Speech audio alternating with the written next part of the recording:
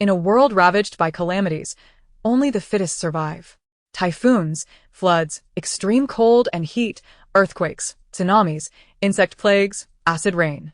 After struggling to exist for 3 years in this apocalyptic nightmare, Jiang Ning meets a tragic end. However, she is reborn 3 days before the cataclysm strikes, seizing the opportunity to reclaim her space and embark on a frenzied hoarding spree. Buy, stock. Retrieve the dog that once saved her life in her past existence. She sharpens her knives and gathers supplies, determined to confront the scoundrels and treacherous individuals who wronged her, avenging her grievances and repaying her debts of gratitude. When disaster looms, she wields a knife in her right hand and pets her dog with her left, navigating the morally decaying world with resilience. Chapter 1. Rebirth. Jiang Ning awakens abruptly, sitting up in bed, beads of sweat trickling down her forehead, her eyes filled with confusion and despair. The chaotic fog of her consciousness is shaken by the familiar sight before her. This is the apartment she lived in before the end times. Ding dong. The incessant notifications from her phone draw her attention. It is September 14th, 2029, 9:32 a.m. Dozens of unread messages warn of the impending super typhoon chopper, expected to make landfall on the 17th with winds reaching 16 to 19 levels, accompanied by torrential rains lasting for several days. Jiang Ning feels disoriented. Had she not died in the cannibalistic darkness of the apocalypse? Was it her unwillingness to accept her fate that plunged her into this nightmare at the brink of death? Ding dong. A new alert arrives at 9:37 a.m. She pinches her arm hard, the sharp pain confirming that this is not a dream. She has truly been reborn. Reborn 3 days before the super typhoon that heralds the apocalypse. No, to be precise, only 2.5 days remain. Instead of elation, an overwhelming weariness washes over her. Typhoons, torrential rains, floods, extreme temperatures, earthquakes. Each trial is a purgatory. What is there worth returning for? But she is back. Must she simply await her demise? No, absolutely not. Splashing cold water on her face, she gazes into the mirror at her youthful, radiant visage, unmarred by the struggles of the apocalypse, as if everything were still beautiful. Her tired eyes fall upon a jade pendant around her neck, a relic from her birth when she was abandoned in a hospital, later taken by Yang Weizong as a gift for the school beauty, Su Mengyao. In the 3 years of the apocalypse, Su Mengyao remained exquisite and untouched, her skin glowing with health, seemingly thriving in a world of prosperity. Once, in a moment of starvation, Jiang Ning fainted and caught a glimpse of Su Mengyao licking an ice cream she had taken from the pendant. An idea sparked within her. She took a blade, pricked her finger, and let a drop of blood fall upon the pendant. The pendant emitted a brilliant light, and when she opened her eyes again, she found herself in an unfurnished apartment devoid of doors, approximately 80 square meters with a 10-square-meter garden adjacent to the balcony. A timer in the living room displayed 1 hour 56 minutes and 13 seconds. Was this space where Su Mengyao flourished, or was it something she had been cheated out of? Stepping out of the space, her mind filled with images of a house, she could sense everything within it with concentrated thought. To understand its capabilities, she conducted tests with hot water. Aside from the balcony and garden, all other areas possessed preservation qualities. When she stored items with her consciousness, the timer paused, resuming its countdown only when she entered. Time was of the essence. She had no luxury to ponder its mysteries. Given this second chance with the space at her disposal, she must seize the opportunity to reverse her tragic fate. Having only survived 3 years in her previous life, Jiang Ning was unaware of the calamities that awaited her, so she consulted her phone to research various disasters. Upon seeing the overwhelming number of results, she nearly succumbed to despair. Surviving was daunting. Setting aside her emotions, she retrieved paper and pen to draft a list of necessary supplies.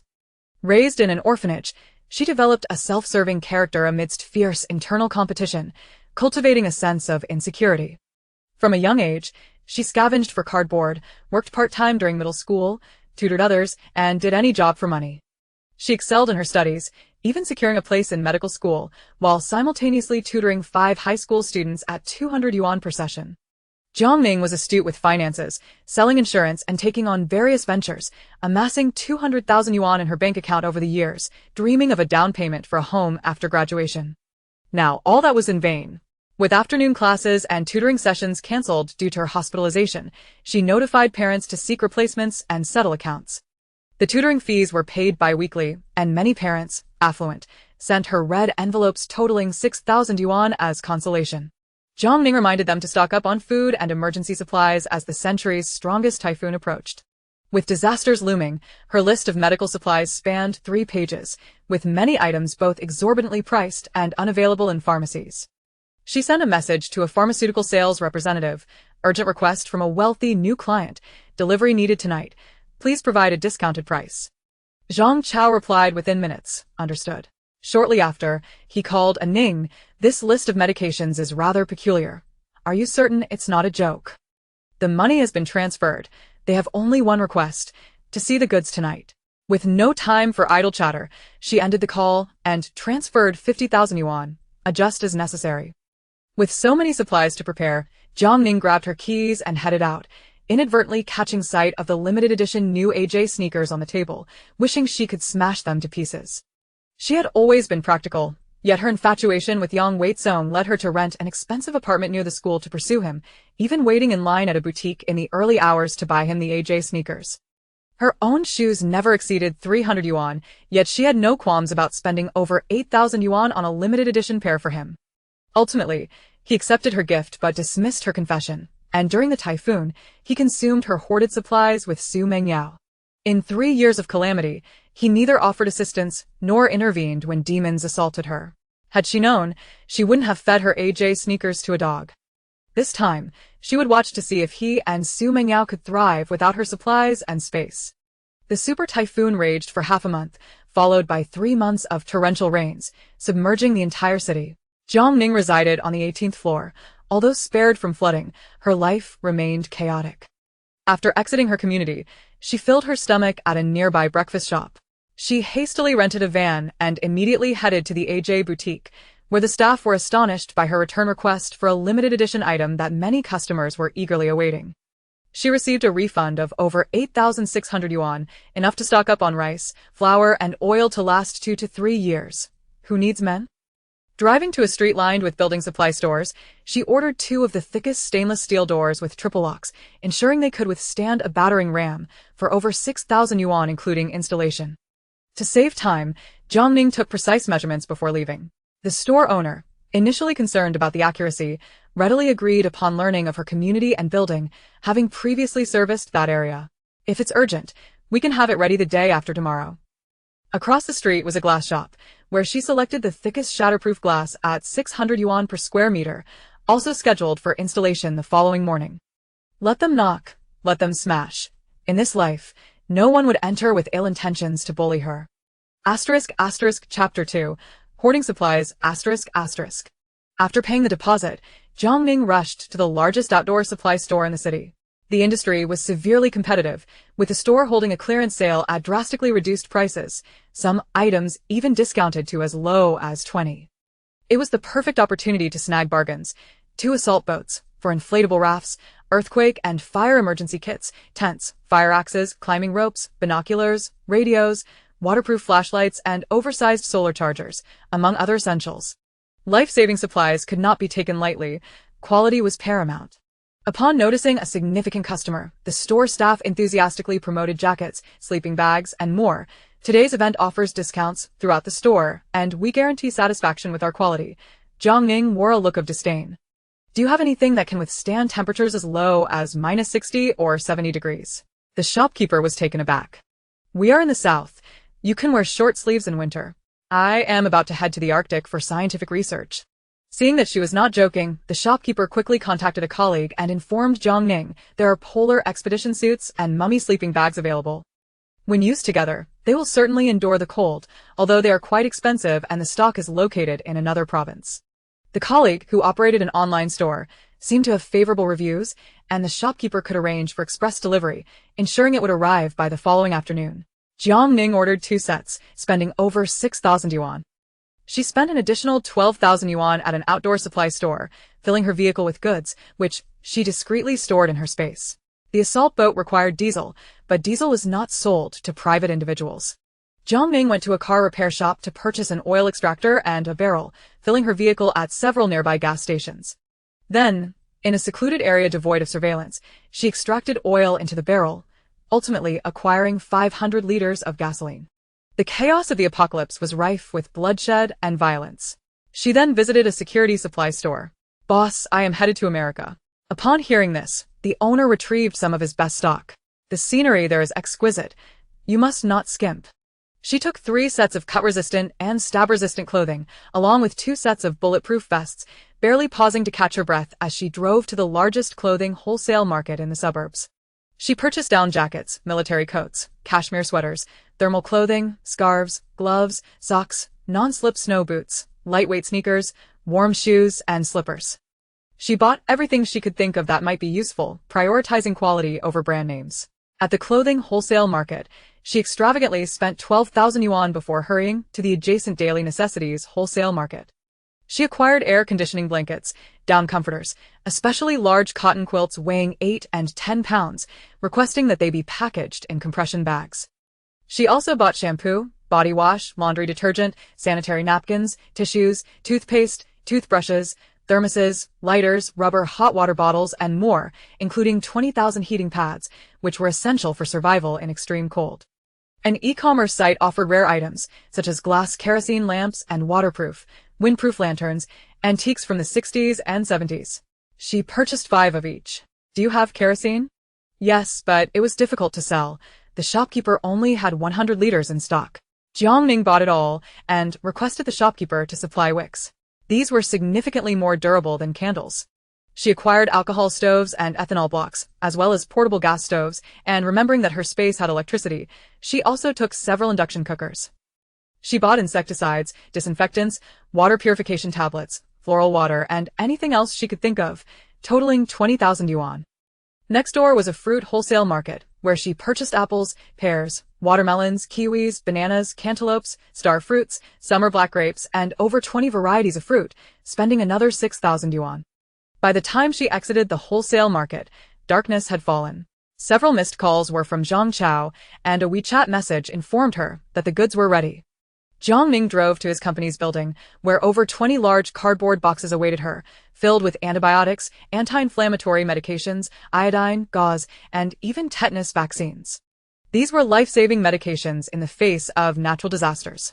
Although she spent over 40,000 yuan, it brought her a sense of relief amidst her anxiety. Zhang Chao transferred 2,000 yuan as a commission. "You requested too many varied items. Many medicines were unavailable, so I sourced them from colleagues.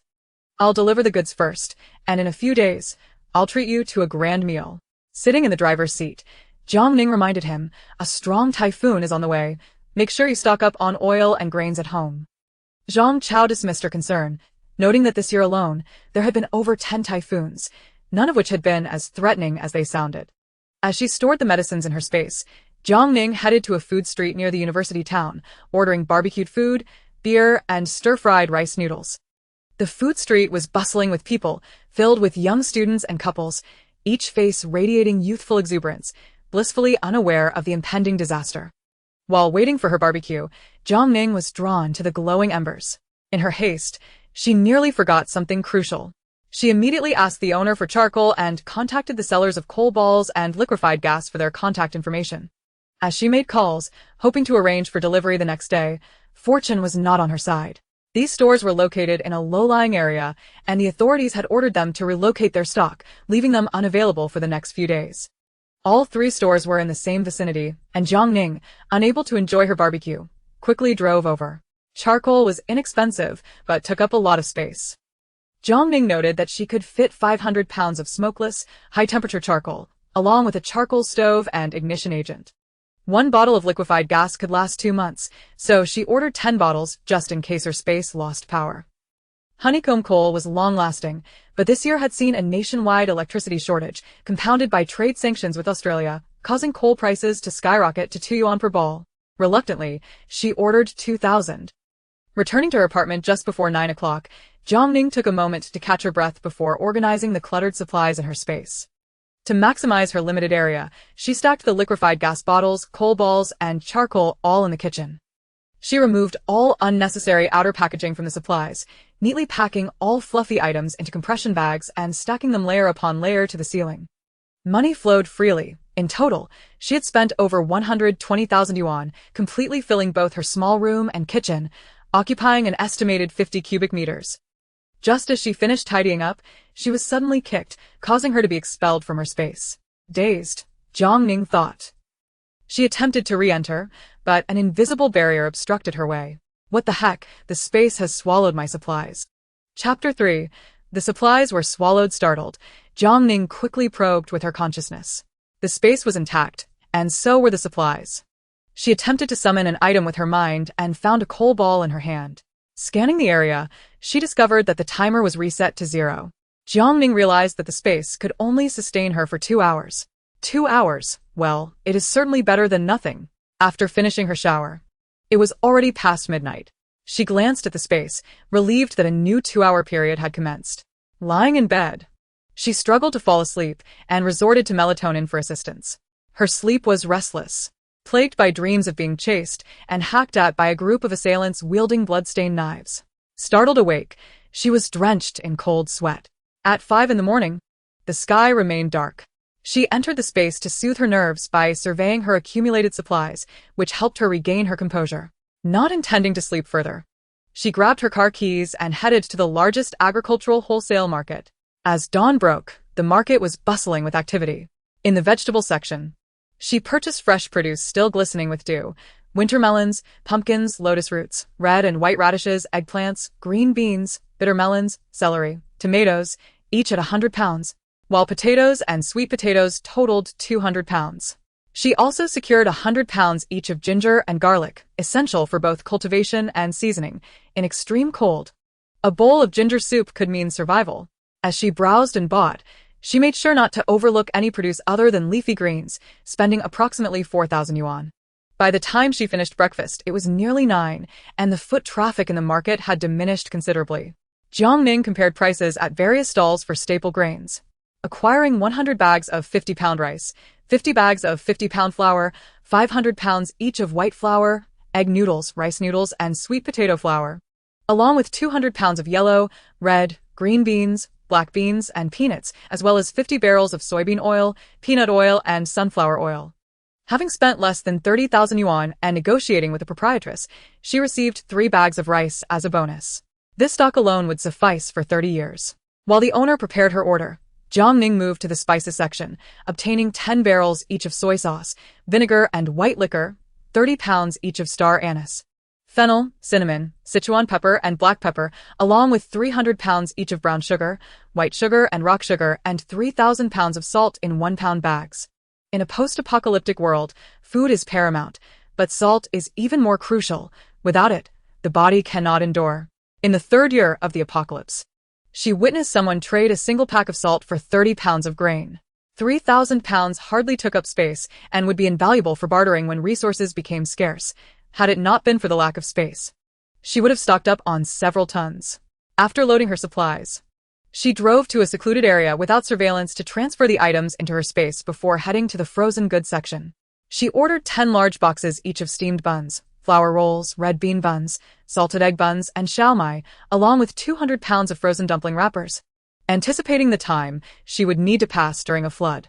Next, she ventured into the dried goods section, acquiring shiitake mushrooms, deer antler mushrooms, tea tree mushrooms, wood ear mushrooms, kelp, seaweed, red dates, dried vegetables, and assorted flavored seeds, spending over 10,000 yuan.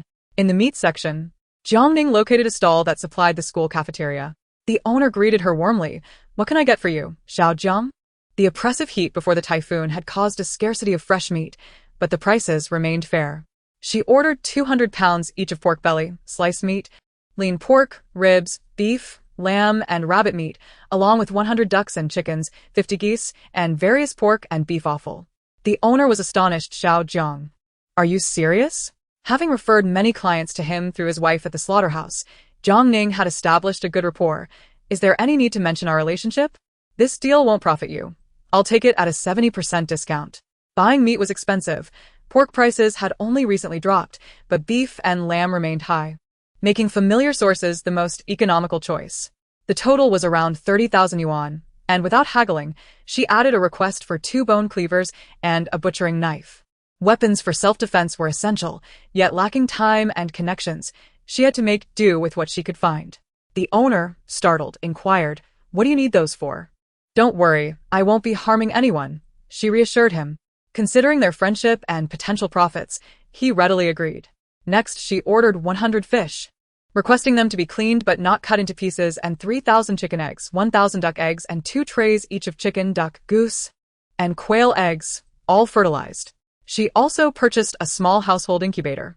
Imagining her garden in the space, Jiang Ning visited the seed shop to acquire vegetable seeds, all of which had short growth cycles: lettuce, rapeseed, water spinach, and various others, spending 500 yuan for enough to last decades. With only 10 square meters of black soil but 2 balconies to utilize, Jiang Ning's innate gardening instincts were awakened, prompting her to buy planting pots, hoes, shovels, and potting soil. Filled with aspirations for the future, she proceeded to the fruit tree seedling area, acquiring 3 specimens each of apple trees, grapes, raisins, oranges, and tangerines, all mature plants. Meat was a consumable, and as disasters persisted, even the wealthy would find fresh meat scarce. Jiang Ning secured a breeding pair of rabbits, which could thrive on vegetables and reproduce rapidly, ensuring her meat needs would be met. She indulged in her love for marinated and cold dishes, purchasing 200 pounds of frozen chicken and duck feet, and 100 pounds each of duck intestines, duck kidneys, and chicken hearts. Money flowed like water. And though it pained her to spend so freely, the sight of her accumulating supplies brought an indescribable sense of satisfaction and confidence. She spent the entire day at the agricultural wholesale market, and when she finally emerged, the streets were ablaze with lights, bustling with life. The most exciting part of the day was just beginning. Jiang Ning stopped by a restaurant for a feast of braised pork ribs, steamed meatballs, and scrambled eggs with tomatoes, ensuring to pack any leftovers to take home. Returning home with plenty of time to spare, she diligently organized her space, filling every corner of the large room, placing the vegetables and fruit tree seedlings in the living room and the breeding rabbits on the balcony. Jiang Ning cleverly exited the space with 10 minutes remaining on the timer. Upon her exit, 2 breeding rabbits were unceremoniously ejected, tumbling to the ground with a thud that nearly startled them to death. Initially frustrated, Jiang Ning soon felt elated. It seemed that the space not only had time constraints, but also that no living creature could remain within it in her absence. This meant that no one could seize her supplies. In high spirits, she sat down to check her inventory, realizing she had purchased everything she could think of, leaving her account with a balance of around 20,000 yuan. The space now only contained the living room and bathroom to survive the impending calamities.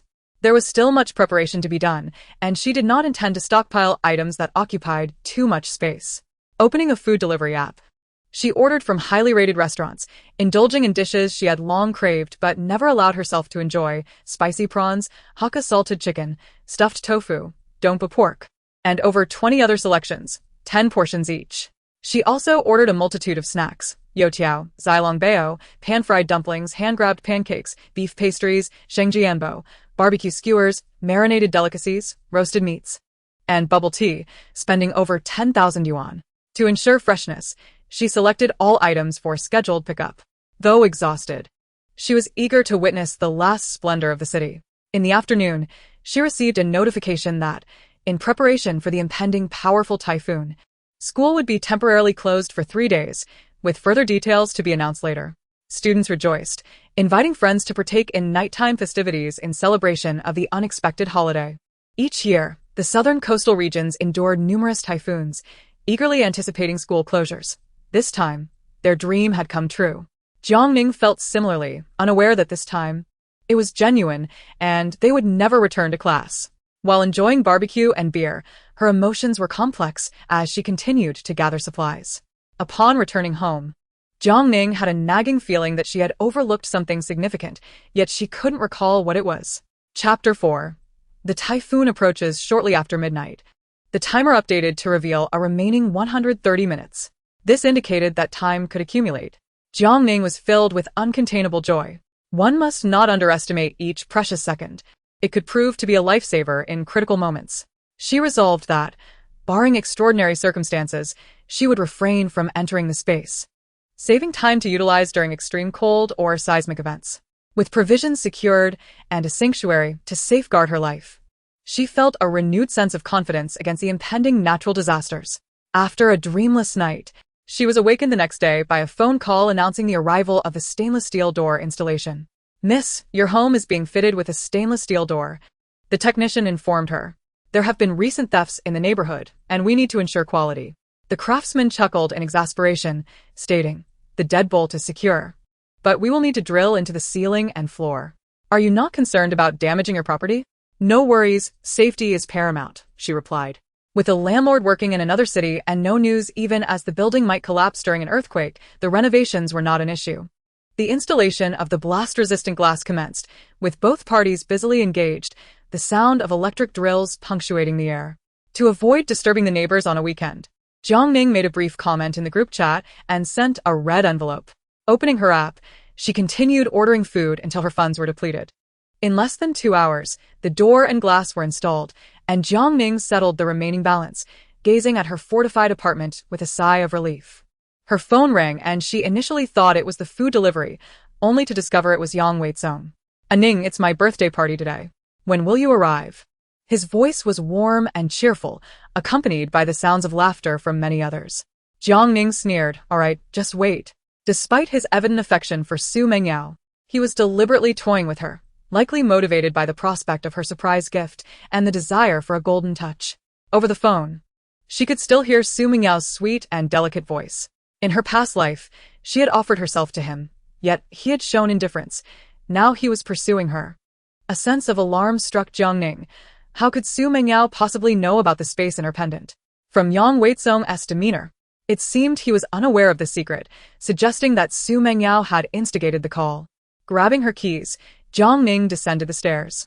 Yang Weizong lived on the 8th floor, and the sounds of merriment echoed from his apartment. Without hesitation, she made her way down. The weather remained oppressively warm, but the precursor to a strong typhoon was imminent, with howling winds occasionally piercing the air. A recent text alert notified her that the typhoon was expected to arrive by 9 o'clock that evening. Shocked, she wondered how it had advanced so quickly. She headed to the school library to gather medical books for continued study during the calamity, as well as texts on martial arts and mental fortitude. The vast library, which would soon be inundated during a flood, held countless invaluable volumes that would be lost forever. The thought of their destruction pained her, yet she felt powerless to prevent it. Avoiding the surveillance cameras, she cleverly mixed the books she desired with others, discreetly placing them into her space. While she knew that stealing was wrong, the library would soon be submerged, and countless books would be obliterated. Books represented human civilization, though she could not save them all. She could donate what she salvaged once the disaster had passed. Yang Weizong called again, but without a second thought, Jiang Ning blocked him.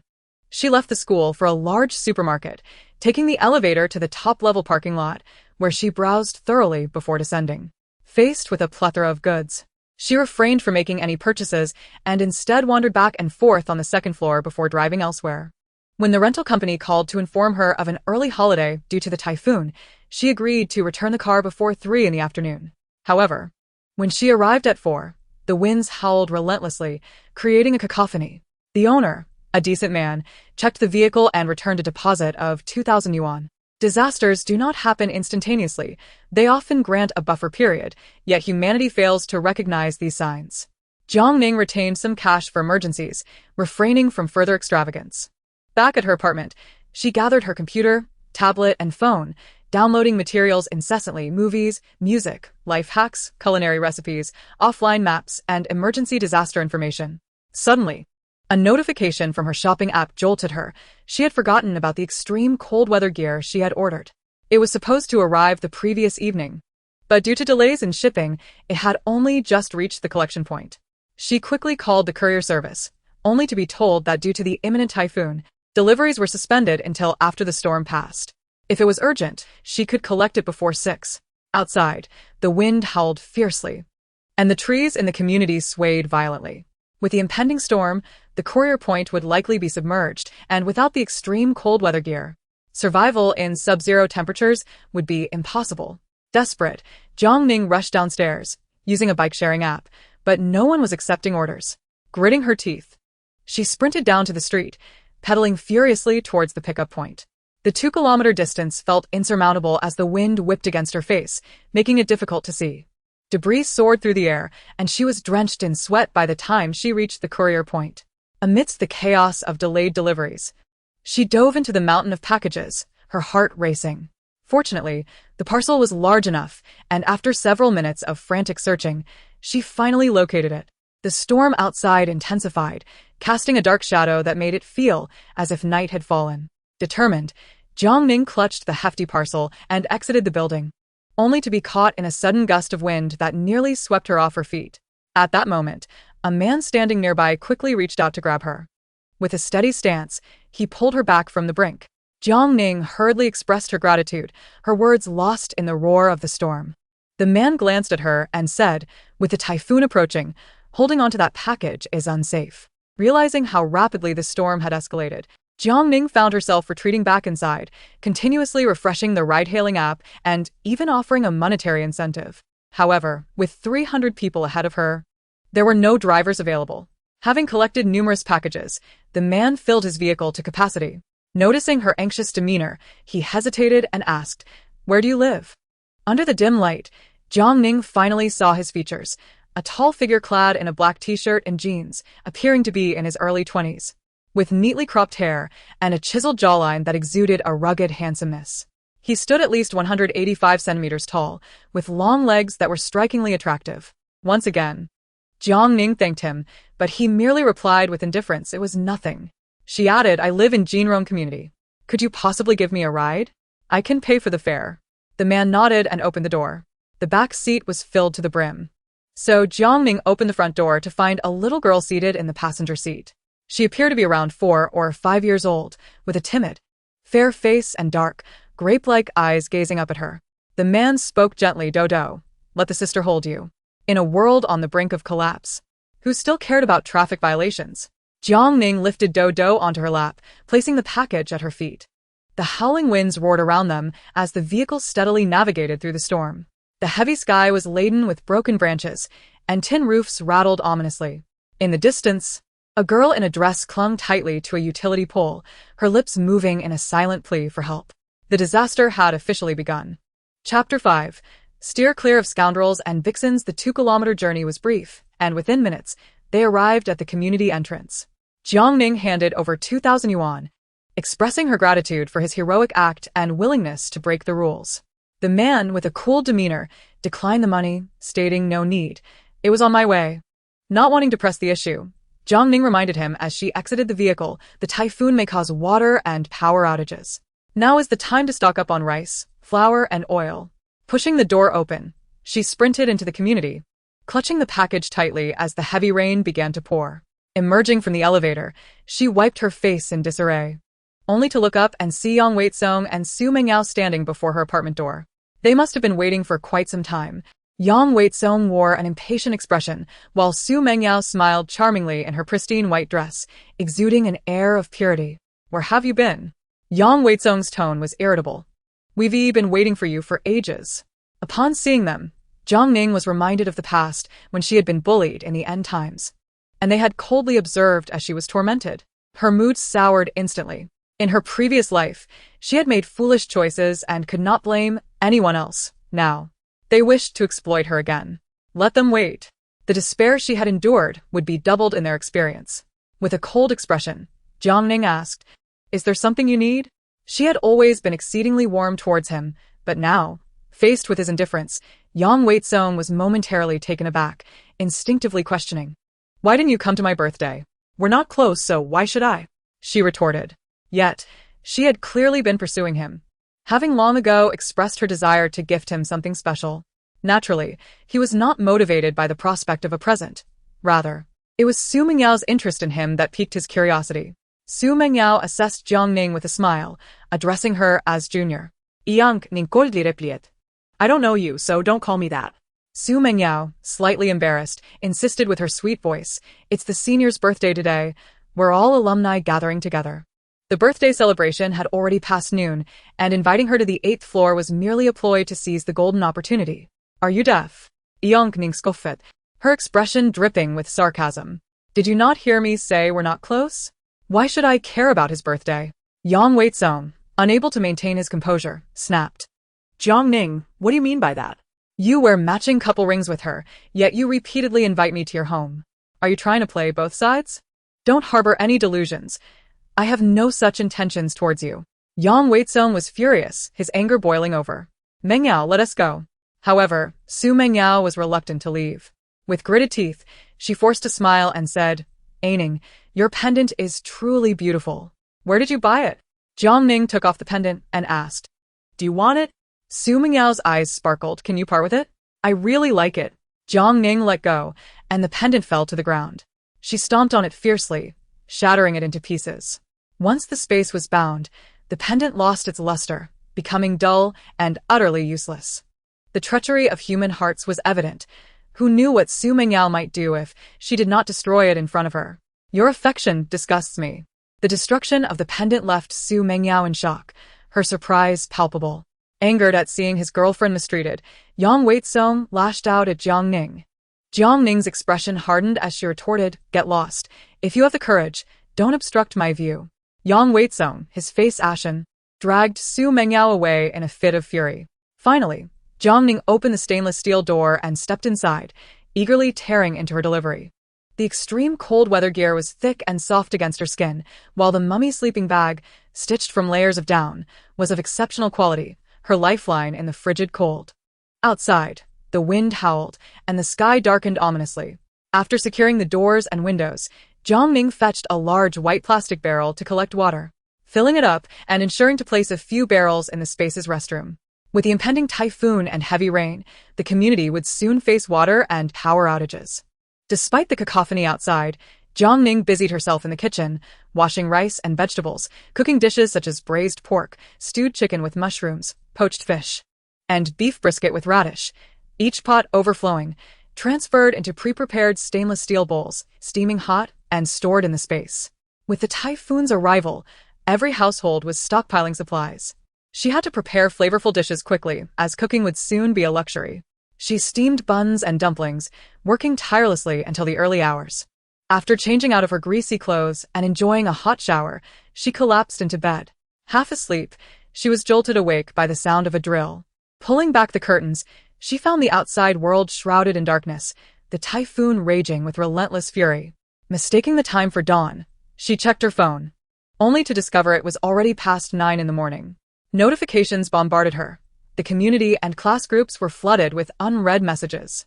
Many reveled in the arrival of the typhoon, celebrating a break from their grueling routines. Pictures and videos of the disaster surfaced in the group, depicting uprooted trees, damaged luxury cars, and tornadoes tearing apart metal structures. As the reality of the situation dawned on many, cries of despair erupted from those who had failed to stock up on food, lamenting their futile rush to supermarkets where shelves were bare, leaving only instant noodles behind. The incessant drilling continued, seemingly emanating from next door. Jiang Ning was perplexed. In their apartment building, only 3 households occupied the unit. In her previous life, when floods reached the second floor, residents who had evacuated did not wait for rescue and instead broke into vacant homes. Initially, they coexisted peacefully, but as food dwindled, their eyes turned darker with calculation, and they attempted to break into Jiang Ning's door under the cover of night. This time, armed with a fire axe. She was determined to defend her space. Besides the drilling, she could hear the sound of a child crying.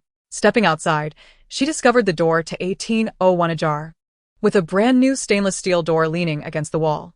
A young man in light casual attire was drilling into the wall. Upon hearing her approach, he turned to face her. Jiang Ning was taken aback. It's you? Chapter 6. Tornado. Jiang Ning never expected that 1801 would not only have new occupants, but that it would be the young man who had assisted her at the delivery point. He seemed momentarily surprised but nodded at her before resuming his work. The man was strikingly handsome, tall and lean, with muscle tones subtly visible beneath his clothing, exuding an aura of power. Jiang Ning felt a shiver run down her spine, and after exchanging pleasantries, she hurriedly retreated to her room. This life was different. Not only had the typhoon arrived early, but a new neighbor had also moved in. What kind of ordinary person would install 3 stainless steel doors? It was best to coexist peacefully, yet she could not afford to lower her guard. While he may have acted nobly, who could guarantee he would retain his integrity in the face of impending disaster, given the moral decay accompanying the end of the world? After securely locking her door, she brushed her teeth, washed up, and had breakfast. The sky remained ominously dark, though it had lightened slightly. Standing on the balcony, she watched as the fierce typhoon battered the walls, the torrential rain causing the shatterproof glass to rattle violently. In just one night, the streets had become inundated, with many vehicles submerged and low-lying areas swept away by the floodwaters. The rain blurred her vision, the distant horizon obscured by a thick gray haze. The sky appeared to descend, like an invisible hand of darkness compressing the entire city in its grasp, crushing it mercilessly. Returning to check the weather for March 24, 2023. She wondered if others felt the oppressive weight of the impending calamity. With a telescope in hand, Jiang Ning stood on her balcony, surveying the city below, where the roads had become a vast ocean. The clouds hung lower, a whirlpool of water connecting heaven and earth, rapidly spinning to consume everything in its path, trees, cars, and rain alike. A tornado! Jiang Ning exclaimed, her shock palpable as she watched helplessly as the tornado severed an overpass in an instant. Lightning striking trees and igniting them in flames, only for the rain to extinguish the fire shortly after. Had there ever been a tornado in her past life? She couldn't recall. The feeling that many things were different gnawed at her, as if everything was spiraling into a worse fate. Her phone buzzed incessantly with messages, feeling overwhelmed. She disabled her network and returned to the kitchen to continue her preparations. She boiled frozen chicken and duck feet to rid them of their odor. Assembling various spices for marinating, while processing pork and beef offal took considerable time. The smoke from cooking made her lose her appetite, so for lunch, she made a simple dish of tomato and egg noodles. As she turned off the exhaust fan, she faintly heard the sound of a child crying. Dismissing it at first, she took out her trash and was about to return to her room when she heard the cries emanating from next door. Having only studied medicine for a year, she was hardly an expert, but she understood enough to recognize that the child's cries were unusual. After a moment's hesitation, she knocked on the door of 1801. Dodo? The 3 stainless steel doors were too thick, and after knocking for some time without a response, she was about to turn away when she heard the door click open. After what felt like an eternity, the door finally creaked open, revealing a tear-streaked face with fearful eyes, remnants of vomit not fully wiped away, and an abnormal flush on her cheeks. "Why is Dodo crying?" Jiang Ning asked, reaching out to touch her forehead, which felt alarmingly hot. With clear mucus dripping from her nose, she had a cold and was running a high fever. "Where's your father?" "My brother is missing." Her voice, tinged with tears, was hoarse, and her small hands incessantly wiped away the tears. "Brother, I don't want Dodo anymore." It seemed she had experienced abandonment before.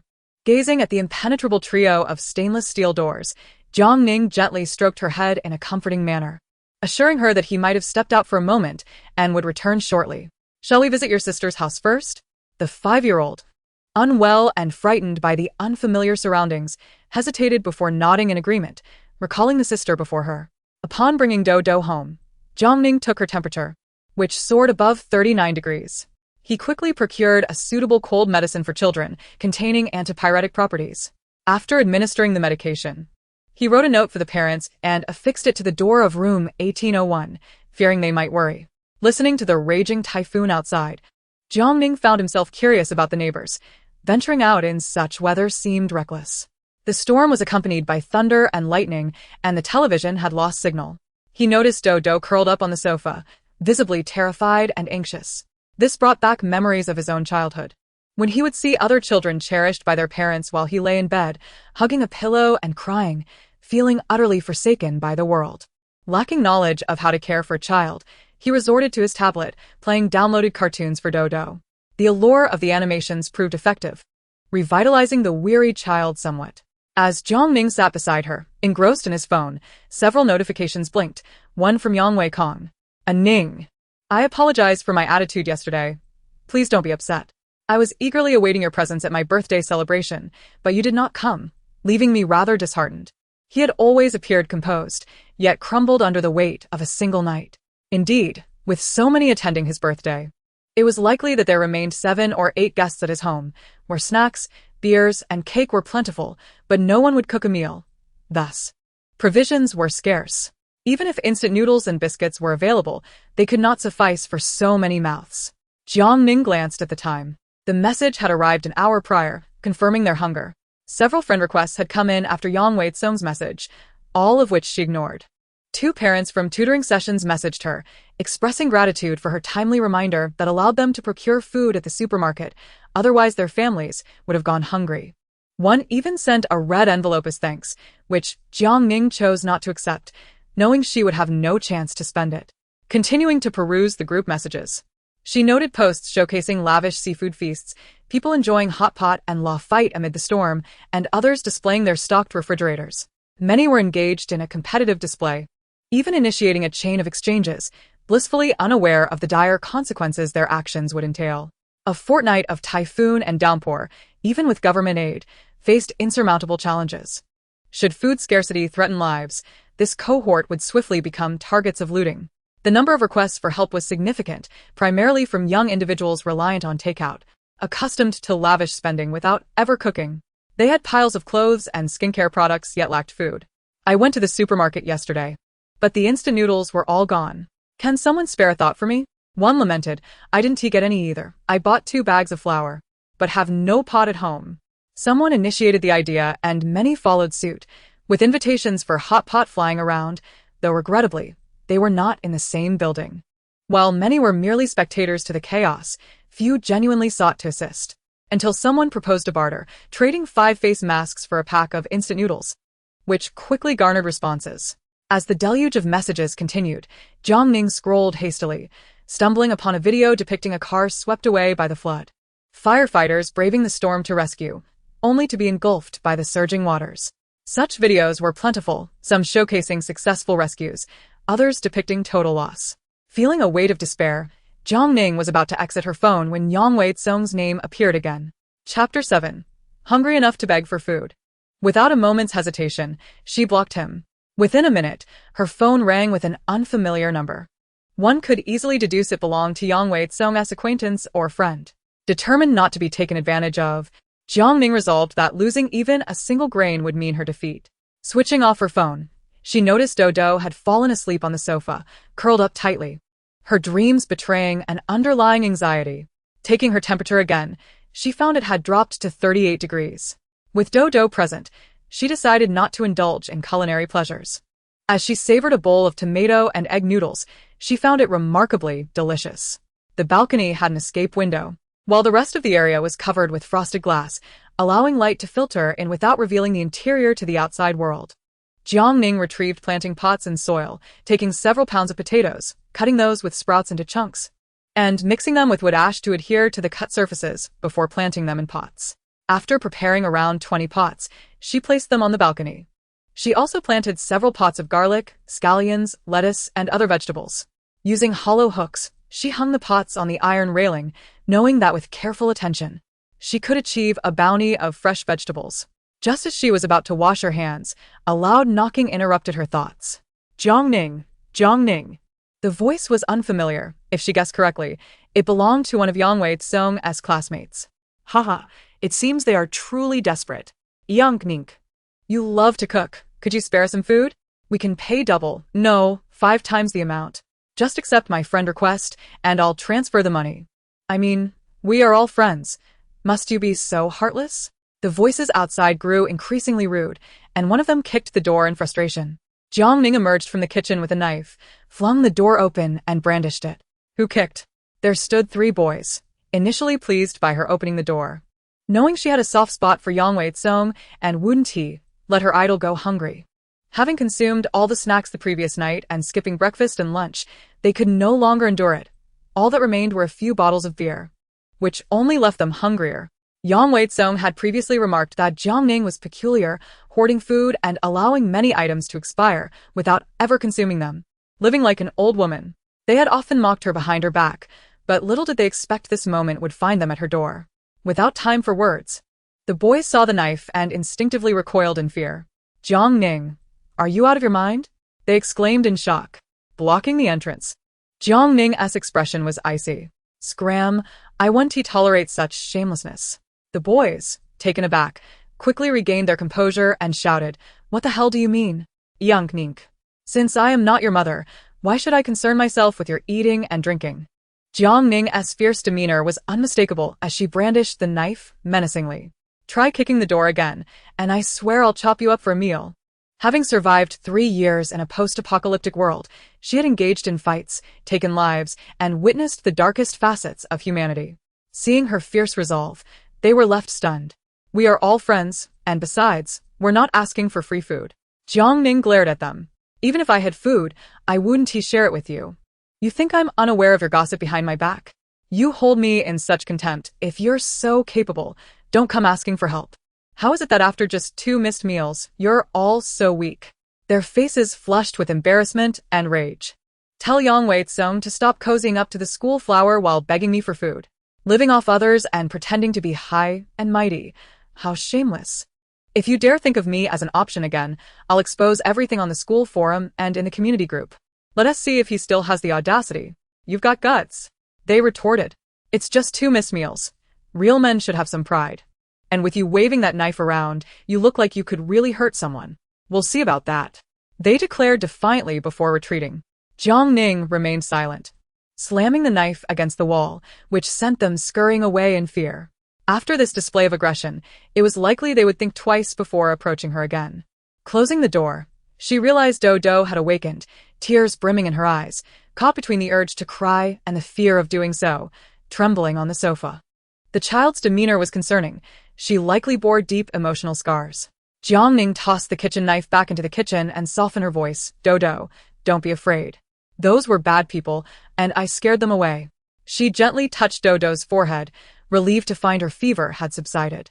Hearing Dodo's stomach grumble, she inquired, would you like something to eat? Dodo nodded, then shook her head. What about my brother? As 1801 had yet to return, Jiang Ning excused herself to the kitchen, retrieving a bowl of century egg and lean meat congee from her space. Dodo, evidently famished, ate while stealing glances at her, seemingly fearful of inciting her displeasure. Such sensitivity suggested a disharmonious home environment. She gently ruffled Dodo's hair and offered her a lollipop. Thank you, sister, Dodo replied sweetly, settling comfortably on the sofa. Jiang Ning opened her phone to browse and stumbled upon Yang Wei-tsung seeking assistance in their group chat. Yang Wei-tsung, with his sunny good looks, was well regarded at school and adept at charming others. The community was populated with many students, so it was no surprise that a handsome man would quickly elicit responses from the ladies. I have bread and a self-heating pot. Seniors are welcome to come and take some. Clicking on the profile of a woman living on the 12th floor, Jiang Ning vaguely recalled her as a petite and lovely accounting student who also seemed to be a devoted admirer of Yang Wei-kong. It was a mutual agreement.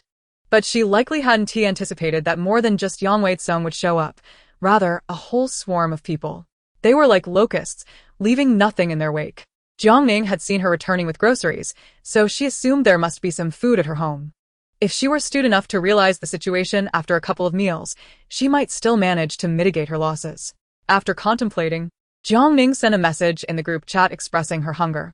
With insufficient clout, no one responded. Then, she offered 20 yuan in exchange for instant noodles or bread. But again, silence ensued. Outside, the typhoon raged, shattering the old glass of the adjacent building, and the howling wind flooded the streets.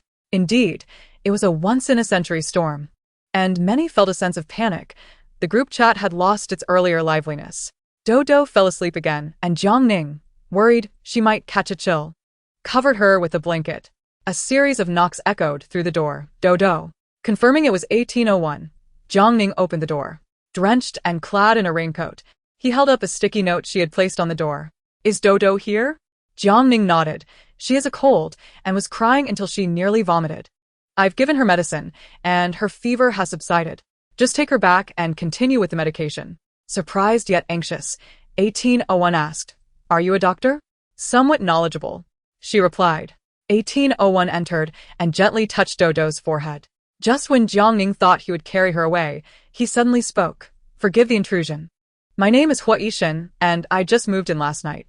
I have nothing at home, and with the typhoon likely to last, I need to go out and gather supplies. Can Dodo stay with you for a while? I'll come back for her tonight. Jiang Ning was taken aback. Could he really go out in such a storm? With such a strong typhoon, is it safe to go out? Chapter 8. Roll up your sleeves and get to work. There's nothing at home, but if you're careful, it should be fine. After a moment's hesitation, Jiang Ning agreed.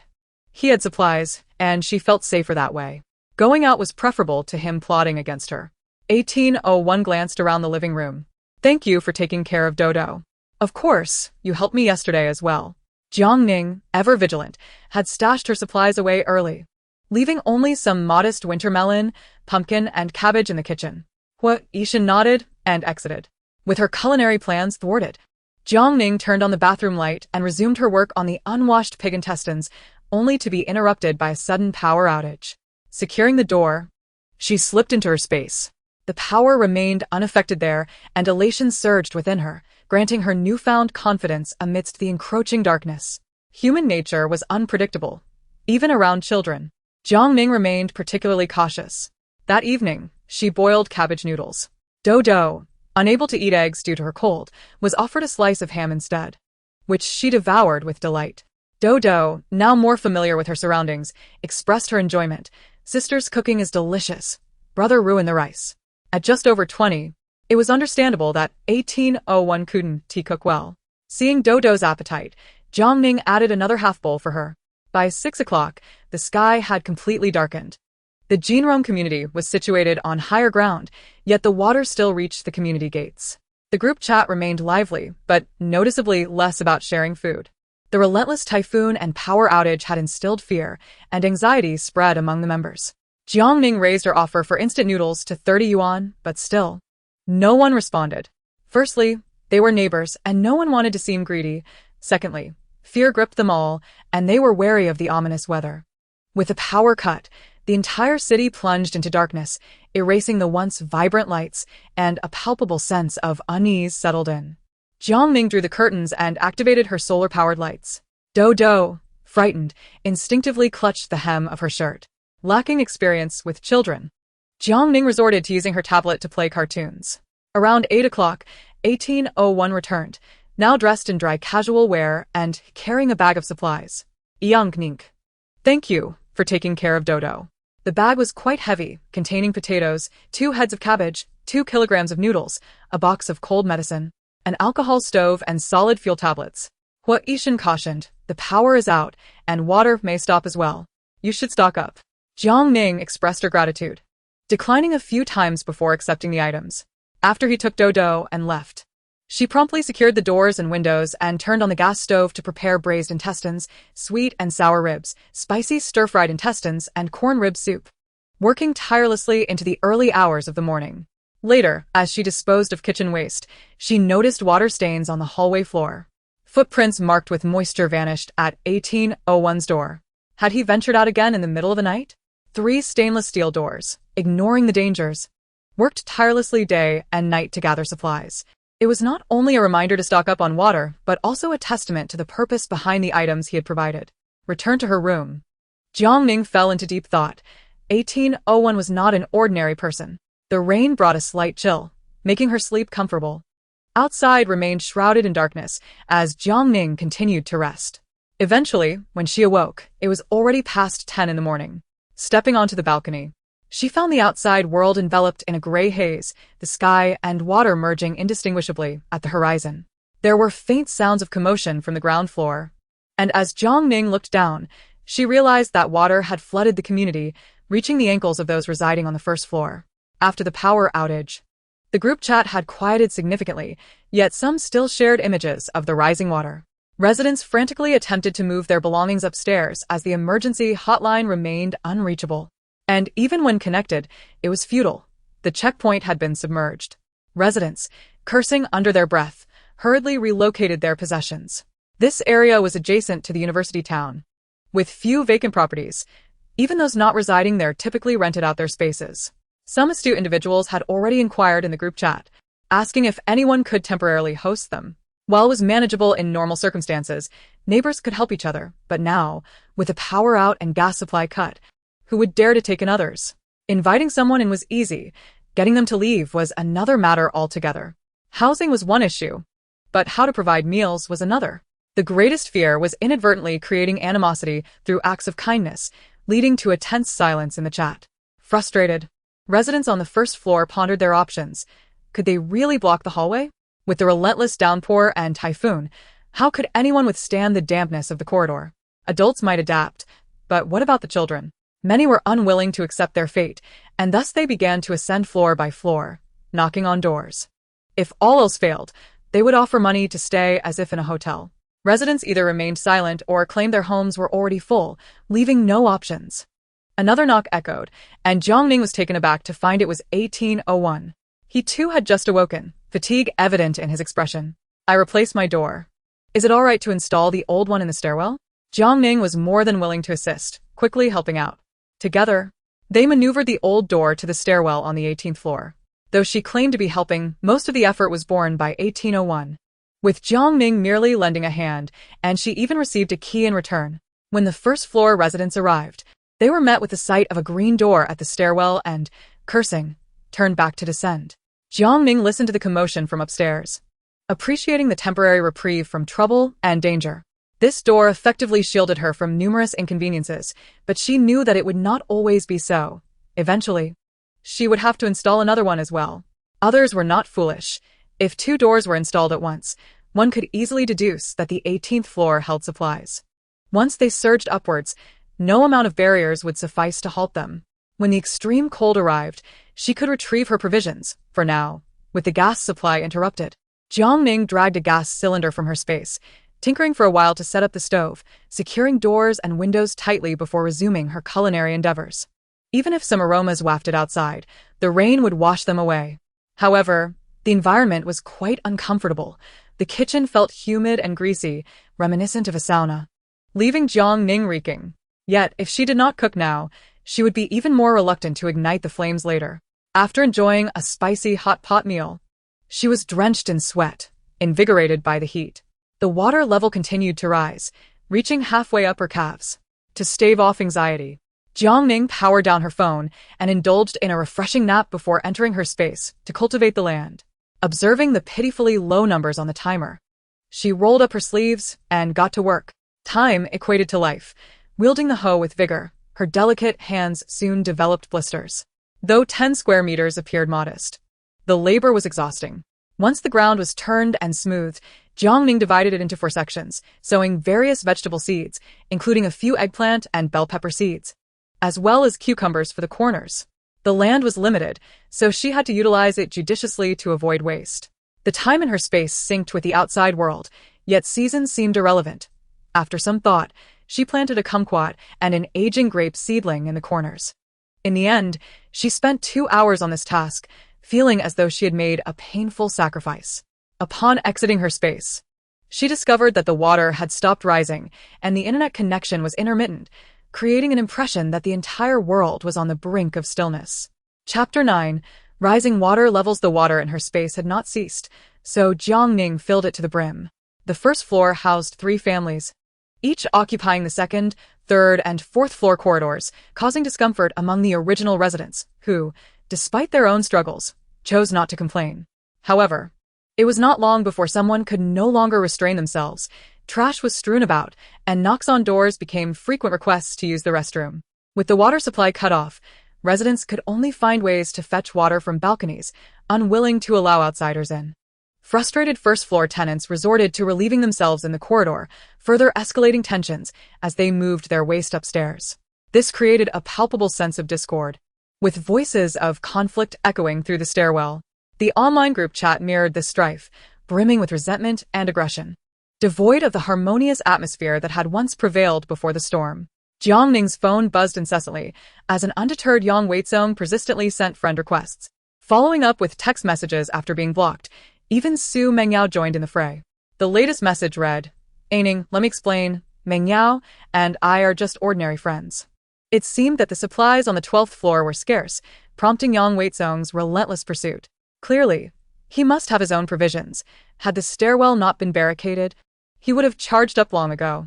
Jiang Ning scrolled through the group messages and found a plea from a girl on the 12th floor, offering to trade items or pay for assistance. With water, electricity, and gas all cut off, there had been no news of rescue. After finally getting through on the phone, they were advised to stay indoors and not venture out, but the line had since gone dead.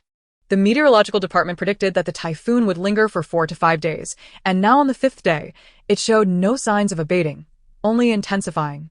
The neighborhood had seen several more instances of shattered glass, homes left in disarray, and elderly individuals collapsing from heart attacks. Trapped by the flood, emergency calls were futile. Frantic family members pleaded in the group chat for medication for heart conditions, desperately seeking help. We've run out of medication for heart disease. Quick-acting heart-saving pills would suffice. Save my father. Their voices echoed with despair and frantic helplessness. Jiang Ning had stockpiled quick-acting heart-saving pills, but the patients were in Building 15, several hundred meters away from her unit, and the message had arrived an hour ago. Standing on her balcony, she vaguely saw something floating in the water. Using binoculars, she discovered it was a corpse. The group chat indicated it was from Building 3. After being hungry for 2 days, the person had ventured out seeking food, only to meet a tragic fate, struck by lightning while attempting to escape the complex. Did such occurrences happen in her previous life? Jiang Ning was uncertain, as her phone had long since died, and she had been reduced to quenching her hunger with rainwater. Gazing at the unfamiliar world outside, her heart felt heavy until she turned and noticed green shoots emerging from the planting pots. The seed she had sown had broken through the soil, displaying tender, pale green shoots.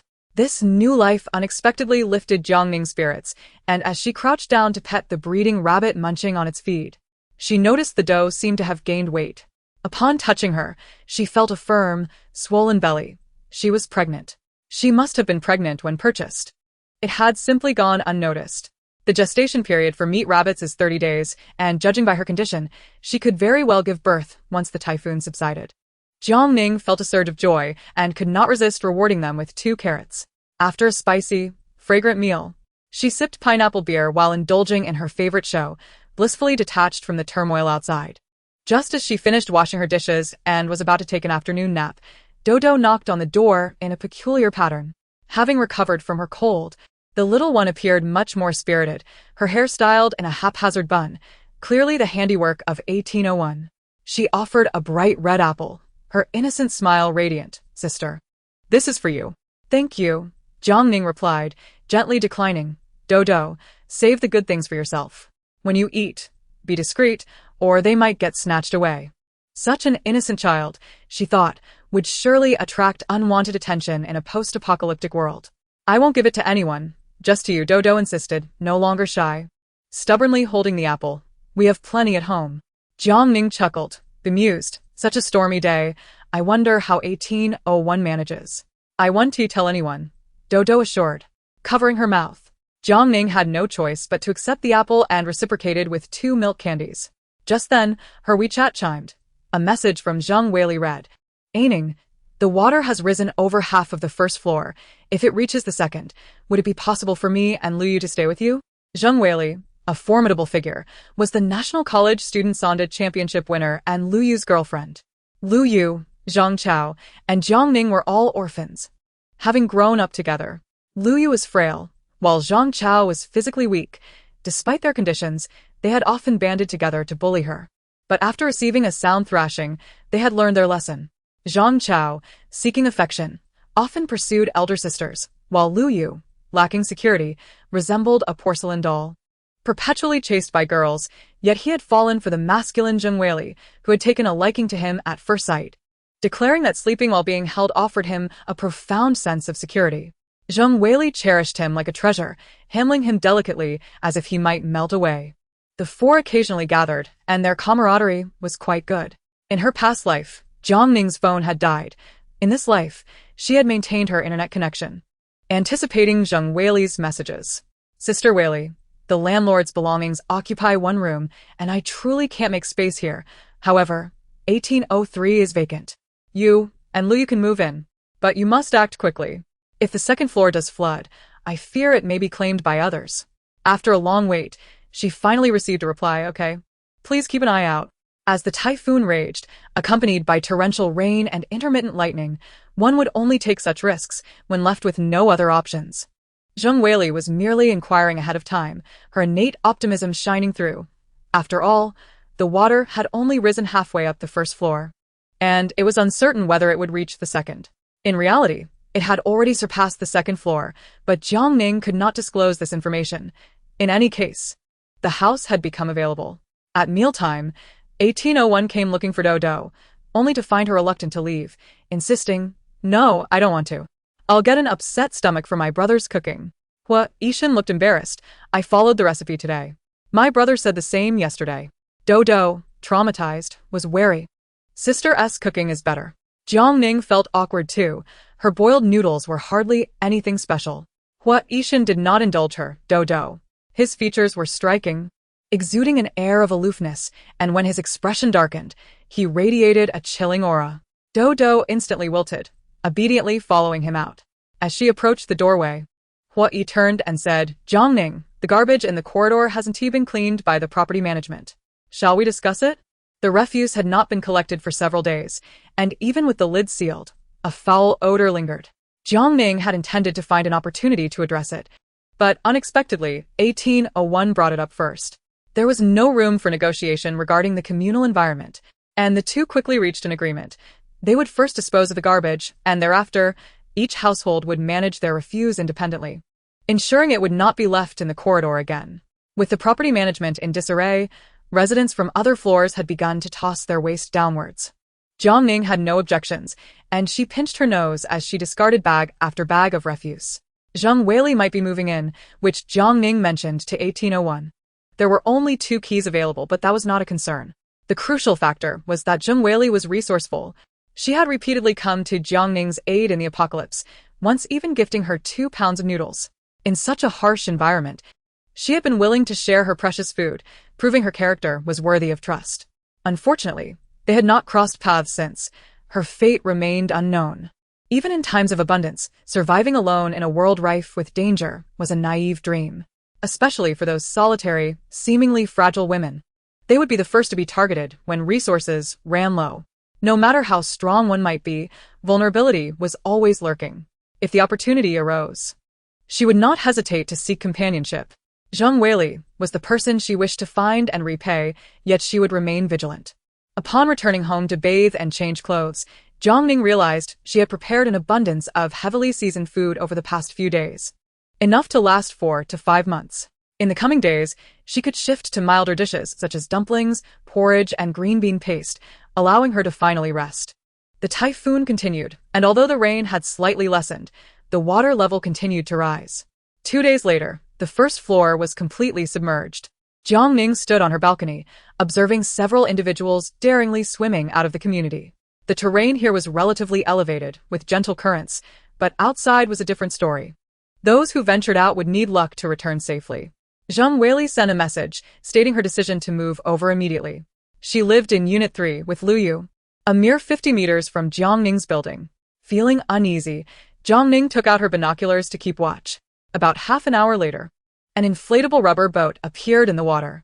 The boat carried supplies, with Lu Yu in a disposable raincoat paddling, while Zheng Weili was submerged, pulling the boat as she swam forcefully ahead. Jiang Ning descended to the 2nd floor to meet them. On the 12th floor, she unexpectedly encountered Su Mengyao coming out of 1202, dressed in an ill-fitting polka dress. Upon seeing Jiang Ning, her eyes brightened. On Ning. Merely 5 days had passed, and the goddess-like aura she once possessed had faded. She had lost weight, and her complexion was pallid. Jiang Ning ignored her, continuing down with the garbage. Ah Ning, are you upset with me? Su Mengyao followed, her voice sweet yet fragile. If I've done something wrong, please point it out. Jiang Ning, with a scowl, warned. Stay away from me. Yet, Su Mengyao seemed oblivious, persistently trailing behind. Actually, I'm not in the kind of relationship you think with Senior Yang. We just get along well. I feel a connection with you. Jiang Ning halted and hurled the garbage bag at her. Are you deaf or just foolish? Caught off guard, Su Mengyao was hit squarely. The goddess lost her composure, indignantly exclaiming, What are you doing? Su Mengyao, I can't concern myself with your freeloading. But do not set your sights on me. Her words rendered the girl from 1202, standing at the door, visibly distressed, her emotions resembling a roller coaster. What intentions do I have towards you? Even with her refined demeanor, Su Mengyao could not contain herself. We are alumni. It is only natural to greet one another. Not plotting against me, yet you act like a relentless puppy, unable to be shaken off? Adding me on WeChat daily, do you think I'm interested? Su Mengyao's face flushed with indignation, and she retorted loudly, Your home is overflowing with goods while others are starving. If you have food, why not share it with those in need? A clever tactic to shift blame, Jiang Ning drew the concealed kitchen knife from her clothing, aiming it at Su Mingyao's face. Which of your eyes sees my home as overflowing with goods? Like a leech, you suck from one household only to seek another. Who isn't hungry? Why should I part with my life-sustaining food just because of your entitlement? In the extreme cold, she had entangled herself with several men, using stolen resources to maintain a facade of prosperity in the filthy wasteland. Whether it was voluntary or coerced by Yang Weizong remained a mystery. In a world where order had collapsed, trading one's body for sustenance was hardly a rarity. Su Mingyao screamed and stumbled back, colliding with the wall, her face drained of color, trembling in fear. She never anticipated Jiang Ning would wield a knife against her, leaving her momentarily speechless. The commotion drew the attention of neighbors, who opened their doors. Jiang Ning disregarded their gazes and continued her descent, hearing Su Mingyao burst into tears behind her. In the time wasted, Zheng Weili had braved the storm to swim over. In the face of disaster, a person is rendered fragile. A mere 50 meters could have cost her life. Jiang Ning assisted Lu Yu through the window, followed by several bags and the rubber boat, and finally, Zheng Weili, who was soaked. Residents on the second floor were likewise preoccupied with moving. Days without water, electricity, or gas were unbearable. Even with rice, flour, and oil, cooking was impossible. Some resorted to using liquor as fuel, while others burned furniture for warmth, and some, driven to madness, consumed raw rice, suffering from diarrhea. Upon seeing several sturdy bags tossed through the window, many eyes gleamed with hope, especially when they spotted the rubber boat. An elderly woman eagerly approached, beaming. "How are you moving with so many things? What do you have?" Her smiling face belied her calculating eyes. Seeing her reach out, a breathless Lu Yu quickly placed the items at his feet to prevent her from touching them. When she attempted to seize the rubber boat, she pleaded, "Young man, we've been trapped here for days without food or water. Please lend us the rubber boat. We'll go outside to find something. No one should go hungry, especially the children." The rubber boat was a life-saving tool, and Lu Yu could not agree, yet the elderly woman lunged forward to grab it. Struggling against her grip, the weak Lu Yu nearly fell, and in a moment of desperation, he pulled the air valve, causing the boat to deflate with a hiss. "What's wrong with you, young man? We're all suffering. Can't you lend a hand?" Zheng Weili, having been pulled up by Jiang Ning, saw her boyfriend being bullied, and immediately grew furious. Pushing the elderly woman back, "What are you doing?" Her strength was formidable, and the woman stumbled back several steps, colliding with the wall and nearly tumbling down the stairs. The woman's two sons rushed forward. "If you want to lend it, then you don't need to hit her. What gives you the right?" They approached with fists raised, aiming to intimidate Zheng Weili. Seeing that they were men, Zheng Weili did not hold back, delivering punches and kicks, sending them tumbling down the stairs and into the water below. The elderly woman, about to scream, froze upon seeing her sons fall into the water, abandoning her tantrum to scramble after them. Onlookers began to scold. They were only asking, was it necessary to resort to violence? Each face was filled with envy, eagerly hoping for the rubber boat to be lent out, wondering if they could reclaim it later. Jiang Ning had anticipated this scenario. Otherwise, she would not have brought a knife with her. Zheng Weili seized the knife, brandishing it. "Touch my belongings and see what happens." With her short hair and husky voice, she could easily be mistaken for a man. Witnessing her take down two adversaries, those emboldened by their anger dared not approach, their bravado faltering. There was no need for further confrontation. Jiang Ning hoisted the bags and led the two upstairs. Lu Yu was sullen, and Zheng Weili shared his discontent. A single typhoon had not only upended the world, but shattered the moral compass of humanity, leaving everyone with a monstrous countenance. Upon reaching the stainless steel door on the 18th floor, Zheng Weili paused. "Ning, you truly are impressive. The neighbors installed it. I've merely benefited from a bit of their fortune." Lu Yu, with dark circles under his eyes, lamented, "Had we known, we would have moved sooner. Sleep has eluded us these past few days." With others squatting in their spaces, using their toilets, and even attempting to break in at odd hours, the situation had become dire. Jiang Ning expressed her concern, asking if they had run out of food. They had stumbled upon a stroke of luck.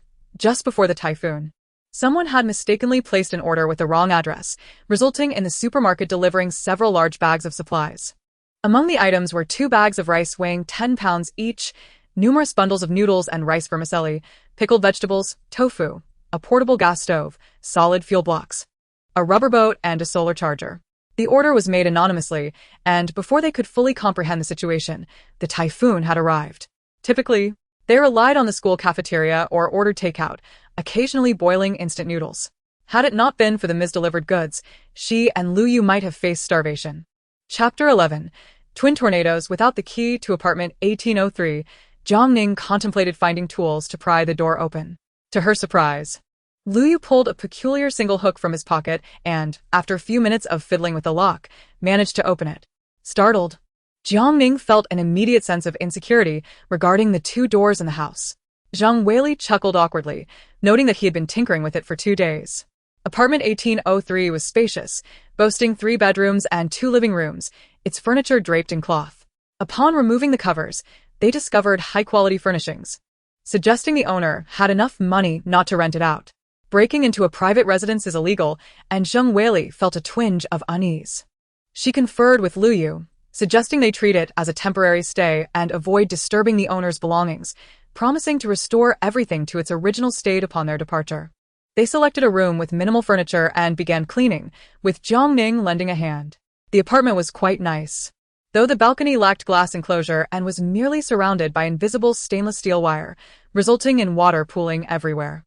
With the adage when the rice rises, so do rivalries, Jiang Ning noted that there was still a bag and a half of rice remaining, while the noodles and rice vermicelli were nearly depleted, barely enough to last until the typhoon passed.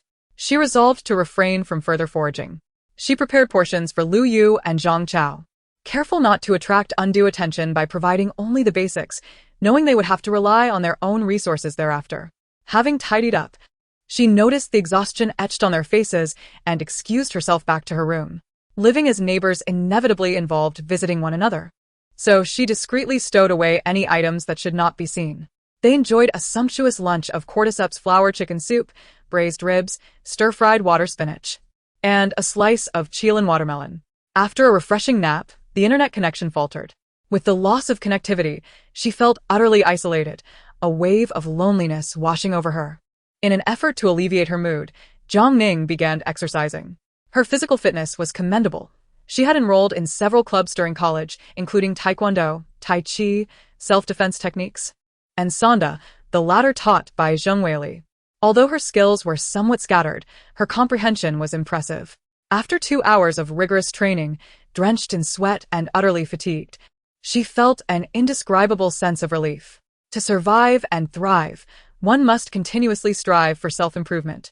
Jiang Ning devised a plan, dedicating 2 hours each day to physical exercise, 3 hours to studying traditional Chinese medicine, and another 2 hours to self-learning foundational surgical knowledge. Her space was filled with hundreds of books, all obtained through questionable means from the school library, which she could gradually study over the years. She also acquired books on psychology, eager to learn as quickly as possible. Aside from those who perished due to natural disasters, very few normal individuals remained in this apocalyptic world. Many resorted to suicide, self-harm, or societal vengeance. Jiang Ning herself struggled with mental health issues, irritability, anxiety, and repression. Thus, she had stocked up on numerous antidepressants, hoping they would go unused. Despite the tightly sealed windows, the apartment remained damp. Jiang Ning purchased several large vacuum bags to store unused clothing and bedding, hanging wet garments on the balcony to dry. The dark earth held a mysterious quality. Although its time synchronized with the outside world, the vegetables thrived far better than those outside, with potato sprouts emerging from the planting pots and grapevines showing signs of budding.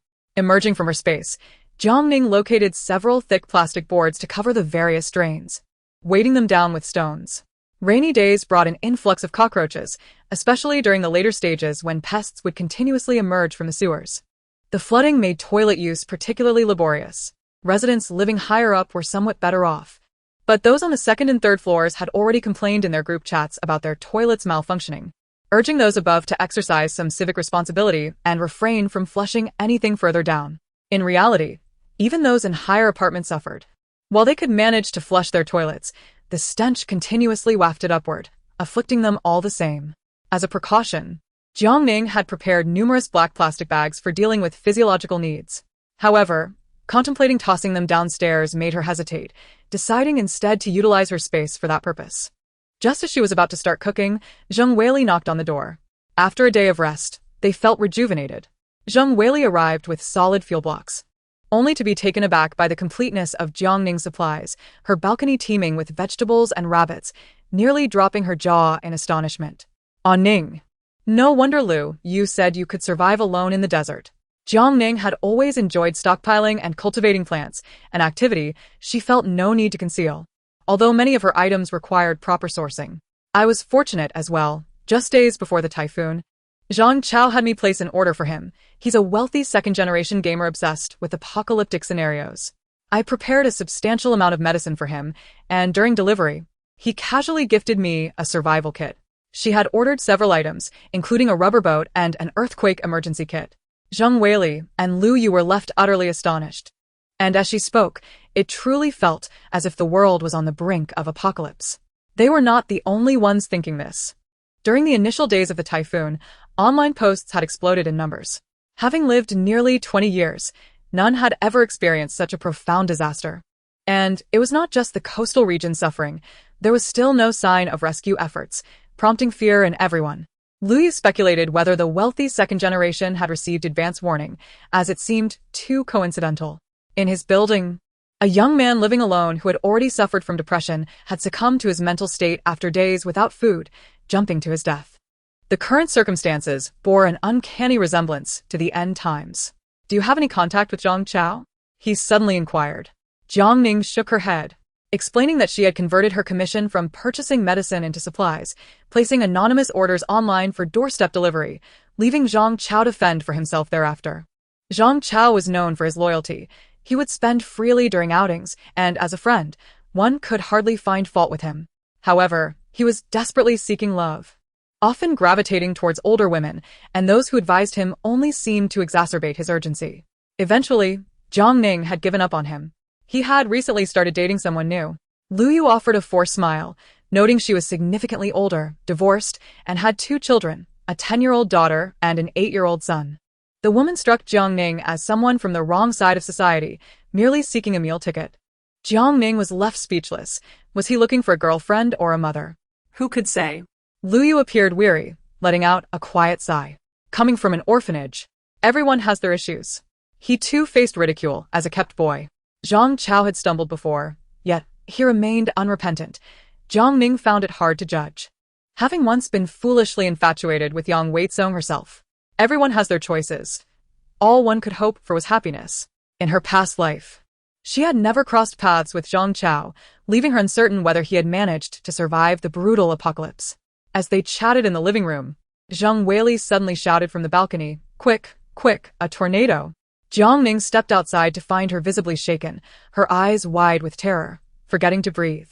Following her gaze, she witnessed an ominous sky, a colossal tornado forming. No, it was dual tornadoes. Chapter 12. Tornadoes shatter skyscrapers. Jiang Ning felt her breath quicken as she hurriedly grabbed binoculars to observe. At the same time, and in the same location, 2 similarly shaped tornadoes spun with opposite rotations, resembling a gigantic shredder in a frenzied whirl. Wherever they passed, trees were uprooted, buildings collapsed, and cars were tossed like mere toys, with torrents of floodwater being relentlessly sucked into their vortex. The 2 tornadoes approached rapidly, their high-velocity winds akin to countless sharp saw blades, obliterating everything in their path. Ah! Zheng Weili gasped, instinctively covering her mouth. The 2 tornadoes collided violently, merging as they tore through a skyscraper, shredding it to pieces before vanishing without a trace. In less than a minute, a 30-plus story building had been utterly annihilated. The fused tornado rampaged once more, akin to an irritable child throwing tantrums, showing no regard for the consequences. In her lifetime, Jiang Ning experienced a double tornado for the first time. Its destructive power surpassed that of a typical tornado by more than twice, yet fortunately, its duration was only half as long. However, in just a brief span of minutes, it could lay the city to waste.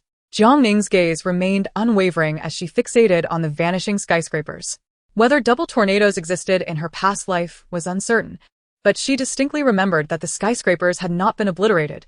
She had even sought supplies within them during the bitter cold, though they had long been looted by survivors, leaving only a scene of devastation. Yet now, they had been utterly destroyed.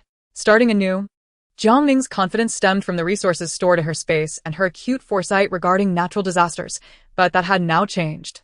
As the tornadoes disappeared from sight, even Jiang Weili, typically optimistic and cheerful, struggled to catch her breath. Her icy hands clung tightly to Jiang Ning's. And Ning, is this still a typhoon? This world felt so foreign, as if there would never again be an opportunity to return to the prosperity before the storm. The double tornado not only consumed and ravaged the towering buildings, but also swept through a mixed area of commercial and residential zones, densely populated with city dwellers. Did those people still have a chance to survive?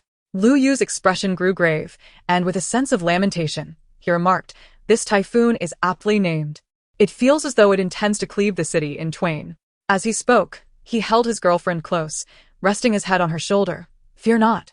We were fortunate to evade it. If one day we cannot escape, it may not be as terrifying as it seems. Perhaps it will take us without our knowledge." Lu Yu's upbringing had instilled a certain negativity in him, which was why he had fallen for Jiang Weili at first sight. He could be battered in the ring, yet still smile afterward. She was a sunflower, perpetually warm and bright. But now, her smile had faded, leaving Lu Yu feeling a pang of sorrow. The recent frequent tornadoes were not their first sighting, and as Jiang Weili embraced her boyfriend, she asked, "If misfortune were to befall us, would you truly be willing to die? Whether I am willing or not is irrelevant. At least we would die together."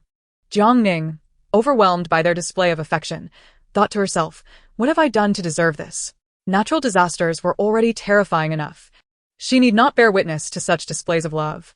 Jiang Weili, muscular and strong from her boxing training, stood in stark contrast to Lu Yu, making the scene feel incongruous, much to Jiang Ning's discomfort. Just as she considered reminding them to return home, a heart-wrenching scream erupted from the opposite building. Living on the top floor, Jiang Ning lifted her gaze to see a woman standing on the rooftop, clutching a 4- or 5-year-old child, while another child was cradled in her arms. The woman, disheveled and drenched in rain, screamed into the storm, "Chu, you bastard! I will haunt you as a ghost in my next life." The young child cried out in terror, unable to open her eyes against the rain, desperately tugging at her mother. Mommy, I'm scared." Jiang Weili, alarmed by the scene, wondered if the woman intended to jump, taking her children with her. She opened the escape window and leaned out, shouting, "Hey, you need to calm down. The typhoon will pass. You have 2 children to think about. You can't be so selfish." The storm's winds carried away Jiang Weili's words. Many onlookers from Building 2 witnessed the unfolding drama and cried out in hopes of bringing the woman back to her senses. Yet, she paid them no heed, and with a firm grip on her children, she leaped from the edge. Those on the rooftop rushed to help, but it was too late, and they watched helplessly as the mother and her children fell, splashing into the water below. The child struggled in the water, crying out, "Mommy, help." Lu Yu covered Jiang Weili's eyes to shield her from the brutal scene. The double tornado had already claimed numerous lives, but the visual impact of this moment was far more harrowing. Jiang Weili could not comprehend why, amid a mere typhoon, life could not continue. Even if a mother felt she had lived enough, the child's life had only just begun. Who was she to take that away? As calm returned to the water's surface, the typhoon roared back to life. Lu Yu closed the escape window and guided the stunned Jiang Weili back to the living room. Jiang Ning, having witnessed far more gruesome and brutal events in her past life, understood that survival required a formidable will. Not everyone could endure. "I knew that woman," Lu Yu reflected. Though she relied on others, she had grown accustomed to the harsh realities of life in the orphanage. "My husband kept a mistress outside, even secretly fathering a child, and using our savings to provide for her. Before the storm, he had overheard some elderly women gossiping. The woman's desperate leap, accompanied by her children, was likely the result of her husband's betrayal, losing both love and finances. It was hard enough for one person to care for 2 children, let alone for Jiang Weili and himself, who felt utterly drained. Amidst the natural disaster lay the ugliness of human nature. Perhaps she felt there was no escape and did not want her children to suffer in this world, seeking release through such a tragic act. His expression turned vacant as he pondered, would this calamity truly come to an end? He seemed to be asking Jiang Ning, yet also questioning himself. Following 2 consecutive disasters, his spirits plummeted as he and Jiang Weili retreated to the neighboring apartment. Jiang Ning secured her door, listened to soothing music to calm her mind, and prepared a meal of braised beef with radish, mushroom-stewed chicken, and garlic-sautéed lettuce. Finding a light-hearted comedy to watch, she ate while passing the time. The typhoon continued, casting a dim shadow over the dawn. Uncertain how room 1801 had trained her, Dodo came knocking almost daily, and recently, she arrived precisely after lunch. Sister, can I see Xiao Bai and Hui Hui? Today, she wore her hair in a bun and tilted her head, smiling at Jiang Ning while offering her an egg. The child's pure, bright smile was a balm for Jiang Ning's troubled heart, her eyes sparkling like the brightest stars in the sky. Dodo adored rabbits and often spent time on the balcony watching them. She had even named the 2 breeding rabbits. The balcony was enclosed with glass and provided with cardboard for the rabbits, keeping them quite clean. Jiang Ning brought one to the sofa for Dodo to play with, warning her not to touch its belly as Xiao Bai was pregnant. Dodo's eyes lit up. Is she going to have babies? Upon receiving confirmation, she giggled while holding Xiao Bai. Can I raise the babies? Rabbits can breed prolifically, with some litters numbering over 10. Jiang Ning was unsure if she could afford to keep them all. If your brother agrees, I can give you one. Hearing that she needed her brother's permission, Dodo's face fell, revealing her disappointment. Judging by her clothing, it seemed that room 1801 took good care of her. Despite the rain, she always wore new clothes. However, Dodo appeared somewhat fearful of him. Indeed, room 1801 had a stern demeanor that could intimidate a child. By chance, Jiang Ning noticed bruises on her arms, leaving her utterly shocked. Not only her arms, but also her legs and waist bore marks, and even her forehead bore bruises that were alarming. Dodo, what happened to your injuries? My brother did it, Dodo mumbled, petting the rabbit. Chapter 13. The Midnight Burglary. Jiang Ning was aware of room 1801's coldness, but she had not known of his violent tendencies, especially towards children. Dodo's demeanor suggested she had grown accustomed to the abuse, which made sense as to why she sought refuge with Jiang Ning. Why did he hit you? Although it was a matter of another family, child abuse was simply too much. Jiang Ning refrained from inquiring about her past, but her observations of Dodo's withdrawn demeanor and a hint of a pleasing personality brought back her own unpleasant childhood memories. Dodo, is he really your brother? This was why she could not refuse the child. He teaches me how to box, Dodo replied, rubbing her bruised arm and flashing a sweet smile, indicating that the injuries were not solely from being hit, but also from clumsy falls. Jiang Ning then realized that Dodo had been training in boxing for hours each day. Sister, let me show you my boxing. Without waiting for Jiang Ning's consent, she moved to a spacious area and struck a pose. Once a fragile and shy young girl, she suddenly transformed into a fierce contender, standing tall with a straightened back and drawn-in abdomen, as if she had become a different person. Her military-style boxing was executed with precision and power, every movement sharp and decisive, her eyes fierce and spirited. To the astonishment of Jiang Ning, she was even more adept than her. Children require praise, and Jiang Ning offered her compliments, causing Dodo to blush deeply, exclaiming, Sister, you are so wonderful. Her brother never offered such encouragement, regardless of her performance. Her body bore numerous bruises, indicating she had undergone rigorous training. What did it signify to subject a 4- or 5-year-old child to such intense exercises during a typhoon? The events of 1801, absent in the past, now unfolded bizarrely. Could it be that he anticipated the onset of an apocalypse, compelling him to train Dodo harshly, ensuring she possessed the skills for self-preservation in the future? Dodo's movements were executed flawlessly, a skill not easily acquired through mere videos. At her age, she was perceptive, and Jiang Ning refrained from probing too deeply, maintaining her vigilance. Although Dodo visited frequently, she never rummaged through things nor begged for food, showcasing her excellent upbringing, always arriving with gifts in hand. She applied the herbal medicine she had prepared earlier to Dodo's bruises, advising her to soak them in warm water at night. After their outdoor play, Dodo affectionately bid farewell to the rabbit, leaving with a sense of reluctance.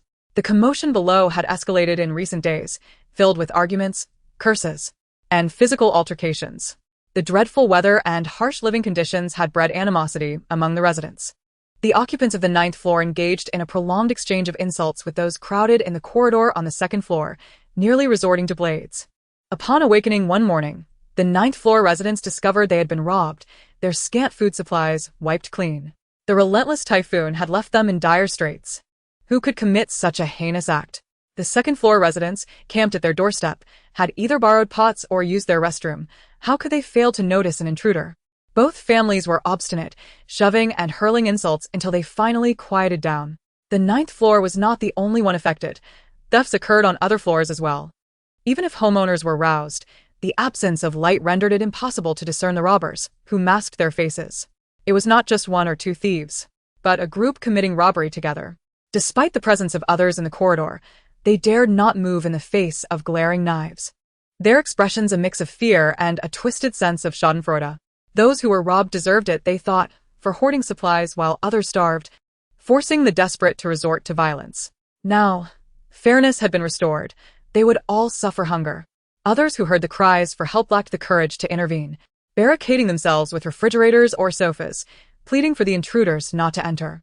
The atmosphere in the building was thick with despair, and some of those who had been robbed donned masks and took up knives to rob others. Iniquity thrived in the wake of the storm. Jiang Ning adjusted her routine, dining early before retiring to bed, setting her alarm for midnight, and rising to undertake various physical training. After merely 2 days, she heard noises outside. Pressing her ear to the door, she confirmed someone was stealthily attempting to pick the lock. The days had been chaotic, with several groups knocking at the stairwell, begging for food to stave off their children's hunger. After being trapped for 10 days without water or electricity, who still had provisions? Even if some did. Sharing with one family meant depriving another, and the ravenous would swarm and divide whatever was offered.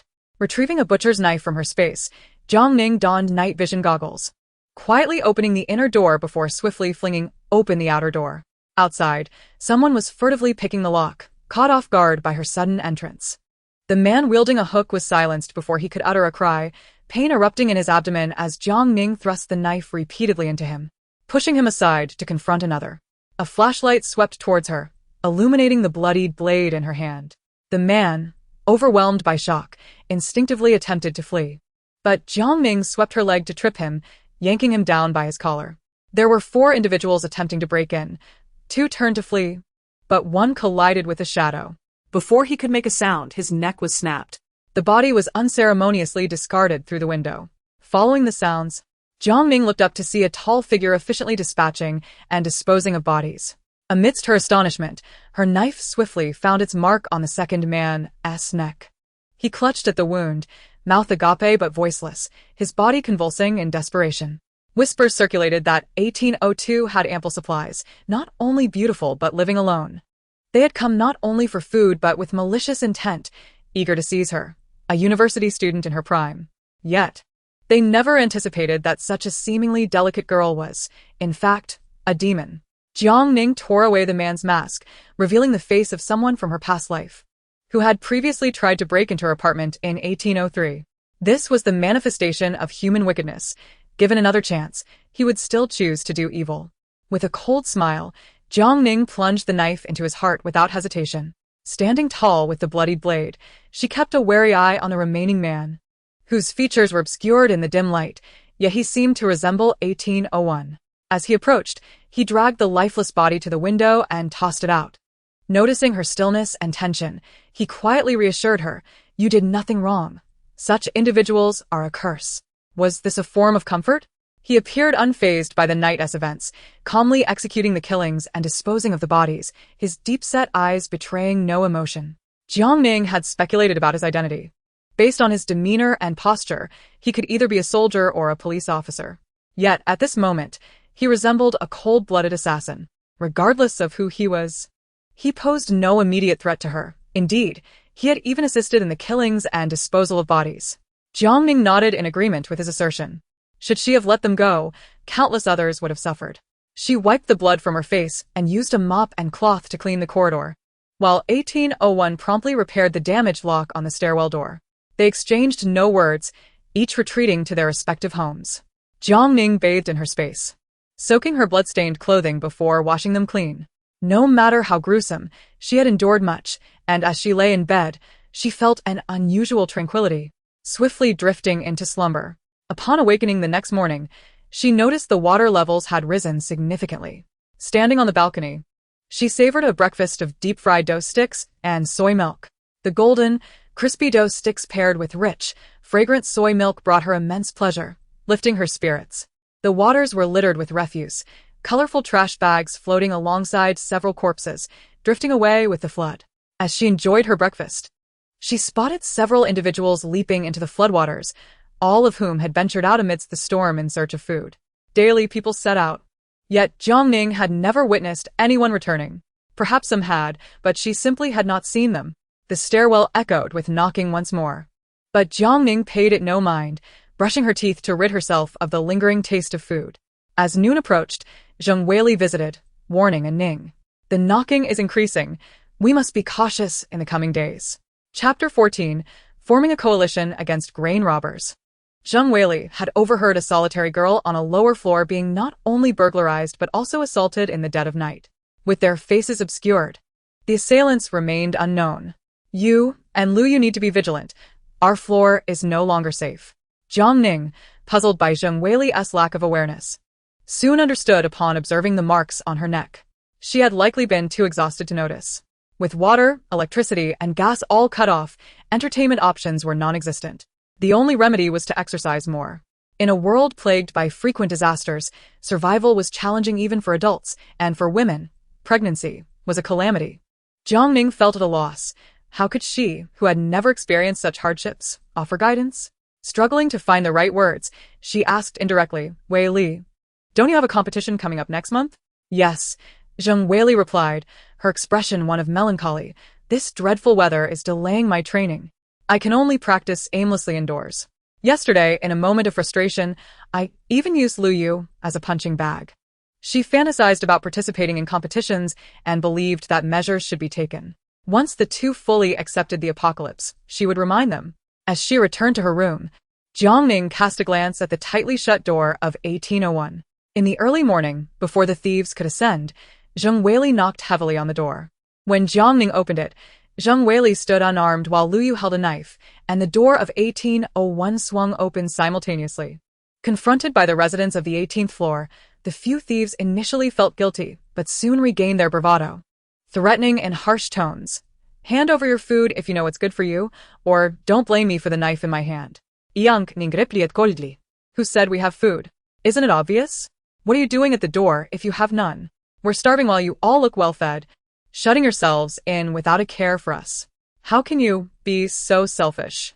The leader brandished his knife. Stop the nonsense and hand over your supplies. I might spare your lives.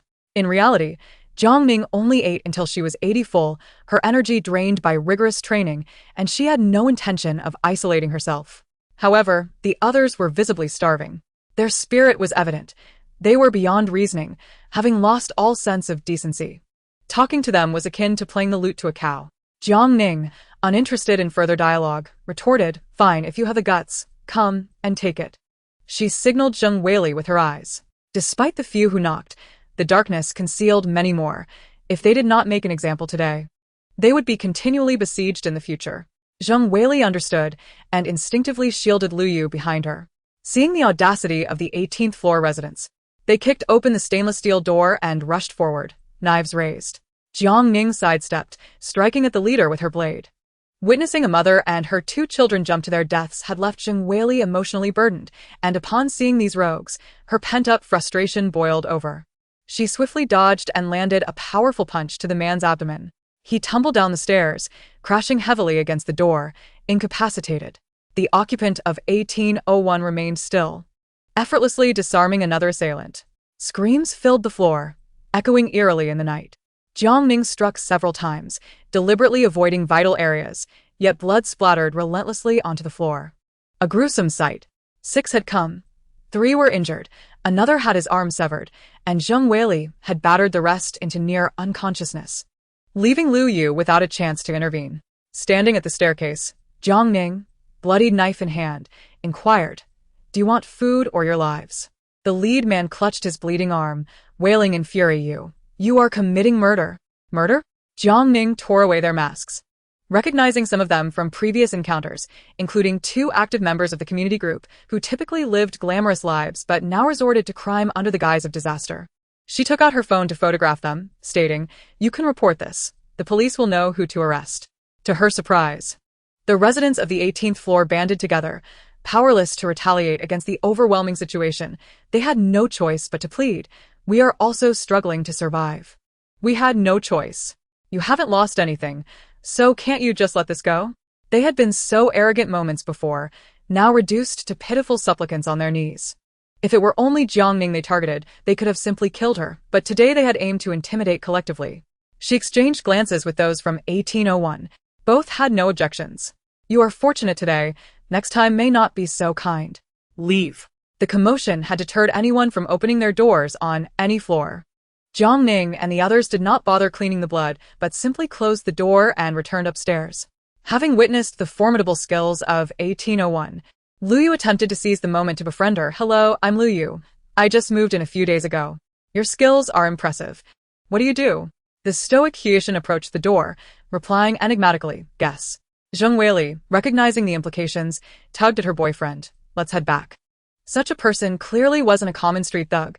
His identity likely held significance, and prying could lead to trouble. The intimidation proved effective for several days. No one dared to pound on the stairway door. Jiang Ning eagerly opened the curtains. The typhoon continued to rage, battering the doors and windows, creating an illusion that the entire building was swaying. The storm had arrived earlier than expected and had persisted for 15 days, without signs of abating. Concerns were becoming reality. The calamity had not only escalated, but its end remained uncertain. Yet life must go on one day at a time. Xiaobai's belly had grown significantly, with an impressive appetite. While teasing it with vegetables, Jiang Ning discovered bloodstains on the cardboard. Upon touching its belly, she sensed its restlessness. It seemed to be about to give birth. New life amidst disaster. Once grown, thoughts of spicy rabbit heads, cold rabbit dishes, braised rabbit, dry pot rabbit chunks, and hand-torn rabbit salad tantalized her taste buds. Soon, the first baby rabbit was born. It appeared to be just a few centimeters long, not much larger than a mouse. When Dodo arrived, Xiaobai had already delivered 6. She discreetly pulled out 2 wilted cabbage leaves she had hidden in her pocket. Xiaobai's babies. Hurry and eat.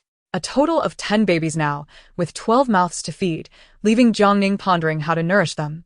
Solely relying on feed was insufficient, and after half a month of relentless storms, the balcony vegetables were yellowing due to lack of sunlight. Had she not secretly placed them in her space for a cheat, they would have withered long ago. The crops in her space thrived remarkably, vibrant green and pleasing to the eye. She could not resist pulling some chicken greens to wash and blanch for noodles. Homegrown produce tasted extraordinarily delicious. Her 2 fruit saplings also survived, especially the old tangerine tree, which had begun to sprout buds. Jiang Ning reassured herself that everything was progressing in a positive direction. Caring for the rabbits, exercising, reading, and indulging in lazy mornings made life feel fulfilling. She developed a new habit of listening to the wind outside upon waking each day. After hearing it for so long, she felt like half an expert. On the 18th day, the sound of the wind seemed off. Chapter 15. Finally, rescue arrives. Jiang Ning, dressed in her pajamas, stepped onto the balcony. The typhoon appeared formidable, yet the wind's strength seemed to be waning while the rain intensified. The second floor was completely flooded, water creeping up to the 3rd floor, causing chaos in the hallway. For breakfast, she enjoyed a hand-grabbed pancake filled with fried eggs, ham, vegetables, and ketchup. Freshly retrieved from her space, still crispy and warm, its aroma tantalizing her taste buds. Jiang Ning had made over 100 of these to stock up, ensuring she could eat for an extended period. Delicious as they were a bit oily. She poured herself a cup of honey pomelo fruit tea, sipping while perusing her second-year pharmacy textbooks. Around 10 o'clock, a knock echoed at the door. She initially thought it was Zheng Weili, but to her surprise, it was Huishan from 1801. Jiang Ning was somewhat taken aback. He was typically reclusive, valuing silence, and despite Dodo frequently visiting her, she had hardly exchanged more than a few words with him. Instantly, her guard went up. Huishan's stern face bore a hint of anxiety. Dodo is sick. Can you help? Jiang Ning was astonished. What's wrong? Fever, vomiting, diarrhea, and speaking nonsense. Illness still warranted a trip to the hospital, but the tempestuous weather rendered it impossible. Jiang Ning forewarned, I can take a look, but my knowledge is limited. Don't place your hopes on me. Thank you.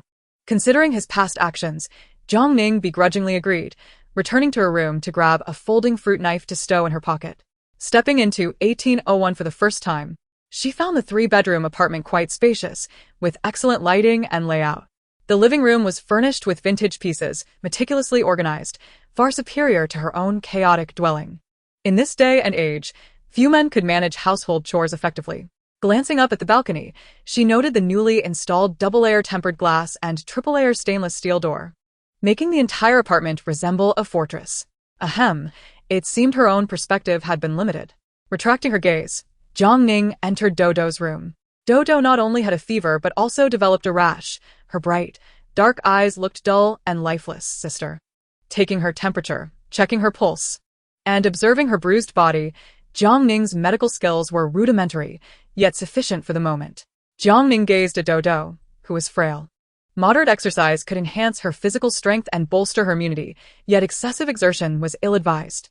Uncertain of how 1801 trained Dodo, it was evident from her bruised body that the approach had rendered her physically incapacitated. The short bursts of high-intensity training had inadvertently triggered a stress response in her body, leading to a weakened and disordered immune system, resulting in chills, vomiting, diarrhea, and rashes. Realizing his shortcomings in caring for Dodo, Hua Yishan felt a pang of guilt. He had failed to look after her properly. Upon seeing the alarming bruises on his sister's body, he was momentarily taken aback. Dodo never complained of fatigue. Even while he massaged her bruised forehead, she smiled and insisted it did not hurt. He fetched a medical kit filled with various medications, asking Jiang Ning which ones could be of use. If necessary, they would have to take the risk of going to the hospital. Jiang Ning rummaged through the kit and was surprised by the well-stocked supplies, most of which were meant for children. The illness was relatively straightforward, and with the right treatment, she could administer remedies for her cold and gastrointestinal issues, while also applying a navel patch. Once Dodo recovered, they would focus on nurturing her health before gradually resuming physical activity. Unable to bear the sight of her bruises, she returned home with half a bottle of herbal medicine, advising that it be applied 4 to 5 times a day, with additional massages for improved effectiveness. Hua Yishan expressed gratitude, acknowledging Dodo's propensity for minor injuries and mentioned that he had some medicinal herbs as well, and requested her assistance in determining which could be used for tinctures. Despite his lack of childcare skills, he was indeed well prepared. He produced 2 large bags of Chinese medicinal herbs, all individually packaged for moisture protection. Jiang Ning selected a dozen varieties known for promoting circulation and reducing bruising, storing them in a glass jar. After mixing them with a liter of white alcohol, they would be ready for use after a fortnight of sealing. Noticing ginseng among the herbs, she set it aside, noting its potential benefits in warming the body and invigorating vitality, though it was best avoided for children. Rock candy infused in white alcohol was also an excellent remedy, capable of dispelling heat and nourishing the kidneys and blood. As Dodo finished her medicine, she quickly fell asleep, though her lips occasionally murmured nonsensical phrases. It was heartbreaking to see a sick child with tears glistening on her eyelashes, her pale lips whispering for her mother and father. Hua Yishan sat beside her, gently wiping her tears and soothingly assuring her that she need not be afraid, for her brother was there. Their eyes met, and it was clear that he cared deeply for his sister, albeit with misguided methods. Just as he reached the door, he was halted by 1801, who handed him a package of noodles, thanking him for looking after Dodo. The noodles, which had cost only a few coins before the disaster, could sustain them for several days in this dire time. Jiang Ning accepted graciously, feeling justified in doing so. Upon returning home, she prepared rock candy infused with white alcohol, realizing in her preoccupation that she had neglected this simple yet comforting task. In the frigid weather, a warm drink by the fireplace was an indescribable pleasure. She also brought out several pounds of grapes, washing them thoroughly and laying them out on the balcony to dry for future winemaking. Upon exiting her space, she immediately sensed that the storm had shifted. It was not only her who noticed. Many others were cheering and shouting from their windows. They could hardly contain their excitement, sensing that the calamity was nearing its end. In high spirits, Jiang Ning prepared a dish of boiled fish accompanied by fragrant rice. She hesitated to discard the plastic takeout containers after eating, for while her space was stocked, such resources would soon be scarce and should be cleaned for reuse. Awakening from a deep slumber, she was startled by the deafening roar of engines. It was the rescue boats, manned by firefighters clad in bright orange life jackets. Though the typhoon had not yet ceased, its intensity had diminished considerably, allowing for cautious navigation through the turbulent waters. After 18 days of being cut off from the world, hope finally dawned as people faced starvation. Upon seeing the rescue boats, many were overwhelmed with emotion, bursting into tears. The rescue had arrived. The government had not abandoned them. They laughed and cried simultaneously, caught in a whirlwind of emotions. With only 3 boats available, they represented the last flicker of hope for survival. The loudspeakers blared as the firefighters reassured the residents of each building, urging them to remain calm and assuring them that no one in need of assistance would be overlooked. They instructed residents to gather essential items, prioritizing the elderly and children for evacuation. This operation was limited to those in low-lying areas affected by flooding. Yet throngs of residents rushed downstairs, encircling the firefighters with desperate pleas for food and assistance. The chaos escalated. What began as gratitude morphed into frustration. The demands grew increasingly absurd, with citizens lamenting their lack of provisions and questioning government support. Chapter 16. Hoarding millions in luxurious RVs, Jiang Weili urged Jiang Ning to join her in descending to assess the situation. The flour was entirely consumed, leaving only a single bag of rice, while the gas had run out, leaving them with only a few alcohol blocks. To conserve fuel, they soaked rice daily and placed it in a thermos, pouring boiling water over it to cook it, and then consuming it. Moreover, the damp weather had rendered their clothes unwearable, leading to health issues. If possible, Jiang Weili and Liu considered heading to a relief center, where accommodations might be sparse. But at least there would be ample food and hot water. The typhoon's ferocity had exceeded meteorological predictions, flooding even their third floor and likely wreaking havoc elsewhere. Jiang Ning dispelled her hopes, explaining that the food was submerged and the quantity remaining above the water was minimal. Given the current water level, even the gym and library were inundated, and relevant authorities would likely commandeer hotels or office buildings as shelters. With so many people congregating, issues of sustenance and sanitation became paramount. The typhoon may have passed, but the torrential rain would persist for months. In her previous life, many low-floor residents had fled to shelters, only to return days later due to overcrowding and lack of resources, facing a grim reality of food and sleeping arrangements. Amidst robbery, theft, and violence, chaos reigned. The government was tasked with disaster relief while simultaneously seeking food supplies, but ultimately, if they could not find any, they would have to salvage what they could from the floodwaters. Yet food that had been submerged for so long would likely be spoiled, making it a miracle if they could feed the populace even partially.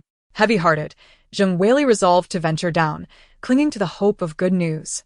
Jiang Ning opted to stay behind, checking on Dodo instead.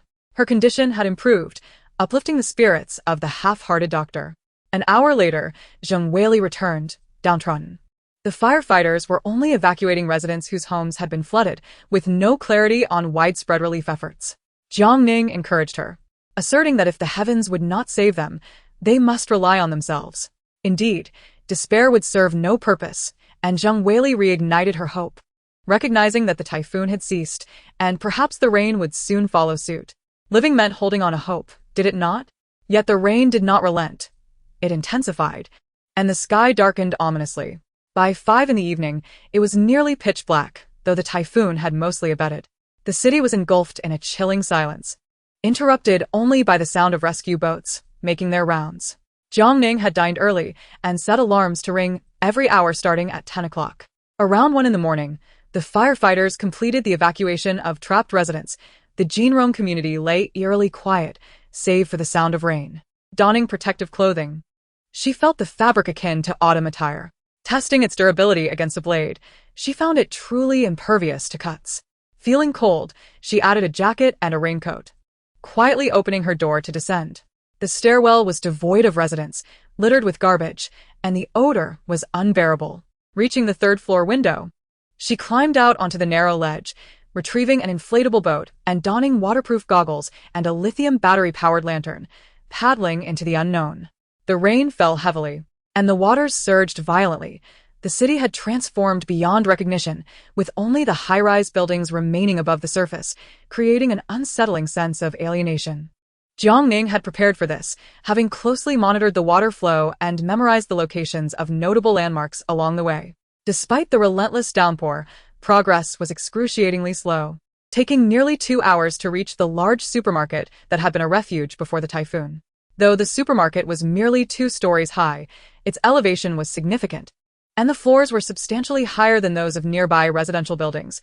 The floodwaters barely lapped at the second floor. After considerable effort, I successfully beached the rubber boat upon the driveway. Stowing the boat away, I made my way to the rooftop parking area. The expansive parking lot was densely populated with vehicles, the majority of which were luxury brands such as Mercedes, BMW, Ferrari, and Lamborghini. It appeared that affluent residents from the vicinity had moved their prized cars to the rooftop to avoid water damage before the storm struck. Armed with a flashlight, I scanned the rows of cars, my attention captured by a massive RV. The emblem revealed it to be a multi-million-dollar luxury vehicle, featuring bulletproof glass and tires designed to withstand explosions. Notably, it was a hybrid model, equipped with foldable solar panels on the roof. In a world where energy was scarce and gasoline was a controlled commodity, such a vehicle represented a mobile sanctuary, ideal for travel and long-term habitation.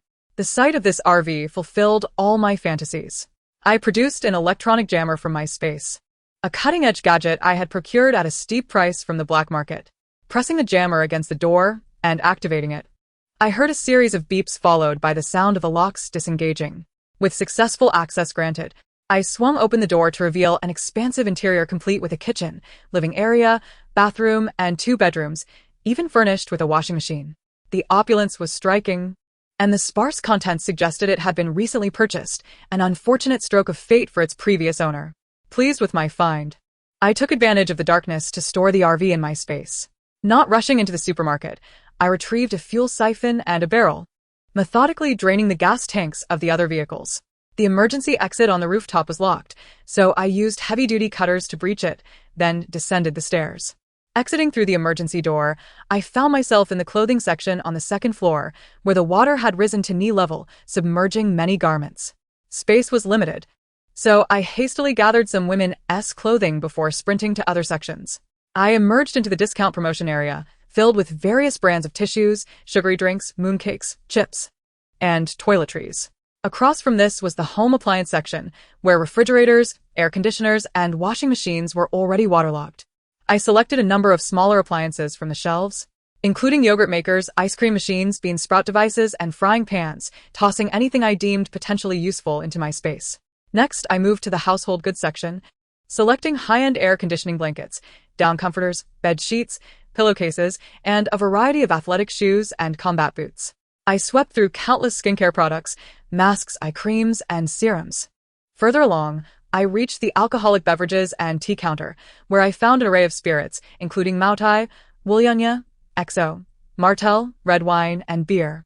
A treasure trove of valuable goods in a world where such items would soon be scarce. After collecting what I could from the flooded areas above, I employed a window-breaking tool to shatter the glass of the counter, retrieving the soaked but valuable cigarettes, lamenting the damage they had sustained. Fortunately, the tea leaves remained sealed and untouched, with varieties such as Westlake Longjing, Pu'er, Tiguanyin, and Xinjiang Maojian, all irreplaceable resources, safely gathered without leaving a single package behind. Just this section alone would nearly fill 10 cubic meters of my space. However, I had previously cleared out some items from my space, relocating potted plants from the balcony, vegetables and fruit trees from the living room, and charcoal from the kitchen to my apartment, freeing up about 150 cubic meters. The flood was rising rapidly, and these belongings would surely be submerged by dawn. Chapter 17. Zero-cost shopping at the supermarket. If I could expand my space by 2 zeros, I would race against time to scour the city for supplies, rather than watch essential resources sink while humanity engaged in brutal survival battles over a moldy loaf of bread. The reality was harsh, and I could only look after myself. Regaining my focus, I continued to race against the floodwaters. Shampoo, body wash, soap, sanitary napkins, disinfectants, milk, yogurt, powdered milk, alpaca milk, soy milk powder, cereals, lotus root flour, and sweetened soups were among the necessities I hastily gathered. The water was now at thigh level. I had no time to check labels or be selective. My hands swept across the shelves, grabbing whatever I could. Anything was better than feeding the flood. Canned good, dread-free. Snacks, chocolate, energy bars, cookies, cheese, chicken legs, wings, duck necks, beef jerky, lamb chunks, flavored tofu, and spicy strips filled my space at an astonishing rate. After replenishing a substantial stock of noodles, I ventured to the instant food section, where I found a range of instant noodles, river snail rice noodles, spicy sour noodles, and hot dry noodles. Though the selection was limited due to the typhoon, only a few packs of pickled cabbage flavor remained. I had no qualms about taking them, indifferent to any unpleasant odors. In my previous life, I had survived on tree bark and dirt, and when the time came, I had to dig with a stick to relieve myself. In the seasoning section, I wasted no time hoarding essentials like peanut oil, corn oil, olive oil, and tea oil. even if there was no more space left. I grabbed soy sauce, oyster sauce, vinegar, and cooking wine in large containers that wouldn't take up much room. Brands such as Lao Gan Ma, olive vegetables, and fermented tofu adorned the shelves. I swept through the entire row, collecting the ones I liked, even those submerged in water, refusing to let anything go to waste. Next came the various seasoning packs: spicy beef, sauerkraut oil, red oil hot pot, and Orleans chicken wings. I swept through many without a clear view. The water had risen to my waist. Even though I was clad in a waterproof raincoat, I still felt the chill, and moving was increasingly cumbersome. But this was the last opportunity for a major haul. It was better to gather as much as possible now than to fight for scraps later. Unfortunately, the first floor was flooded, or I could have salvaged even more precious resources. As the water level approached my chest, I began to feel buoyant, and most of the products were either submerged or floating on the surface. Gathering supplies was becoming increasingly challenging. Thankfully, my space was nearly full. Even the bathroom was close to overflowing. Just as I was about to retrieve some floating snacks, a flash of light caught my attention nearby. I was astonished to discover that I was not alone in my zero-cost shopping endeavor. Shining my flashlight, I quickly concealed myself behind a shelf, alert and on guard. I could not ascertain how many individuals were present, and the water limited any potential confrontations. I had already gathered most of the crucial supplies on the second floor, and if my space were discovered, the stakes were too high for me to gamble. I retrieved a portable diving mask from my space, affixed it to my face, and quietly submerged, swimming towards the fire escape. The floodwaters seeped into my raincoat, rendering my body unbearably heavy. I held my breath as I swam, only surfacing when I could no longer contain my need for air. Listening closely, it seemed that only one person had entered. I sighed in relief, exerting considerable effort to push open the fire door as I ascended the stairs to the rooftop. I didn't turn on my flashlight, catching my breath and consuming a chocolate bar to replenish my energy. Once the dizziness subsided, I walked barefoot towards the roof. The rooftop was deserted, while the second floor was already halfway submerged. As I prepared to leave, I cast a glance at the coveted Hummer in the parking lot. It was identical to the vehicle I had coveted, boasting a high chassis and robust power, with an intimidating presence that could easily send ordinary SUVs flying. It was a true war machine for the apocalypse. Regrettably, my space was insufficient to accommodate it. In comparison, I opted for the more comfortable and multifunctional RV. I patted the hood of the car, feeling a pang of loss. Before long, these vehicles would all be submerged and swept away by the deluge, a lamentable fate. As the water level surged rapidly and the currents became fierce, the rubber boat was at risk of being swept away. I had no choice but to deploy the speedboat. However, the underwater obstacles made me hesitant to accelerate. The entire city had descended into darkness, with the visibility of my waterproof mining light limited, forcing me to navigate slowly through the waters. The speedboat was simple to operate, but the noise of the motor could easily alert others. Fortunately, the typhoon had just ceased, and the government was actively launching rescue efforts. Even the nearby residents mistook the sounds for those of a fire brigade. Jiang Ning did not return to her apartment. Instead, she raced against time to another location. The distance was 3 kilometers, and the inflatable boat, moving slowly in the darkness, took half an hour to traverse it. A 6-story commercial building was already inundated up to the 3rd floor. Jiang Ning employed a window-breaking tool to shatter the glass of the 4th floor and climbed inside, heading directly for a solar technology company's storefront. She had previously received a promotional flyer before the typhoon arrived, featuring the latest solar power generator. She had specifically visited the store to gather information about it: high-efficiency solar panels, off-grid power generation, and a flexible frequency inverter that facilitated both efficient concentrated power generation and rapid charging from the grid. Most importantly, the battery storage could hold up to 100 kilowatt-hours. A full 100 kilowatt-hours could simultaneously power several air conditioners or heaters. Of course, the price was equally impressive: $680,000. Jiang Ning could not afford to purchase it, but she committed the storefront to memory. Compared to it, other generators were mere dross. Confirming that the mall was deserted, she took out a crowbar and forcefully pried open the roller shutter. The storefront was modest, and she hurried directly to the new generator displayed in the center. The stand only held the battery and inverter, so she pried open the back storage area to search for additional components, discovering another generator of the same model, which she swiftly loaded. Solar panels and brackets occupied considerable space, and the other areas were already filled. She could only place them on the balcony. Concerned that the components might be damaged, she collected all the extras as well. Noticing there was still space on the balcony, she also took several portable battery storage units, which, although having significantly lower capacity, could still charge directly. The store contained many expensive appliances, but there was no more room. It was already past 5 in the morning, and she needed to return before dawn.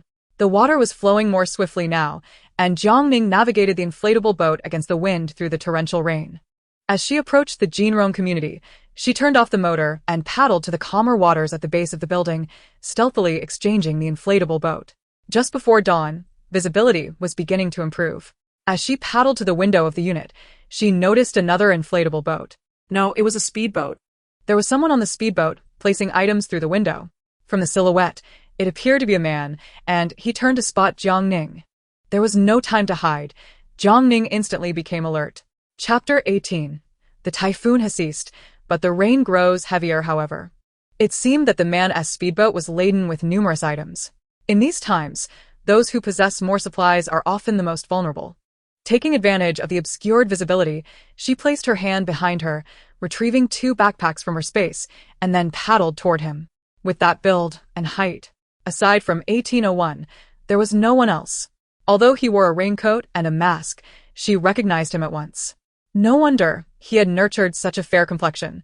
He had been indulging in zero-cost purchases daily. Kindred spirits need not feel awkward. 1801 also recognized Jiang Ning, masked and unassuming, and nodded a greeting amidst the torrential downpour. After securing the speedboat, he extended his hand to assist her. Jiang Ning did not hesitate. She handed him the 2 waterproof backpacks and reached out for him to pull her up, then carefully secured the inflatable boat. No words were exchanged as they both carried their burdens upstairs with utmost caution. With 1801's abundant supplies, it was likely he would have to make several trips, and Jiang Ning casually helped him carry 2 bags. Upon reaching the 18th floor, their eyes met, and they promptly turned away, taking out keys to quietly unlock the door. After dropping off their items, Jiang Ning sipped a warm bowl of ginger syrup, changed out of her damp clothes, and hurriedly showered and dried her hair. Outside. Dawn was breaking, and 1801 had already finished moving his supplies. She wiped down the hallway, then knocked on Zheng Weili's door. The 2 emerged, armed with knives. Suspecting a robbery, Jiang Ning handed over 2,000 yuan, lowering her voice. The typhoon has stopped. You should quietly venture out before anyone notices. The supermarket on the slope of the university town has 4 floors and should still be dry due to its elevation. I recall the owner's family lives inside. They might open for business. No matter how expensive the prices are, buy enough food that is durable. On her way back, she intentionally took a detour and spotted the supermarket's lights glowing from a distance, with several speedboats parked outside. This disaster was unforeseen. Both the supermarket and wholesale market were submerged, and it was highly probable that even the city's grain storage base had been flooded. Most of the grain lay beneath the water, and even if the military and government intended to rescue, it would be futile without any provisions. Thus, no rescue efforts were initiated. Chaos erupted outside as people looted and vandalized, all in a desperate bid for sustenance. Jiang Ning vividly recalled how, in her previous life, this supermarket was seized by the government and opened early with purchase limits, operating on a first-come, first-served basis with cash. In this age of electronic payments, who still had the habit of using cash, and how many managed to withdraw money before the typhoon struck? Therefore, those unable to produce cash, yet desperate to survive, resorted to violence. The police carried firearms, but who truly dared to shoot at famished citizens? With only a few bullets, who would they target? The streets were teeming with people who did not wish to commit crimes, but money was merely a number, existing either in banks or on Alipay. Inaccessible in dire times. Jiang Ning received news in the afternoon and swam to the supermarket with a plastic barrel, only to find it completely looted. Bloodstains marking the floor and walls. Zheng Weili, regaining her senses, asked, "The supermarket can really open?" Jiang Ning replied, "I cannot be certain. But it's better than waiting idly." She urged, "You should go early. If they wake up and come to their senses, there may be nothing left for you." Zheng Weili, realizing the urgency, quickly changed clothes with Lu Yu and emerged, saying, Ning, let's go together. I still have a bag of rice at home. I won't go this time." Jiang Ning concocted an excuse, adding, "Besides, if we all leave and someone breaks in to rob us, what will we do? You can spend your money. Just share a portion of what you buy with me." "Yes, let us hurry there and back." Zhang Weili seemed confused. Since Ning had already contributed money, how could she still hesitate to let her go out? Consider the money as borrowed. If we get something, we can split it evenly. Bring something for self-defense, and be cautious. With daybreak approaching, Jiang Ning hurried the two down the stairs. She had already issued her warnings. How much they could procure depended on their fortune. After locking the door behind them, Jiang Ning, not bothering to rest, began organizing the packed space. All the solar battery storage units remained to her space, while other components were relocated to the larger room in her rental apartment. She emptied a large assortment of supplies scavenged from the supermarket, dismantling the excessive packaging that consumed volume, then categorizing and sealing them into large plastic bags or cardboard boxes. Essential supplies were stored in her space, while snacks and non-essentials were left in the rental apartment, where she could later sort out a substantial quantity. Jiang Ning transformed into a compression genius, meticulously arranging over 100 cubic meters of precious supplies. Uncertain of how long she would survive, she believed these provisions would suffice until her natural demise, yet who could predict what the future held? If given the chance, who wouldn't desire a better life? Filled with richer experiences? It was never wrong to prepare for the future. In her fervor, she even neglected her vehicle, organizing a batch of essential supplies to fill its space. Time flew swiftly. Before she knew it, it was past 9 o'clock, and the atmosphere downstairs felt particularly lively. The typhoon had ceased, but the rain had intensified.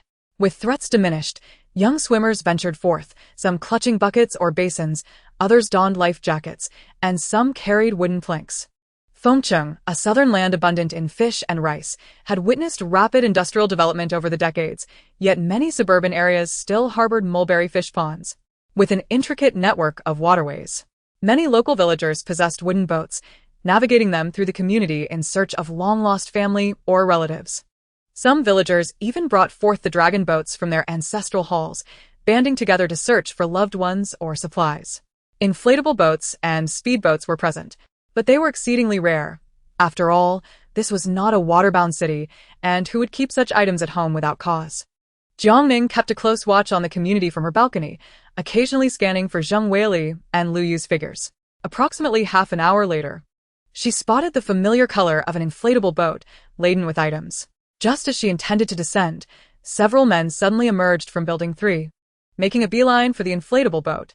They moved swiftly, yet the two individuals reacted just as quickly. Lu Yu paddled desperately, while Zhang Weili raised her oar, striking towards their heads. Jiang Ning brandished a knife as she exited, only to find the door of 1801 opening simultaneously. Hua Yishan, clad in casual attire, retained his usual indifferent demeanor. "I will accompany you." Many harbored intentions toward the 18th floor, understanding the principle that when the lips are gone, the teeth are cold.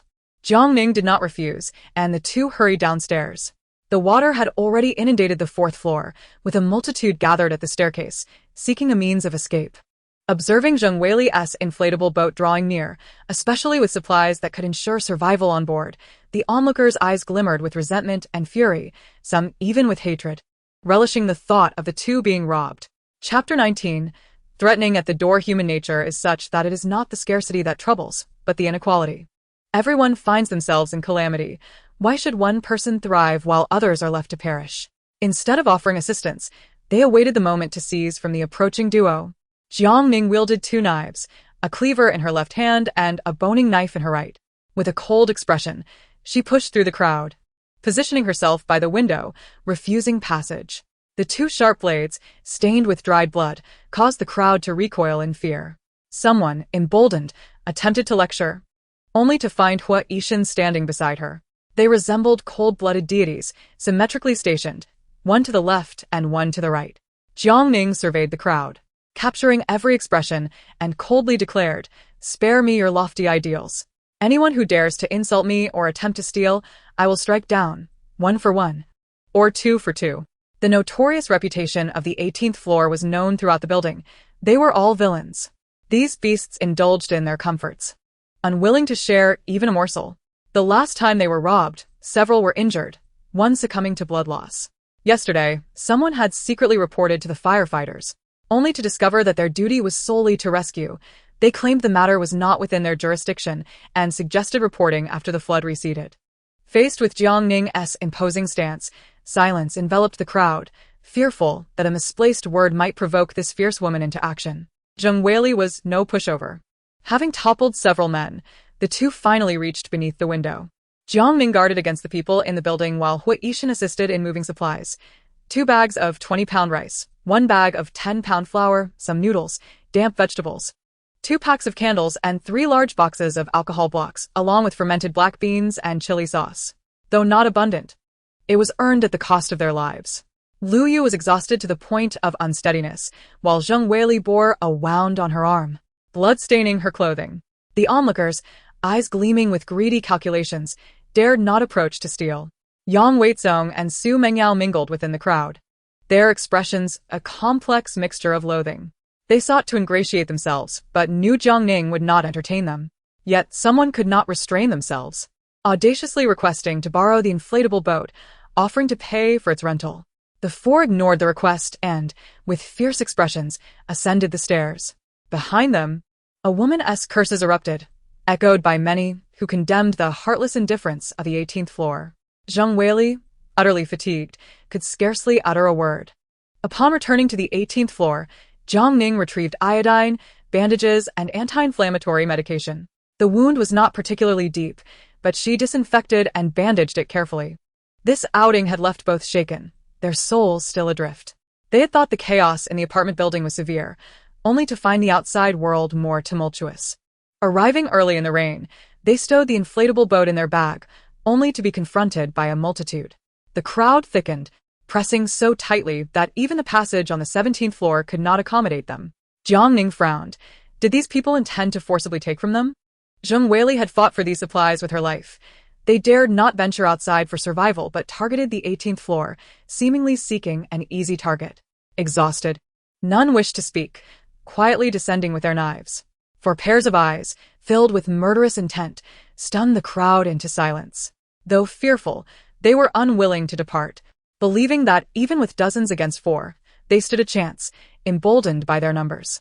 A bespectacled middle-aged man stepped forward, wearing a broad smile. Please, do not misunderstand. We mean no harm. Jiang Ning's expression remained icy. What is it? Hello, I'm He Jian, elected by our neighbors as the building leader. We wish to discuss organizing a group to search for supplies. He smiled warmly, but the 4 remained silent behind the door, prompting him to awkwardly elaborate. The government has yet to provide assistance, and the situation outside is chaotic. It is perilous to venture out alone for supplies, and any found may be seized en route. Thus, we have decided to select capable individuals to go together, ensuring mutual support. Do you have a boat or an inflatable raft? That's why I'm here to consult with you. He Xian chuckled awkwardly. We're all neighbors after all. In times of great disaster, we should look out for one another, shouldn't we? His words, though soft at first, bore an underlying threat. Jiang Ning paused, contemplating. Give us a moment to discuss. She exchanged glances with the others before stepping to the window to confer. What are your thoughts? Jiang Weili, fiery in temperament, could not abide threats. If they wish to take the inflatable boat, they must step over my dead body. Those who are not afraid to die can come. These people were as cunning as they came. Perhaps they should lend them the inflatable boat? Lu Yu, more pragmatic, noted that a wise man does not seek trouble. If they forced the issue, it would be they who suffered. Jiang Weili disagreed vehemently. No, if we allow them to succeed this time, it will never end. Jiang Ning turned to 1801. And you? I'm indifferent. You decide. It was impossible to search for supplies together. Even if they found something, there would not be enough for everyone, leading to further conflicts. We might as well lend it to them, allowing them to seek a boat. Jiang Ning articulated her thought, noting that numerous outdoor equipment stores existed in the city. If they left early, they might find a speedboat or inflatable raft, thus diverting their focus from what they possessed. And Ning, your reasoning is sound, but with the chaos outside, what if the inflatable boat is stolen or damaged? What shall we do then? What? Yishan interjected. Do not forget, I also possess an inflatable raft. I have a speedboat, he added. Chapter 20. Salvaging liquefied bottles to live again. Jiang Ning understood the duality of human nature. I do not wish to give, but this stalemate is unworkable. Only by allowing them to venture out to find supplies can we ensure our safety. When hunger drives a person to madness, they may lose all reason. In a life-or-death situation, anything is possible. It was only then that Jiang Weili relented. Jiang Ning descended and addressed He Jian. stating that there was no need to search for supplies together, but she could lend them the inflatable boat for a day. She advised against hastily seeking food, suggesting they prioritize finding a vessel instead. He Jian had not anticipated that the 18th floor would agree to a joint expedition. His strategy was merely a tactical maneuver, initially proposing an unreasonable request before settling for a more achievable one. His true aim was to secure the inflatable boat, and he expressed his gratitude for their assistance. However, he cautioned that this would be a one-time loan, and if it were lost or damaged, what then? They were neighbors, and it was inappropriate to speak of camaraderie while behaving selfishly. Jiang Ning spoke bluntly, emphasizing that the boat was essential for their survival. Lending it was a gesture of goodwill, and refusing would be an obligation. She warned them not to take advantage of their numbers. If provoked, she would not hesitate to act decisively. Survival is an instinct, and although they were numerous, no one was foolish enough to seek death. The 18th floor had a history of violence, and for a moment, silence fell upon the group. He Xian observed their expressions, feeling a surge of frustration. Moments ago, they had boasted, yet now they appeared as timid as turtles. Nevertheless, he could not back down, for his family depended on him. He resolved to lead this endeavor, believing that the supplies they would acquire would be more substantial, and that many matters would be easier to address with him at the center. If the boat were damaged, they would compensate for it. He was irritated, but after some contemplation, he reluctantly agreed. After all, it was just a flimsy inflatable boat. Once it was in his possession, what harm could come from not returning it? When the flood receded, he could simply report it to the authorities and repay for it later. Once they reached an agreement, Zheng Weili went to draft a written contract, and both parties signed it. Upon receiving the inflatable boat, He Jian beamed with delight, showering them with compliments before signaling for everyone to disperse. Building manager, Jiang Ning called out to him, "The inflatable boat is on loan to you. I will hold you accountable for any issues that arise." "Of course," he replied. Jiang Ning smiled at him, recalling that he lived in 1303 with his wife and 2 children, and that his elderly mother had health issues. He Jian was taken aback, his face paling. Feeling a surge of anxiety, he assured her, "Rest assured, we will take good care of the inflatable boat." With so many calculating faces around, how much supply could one boat fetch? Any disparities in distribution would lead to chaos. Let them squabble amongst themselves. Upon returning to the 18th floor, Zheng Weili returned 2,000 yuan to Jiang Ning. She had intended to pay, but the supermarket had been too chaotic, and they had simply fled with their goods, missing the opportunity to settle the bill. Jiang Ning accepted the money, believing that order would soon be restored by the government, and they could spend it later. "We didn't spend any money. I cannot accept your share," Jiang Ning firmly declined, adding, "This is the result of the risks you took to retrieve it. This cannot be calculated so simply. Without you, we would not have secured the supplies, let alone brought them home." Their stances were resolute, and Jiang Ning insisted on receiving something. Ultimately, she accepted 2 packets of noodles and some alcohol blocks and dried vegetables, refusing to take anything more. After she departed, Lu Yu discussed with his girlfriend, remarking that the person from 1801 appeared stern but was quite righteous. "We are being watched. We must unite, and without his assistance today, we would have lost our belongings."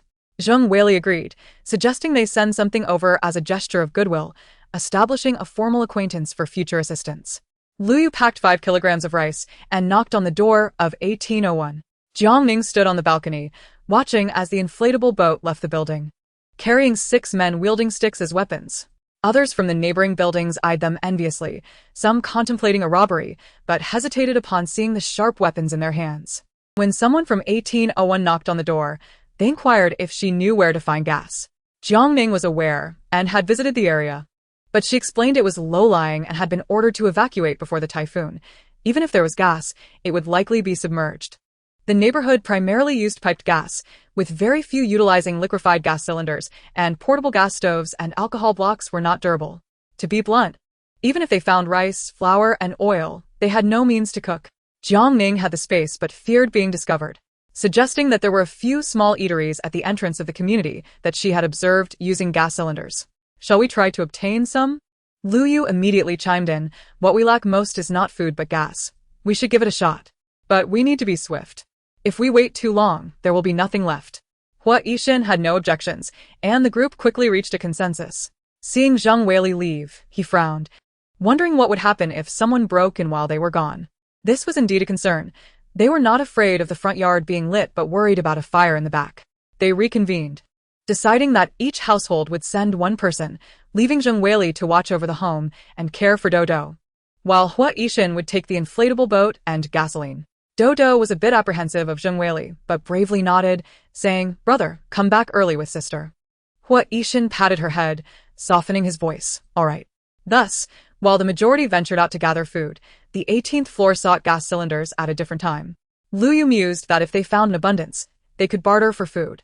As the motor of the inflatable boat roared to life, it attracted considerable attention, with some still daring to approach, only to find the boat speeding away, leaving them in a cloud of dust. Several eateries were submerged under the flood, but the entrance to the community provided landmarks for navigation. Jiang Ning produced a portable diving mask and a waterproof flashlight, but the situation was awkward. Lu Yu, weak and unable to enter the water, lacked the strength to pry open doors. The water was over 10 meters deep, and prying open doors would require both time and effort, a feat beyond Jiang Ning's lung capacity. Hua Yixin picked up the diving mask, declaring, "I'll do it." After donning the mask and headlamp, Jiang Ning secured a rope to him, instructing him to pull it if he encountered any trouble. As 1801 descended, both were on high alert, wielding their sticks and remaining vigilant against potential attackers. The murky floodwaters churned, and Lu Yu glanced in astonishment at a floating object nearby, exclaiming, "Jiang Ning, what is that?" Chapter 21. Danger at the gas station. Jiang Ning's gaze fell upon the approaching object, and upon closer inspection with her stick, she discovered it was a floating corpse. Initially shocking and nauseating, she grew accustomed to such sights after witnessing several bodies drifting through the community. Timing herself, she noted that a minute had passed without any movement on the rope. 2 minutes. 3 minutes. 4 minutes. Her anxiety mounted as she tugged on the rope, but still, there was no response. The average person could only endure over a minute underwater, even though 1801 was an adept diver. 4 minutes felt excessive. Sensing something was amiss, she prepared to pull the rope when suddenly, the water erupted with a splash. 1801 resurfaced, reporting that he had checked several establishments, all of which had been pried open and emptied. Emptied? Who is this capable? Lu Yu lamented in disappointment. Without a gas cylinder, they couldn't cook anything. They had moved quickly, yet it appeared someone had beaten them to it, a stark reminder of their naivety and lack of experience. Jiang Ning shot a glance at 1801. These eateries had been submerged since the second day of the typhoon. Even if some owners had evacuated, it was improbable that all had been looted. The floodwaters were murky and swift. Without diving masks and excellent swimming skills, success was unlikely. Unless, of course, these establishments had been ransacked as the disaster struck. A suspicion began to form in her mind. They had no choice but to head to the gas station and hope the owners had not completely cleared out. Having come this far, they could not return empty-handed. They would have to take a chance at the gas station.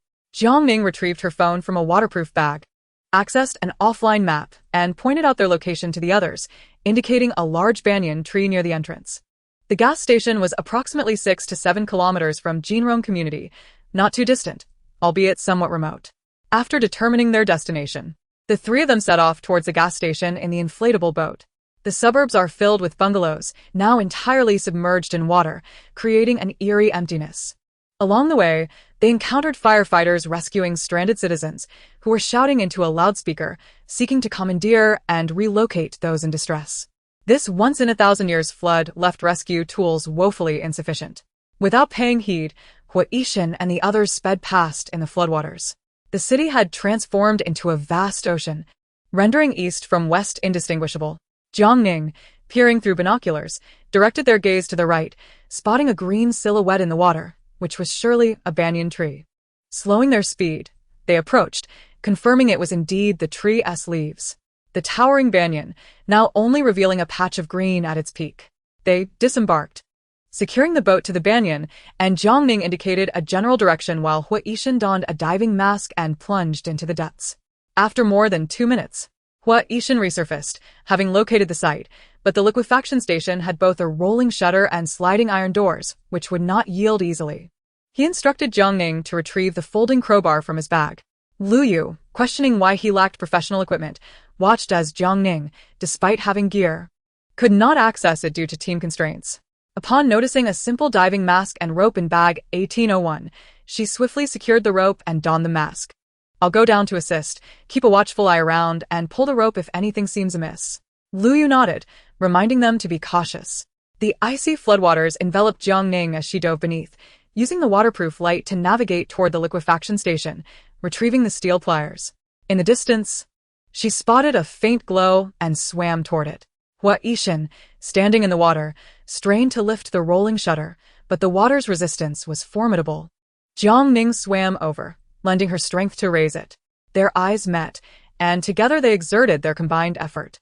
The shutter slowly ascended, revealing the sliding iron door behind it. Hua Yishan seized the steel pliers from her hand, cutting the chains securing the door, and together they pulled it open. Inside was pitch black.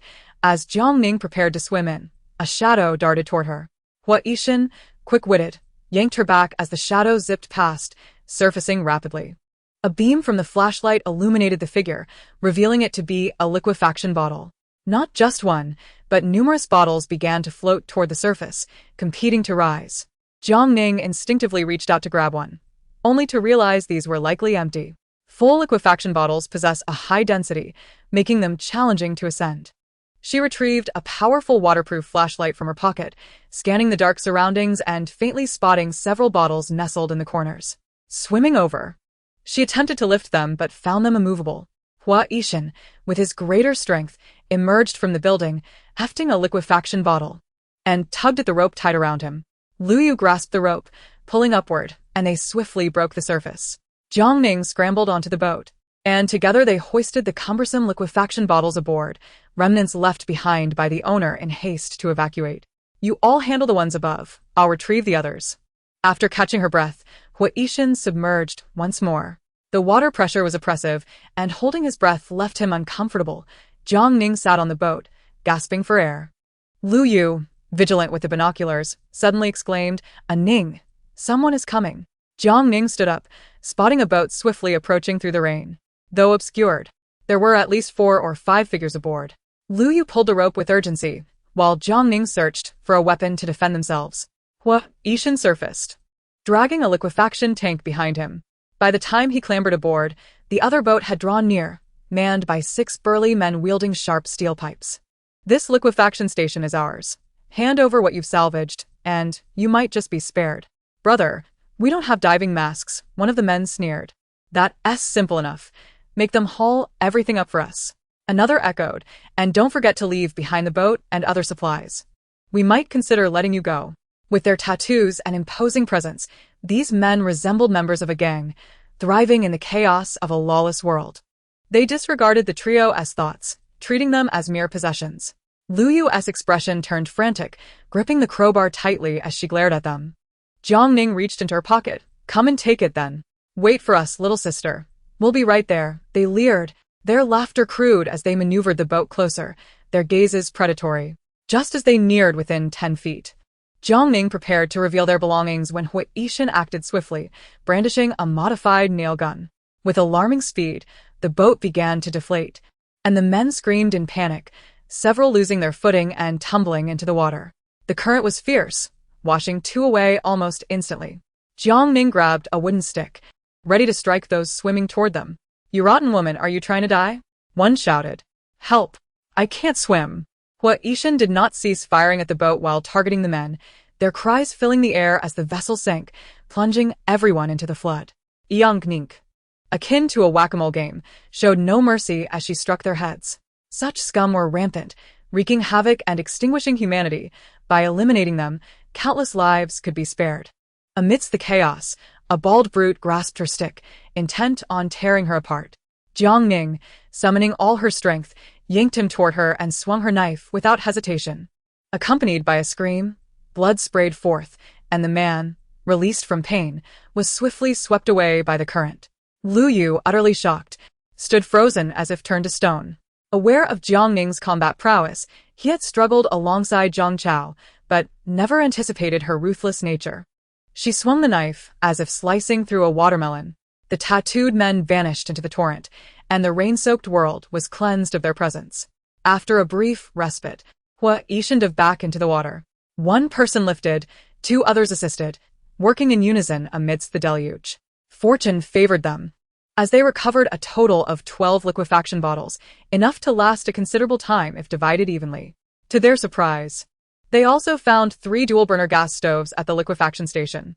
Unsure if they were still operational after prolonged submersion, they decided to take them back nonetheless. The liquefaction bottles were substantial, and while the boat barely accommodated them, their rounded forms threatened to tumble into the water at any jolt. Jiang Ning retrieved an inflatable raft from her backpack, inflating it and securely tying it to the boat, transferring half the liquefaction bottles while ensuring their stability with ropes. Exhausted, she produced 6 chocolate bars, sharing them with her companions to replenish their energy. Once they regained their strength, they set off in the boat for home. Hua Yixin and Lu Yu led the way, while Jiang Ning sat on the inflatable raft. Despite the challenge of retrieving the liquefaction bottles, the greater difficulty lay in safely transporting them back. It was no wonder others eyed their bounty enviously.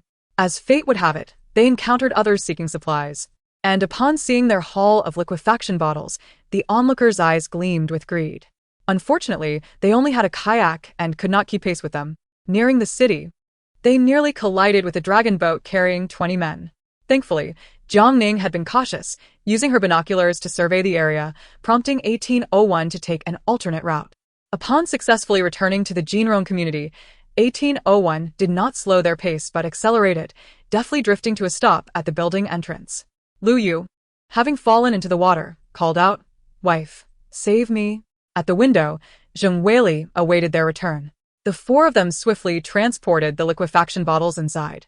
A few curious onlookers opened their doors, but, deterred by the presence of formidable figures on the 18th floor, no one dared entertain any ill intentions. As they moved upward, they encountered an elderly woman. "Young lady, where did you obtain those liquefaction bottles?" "From underwater," Jiang Ning replied candidly. "Those with the means should give it a try. It would be best to gather more instead of fixating on these few bottles on the 18th floor." After 4 trips, they finally managed to bring everything inside. Zheng Weili pulled Jiang Ning into the room, and upon hearing Lu Yu's account that Hua Yixin had salvaged everything and even provided the boat and fuel, she pondered. "How shall we divide this?" Jiang Ning pondered for a moment and suggested that it would be best to divide the resources equally. Wouldn't that be too unfair to him? After all, he had contributed the inflatable boat and gasoline. However, without my assistance and Lu Yu, he would have been unable to salvage anything on his own. Moreover, let us not forget to include your contributions. Were it not for your vigilance, who would have taken care of his younger sister and watched over the house?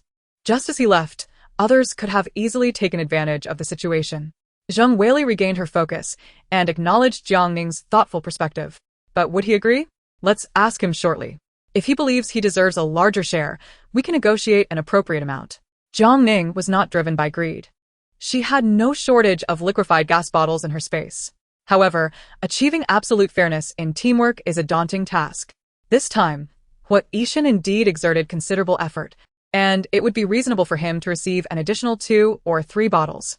But what if he requests 7 or 8? If we refuse, he may harbor resentment. But if we concede, it would leave us feeling uneasy. Next time, should it be her and Unit 1803 who contribute more, how shall we address that? Each individual's sense of fairness varies, making it impossible to achieve mutual satisfaction. Eventually, conflicts will arise. It is wiser to establish clear rules from the outset. Not wanting to strain relationships with neighbors whom she would frequently encounter, Jiang Ning decided to gauge Hua Yixin's attitude first. If we can agree, we shall unite. If not, we will part ways. After discussing, the 2 walked into the corridor, and Jiang Ning looked towards Hua Yixin, inquiring how the resources should be divided. Hua Yixin glanced at her and proposed a 3-way split. Zheng Weili and Lu Yu had no objections, thus each household received 4 bottles of liquefied gas, ensuring they would not have to worry about supplies for a year. Dodo was awakened, rushing barefoot from Unit 1803, joyfully leaping into Hua Yixin's embrace. "Brother."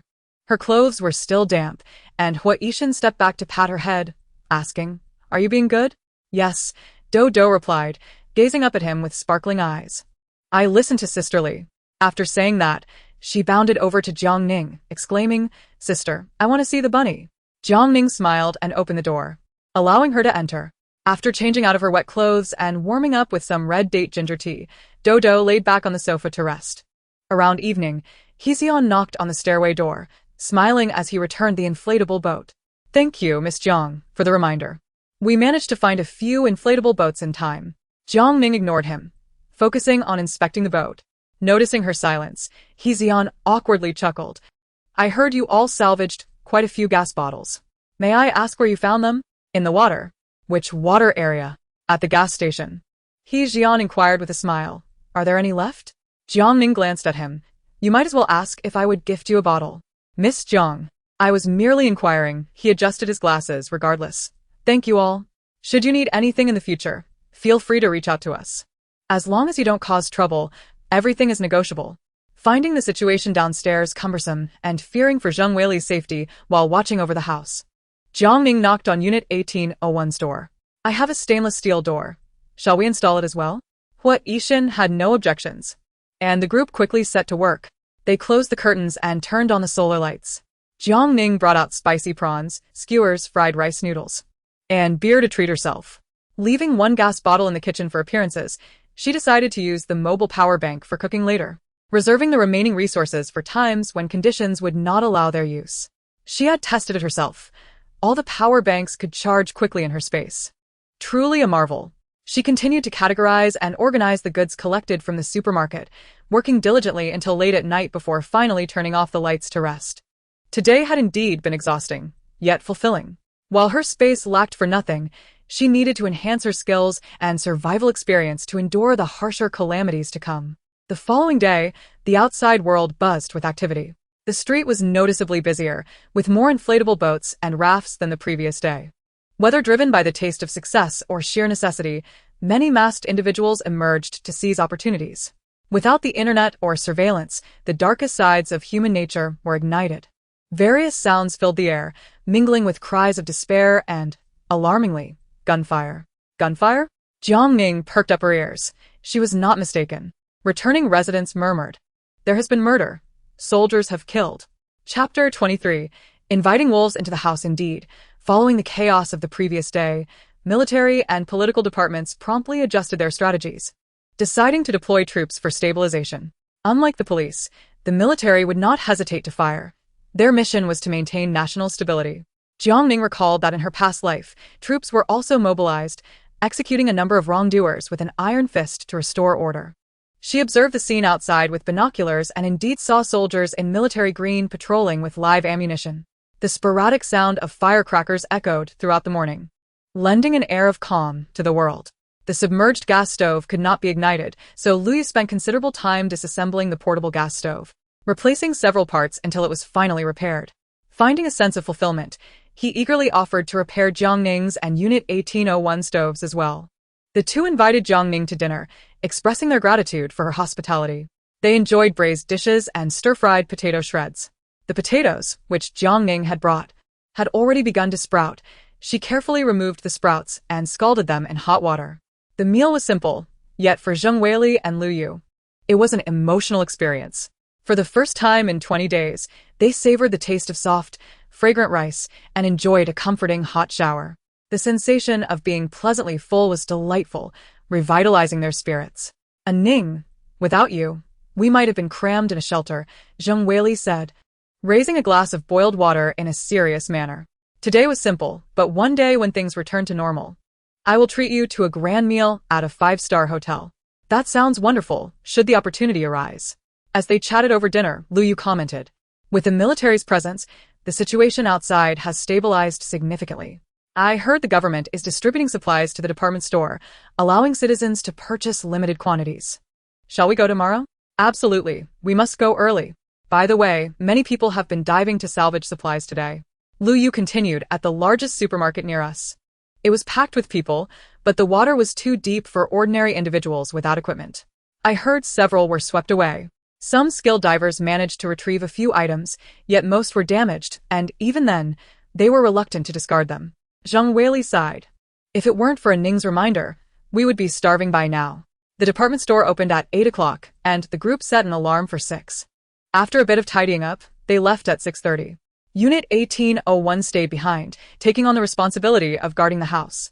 Although it was only dawn at 6:30, many people had already set out.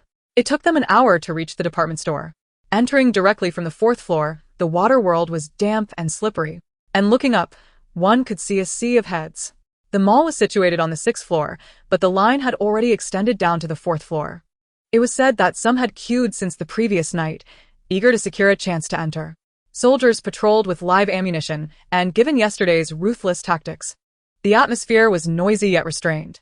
The trio quickly joined the queue. As time passed, more and more people surged in. At 8 o'clock sharp, the doors opened, allowing 50 individuals in at a time for a mere 5 minutes, promptly clearing the area when time was up. The purchasing limits were stringent. Each person was allowed only 2 pounds of food, requiring identification and cash for purchases. After 3 hours of waiting, they had only 5 minutes to shop. In such an expansive mall, they needed both speed and stamina. The three had agreed that rice and flour would be the most filling. They should avoid instant noodles and snacks at all costs. In the South, rice is the staple, and flour is hard to preserve in humid conditions. Jiang Ning opted for rice, while Zheng Weili and Lu Yu each took 2 pounds of various types. $100 per pound. Do not complain about the price. It's a matter of scarcity. The quality of the rice was mediocre, but having it at all was a blessing. Prices would only rise from here on out. Soon, even paper currency would be rendered useless.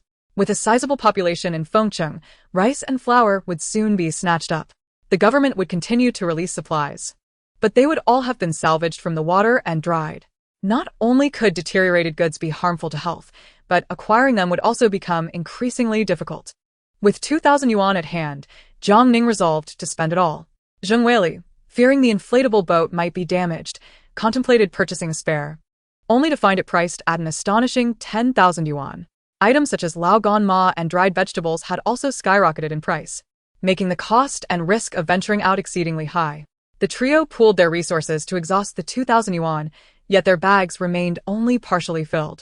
Outside, the queue grew longer, while the supply of rice and flour in the mall dwindled to nearly nothing. As they descended the stairs, Jiang Ning inadvertently spotted Yang Weizong and Su Mengyao waiting in line, their hands intertwined in a display of intimacy. Meanwhile, the girl from room 1202 stood behind them, gaunt and haggard, her sunken eyes reflecting her fatigue. Observing her evoked a sense of nostalgia for Jiang Ning, reminiscent of her past self. Upon noticing Jiang Ning, Yang Weizong instinctively released Su Mingyao's hand and smiled, attempting to greet her. However, Jiang Ning turned away coldly, pretending not to see him. After exiting the mall, they departed on the inflatable boat. Noticing the time was still early, Lu Yu suggested they pay a visit to Zhang Chao, who lived nearby. The aftermath of the typhoon had left them without communication, and Jiang Ning reluctantly agreed, reasoning that despite Zhang Chao's shortcomings, he was a friend who had previously assisted her during difficult times. An hour later, they arrived at Zhang Chao's residential complex and, following her memory, found the 8th floor. After knocking for an extended period, a woman's voice inquired from within, "Who is it?" Jiang Ning replied, "We're looking for Zhang Chao." The response was curt, "There's no one by that name here. You've got the wrong place." Given that the trio had helped with Zhang Chao's move, they were certain they were not mistaken. The woman's voice sounded mature, likely belonging to a middle-aged woman. A boy's voice chimed in from inside. "Mom, who's at the door?" The woman dismissed them as strangers, insisting they had the wrong apartment. A frown crossed Jiang Ning's face as she sensed something was amiss. No matter how hard they knocked, the occupants ignored them, causing a disturbance to the neighbors. When an elderly lady finally opened her door, Jiang Ning quickly approached her, asking, "Excuse me, does Zhang Chao live next door?" The old woman hesitated, her expression revealing a mix of emotions, and shook her head, unwilling to divulge any information. Lu Yu, sensing something was wrong, took out a small amount of rice from his bag. After a moment of deliberation, the elderly woman allowed them to enter, stating, "You must be looking for that polite young man who has a knack for amusing conversation." Lu Yu nodded eagerly. "The young man is decent, but rather foolish. He let a wolf into his home and was subsequently kicked out," the elderly lady continued, shaking her head. "When the storm first hit, that woman came with her parents and 2 children, and he risked his safety to bring them here. I thought they were siblings, but he was forced out shortly thereafter." Lu Yu, Jiang Ning, and the tightly clenched fists of Zheng Weili absorbed the information. Zhang Chao had knocked on their door several times, yet the woman refused to let him in. Ultimately, he was left in the hallway until he was taken away on the day of the rescue. The shelter had organized evacuations based on locality, and the trapped residents were relocated to the Fengcheng Hotel. Lu Yu struggled to comprehend how Zhang Chao had survived these past few weeks. How could such a despicable woman exist? What should they do now? Anger surged through him, causing his liver to ache. Chapter 24. The shelter. Thinking of Zhang Chao's plight ignited a fire within Zheng Weili. Let's confront them. They need to be taught a lesson. While Zhang Chao may have acted foolishly, he had helped Jiang Ning stock essential medication, providing her with a wide variety at a fraction of the cost. As a friend, Jiang Ning could not stand idly by, especially since Zhang Chao had once taken a beating for her in their youth. In unison, they kicked down the door. Zheng Weili shouted, "Listen up. You have 1 minute to come out, or I won't hesitate to make things unpleasant for you." However, her only response was silence. Jiang Ning produced a crowbar from her bag and handed it to Zheng Weili. With great strength, Zheng Weili struck the door, producing a resounding echo. Who are you? A voice suddenly came from behind them. A couple in their 50s, leading an 8 or 9-year-old girl, ascended the stairs, carrying a heavy inflatable boat bag. Recognizing the bag as the one she had anonymously purchased for Zhang Chao, Jiang Ning's heart sank. This brand was professional grade. Ordinary buyers would typically opt for something less costly. In essence, this family not only drained Zhang Chao's resources, but also monopolized her supplies. Jiang Ning approached and seized the girl by her collar, dragging her toward the door. "If you don't open this door, don't blame me for what happens to your parents and you." As she spoke, she brandished a knife, causing the girl to scream in terror. "Mommy! Mommy!" The couple rushed forward, shouting, "We're being attacked. Call for help. Scream, shout. Let everyone in the building know how you've taken advantage of someone and driven him to despair." With just one woman, it would have been impossible to force Zhang Chao out. This family was in collusion. Despite her tender age, the little girl was already acutely aware of her surroundings. In this apocalyptic world, children could smile at you while stabbing a knife into your heart. The purity of their smiles belied the darkness within. Perhaps they had not intended it, but hunger could compel them to make dire choices. Don't ask Jiang Ning how she knew. She had been stabbed before. Finally, the door swung open, revealing a middle-aged woman with a sallow face, who barked aggressively. "What do you want?" "I told you I don't know Zhang Chao. If you keep this up, I will call the police." Zheng Weili retaliated with a powerful punch. "To hell with you." The woman crumpled to the ground, blood streaming from her face, a few teeth dislodged. The boy inside screamed as he grabbed a cup from the table and hurled it at them. The interior was a chaotic mess, filled with Zhang Chao's belongings. The boy lunged at Jiang Ning, but she swiftly struck him and slammed him against the wall. Regardless of the adults' actions, the children appeared well-fed. Yet their survival came at the expense of Zhang Chao, and rather than show gratitude, they had conspired to expel the rightful owner of the home to spare themselves the burden of sharing meals. As he approached, the boy's face was contorted with rage and devoid of remorse. What did this signify? He was complicit in this scheme, yet felt no shame. The woman shrieked while the couple theatrically hopped around, but their cries fell on deaf ears. Others were starving, too preoccupied to concern themselves with the fate of another. Zheng Weili, a seasoned fighter, knew precisely where to strike to inflict pain without risking a life. With a few well-placed blows, the woman was silenced, resembling a discarded dog as she was thrown out. She glared coldly at the couple, stating, "I won't harm the elderly, but if anything happens to Zhang Chao, your entire family will pay the price." The chaos within the home left Jiang Ning's supply package nearly depleted. With only a few kilos of rice and 2 bags of salt remaining, the oil had hardly been touched. Lu Yu stuffed everything into his bag, also gathering some of Zhang Chao's clothes and essential items. The elderly woman, emboldened by her age, lunged at Lu Yu, attempting to snatch items from him. But Jiang Ning swiftly kicked her down, stating, "I may not hit the elderly, but I will." After retrieving the keys from their belongings, Lu Yu locked the door behind them, ensuring they did not forget to take the inflatable boat. Without the boat, there would be no means of survival. The elderly man clung desperately to it until Jiang Ning brandished a bloodied knife, forcing them to relent.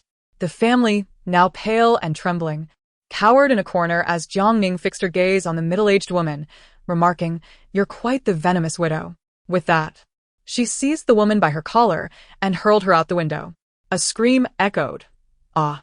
As Lu Yu and Zheng Weili heard the commotion, the elderly couple clung to their child, wailing in despair.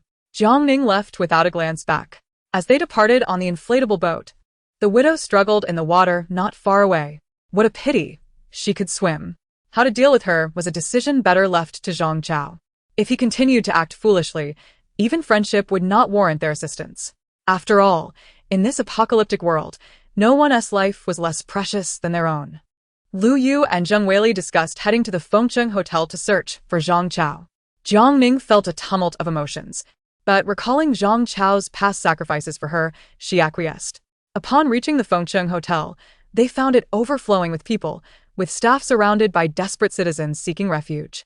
The municipal system had collapsed, and the water was littered with debris, alongside the suffering souls who were starving, with little food and no hot water available. A nauseating stench permeated the air. Lu Yu exerted herself fiercely to push through the crowd, finally emerging gasping for breath after more than half an hour. The accommodation arrangements were divided by district, and Zhang Chao should be on the 14th floor. Further inquiries proved futile, as the hotel, packed with thousands of people, had rendered both the internet and electrical systems inoperative.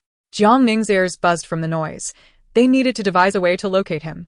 The hotel was vast, with dozens of rooms on each floor, and the dimly lit corridors appeared particularly gloomy.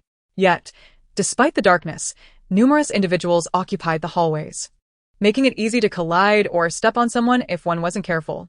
Upon reaching the 14th floor, Jiang Ning retrieved her flashlight. She had assumed that cramming 5 or 6 people into a room was already excessive, but to her surprise, there were over 10 individuals present. The bedding was dirtier than rags, and a foul, pungent odor permeated the air. It was appallingly filthy. Zheng Weili nearly retched at the sight.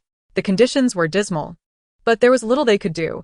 With so many low-rise buildings and factories housing thousands, the relevant departments had done their utmost.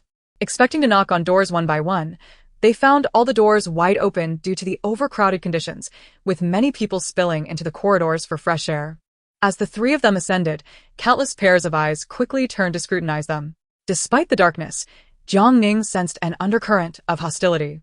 Were it not for the military presence downstairs and armed personnel maintaining order, they likely wouldn't have dared to enter. Even so, they couldn't afford to let their guard down. As they searched room by room, they encountered numerous vacant faces devoid of vitality. Zheng Weili felt a weight in her heart. Yet there was little she could do but sigh internally. After checking over 20 rooms, they finally found Zhang Chao. He stood by the window, staring blankly at the rain outside. Once not overweight, he now appeared even thinner, his clothes so dirty that their color was indiscernible. Having grown up together and shared the same pair of underpants, Lu Yu recognized him immediately. After calling out to him several times, the person by the window finally turned, gazing vacantly at the trio. Zhang Chao regarded them for a long moment before forcing a stiff smile that looked more painful than joyful. He was in a wretched state, his face grimy and his body greasy. Chapter 25. Raiding the office building. Men expressed their emotions differently than women. Jiang Ning and Zheng Weili refrained from entering, allowing Lu Yu to step in and engage him in conversation. Without delving into specifics, he mentioned that he had come to Fengcheng Hotel. The conditions in the shelter were so poor that Lu Yu suggested he move to Jianrong community, where they were staying next to a Ning in a 3-bedroom, 2-living-room apartment, inviting him to join them, with further arrangements to be discussed later. Jiang Ning called Zheng Weili to the window at the end of the corridor, inquiring about her plans. Although Zheng Weili preferred to avoid outside interference, this was a unique moment that called for friends to support one another. Without Jiang Ning, she and Lu Yu would have been forced to remain in the shelter. Lu Yu, who valued friendships deeply, had only her and Zhang Chao as friends. After all, everyone faces hardships. The flood would eventually recede, so why not let him stay with them? Their household supplies could last them 2 to 3 months, and they would devise a plan, if necessary. Zheng Weili was straightforward, speaking and acting without overthinking, believing firmly that the world would eventually return to normal. As they chatted by the window, Lu Yu and Zhang Chao emerged from the room. Zhang Chao approached them, a strained smile on his face. "Weili, I'm afraid I'll be a burden to you." Zheng Weili playfully slapped his shoulder. "We're friends. Once the flood recedes, just treat us to a good meal." They departed downstairs, boarding a rubber boat to leave. Jiang Ning handed Zhang Chao a pack of biscuits. He expressed his gratitude, tearing open the packaging and devouring them ravenously, tears welling in his eyes. Lu Yu also contributed his last rice ball. "Sorry for making you laugh at my predicament." What are you talking about? I was far worse off in my previous life. There's nothing easy in this apocalypse. Upon returning to Jianrong community, everyone was utterly exhausted. Jiang Ning unpacked 2 pounds of rice and other supplies she had bought from the supermarket, teasing Zhang Chao. "Don't think I'm taking advantage of you." When the flood recedes, You owe me back 100-fold, and make sure to give me a better commission next time. With a familiar teasing tone. She showed no disdain for him. Zhang Chao sighed with relief. I'll give you a 2% commission. What about me? Lu Yu protested. You're responsible for my and Whaley's breakfast for a year. All right, I'll take care of it. Once home, they changed their shoes and collapsed onto their beds in their pajamas. Jiang Ning stared blankly at the ceiling. Unlike Lu Yu and Zheng Weili, who were less perceptive, Zhang Chao, who worked in business, had a keen insight. She needed to safeguard the secrets of her space and must not reveal any hints. In the following 2 days, no one ventured outside again. Jiang Ning spent her time either reading or organizing supplies until she nearly exhausted herself. Finally managing to sort through all the provisions they had scavenged from the supermarket, stacking them to the ceiling. The large room was locked, with the key hidden in the space. During this time, Zheng Weili visited once. While chatting, Jiang Ning asked about Zhang Chao. How is he doing now? He hardly speaks and spends all day sleeping in his room. Zheng Weili sensed something was amiss, worrying that he might have been too deeply wounded by that woman. And with reality being so harsh, do you think he might fall into despair? He always reacts dramatically after a breakup. But he should be fine in a couple of days. Jiang Ning rummaged through the cupboard and pulled out a bottle of white liquor. This was from the last time he took a commission. His company sent it as a gift for clients, and they handed me a bottle. Let him drink it. It will help. Men need to vent their emotions. Although Zhang Chao was an orphan, he had emerged from a challenging background, making him more resilient than the average person. Zheng Weili considered this and, after accepting the bottle, expressed her concerns. The typhoon has passed for several days, yet the rain continues unabated. Not only did it not cease, but it also kept rising, creating an atmosphere of suffocation and anxiety. Who knows? Maybe one day it will rise to the 18th floor. Zheng Weili, that is truly frightening. The next day, they indulged in a lion when a knock sounded at the door. Zheng Weili had come to summon them. Zhang Chao drank an entire bottle of white liquor last night and was completely drunk. This morning, he seems revitalized and wants to discuss something with you. After changing clothes and shaving, Zhang Chao appeared considerably cleaner. His expression was serious as he addressed everyone. I believe the apocalypse has begun. Jiang Ning's heart skipped a beat as she turned to look at him. Don't you find this unusual? Zhang Chao sat upright, beginning to analyze. The unprecedented typhoon and torrential rain are as if the heavens have opened. While in the shelter, I heard numerous rumors.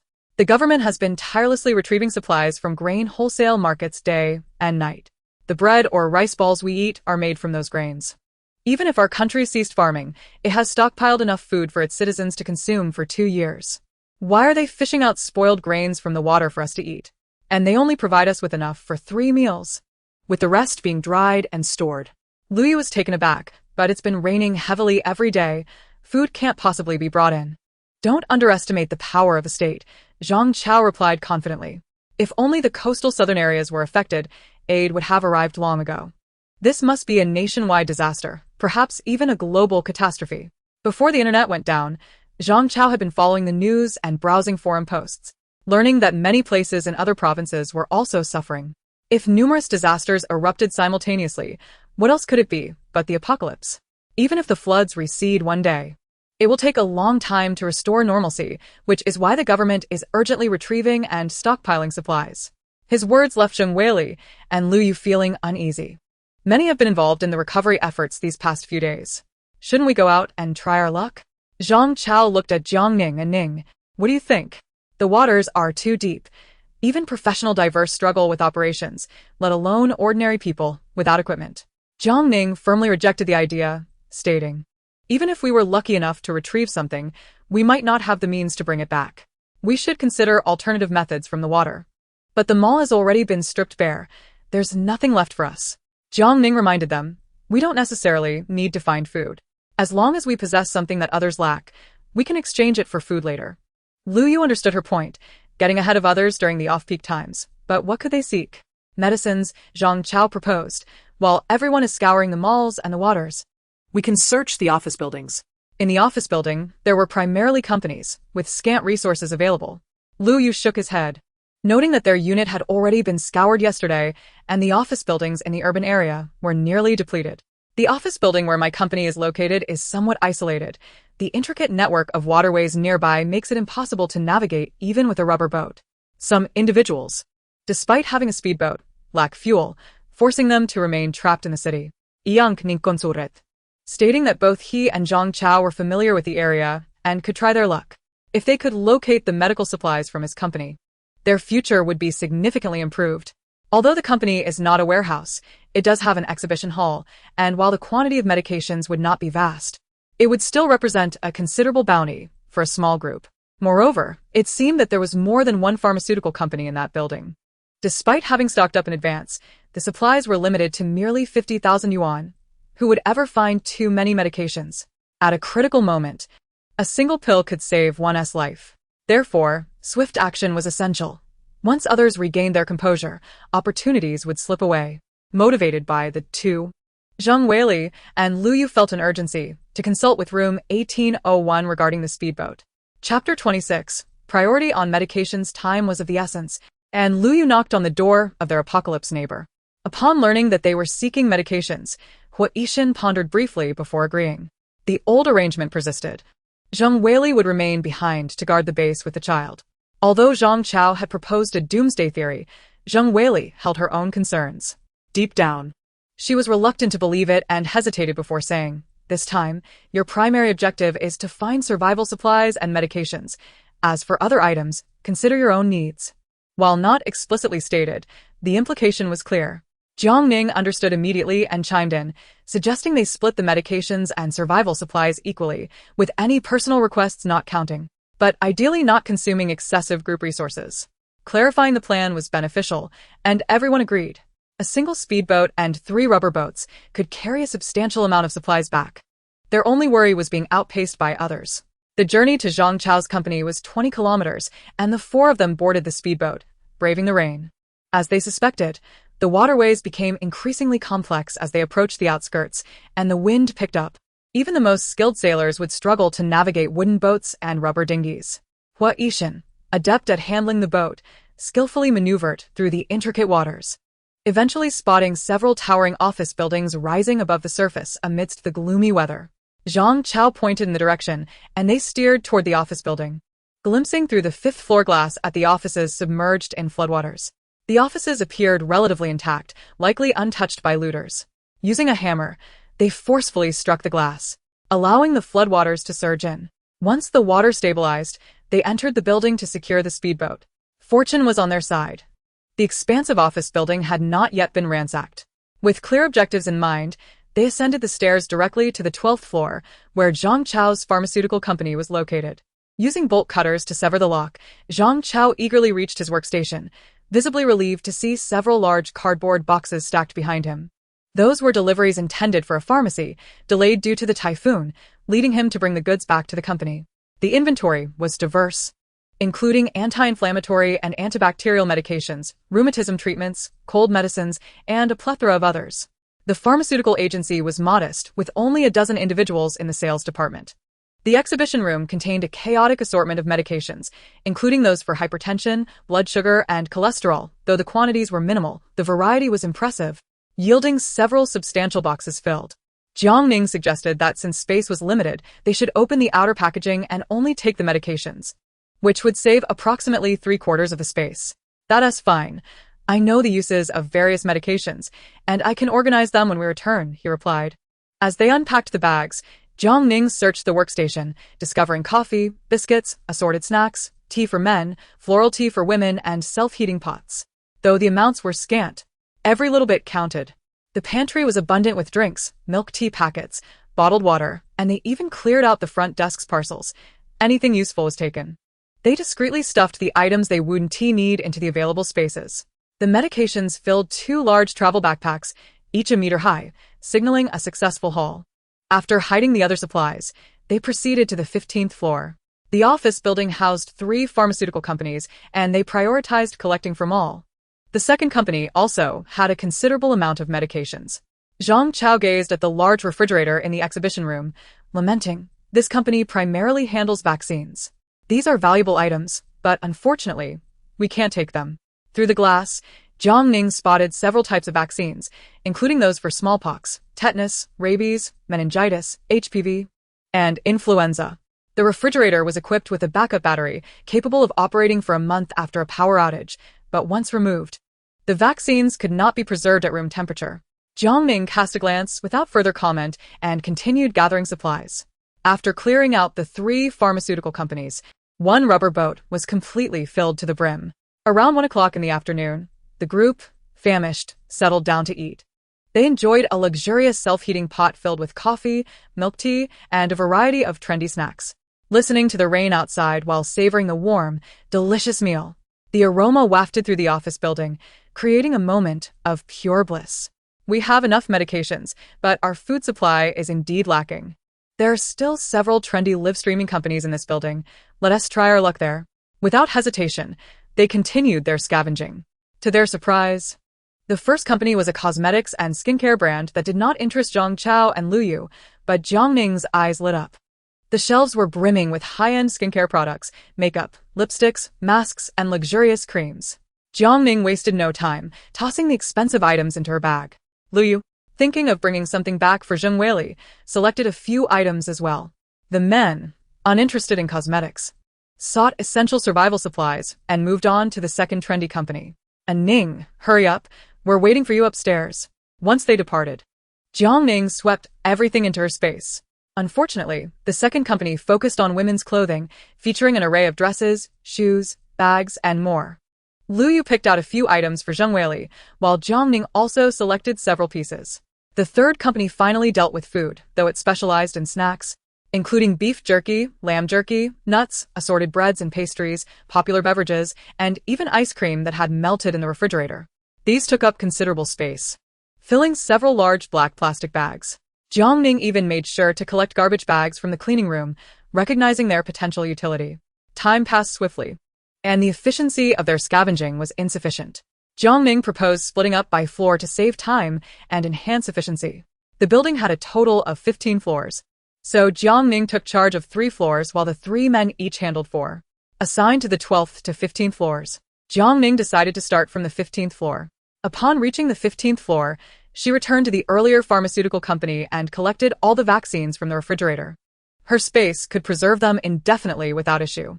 Time was tight, so she targeted larger companies first, quickly identifying a well-known home appliance company's branch in Fengcheng. The product exhibition hall was expansive, showcasing air conditioners, washing machines, refrigerators, smart rice cookers, and various stylish, technologically advanced appliances. In the future, the country planned to establish bases across various locations, some of which were said to have excellent conditions. Additionally, the space featured a solar-powered generator. Jiang Ning decided to select a few desired items, considering their potential usefulness in the future. Even if they were not needed, discarding them later would not pose a problem. She collected high-end double-door refrigerators priced in the 6 figures, air conditioners and washing machines in the 5-figure range, multifunctional air coolers, automatic cooking pots, ice makers, rice cookers, bread makers, soy milk machines, wireless vacuums, dryers, and more. While Jiang Ning loved cooking, she despised washing dishes, so she promptly gathered several dishwashers. These took up considerable space, but she was fortunate to have tidied up her area in time. The larger companies offered generous benefits, and the pantry was stocked with an abundance of items, including milk, snacks, and drinks, not to mention various grains, red dates, lotus seeds, and even shark fin and bird's nest, likely meant to entertain clients. Unfortunately, the fruits had all spoiled, leaving only a pile of withered lemons. Next to the pantry was a bakery that prepared snacks for employees, filled with milk, flour, cake mix, eggs, condensed milk, dried fruits, and more. The refrigerator contained wine and steaks, though sadly, the steaks were also spoiled. Jiang Ning was not in need of such items, nor did she wish to encroach upon the survival resources of Lu Yu and Zhang Chao. She meticulously packed away everything of value. Not even her workstation was overlooked. Useful items were retained, while inconvenient objects such as wires, sockets, and various tools were discarded into her space. Upon opening a delivery, she discovered 2 pairs of ice skates, which she deemed potentially useful in extreme cold, and similarly stashed them away. Dragging out 2 large packages from beneath her workstation, she noticed that the delivery slip failed to specify their contents. Curiosity piqued, she sliced them open, only to find both boxes filled to the brim with condoms, 3,000 in total. Jiang Ning cast a glance at the nameplate of Wang Meng at her workstation, a valiant warrior who embodies the spirit of invincibility. Chapter 27. Grateful for the CEO's provision, though, Jiang Ning had never encountered such items before. She understood their high value in a post-apocalyptic world, making them highly sought after for bartering. Without hesitation, she stored them in her space, but soon remembered something and grabbed a handful to stuff into a black plastic bag, counting perhaps dozens. After sweeping through the 15th floor, she proceeded to the 14th, where a single technology information company occupied the vast space, with hundreds of workstations stretching endlessly. The proprietor was likely quite prosperous, as evidenced by the generous employee benefits. The pantry boasted an assortment of lavish snacks, self-heating pots for late-night work, and a refrigerator brimming with steaks of various kinds. Opening the door nearly made Jiang Ning gag from the overwhelming scent. Having cleared the pantry, she approached the CEO's office. Presumably a character of unique disposition, the office was an expansive area of several hundred square feet, featuring a conference room, reception area, lounge, and personal collection gallery. Were modern CEOs truly this indulgent? An office housing a collection gallery.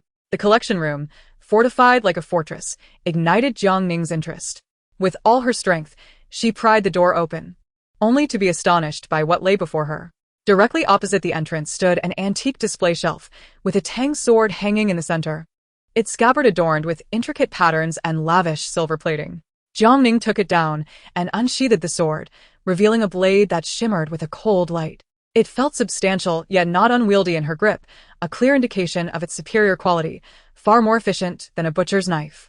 She swung the blade at a wooden crate, slicing through it as effortlessly as cutting through tofu. This was not merely a sword, it was a divine weapon. The display shelf held numerous antiques, including blue and white porcelain vases, hat tubes, maping vases, apple vases, lidded tripods, and inkstones. While Jiang Ning was not well versed in such artifacts, their presence alongside the Tang sword suggested they were anything but cheap. From the signs of wear, it was evident they had been eroded by the passage of time. In chaotic times, gold is treasured, while in prosperous times, antiques command high prices.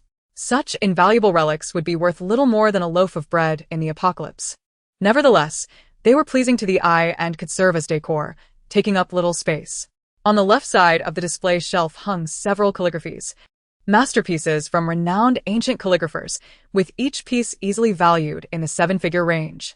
However, Jiang Ning's attention was drawn to a corner where numerous bottles of Maotai liquor were stacked. The 1982 five-star brand, with a market price of 150,000 per bottle, totaled 10 bottles. The 2002 Feitian brand, with 6 bottles per case, was valued at 70,000 per case, and there were 10 full cases. The 2010 Feitian brand, with 12 bottles per case, commanded 80,000 per case, and she discovered 50 cases in total. This was no mere liquor, it was an artwork. Jiang Ning expressed her gratitude to the CEO and stored everything in her space. The capricious CEO had diverse interests, with a collection that spanned a wide range, including a diamond-studded Patek Philippe watch and even high-end diving gear, specifically the most expensive limited edition from MTUE. Jiang Ning had conducted research on diving masks previously and recognized that this particular item was valued at 980,000. Given the prospect of prolonged flooding and potential recurring disasters, she wasted no time in acquiring it. A transparent glass cabinet housed a set of 5-star golf clubs. Having worked at a golf course during her summer breaks, Jiang Ning knew this club was worth 180,000 USD, equating to 1.08 million. She cleared out the collection room entirely, even the display shelf, which could be used for firewood in the extreme cold. Moreover, in an inconspicuous corner, she found a safe. Whatever was stored in a safe that belonged to a collector could not be trivial. The lounge featured a kitchen with an enormous refrigerator filled with gourmet items: foie gras, Kobe beef, caviar, black truffles, Iberian ham, 1982 Lafite, steaks, salmon, and more. The refrigerator was not only full but equipped with a battery backup, ensuring all ingredients remained fresh. Aside from thanking the owner, Jiang Ning had little else to say. Swiftly storing the ingredients and the refrigerator into her space. The Tang sword and golf club were the finest weapons available in the apocalypse, and Jiang Ning decided to carry them openly, slinging them over her shoulder. The 14th and 15th floors were abundant with supplies, and she collected them meticulously. She rummaged through every box, ensuring that no package escaped her grasp. The 13th floor, however, was comparatively disorganized, housing a high-tech incubation base with a plethora of diverse startup companies. The base appeared impoverished, to the point where they could barely afford decent clothing, making it challenging to find valuable resources. Exhausted, Jiang Ning caught her breath, consuming a few energy bars before continuing her search. One company specializing in nano-fabric boasted a modest storefront displaying various fabric samples. A glass display case showcased a rather ordinary yet confidently priced silver-gray autumn shirt for $1.98 million. Such audacity in pricing was astonishing. Did consumers really fall for such blatant exploitation? Driven by determination, Jiang Ning approached for a closer look. The nanothermoregulating clothing promised to maintain a constant temperature of 25 degrees Celsius. Intrigued by this claim, she smashed the glass with a hammer and took the garment in hand. There was no noticeable temperature regulation as it pressed against her arm, but it felt extraordinarily soft and smooth, akin to silk. After some tactile exploration, she found it to be quite breathable. Deciding to acquire it, she was determined to take home something so extravagantly priced, especially since in a normal world, she would never have the opportunity to wear such luxury. She gathered all the fabrics and found 10 rolls of thermoregulating material in the sample warehouse, perfect for crafting intimate apparel. Halfway through the 13th floor, Zhang Chao came over to assist after finishing his own collection. Upon noticing the Tang sword and golf club slung over her shoulder, his eyes nearly popped out of his head, and after a moment of astonished silence, he gave her a thumbs up, exclaiming, "You're incredible." As night fell, they needed to hasten their pace. Jiang Ning urged him to help move the supplies downstairs for loading onto the inflatable boat. Zhang Chao, exhausted yet compliant, followed suit. The darkness made collecting difficult, and Jiang Ning was too fatigued to stand upright, yet she persisted, determined to secure a better future in the apocalypse. Before long, Lu Yu also arrived to lend a hand, and their collective efforts yielded promising results. After a brief discussion, they realized that moving everything would be a challenge, especially given the weight of the supplies, which would likely be too much for the inflatable boat to handle. Jiang Ning dispatched Lu Yu to assist with the heavy lifting while retrieving the packed inflatable boat from her space, along with a 5-liter container of gasoline. Having secured a means of water travel, Jiang Ning was ready for the future. As she dragged a heavy box out from the 13th floor, she exclaimed, "Lu Yu, come see what I found." An inflatable boat, ha. Lu Yu's eyes widened in disbelief. Ning, your luck is unbelievable. Indeed. It seems to have been purchased by an enthusiast of water sports, and I got it for a steal. As darkness enveloped them, Lu Yu couldn't discern her expression but relayed the news to Zhang Chao. Ning found an inflatable boat. Thus, the 18th floor now boasted 2 inflatable boats and 3 rubber dinghies, an impressive asset indeed, though their gasoline supply was limited and unlikely to last long. That's fine. We'll find a way to collect more gasoline when the time comes. We'll have the freedom to navigate wherever we wish, she reassured them. The 4 of them worked diligently, transporting all the supplies to the 5th floor. After thoroughly searching the building, they had indeed amassed a substantial collection. Not just 1 trip, but 2 would barely suffice to clear everything out. Chapter 28. The expansion of space. As everyone enjoyed high-calorie self-heating meals, they casually shared updates on their respective collections. Setting aside the chaotic assortment of snacks and beverages, Jiang Ning collected the most grains, while Zhang Chao swept up products from a family-run agency, including over 100 pounds of yak jerky, rhodiola, saffron, matsutake mushrooms, and cheese. Lu Yu discovered several bags of wuchang rice, and Hua Yixin located a liquor agency, gathering dozens of cases of alcohol. To sum it up, the most essential item was bottled water, an unavoidable necessity, as relying solely on rainwater was not a viable option. After some deliberation, they decided to first transport medicines, meat, liquor, rice, and grains, followed by instant noodles, spicy rice noodles, and bread, reserving the bottled water and beverages for last. Additionally, each person took what they needed. Jiang Ning claimed the inflatable boat, along with a tang knife, a golf club, and skincare products. Lu Yu took some clothing and shoes. Zhang Chao gathered electronic devices, gaming consoles, and watches, and Hua Yixin grabbed a stuffed doll, children's books, and stationery, clearly for Dodo. Each individual was mindful of their share, attempting to minimize the use of communal resources. While moving items onto the inflatable boat, Lu Yu chatted, mentioning he had found a seed store, lamenting that the seeds were unsalvageable due to pesticide contamination. Otherwise, they could have taken them back as a precaution. As soon as he spoke, 3 pairs of eyes fixed on him. What's wrong? Zhang Chao stammered, unsure of what to say. The world was submerged. If this were truly the apocalypse, seeds would be more precious than medicine. Realizing his foolish mistake, Lu Yu pondered if they should take them back. This was, of course, a ridiculous notion, and he continued to load supplies with Huishan while Jiang Ning and Zhang Chao ventured upstairs to gather more items. To their surprise, they stumbled upon a station belonging to a renowned company founded by a great leader who ensured the populace was fed. The site was modest, primarily housing innovative hybrid rice varieties, collectively weighing around 500 to 600 pounds, alongside numerous hybrid vegetable types, hydroponic technology, and nutrient solutions. The treasures were invaluable. Jiang Ning meticulously recorded the information, and the two made several trips back and forth.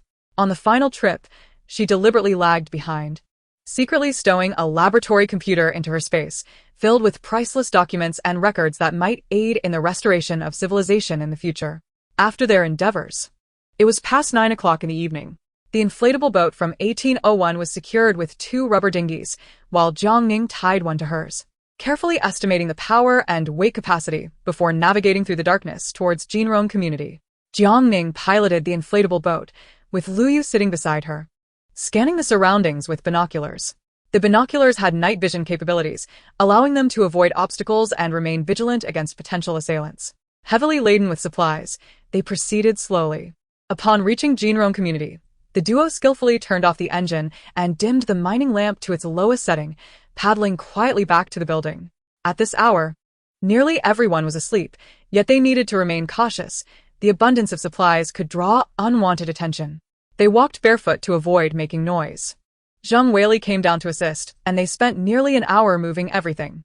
Concerned that Zheng Weili might not be able to hold the fort alone, Huishan decided Jiang Ning should stay behind while the 3 of them returned to the office building to finish the job overnight. The supplies were piled chaotically in the living room of 1803, yet they brought an indescribable sense of satisfaction. They barely took a moment to rest, quickly setting up makeshift seats to sort and organize the items, dividing them into 4 equal portions while placing the undividable items aside. The second trip was not fully completed, leaving behind several cases of beverages and bottled water, which Zhang Chao and the team from 1801 would retrieve in another run. By the time all the supplies reached the 18th floor, it was already 1 in the morning. They worked tirelessly through the night to distribute the goods. Jiang Ning acquired a substantial amount of medicine, grains, beef, liquor, 10 pounds of wuchang rice, dozens of cases of bottled water, 8 boxes of milk, and 2 large sacks of snacks and instant food, ensuring they would not have to worry for half a year.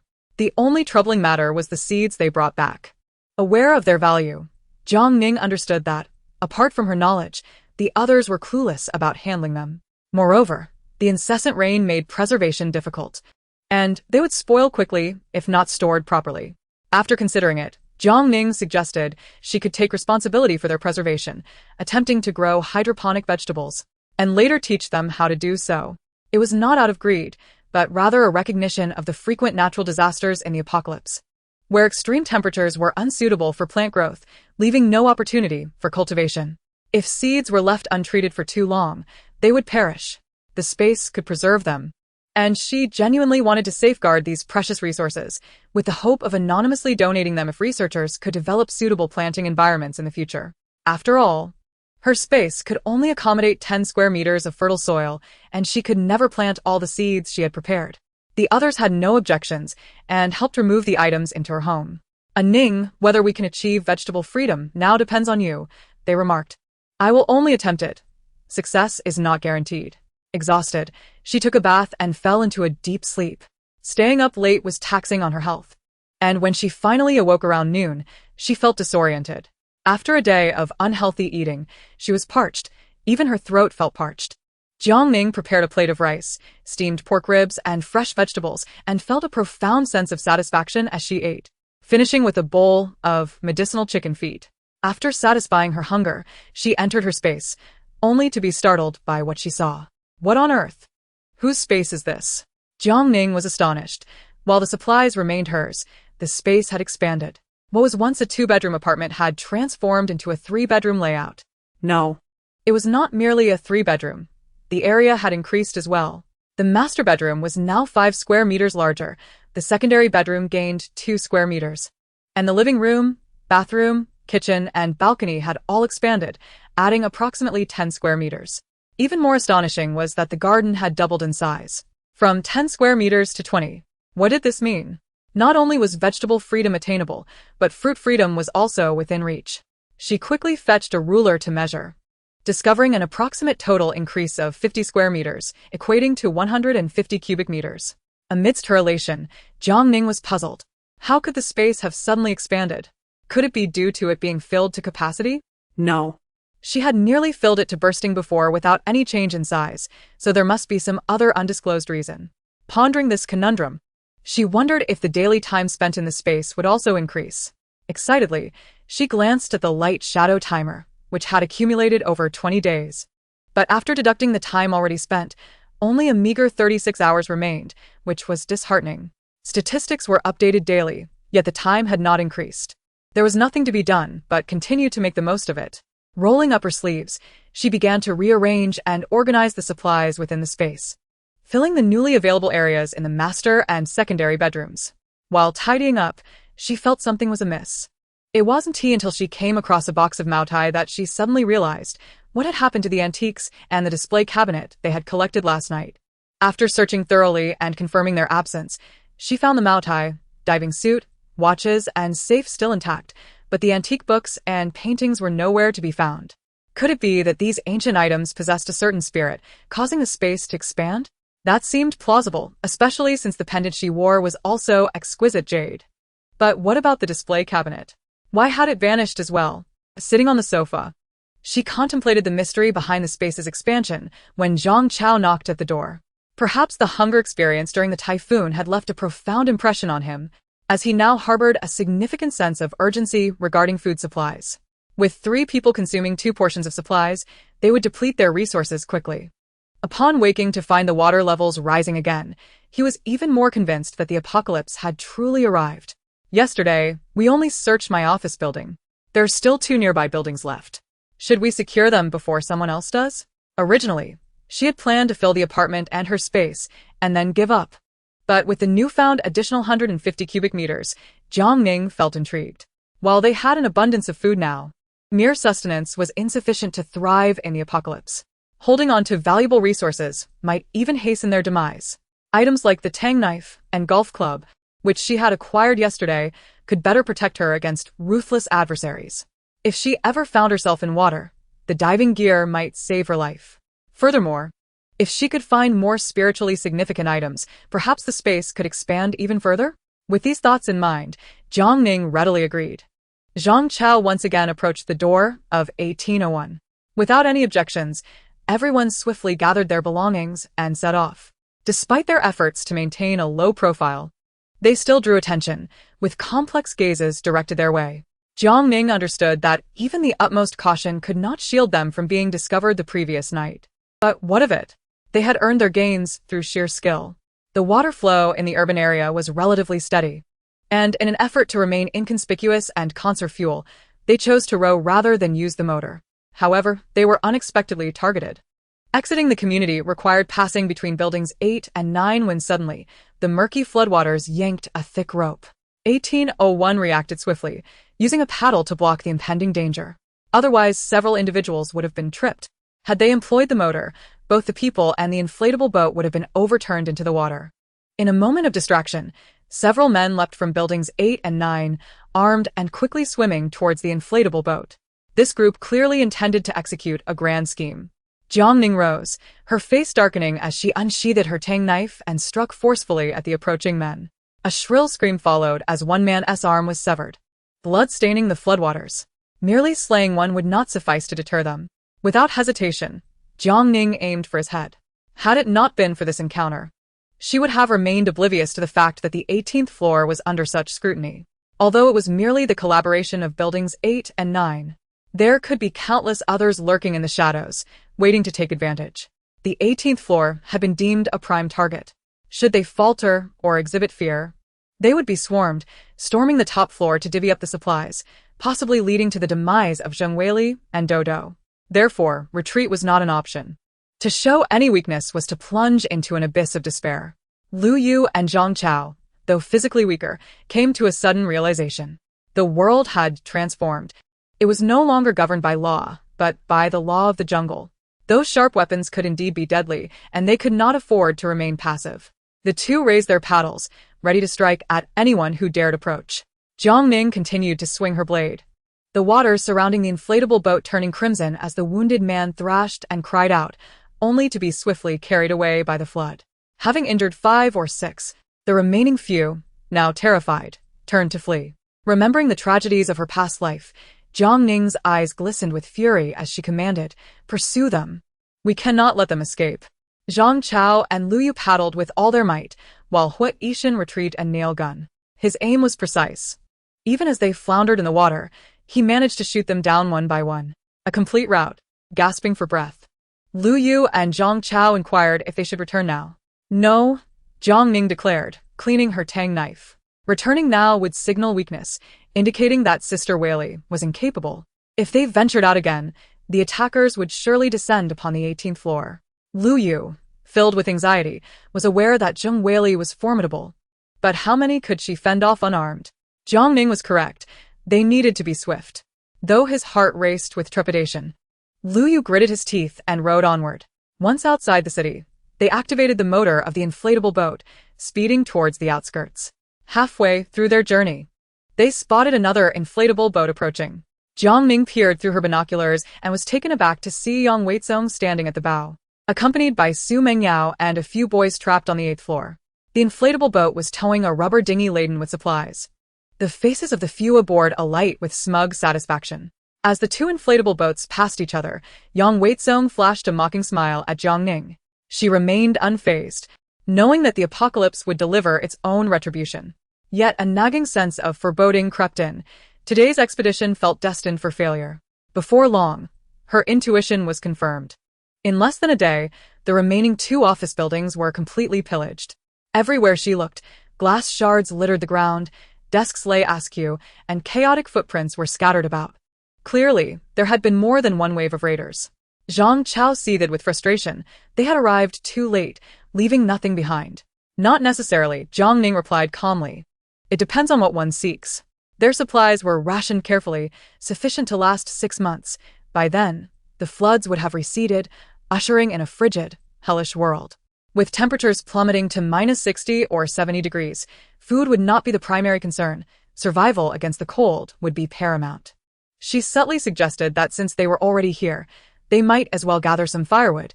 They could not waste the fuel they had used to come. Lu Yu paused, confused. "We don't lack gas. Why do we need firewood?" "Gas can't dry clothes." Zhang Chao nearly knocked him on the head. "This year's weather is so unpredictable. Who knows what has to come? Gas will eventually run out, so stockpiling is wise.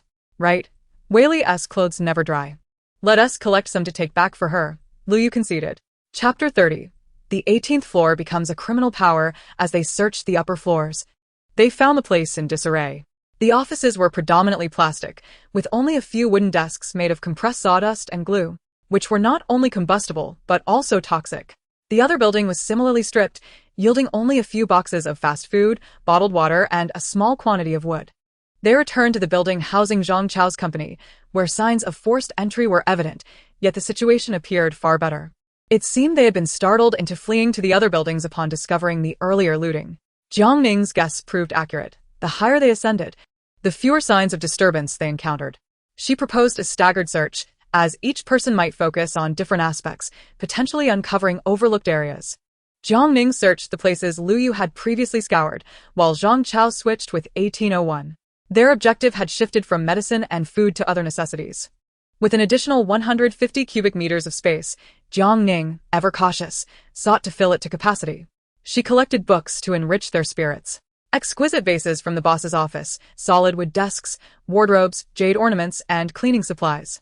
Men might lack the intuition for such pursuits, but Jiang Ning discovered numerous overlooked snacks, clothing, and shoes suitable for their needs. She stumbled upon a jade company, where the counters were empty but showed no signs of forced entry. After a thorough examination, she found the manager's office securely closed. After much effort with her tools, she managed to pry it open, revealing 4 safes that likely contained jade. Jiang Ning transferred everything into her space, finding some tea, tobacco, and alcohol as well. She used her tang knife to dismantle desks and chairs. At a sports brand's office, She collected clothing in appropriate sizes for her team members, leaving nothing behind. Another company seemed to be planning a team-building event, with several large boxes of barbecue charcoal and outdoor cooking tools. After scouring 4 floors, Jiang Ning returned to the clothing live stream company, gathering another batch of garments, including women's underwear that the men were too embarrassed to take. She also discreetly revisited the appliance company from the previous night, acquiring a batch of potentially useful electronics, including a luxury massage chair worth several $1,000s. Timing her entries perfectly, she slipped into places previously searched by the others, collecting anything useful until she filled the additional 150 cubic meters of space. To facilitate transport, she dismantled all the wooden furniture, cutting it to manageable lengths, perfectly filling 2 inflatable boats and 3 rubber dinghies. They returned early. After distributing the items, it was barely past 9. Following today's events, the 18th floor had gained a notorious reputation, and the residents of the unit felt a chill in the presence of the few who returned, openly carrying wood upstairs. Once inside, they immediately entered the space, where the safes were securely positioned in the corner. The living room, balcony, and bathroom had not expanded. Could it be that the jade from the company was counterfeit? Reluctantly, she opened the master bedroom door to find an additional bathroom, approximately 10 square meters in size. The safes remained locked, but the jade should have been substantial. To her dismay, only a mere 10 square meters had been added. It seemed the conditions for upgrading were indeed stringent. No matter, she could continue her search. In this apocalyptic world, gold, silver, and jade were not particularly valuable. Bartering would suffice in due time. As she drifted into a restless sleep, she was awakened in the middle of the night by a tremendous commotion and anguished cries from below. This was commonplace in the apocalypse, and Jiang Ning turned over to continue her slumber. Upon waking naturally, she savored a breakfast of 2 red bean buns and steamed dumplings, washing it down with a bottle of milk, feeling satiated. The weather is dreadful, and the vegetables are wilting severely. Jiang Ning diluted some nutrient solution and applied it, treating it as a last-ditch effort. Upon inspecting her space, she noted that the timer still advanced by a mere 2 hours, moving slower than a snail. With an additional 10 square meters of fertile black soil, she resolved to continue planting vegetables, stockpiling a supply sufficient for 2 to 3 years before considering other crops. Of course, she could initially plant the saplings, as the older trees would certainly yield fruit by the following year. During this period, her physical training had evidently improved, saving her 15 minutes in the process of tilling and sowing. 15 minutes, such a precious span that could mean the difference between life and death in harsh conditions. Upon exiting her space, she found Liu Yu knocking at the door.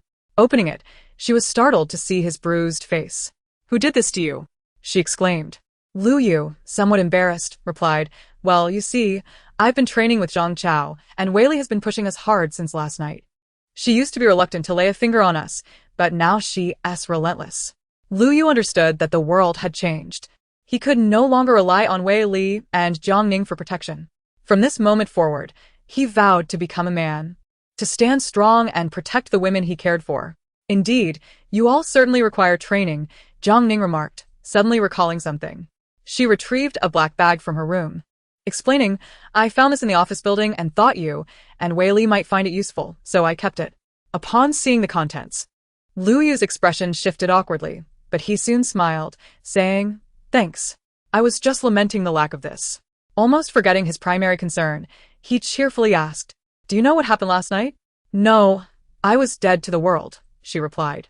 "Yang Weizong and Su Mengyao were robbed." Liu Yu expressed disdain for Yang Weizong's indecisiveness, who had been playing both sides with Jiang Ning. Fortunately, she had managed to distance herself in time. After such a conspicuous return with supplies, it was no wonder that trouble found them that night.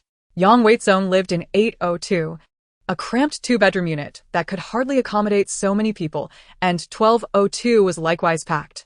The robbers had initially targeted 1202, and if Yang Weizong and the others hadn't rushed to the scene, Su Mengyao might have faced dire consequences. While they managed to scare the intruders away, upon returning to the 8th floor, they discovered that all their supplies had been completely cleared out. Jiang Ning was taken aback. A feint to draw the tiger from its lair? It seems one must possess intelligence even to commit robbery these days. Most of their supplies had been stored on the 8th floor, but fortunately, the speedboat and inflatable boat remained untouched. Jiang Ning tuklet. It's not that they weren't taken. Those individuals likely wished to cultivate their crop gradually. One of the robbers had been injured and had just knocked on the door, seeking help for treatment. Yet, despite their desperate pleas, the 18th floor remained unresponsive. There was also another matter.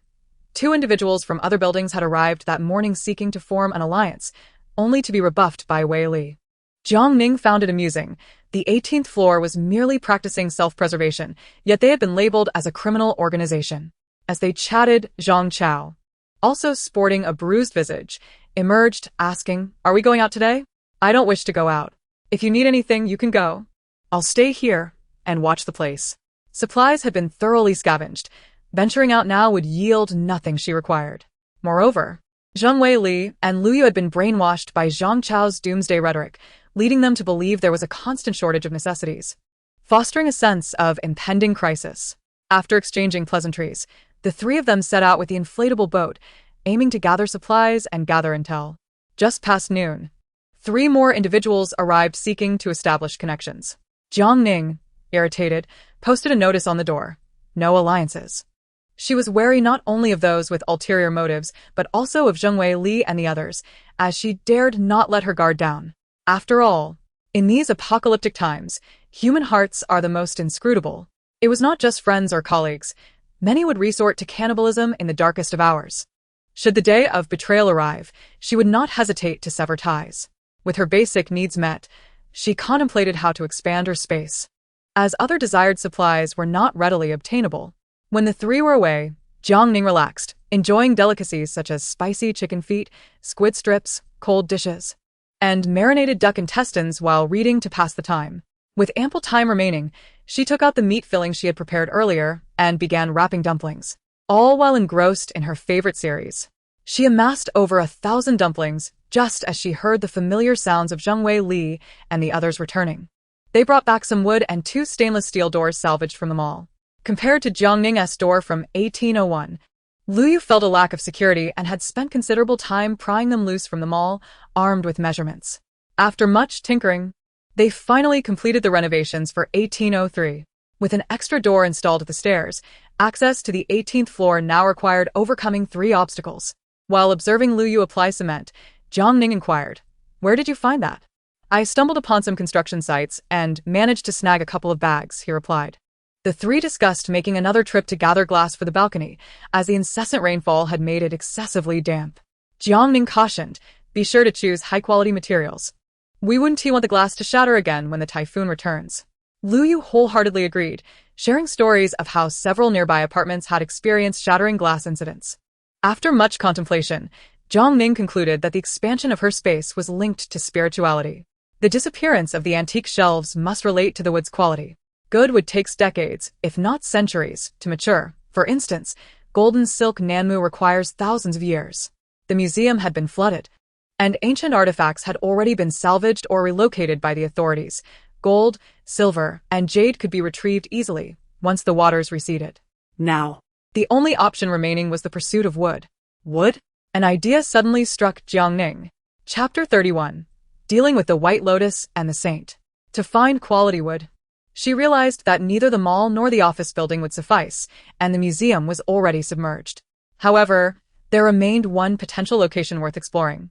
Fengcheng is globally renowned as the largest furniture manufacturing base, with the International Furniture Expo Center built in Lezhing becoming a 4A landmark, hosting the annual Global Furniture Expo. Coincidentally, this year marked its 30th anniversary, and the event was unprecedentedly grand, having flooded the market with advertisements 6 months in advance. Jiang Ning recalled that the expo was originally scheduled to take place 3 days before the typhoon. The event would last for half a month, meaning it had not yet concluded. What a magnificent spectacle the global top-tier furniture exhibition center would be. Yet, Jiang Ning was not particularly concerned. After all, foreign furniture rarely utilized wood, but domestic vintage furniture was another story.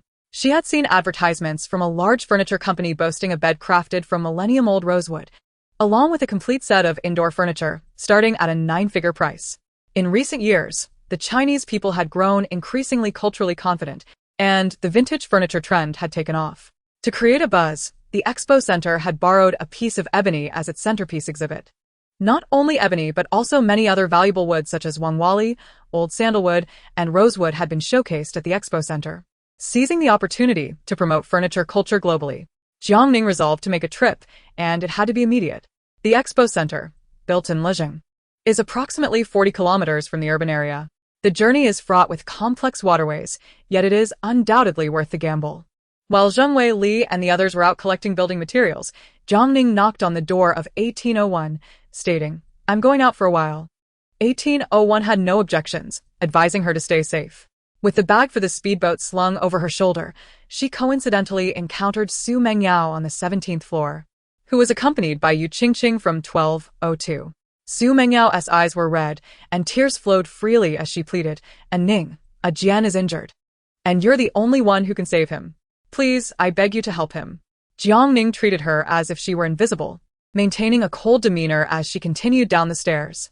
To her surprise, Su Mengyao clung to her, exclaiming, "And Ning, we're alumni. You can't just stand by and do nothing." Her voice was loud, her sobs attracting the attention of neighbors who opened their doors on the 17th floor. Jiang Ning, incensed, drew her knife and slashed toward her. Su Mengyao screamed and dodged, but a portion of her long, dark hair was severed and fell to the ground.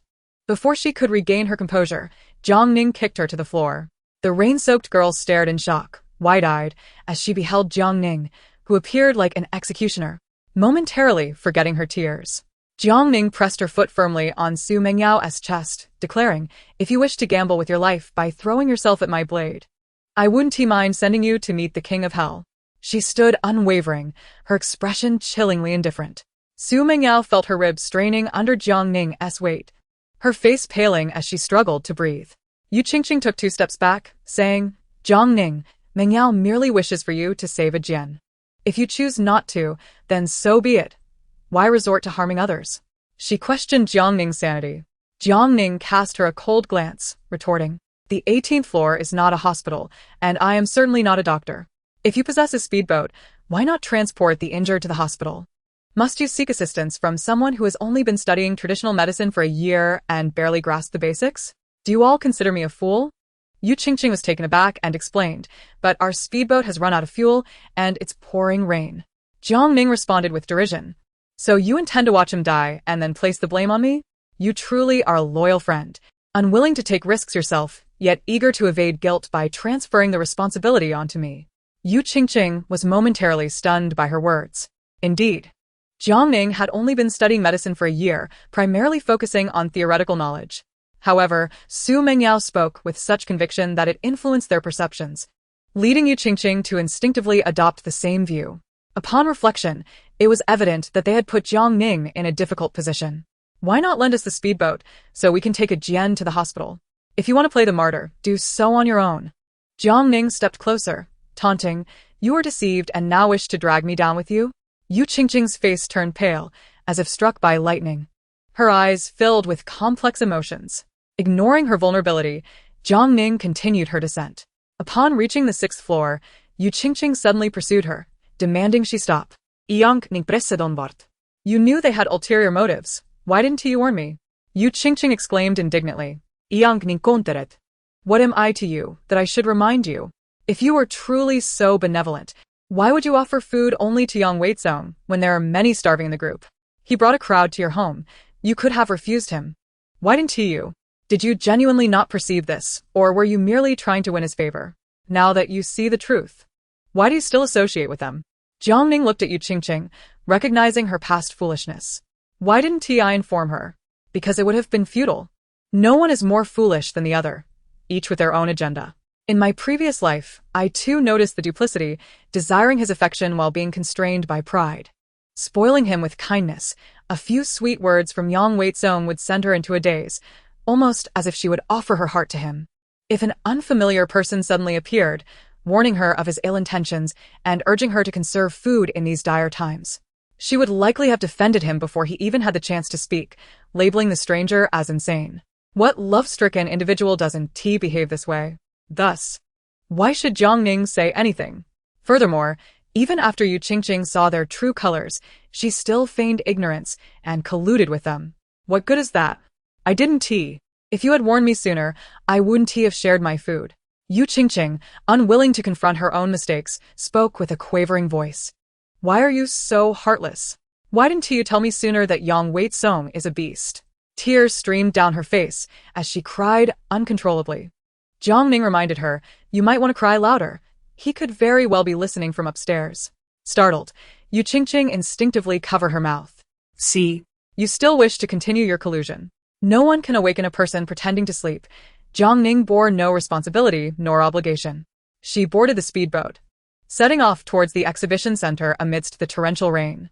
Given the unknown dangers, Jiang Ning donned a life jacket while the diving equipment remained on standby in her storage. However, her courage shone through as she skillfully navigated the speedboat, deftly avoiding several whirlpools. Calm and collected, she traveled over 40 kilometers for more than an hour, eventually catching sight of the grand and artistically designed exhibition center towering amidst the floodwaters. The Fengcheng River network was complex, with several rivers converging around the center, adjacent to the provincial highway and interchange, allowing for seamless transportation. The more developed the area, the more intricate the water flow became. Jiang Ning heightened her focus upon noticing several whirlpools ahead and accelerated towards them. She abruptly increased speed, making a sharp turn and drifting forward. The boat rocked violently, nearly tossing her out. Fortunately, she managed to regain her balance, successfully navigating a wide arc to reach the exhibition center. Despite the center standing only 12 stories tall, its high exhibition halls exuded grandeur. Jiang Ning circled the building, finding it devoid of occupants, save for some shattered glass. Based on the industrial layout, furniture manufacturing was centered in Le Town, surrounded mainly by factories, with commercial and residential areas located on the opposite side of the river, entirely invisible in the torrential downpour. Surveying her surroundings, all she could see were floodwaters, with the exhibition center defiantly rising above the deluge. The glass was thick and sturdy. A hammer would not suffice to break it. Jiang Ning employed a window-breaking tool, striking repeatedly until she succeeded. As expected of a 4A tourist attraction, the exhibition center covered a vast area. Regrettably, the opulent hall was now submerged in water, yet looking upwards revealed its magnificent structure. Darkness engulfed the brilliance, leaving only the beam of her flashlight to illuminate the various stylish furniture around her. The intricate waterway effectively shielded the exhibition center. Perhaps there were simply no survival supplies needed by any potential survivors, for it remained undamaged prior to Jiang Ning's arrival. Everywhere she looked, there was furniture. Nothing was beyond their capability to create. Chinese, European, American, African, Korean, modern, postmodern, classical, neoclassical, pastoral, cyberpunk. All styles of furniture converged in one place, with creativity that knew no bounds. Jiang Ning did not rush, but headed straight for the top floor's furniture museum. The exhibition center was powerless, cloaked in darkness, echoing only her footsteps in the vast emptiness. The absence of elevators required her to ascend on foot, and after much effort, she finally reached the top floor, her feet aching from the exertion. The entire floor was filled with historical exhibits, including photo displays and tangible artifacts, showcasing various woods and furniture from ancient times, whether damaged or intact.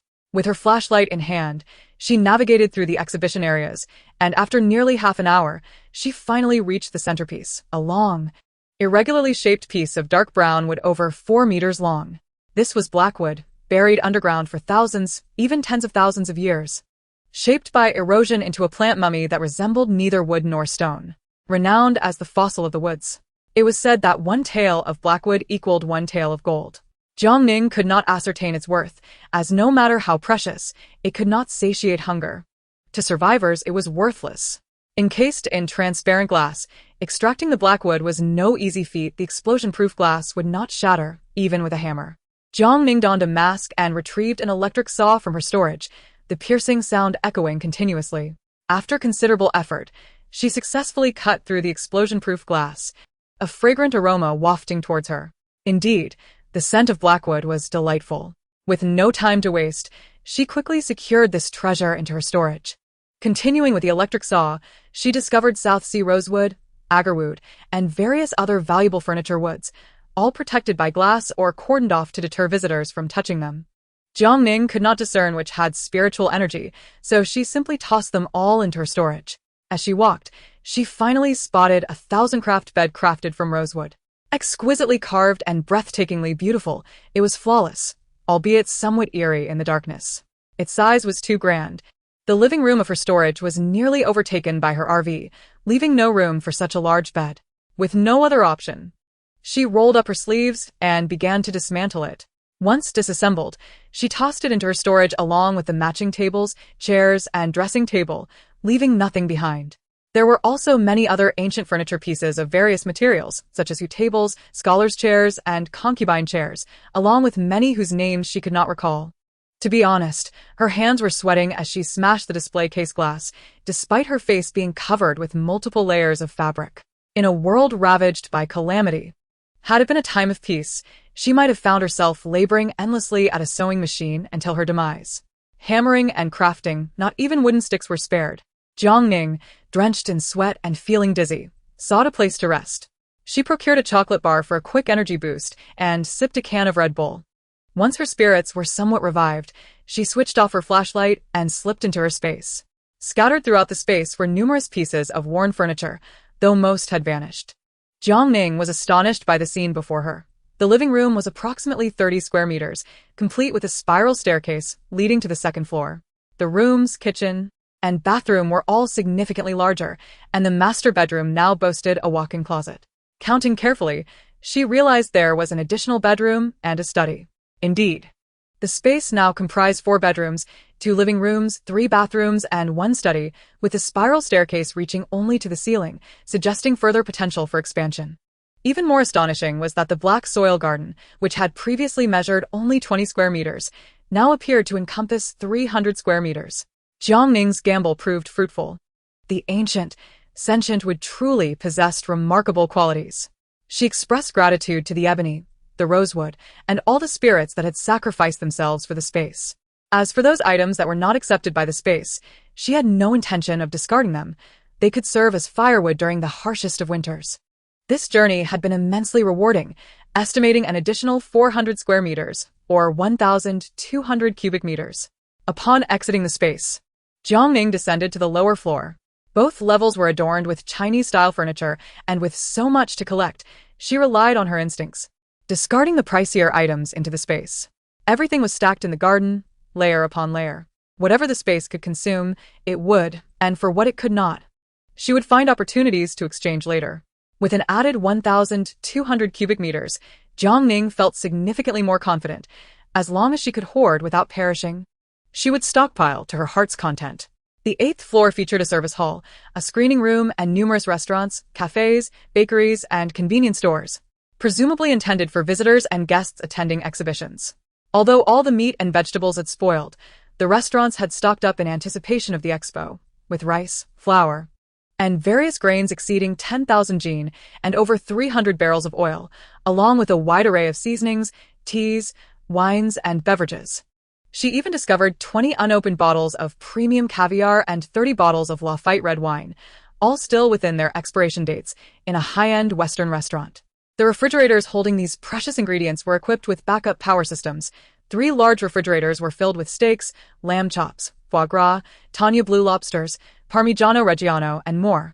To her surprise, the bounty was immense, and Jiang Ning took all the refrigerators as well. She also claimed everything from the convenience store and bakery except for items that had expired and molded. The coffee shop's coffee beans, sugar, milk, and even the coffee machines were all transported away. In total, she added over 100 cubic meters of supplies. After thoroughly exploring the 8th floor, she discovered a large maintenance supply department housing 2 high-capacity generators.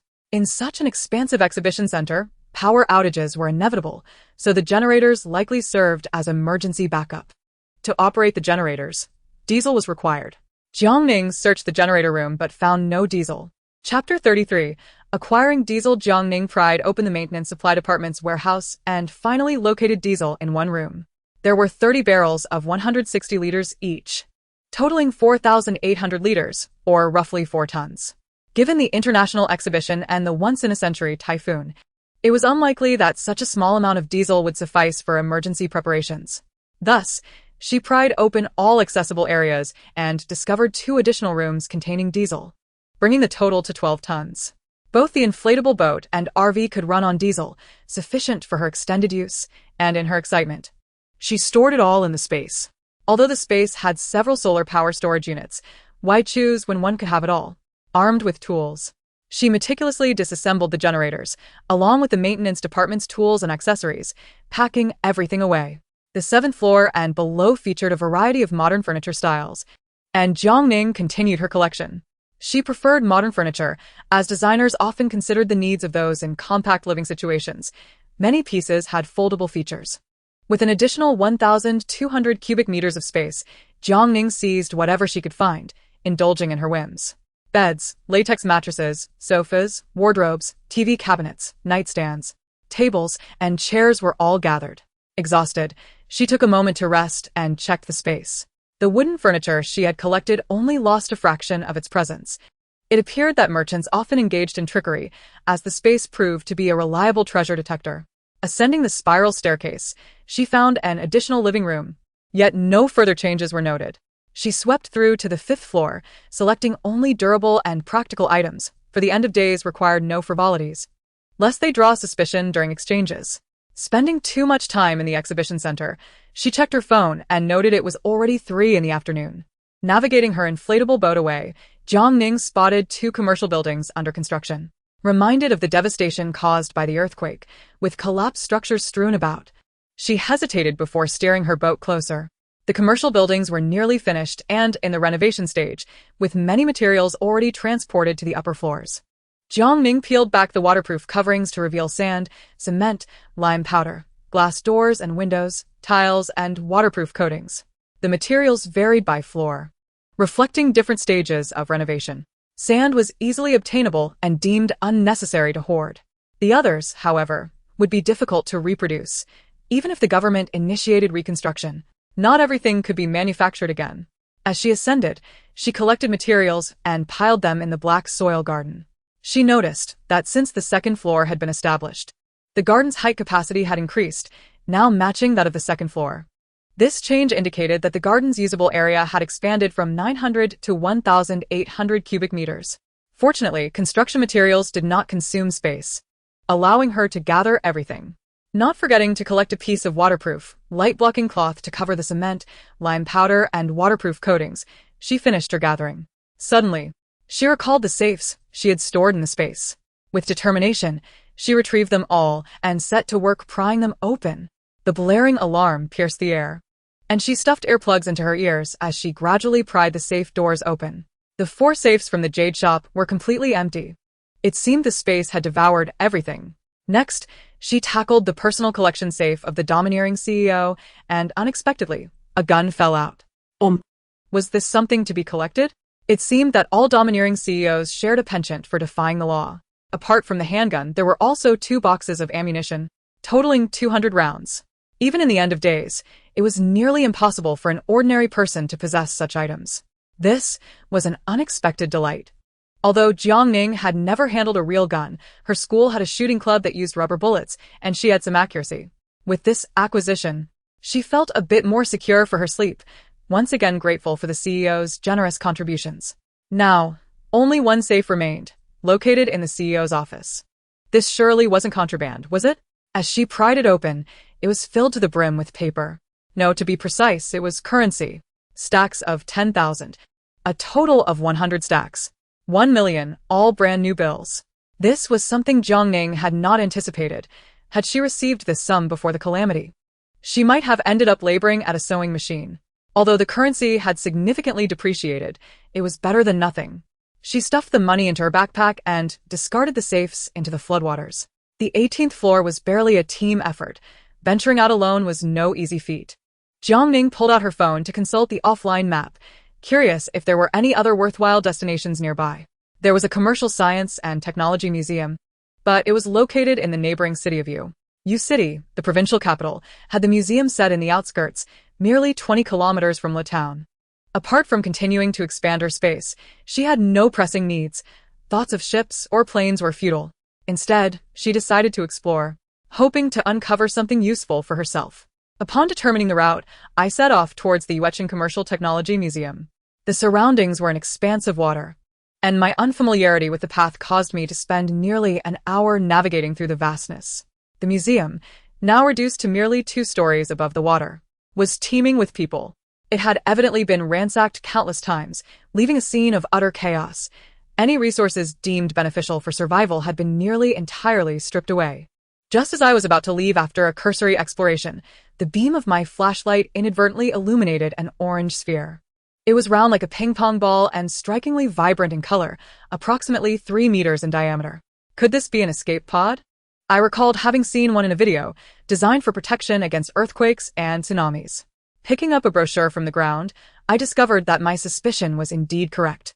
Constructed from a tri-layered aerospace-grade metallic shell, it was capable of withstanding sharp external impacts as well as extreme temperatures and pressures without deforming, exhibiting formidable protective qualities.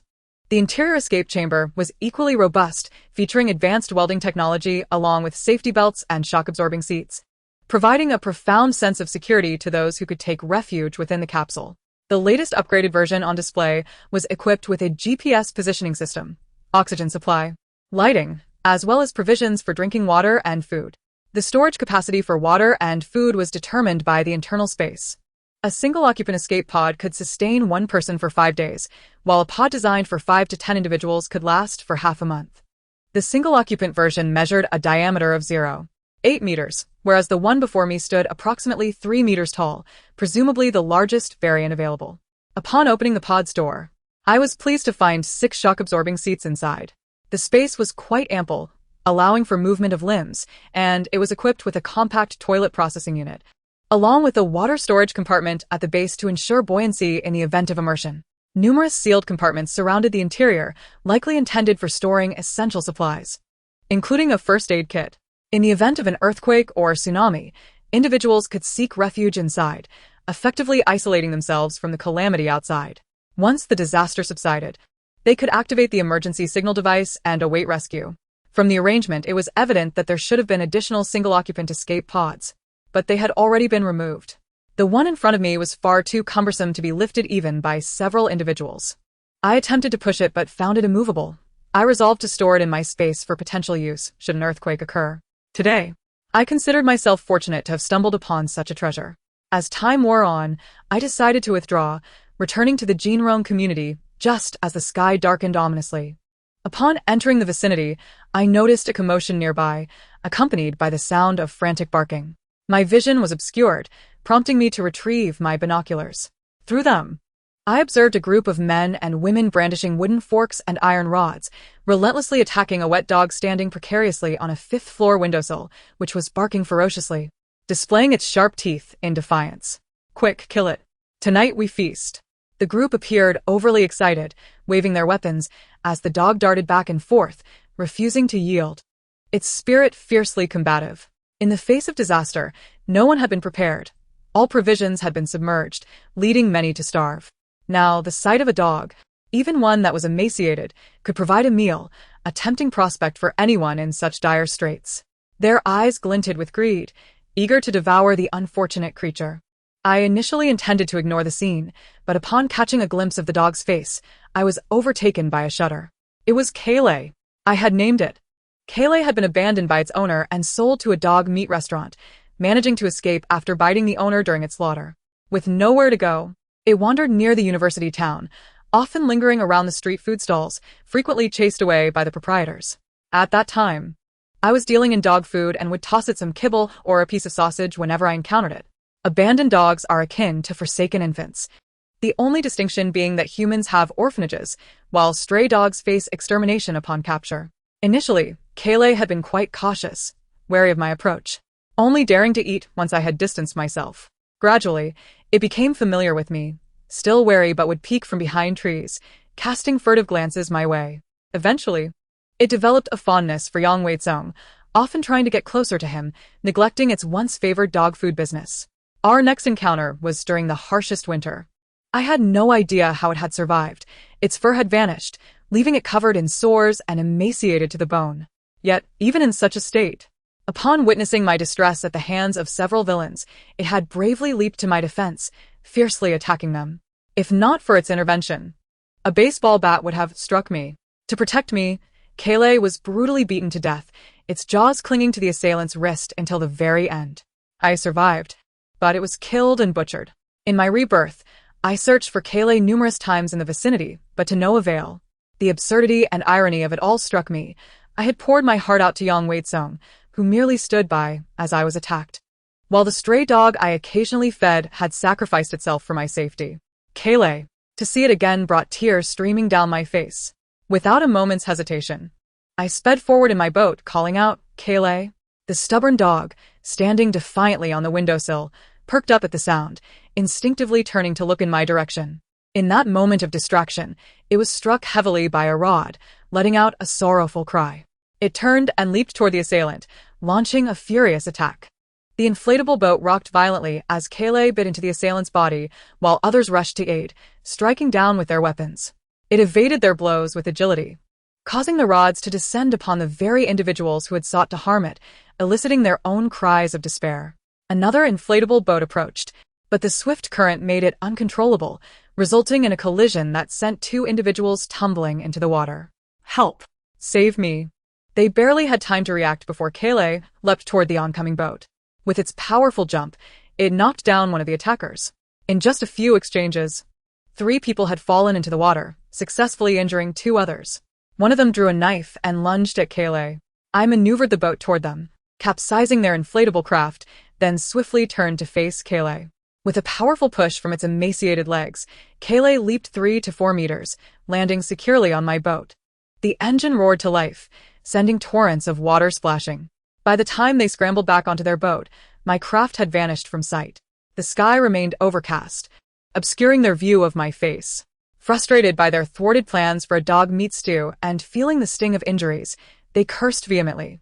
The boat glided into the community, stopping beneath the apartment building. Through the rain-soaked haze, I reached out eagerly to embrace Kaylee, only for it to retreat. Its eyes filled with suspicion and wariness. It appeared to be in poor condition. Its mouth bled, fur was sparse, and it bore numerous scars. It was evident that such an encounter with humans was not a first for it. In this apocalyptic world, one would resort to any means to survive. Stray dogs, once cared for by their owners, had become mere shadows in the wake of disaster. I hesitated to contemplate how Kaylee had managed to endure this time. Kaylee, don't be afraid, I attempted to soothe it. We will survive together, as long as I have something to eat. You won't go hungry. Yet it remained distant, its defenses still firmly in place. I had no chance to approach, let alone touch it. After contemplating, I retrieved a pack of sausages from my bag, tore it open, and tossed it toward Kaylee.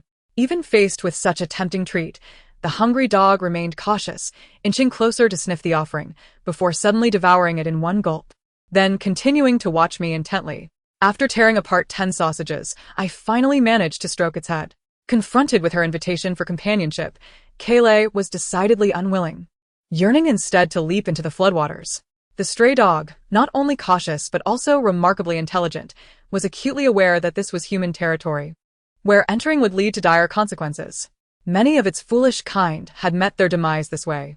After all the effort to find it, Jiang Ning could not let it escape, hastily producing a chicken leg. She then revealed the dog food she had scavenged from her backpack, assuring Kaylee that following her would guarantee ample sustenance. The dog food had been hastily collected during her race against the flood, and upon returning, she discovered she had inadvertently brought back a considerable amount of dog food and pet cans. Unable to discard it, she had planned to mix it with rabbit feed, never realizing it was destined for Kaylee.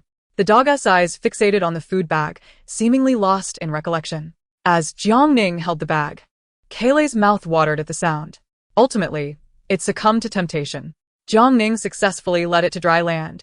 Her once hardened heart melted like chocolate, smooth and sweet. In this grim post-apocalyptic world, she no longer wandered alone in darkness, having found a companion with whom to share life and death. Upon entering the apartment building, the presence of a dog was quickly discovered, igniting a lust for meat among the onlookers. Kaylee bristled, baring its teeth and entering a defensive stance, eyes filled with menace. Jiang Ning drew her knife, demanding that anyone who dared to covet her dog step forward. The crowd was taken aback when had the 18th floor acquired a dog. How could they dare to keep a dog when they could barely feed themselves? The anger surged among them. Nonsense, this is a stray from outside.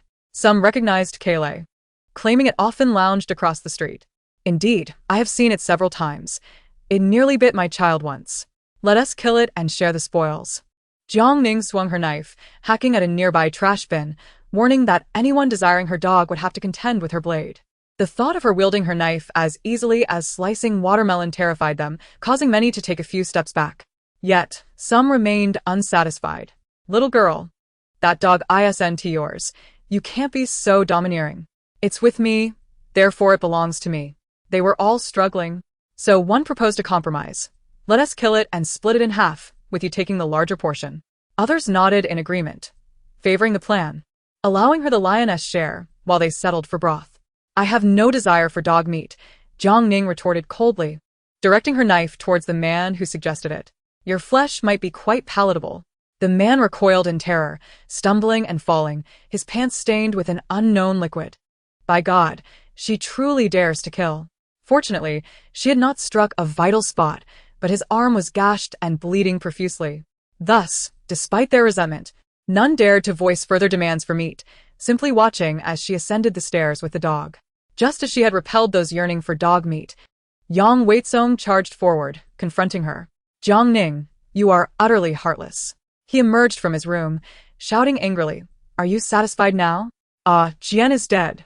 The others loitered by the door, casting ominous glances at her, showing no intent to intervene on Yang Weizong's behalf. Before Jiang Ning could respond, Kailei lunged, sinking its teeth into Yang Weizong's leg. Caught off guard, he screamed in agony, swinging his club towards its head. Kailei deftly dodged, eyes filled with fury. This beast. They claimed it was too filthy and infested with lice. Only a person who cleans up after would toss it into a dog meat restaurant. It was because of this creature that Jiang Ning had ceased providing it food, ignoring it since that incident. The dog bore a grudge, lunging at him once more. Yang Weizong, startled, swung his club wildly. Jiang Ning stepped in, forcing him back with a swift strike. Are you hitting me over a dog? Yang Weizong said head, his face contorted with rage and desperation. Have you lost your mind? It's just a dog. It is a dog, but you are no longer human. You caused Jian's death and still feel justified? Jiang Ning could only marvel at the twisted logic of such people, unable to suppress her laughter. Did I injure Jian? Did I refuse to take him to the hospital while watching him die? Yang Weizong faltered, his face bawling. Had you not been so cold-hearted and refused to lend us money? Jiang Ning regarded them with disdain. If I were you, with any semblance of courage, I would confront the one who harmed Jian, avenging him. Killing one would suffice, killing two would be a bonus. Yet, they were all cowards. Rather than seek revenge, they shifted the blame to her, preying on women instead. Who among you has been living off scraps? Jiang Ning mocked, and who gave you the audacity to challenge me? With that, she plunged her knife into Yang Weizong's thigh. He fell, howling in pain, while others rushed to assist him. Jiang Ning, let us discuss this calmly. You've gone too far. She ascended the stairs, warning, this time it's your leg. Next time it could be your heart. Cherish your life while you still can. No one dared to approach her, their faces twisted in resentment. Su Mengyao, with her hair shorn, stood behind the door, fuming, a bunch of useless fools. Upon reaching the 17th floor, Jiang Ning was taken aback by the sight before her. The stairwell door was covered in spikes, countless iron nails, all pointing outward. Not just one door, but all three were fortified in this manner. Not even a rat could squeeze through. 3 men and 1 woman were industriously welding, sparks flying and illuminating the space. Upon noticing her, Zhang Chao lifted his protective mask. Ning, take a look at our fortress. While scavenging for materials, they had discovered welding acetylene in the building and brought back rebar and nails, transforming the 18th floor into an impregnable stronghold, ensuring they could sleep soundly at night without the fear of intruders. Jiang Ning could only give a thumbs up to Zhang Chao and Lu Yu's ingenuity, realizing that the absence of Yang Weizong and Su Mengyao's contributions was remarkable. Rather than live in fear, it was better to construct layers of sturdy protection. The strength of teamwork could rival that of a single genius. Jiang Ning felt a surge of happiness. She could never have conceived such an idea. Wow. You brought back a dog? Zhang Chao's eyes sparkled with excitement. Lu Yu, tonight we shall have dog stew. Kailei promptly turned away, exhausted and disinterested, ready to leave. Jiang Ning knelt to comfort it, addressing Zhang Chao seriously. This is my dog. If you dare to touch a single hair on it, I'll stew you first. When did you get a dog? Zhang Chao exclaimed, astonished. This looks like that stray from the entrance, doesn't it? Lu Yu chimed in, recalling how Ning often fed it. It saved my life once, Jiang Ning stated solemnly, laying down the law. I didn't bring it back for you to eat. If you even think about harming it, I won't hold back. having scavenged yak jerky, sausages, and ham from the office. Zhang Chao and the others were rationing their food, not particularly craving meat, but in this dire context, many had resorted to slaughtering pets for sustenance. Who would waste precious food on a dog? Food was a life-saving commodity. How many succumbed to hunger daily? Not just Zhang Chao and Lu Yu. Even Zheng Weili could not comprehend. Yet, Hua Yishan made a surprising remark, noting that the dog had a sturdy build. If trained properly, it could take on 2 or 3 adults simultaneously. You certainly have an eye for talent, Jiang Ning thought to herself, recalling how Kailei had outsmarted a group of 7 or 8 people earlier, leaving them empty-handed, and even capsizing their rubber boat. This dog was indeed perceptive. The intensity of its gaze upon them was unsettling. We are all dog lovers, resolutely opposing the consumption of dog meat. Zhang Chao has taken the lead in softening his stance. And Ning, please don't look at me like that. It frightens me. Zheng Weili understands her feelings. Yet, as a friend, she advises, and Ning, I would undoubtedly support you under normal circumstances, but this is a special time. Much of our food has been ruined by water. We were quick to stockpile some provisions, but yours will last at most 6 or 7 months. What lies ahead is uncertain, and large dogs consume a significant amount of food.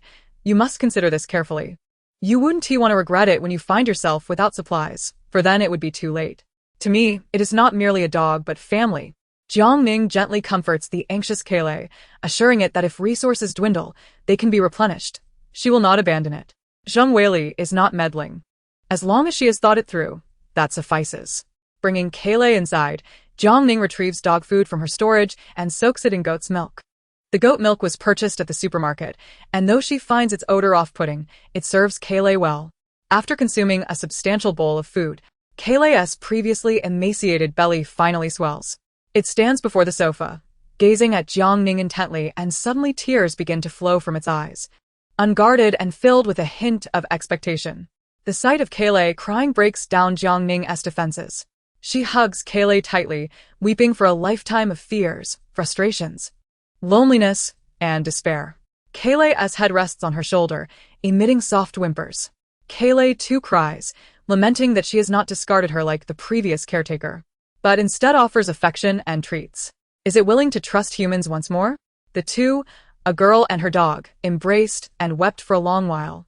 After their tears, Jiang Ning felt a newfound clarity, dispelling her earlier confusion and fear.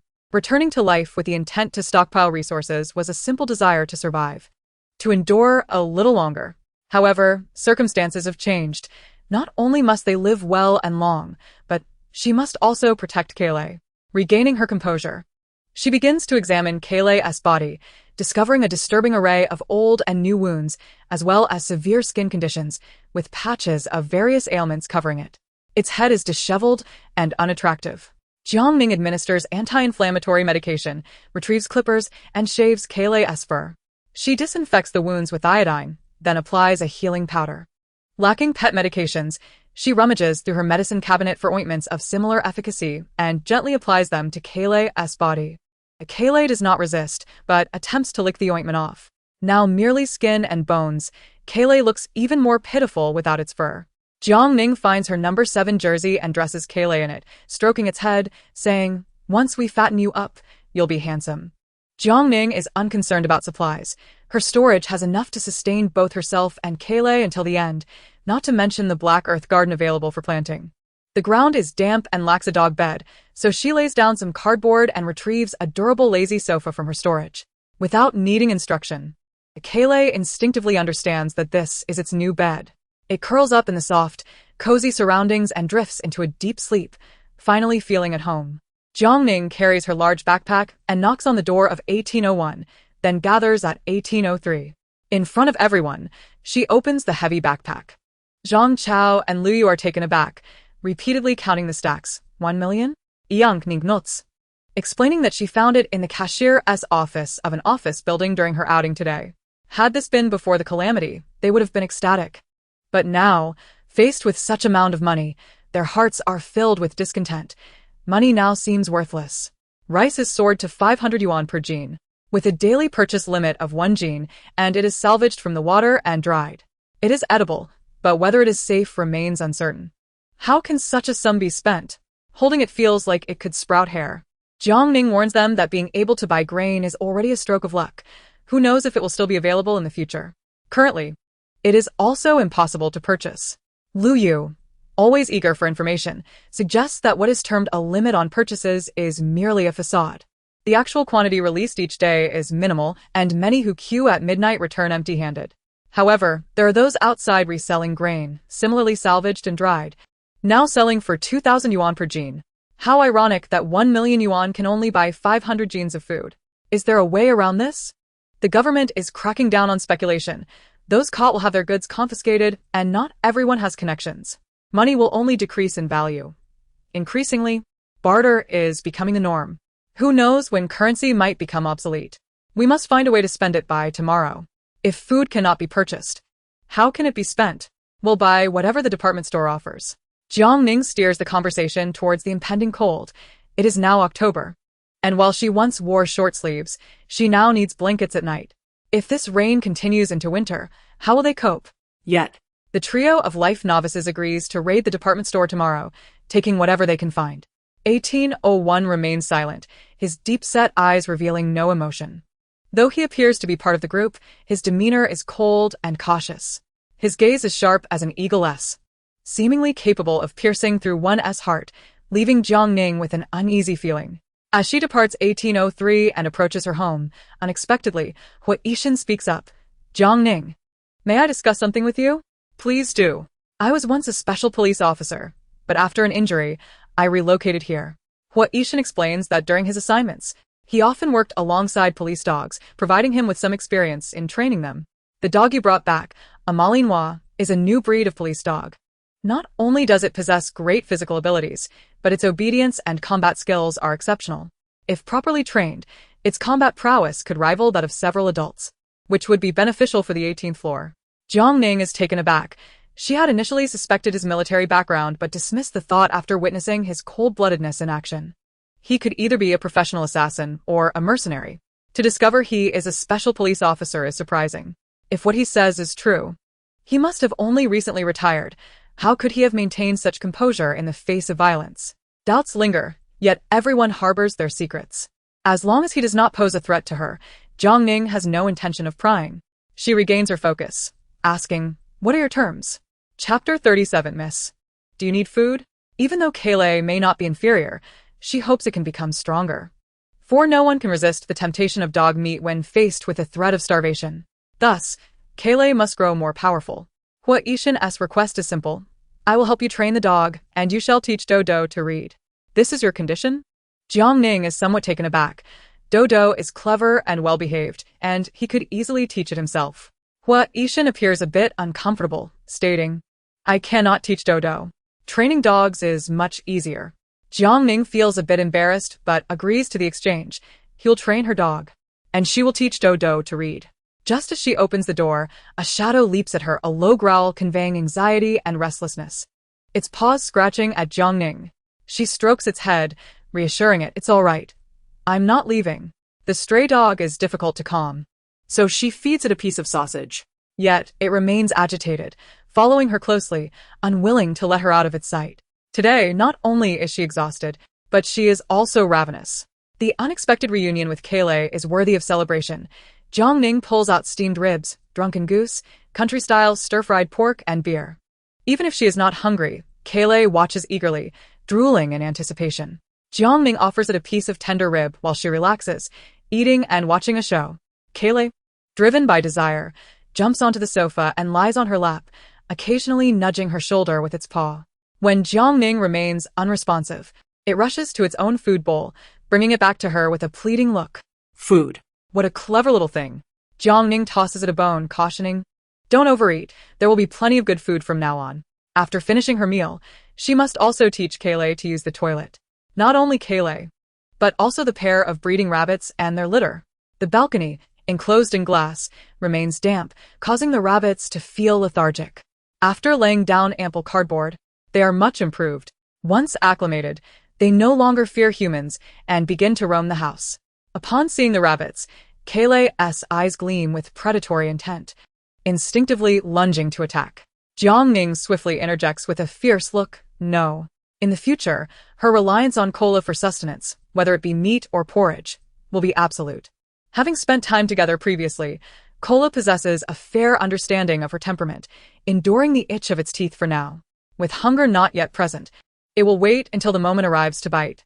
Kola, being quite perceptive, resolved its needs in the restroom, where a bin lined with a black trash bag awaited. However, the rabbits remained oblivious to training, failing to learn despite her repeated efforts, necessitating her to clean up after them several times a day. Exhausted, Jiang Ning resigned the task of caring for them to Kola, urging it to be a responsible dog, assisting its owner with household chores. By the time she finished, it was already deep into the night. She settled into bed, only to have Kola drag its bedding in after her. Well, who could blame it for seeking comfort? She understood. Throughout the night, she awoke several times, disturbed by Kola's restlessness. The dog was exceedingly sensitive to sounds. Even the slightest commotion from downstairs would rouse it. Standing guard at the stainless steel door, the long life of wandering had altered Kola's nature, making it reluctant to bark and alert potential threats. Despite being merely a residential building, it housed a myriad of human experiences, encompassing both the beautiful and the grotesque. At around 7 in the morning, Kola's anxiousness jolted her awake. Upon opening the door, she found a classmate of Yang Waitsong persistently knocking. Jiang Ning. A Kong was injured by you yesterday and bitten by your dog. He has a fever now, and you must take responsibility.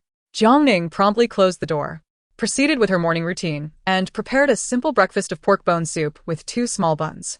Kola had half a bowl of dog food and 4 small buns. Just as she finished tidying up, Lu Yu knocked on her door, ready to discuss the day's task of spending 1 million. Zheng Weili had taken on the additional responsibility of watching the dog while also looking after the children.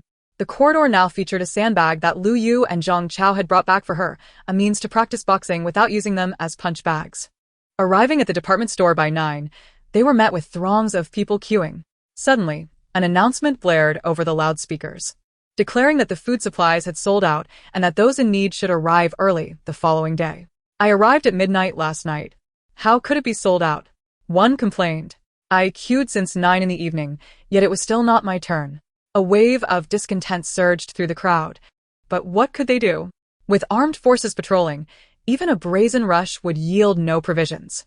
Faces filled with fatigue and frustration wandered aimlessly before ultimately departing in disappointment. Most visitors to the department store were there for food, with the hope of picking up other necessities along the way. As the crowd dispersed, the vast store felt eerily empty. Compared to the previous visit, the selection was significantly reduced, with any item capable of filling a stomach snatched up in an instant. They did, however, offer purified water at 10 yuan per liter, requiring customers to bring their own containers. The thought of the floating corpses in the water extinguished Lu Yu's interest immediately. The store primarily stocked electronics, clothing, bedding, and household goods, rendering cash useless for many. Only 2 inflatable boats remained, and Lu Yu contemplated purchasing them for future use, but the price of 50,000 each dissuaded him. Jiang Ning had a clear objective: to prepare them with supplies essential for survival in extreme cold. While she did not lack for resources herself, she could not afford to share without securing a safe passage first. As necessities skyrocketed in price, clothing and bedding remained relatively stable, as everyone sought to save their funds for food. While browsing, she unexpectedly spotted a knee-length mink coat. The soft purple fur felt luxurious and warm upon wearing. A glance at the price tag revealed a staggering 49,999 yuan. Both men's and women's styles were available at similar prices. And Jiang Ning impulsively selected 7 pieces, ensuring Kola received one as well to alter later. In a heartbeat, she spent 350,000, causing Lu Yu to wince at the loss. Why not opt for something less extravagant? He mused. Should we save the money for toilet paper instead? Aside from the mink coats, there were warm cotton jackets, down jackets, windbreakers, blankets, socks, boots, and thermal underwear, anything they desired. Regrettably, there were no pet supplies, or she would have stocked up for Kola as well. As she was deliberating, a middle-aged man approached, whispering, "Miss, do you need food?" His beady eyes suggested a dubious character. Jiang Ning had noticed him lurking while she purchased the mink coats, initially suspecting him to be a thief or a robber. But it turned out he was a food dealer. "What kind of food?" she inquired. "Rice," he replied. "Soaked?" Jiang Ning pressed. The man nodded. "I have unsoaked as well, but it's double the price." "What is the price?" she asked. "Soaked is 2,500, unsoaked is 5,000. Jiang Ning pondered. How can I trust that the soaked rice won't poison us? Rest assured, miss, we pride ourselves on integrity, and we deceive neither the young nor the old, he assured, producing a handful of broken rice, its color dull and yellowish, yet odorless. How much do you have? She inquired. Whatever you need, I have in stock. After calculating her expenses, Jiang Ning decided on 250 pounds at 2,000 per pound. The middle-aged man glanced at her and then turned to leave, promising to return shortly. Jiang Ning briefed Lu Yu and the others about the situation, and they were pleased, sampling the rice and finding it comparable to what they had purchased from the store. You can trust it, the quality is absolutely guaranteed. The man, excited about the unexpected large order, stated, I only have 5 pounds on me, but I can arrange more if you want. The four of them huddled together to discuss, with Hua Yishan expressing his concerns about potential danger. They could proceed, but caution was imperative. The most secure method would be to conduct multiple transactions. After they reached an agreement, Jiang Ning returned to negotiate, insisting on the 250 pounds but requesting to collect 50 pounds daily at the department store entrance. The man hesitated, stating he could not make that decision, but would inquire immediately. He hurried off, leaving Jiang Ning to prepare her finances, ensuring she had enough for her needs while managing to acquire another mink coat to meet her total. Having prepared several vacuum-sealed bags, she completed her purchases and packed the clothing and bedding. While countless individuals suffered from hunger and poverty, she had just spent 500,000 without hesitation, which left the cashier in shock, nearly dropping her jaw at the sight of such extravagance. Upon exiting the department store, a sharp-nosed man approached eagerly. Our boss has agreed. We can make the deal. He gestured towards a masked man nearby who was carrying a heavy sack. With a shared glance, they moved to an isolated corner. Hua Yishan approached to inspect the goods, confirming their quality before nodding towards Jiang Ning. She handed over a black trash bag containing 100,000 yuan to the sharp-nosed man, who quickly stashed it in his backpack, verifying the contents with haste. The department store was under military surveillance, ensuring that no one dared to engage in illicit activities. With the transaction completed, the four of them quickly boarded a speedboat laden with supplies. On board, Lu Yu and Zhang Chao remained vigilant, while Hua Yishan navigated away from crowded areas.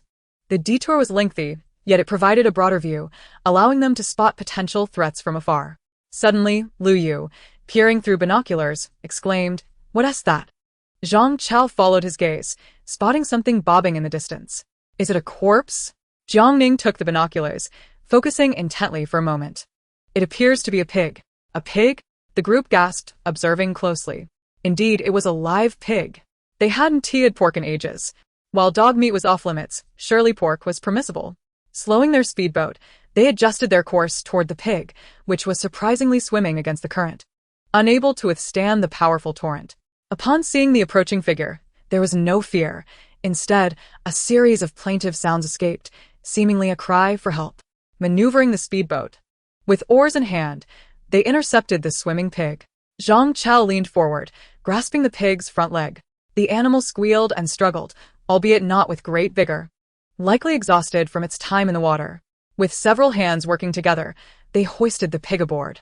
Its frame was substantial, though it appeared rather emaciated, likely weighing around 200 pounds.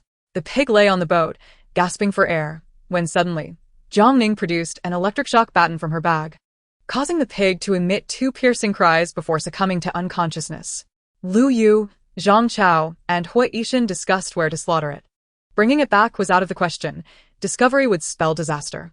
Zhang Chao quickly suggested they head to a construction site nearby, where they would likely encounter no one.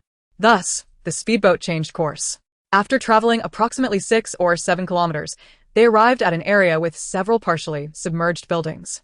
Once the boat was secured, the 3 men lifted the pig ashore, and Jiang Ning handed them the slaughtering knife. She refrained from participating in the act, instead taking the opportunity to ascend the building. The higher she climbed, the more construction materials she encountered, including ample cement bricks and rebar. Jiang Ning felt no need for reservation. The black soil garden required over 1,800 cubic meters of materials to be adequately stocked.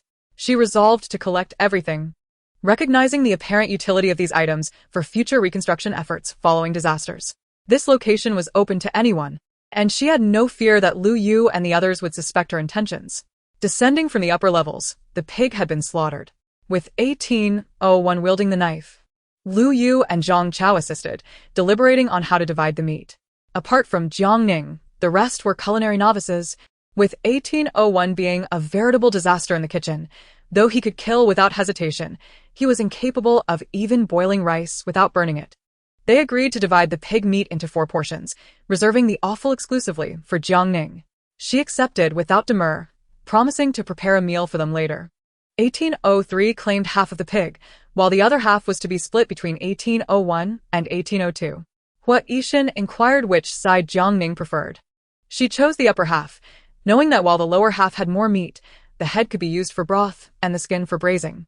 Hua Yishan felt he had gained an advantage and, while cutting, included a bit more for her.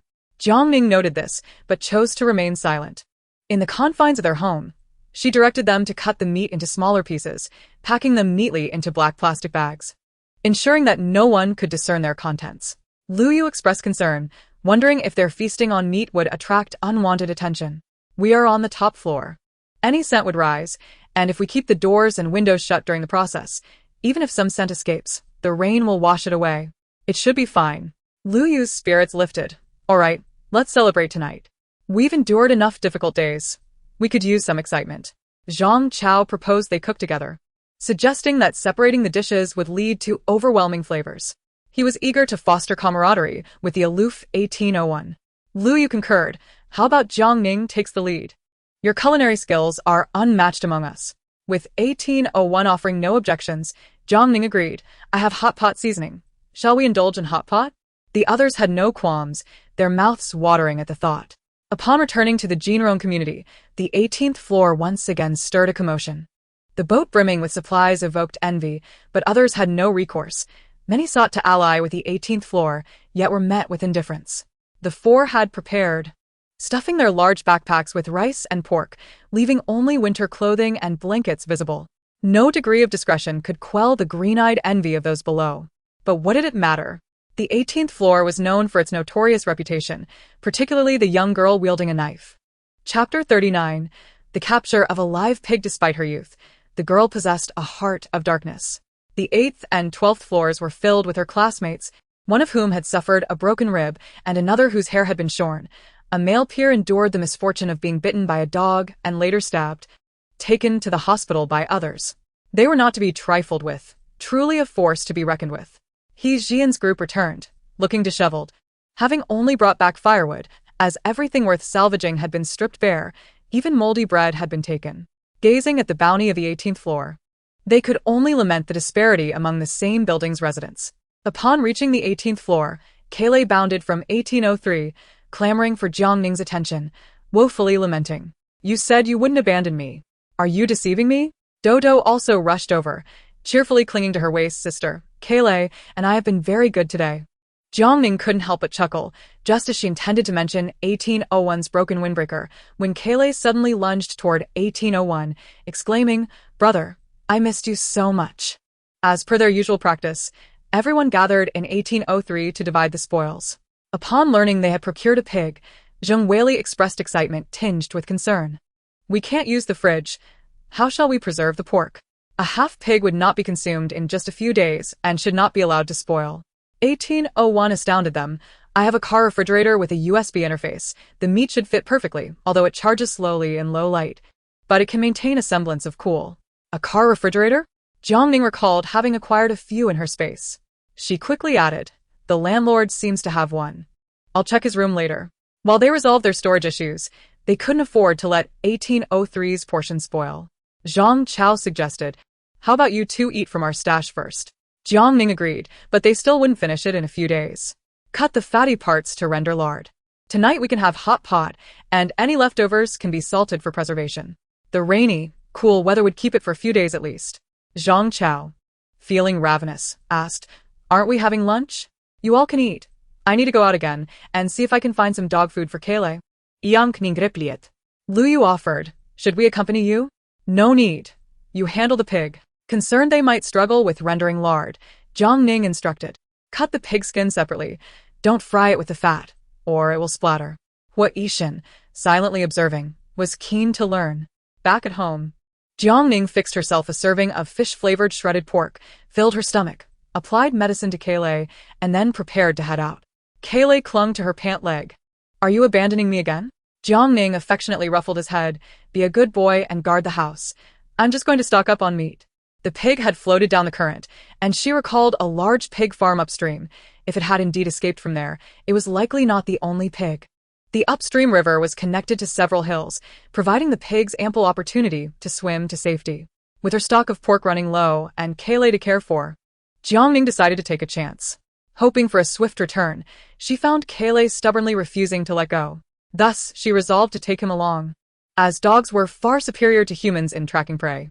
Lacking rain gear, she fashioned a crude raincoat from a plastic bag, cutting holes for his head.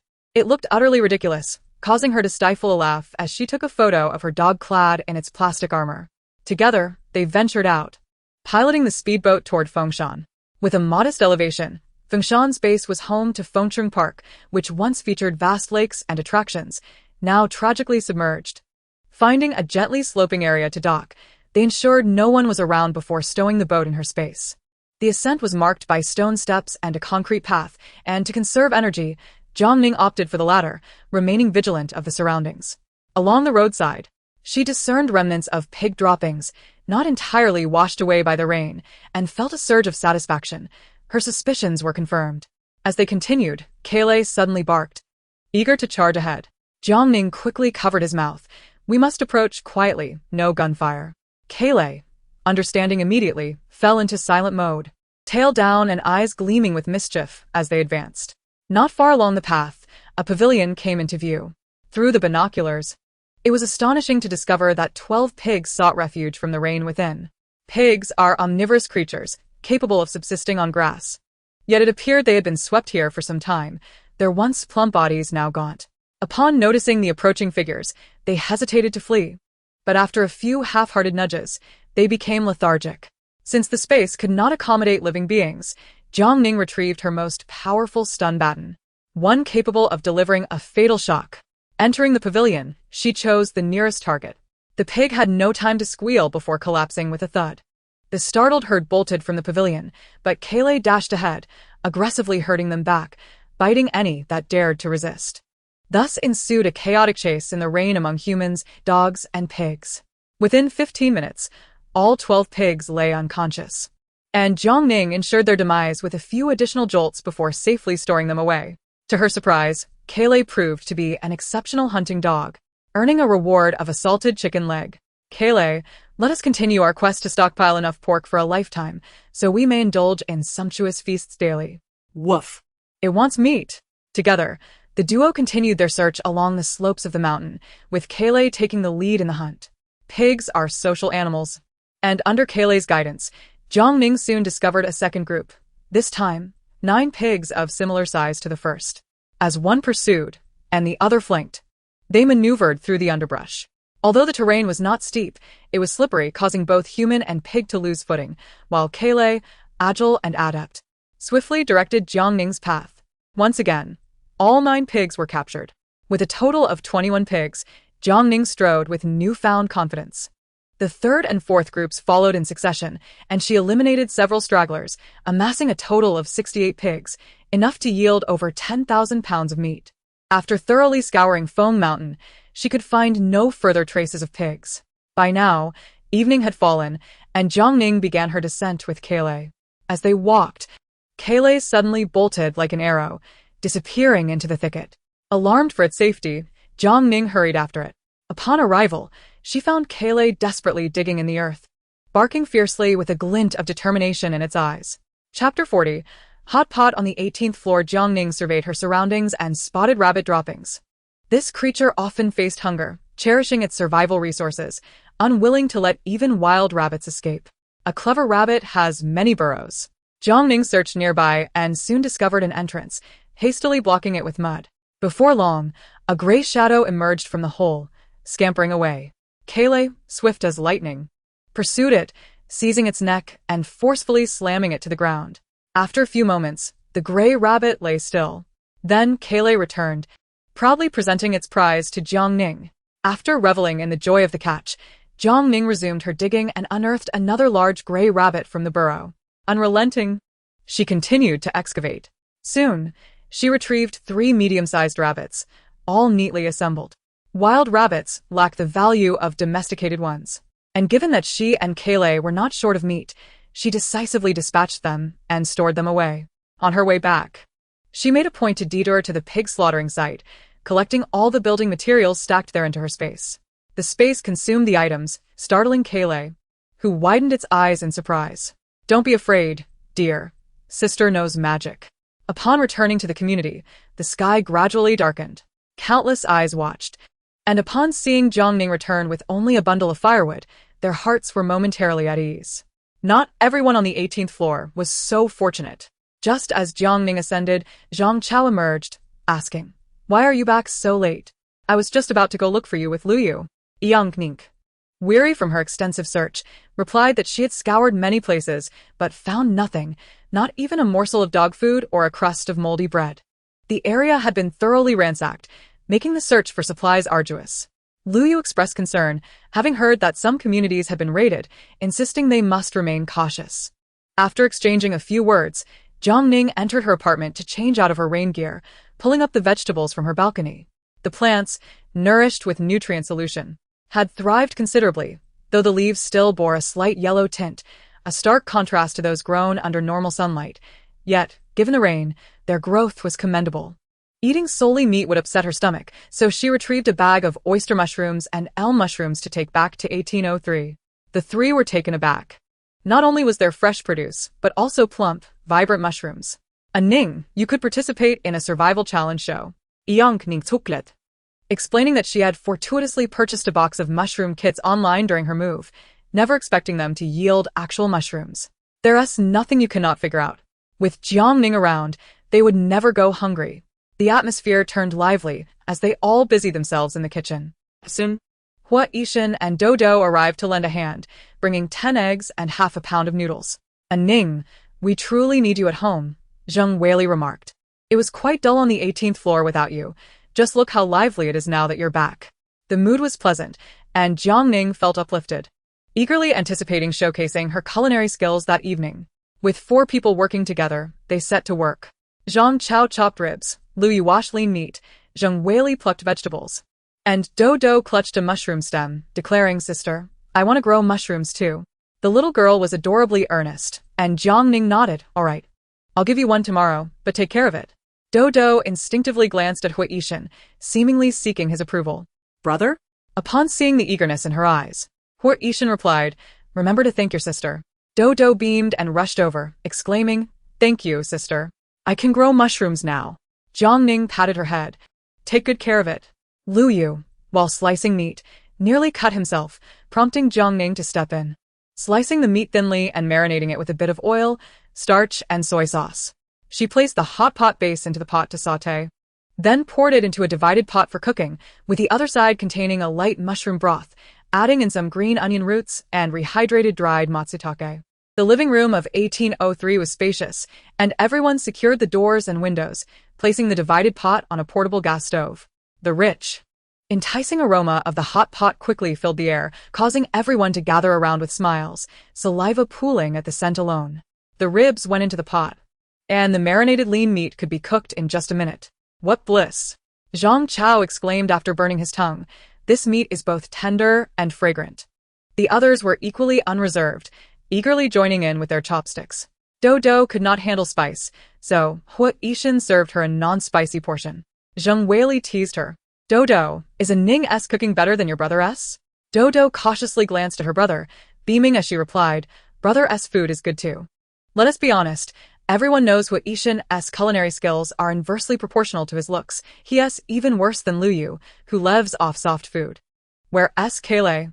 Zhang Chao turned to look. "It's at home. Call it over." "It's part of our team now," Zheng Weili chimed in, fond of the dog. "Kayleigh is remarkable. It senses any movement downstairs immediately, as if it has ears that catch the wind. It's brimming with energy. Not even Zhang Chao and Lu Yu together could match it. With it guarding the house, we can finally sleep soundly." Dodo also adored Kayleigh, and everyone agreed to summon it over. "From now on, we must collaborate. We cannot show favoritism." Jiang Ning felt a surge of emotion. "All right." She opened the door, allowing Kayleigh to bring its food bowl over. Dodo eagerly stuffed a rib into its mouth. The two little ones, unable to eat spicy food, could only retrieve from the mushroom broth, which was delicious and sweet. Zhang Chao pulled out a few cans of beer, declaring, "Let us celebrate this splendid meal tonight." Each person received a can, while Dodo enjoyed Sprite and Kayleigh's savored rib soup. Woof. Lu Yu, sipping his beer, remarked, "If it weren't for the flood downstairs, who would have guessed we'd be having such a feast in the apocalypse?" Zhang Chao, seeking to uplift the mood, encouraged everyone, "As long as we work together, every day can be like this." After indulging in the meat, they added seaweed and winter melon. Jiang Ning had brought the winter melon, which stored well and could last for months without spoiling. The golden mushrooms are exceptionally fresh, leaving an unforgettable taste in the mouth. The vegetables, too, are tender after a brief blanch in the soup. A few of us hadn't tasted greens since the onset of the typhoon, and now, relishing them brings an unparalleled comfort, akin to the famished. Were it not for Ning, I might have completely forgotten the flavor of vegetables. The nutrient solution we procured is quite effective, promoting the rapid growth of greens, ensuring we will not face a shortage in the future. This is indeed splendid news, causing great excitement among us. Greens are delightful, and eating them uplifts the spirit. As we chatted over our meal, we eventually added a handful of noodles to the pot, filling everyone's belly to the brim. Despite hoarding quite a bit of supplies, under Zhang Chao's watchful guidance, Zheng Weili and Lu Yu dare not squander. The three of us eat only until we are 7/10 full, primarily relying on porridge and noodles, scarcely allowing ourselves rice. This meal was immensely satisfying, almost dreamlike, as if awakening from a dream where the floods have receded, returning to their familiar world. Where is the apocalypse? Each night, I dream, yet both in dreams and reality, I remain submerged in water. Today's feast released the pent-up frustration within me, allowing me to gather the courage to persist. One day, this calamity will cease, and our former beautiful life will return. Chapter 41. The caring dog. After dinner, we couldn't bear to discard the hot pot broth, planning to add more noodles tomorrow. In these unusual times, anything flavorful is a blessing, regardless of concerns about nitrite levels. The fatty meat has been rendered into oil, producing golden, crispy bits weighing 5 or 6 pounds, sufficient to last a considerable time. Zheng Weili retrieved the remaining dozens of pounds of meat, asking Ning how much salt should be added. The salt is limited, barely enough to last a year, and if too much is used at once, it would be wasteful. Yet, insufficient seasoning could lead to spoilage. It was fortuitous to acquire pork this time. Otherwise, in this apocalypse, they wouldn't even catch a whiff of fresh meat. Still, they cannot indulge recklessly, as they must plan for the future. Noticing the three of them eager to stockpile the meat, Jiang Ning interjected, "The landlord's car refrigerator is quite spacious. I will return home to render the fatty meat into oil, and I can probably squeeze yours in as well." She considered retrieving one from her space to lend them, but their solar charger couldn't handle it. Zhang Chao and the others were delighted and offered to assist with the rendering. Before her, they appeared quite inept at life, yet they all wanted to lend a hand, fearing that one day they might be looked down upon. Jiang Ning, however, dared not accept their help, insisting, "No, I can manage on my own. You all should wash up and rest." Upon returning home, she stored the dozens of pounds of meat in her space and retrieved a multifunctional massage bathtub filled with hot water, plugging in the solar-powered battery box and playing soothing music while she closed her eyes to rest. Kayleigh, dragging a bowl filled with bones, lay beside her, chewing contentedly. Perhaps having gained the approval of the other two-legged creatures, it appeared particularly exuberant, crunching the bones with delight. Protectiveness over food is a dog's instinct, but Kayleigh, fond of this caretaker, intentionally left half a bowl of bones for Jiang Ning, barking in excitement. "Thank you, Kayleigh, but you eat," she said, tossing a piece of ham sausage his way. The next morning, they slept in until they awoke naturally. 1801, along with Zhang Chao and Lu Yu, went to the department store to trade for broken rice, opting not to disturb Jiang Ning as the task was simple. After enjoying delicious pan-fried dumplings with Kayleigh for breakfast, Jiang Ning not only rinsed her mouth but also brushed Kayleigh's teeth before taking the pig offal to 1803. She set up a stool and began processing the pig offal with Zheng Weili. Daodu ran over to join in, exclaiming, "Sister, let me help you." Jiang Ning, worried about her getting dirty, replied, "You can play with Kayleigh." Once Kayleigh arrived, the atmosphere on the 18th floor became much livelier. As long as there was any movement downstairs, nothing could escape its keen ears. What reassured Jiang Ning further was that Kaylee was a principled dog. Doubtis secretly tried to feed Kaylee some crispy bits, but the dog, drooling with desire, refused to eat, staring at her with big, watery eyes. Jiang Ning it. It's poisonous. Kaylee, startled, let the bits fall from its mouth. Jiang Ning stifled lauk, just kidding. It's not poisonous, go ahead and eat. The dog, miffed, cautiously began to nibble after sniffing for a while. Zhang Weili nearby laughed until her stomach hurt, saying, Kaylee is really clever, as long as you don't nod. It can hold back no matter how enticing it is. This was a lesson learned from the harsh realities of life. Stray dogs must contend with human persecution, city management captures, and various dog thieves employing all sorts of tricks. Without some cunning, they would have perished countless times. However, Kaylee had indeed become sharper. Seeming much cleverer than before, fully understanding human speech, even taking on a role of discipline. De Hui and Xiaobai, lacking intelligence, consumed excessively and left a mess, which vexed Jiang Ning. Kaylee, in its authoritative manner, would nip at them, pinning them down and scolding, "You shall not defecate anywhere," before dragging them to the toilet. "Do it in front of me." Perhaps animals communicate easily. After being taught a few lessons by Kaylee, De Hui and Xiaobai genuinely learned to behave. Upon waking today, Jiang Ning discovered they were using the toilet. Kaylee also had a method for dealing with the 10 little rabbits. No matter who relieved themselves indiscriminately, it would punish De Hui and Xiaobai, baring its teeth fiercely, demanding, "Are you going to behave? If not, I'll feast on you." Kaylee would discipline the rabbits, and the rabbits would scold the little ones. There was nothing they couldn't learn. My dog has truly become formidable, instantly rising to the rank of territory leader, now having 12 little minions under its command. 1801 returned around noon, and Jiang Ning, along with Zhang Weili, had already cleaned the pig offal, preparing pork intestines, pig liver, and cutting some lean meat, seasoning it for a pork mix, while the fatty intestines were braised and cut into pieces. She meticulously planned today's menu. For lunch, each person would have a bowl of pork soup and sautéed sauerkraut with fatty intestines. For dinner, there would be stir-fried pork heart with onions and peppered pork tripe stew. The remaining assorted items would be saved for tomorrow. The greens and onions were Jiang Ning's, while 1803 provided rice, flour, oil, and firewood. 1801 was equally generous, bringing back more than enough food each meal, yet they were all mindful of the situation. None were petty or calculating, which is why they could gather together harmoniously. Zhang Chao, fully satisfied with his meal, remarked, "Ning, why don't you just cook from now on? Whenever we attempt to help, we just waste things." Jiang Ning decisively refused, stating, "I want to be your housekeeper. Cooking a meal every now and then is fine. Why did you return so late after changing the grain?" Zhang Weili inquired. "We were worried you might have run into trouble."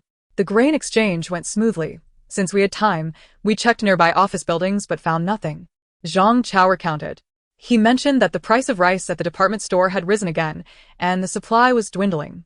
The group they traded with, the sharp-nosed monkeys, had not taken advantage of the situation, nor had they sent anyone to follow them. It seemed they possessed some sense of ethics. At 2,000 yuan per jean, ordinary people couldn't afford it, and they sold a limited quantity daily, all while risking capture. They were our major clients.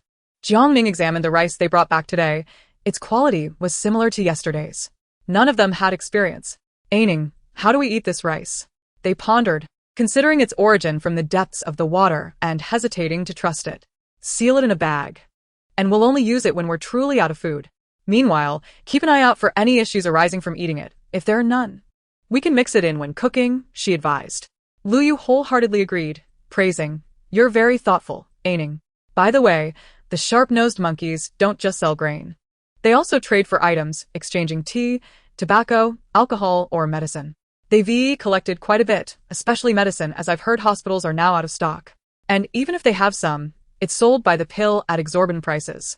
Possessing important supplies undoubtedly opens up more avenues for survival," which relieved Lu Yu and the others. "Shall we exchange for some good rice?" Jiang Ning disagreed, stating, "Our expenditure is already 500,000. It's enough to attract attention. We mustn't bring trouble upon ourselves. While we lack food, the need for medicine is even more pressing. We can trade for more food later, without rushing." After the meal, Jiang Ning departed with 1801. "Can we exchange today?" 1801 inquired. It seems he is truly eager to train the dog. Jiang Ning had no objections and crouched down to consult with the dog. Kaylee, how about this big brother trains you every day from now on? The dog squinted its eyes, filled with wariness and resistance, retreating a couple of steps in discontent. The imposing presence of 1801 was not particularly endearing to the dog. Chapter 42. Schemes. There was no room for negotiation with a dog that held disdain for 1801. Undeterred, 1801 bent down and spoke to Kaylee. You are quite clever, and your fighting spirit is commendable. However, the world outside is fraught with peril. You must grow stronger to protect yourself and those you cherish. Jiang Ning interjected. Petting the dog's head. Kaylee, you will protect me, won't you? The dog's gaze flickered between the two, displaying affection for its current owner while also appreciating the residents of their floor, having recently enjoyed a bowl of pig offal soup from them. If it did not grow stronger, would it be cast into a dog meat restaurant? After some contemplation, it succumbed, nuzzling its poor head against Jiang Ning's embrace. It would protect her. She could not abandon it. Do not worry. We are merely separated by a wall and can see each other at any time.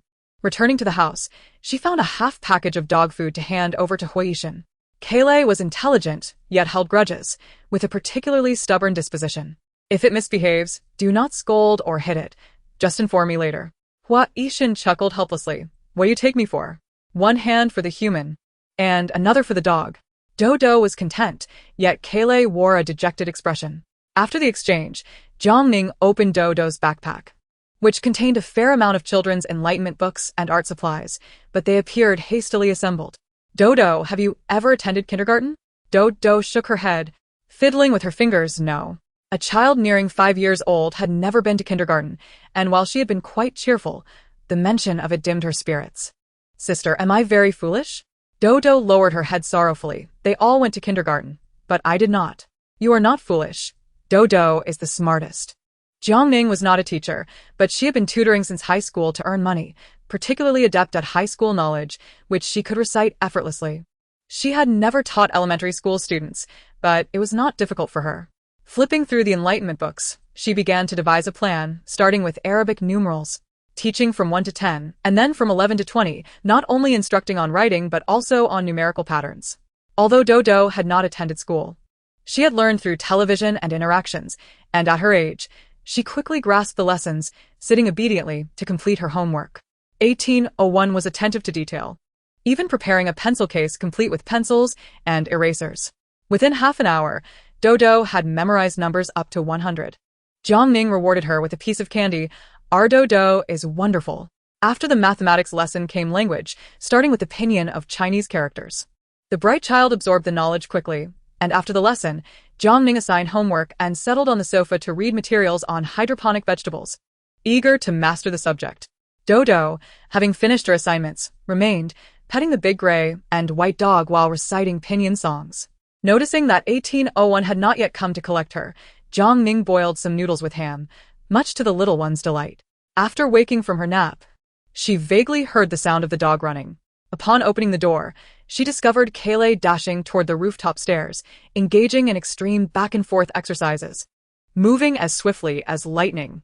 1801 stood at the door with a serious expression, signaling to it, even though it yearned to show affection to its owner. Kaylee continued its relentless sprint at 1801's behest. Jiang Ning frowned, concerned that the dog might be overtrained.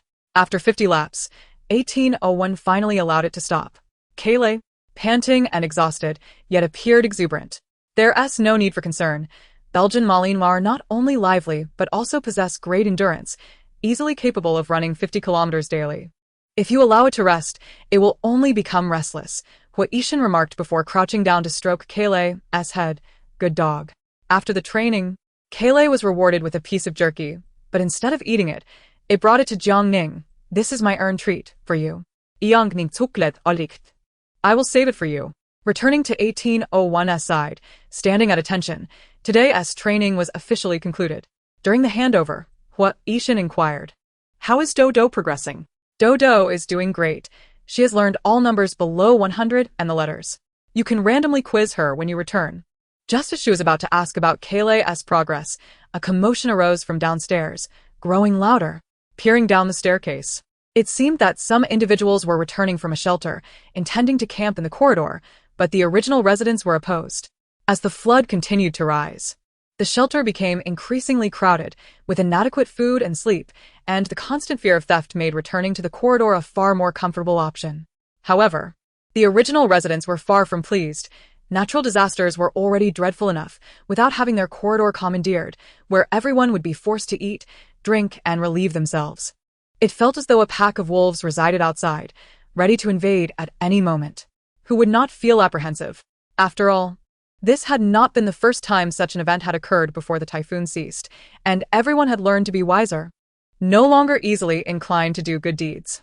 No floor was willing to accommodate the returnees, so they moved upward, soon knocking on the door of the 17th floor. The family from 403 appeared haggard and filthy, prompting others to recoil. These people are quite resourceful, planning to push them to the 18th floor. The occupants of 403 were aware that everyone on the 18th floor was unscrupulous, yet they were left with no choice, kneeling and pleading. Let us stay by the rooftop entrance. We won't disturb you. Your pleas are futile. Jiang Ning was certainly not going to open the door. Each floor had a designated leader chosen by the residents.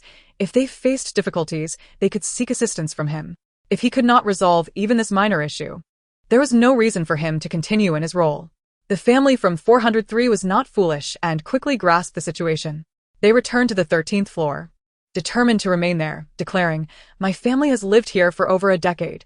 Let us see who dares to drive us out today. If we cannot stay on the 13th floor, let the building leader come out and tell us where to go." Moments later, He and rushed upstairs in a fit of anger, knocking on the door, demanding that the occupants of 403 be allowed to stay by the rooftop entrance. However, the response was silence. The 18th floor remained hauntingly quiet. He nearly kicked the door down but was met with the sharp, hard spikes on the door, forcing him to swallow his anger.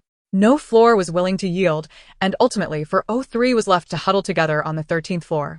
Days passed, and the floodwaters rose steadily. Under Jiang Ning's attentive care, Kayle's skin ailments healed, and its ribs vanished, thanks to 1801's rigorous training. It even began to display the faintest hints of muscle. 1801 drilled holes in the corridor wall, deliberately installing a rope to train Kayle's jumping ability. Remarkably, with a running start, it could leap over 2 meters effortlessly, securely grasping the rope to swing. As long as 1801 did not issue a command, it would hold on tightly. One had to admit that while 1801 lacked experience in raising children, he was quite adept at dog training. Not to mention ordinary commands. Even the aura and gaze he exuded, was it just her imagination? Or did Kayle increasingly resemble 1801? With a powerful presence and a piercing gaze, a single look or gesture conveyed understanding between them. Jiang Ning felt a twinge of jealousy. 1801 had seemingly stolen her dog away. Chapter 43. Medical fees. Jiang Ning felt a pang of envy as Hui Yixin appeared to have taken her dog. Fortunately, Kayle recognized its owner, returning to burrow into her arms after training, and would always carry its dog bowl whenever they went out. There was no choice. Hui Yixin's culinary skills were so lacking that even the dog disdained them, prompting Jiang Ning to prepare dog food in advance. Observing Kayle's remarkable transformation, Zhang Weili looked disdainfully at Lu Yu and Zhang Chao. "Look at you too. Even a dog surpasses you." Despite the incessant rain, everyone remained active. Zhang Weili diligently trained the two weaklings daily. Whether their physical abilities had improved was uncertain, but observing their bruised faces, Jiang Ning felt they were indeed quite tough. She was momentarily tempted to try, and the two dodged with remarkable agility. "Oh, they still want to strike at us? Not a chance." A mischievous smile graced her lips. Unlike the cries of despair from other floors, everyone on the 18th floor was improving. Even Dodo was making progress. Having learned to recognize pinyin and recite the text about the crow drinking water, the hydroponic vegetables thrived, and gazing at the row of vibrant green lettuce on the balcony, Jiang Ning displayed a knowing smile. The hybrid vegetables flourished with vigor, growing rapidly due to the added nutrient solution, and were significantly larger than ordinary greens. After careful observation each day, she had yet to discover any pests. Having finished her tasks outside, Jiang Ning entered her space to harvest timothy grass for the rabbits. The grass was brought back from Fengshan, along with a considerable amount of wild grass and saplings. Whatever could be used was planted, while the rest was set aside. The garden was piled high with countless pieces of furniture and building materials, yet ample black soil remained unutilized. However, Jiang Ning did not use it for planting vegetables or grains, as she currently had no shortage of those, and growing them was too time-consuming. 2 hours a day was hardly sufficient. What she lacked was not food, but time to freely inhabit her space. Thus, she planted fruit trees in the available land, which required minimal upkeep. Upon exiting her space, she found Cola relentlessly pawing at the door. Opening it, she heard someone calling her from downstairs. Jiang Ning descended to investigate and saw a young man supporting an elderly woman. "Hello, can you treat illnesses?" he inquired. Through the iron railing, she observed the old woman's expression of pain and replied impassively, "What is the matter?" "My grandmother has injured her back, but the hospital has run out of medication and suggested we seek acupuncture." The young man, Zhong Ping, wore glasses that lent him a scholarly appearance, and his demeanor was exceedingly polite. "I heard you study traditional Chinese medicine. Might you be able to help my grandmother? I have some knowledge of acupuncture, but I am not particularly skilled. Are you comfortable with me treating her?" "How could I be at ease? She is in excruciating pain, unable to sit or lie down, and has not slept all night." Initially, Jiang Ning intended to refuse, but upon reflection, she said, "I can treat her, but my medical skills are limited, and I cannot guarantee a cure. Additionally, I must charge a fee. Can we settle on credit?" Zhong Ping hesitated. "All my money is on my card, and I cannot access it now, but once the flood recedes, I promise to pay you immediately." Sensing her potential refusal, he added, "I can pay interest." Jiang Ning did not agree, suggesting they could trade with grain instead. Zhong Ping was troubled, as he had little food stored. Upon hearing about the grain, Grandma Zhong quickly interjected, "At my age, I've lived enough. It's not necessary to treat me." In truth, she was not particularly old, appearing to be just over 60. The instinct for survival is inherent to humanity, who would willingly choose death. She simply did not wish to burden her grandchildren. Zhong Ping reassured his grandmother and proposed to Jiang Ning, "Can we offer something else as compensation?" "Perhaps, but its value must be assessed. I have a mountain bike I purchased for 18,000. I've only ridden it a few times." Jiang Ning nodded in agreement. "That will suffice." Thus, Zhong Ping descended to retrieve the mountain bike, returning with it in hand. "Look, it's nearly new." The transaction was completed, equivalent to 10 treatments. Jiang Ning accepted the bike, but refused to let Zhong Ping come upstairs, instructing him to return in an hour and a half. He carried the bicycle and assisted Grandma Zhong upstairs. Although she was in considerable pain, her demeanor remained amiable. "Thank you, young lady," she said. "No need for thanks. I am charging for my services." Jiang Ning did not allow them inside her home, performing the examination instead in the hallway. The injury was due to strain and sprain, not a serious ailment, but it would certainly cause significant discomfort. She fetched a soft, comfortable bench from her space and placed it in the corridor for Grandma Zhong to lie on. Seeing her in distress, Jiang Ning poured some medicinal wine to promote blood circulation and relieve bruising, using a technique that, while not expert, provided some comfort to Grandma Zhong. After unblocking her meridians, Jiang Ning retrieved silver needles to commence acupuncture. Having practiced at school and recently reviewed her techniques, she approached the task without trepidation, her needlework steady. Remarkably, Grandma Zhong, tormented by pain and having had no rest for days, unknowingly drifted into slumber. It was not until Jiang Ning removed the needles that she awoke, feeling significantly better. "Young lady, I didn't expect your medical skills to be so proficient. Healing back injuries can be challenging, especially in damp conditions." So Jiang Ning advised her to take care during her recovery. While her space contained painkillers and ointments that could expedite healing, she refrained from offering them. Not out of concern for the medicine, but to prevent others from realizing she had supplies. "Young lady, may I discuss something with you?" Grandma Zhong asked, removing a jade bracelet from her wrist. "This bicycle is very dear to my grandson. Could we exchange it for this?" The bracelet appeared to be of good quality and should be worth a fair sum. Jiang Ning, not greedy, replied, "Your injury cannot be treated in 10 sessions. Once the flood recedes, you can buy back the bicycle." Hearing that she could redeem it later brought Grandma Zhong some relief. In truth, their family was relatively well off. It was merely that the younger generation lacked the habit of keeping cash, which left them in a bind. Once they concluded their discussion, Zhong Ping returned just in time to accompany his grandmother. Noticing her improved condition, he politely expressed his gratitude. After they departed, Zhang Chao opened the door, teasing, "And Ning, you're quite impressive. Now you can practice medicine for profit." "It's not a serious illness, just a bit of practice," she replied. Surviving in the apocalypse also required skills, which was the fundamental reason Jiang Ning had not abandoned her studies.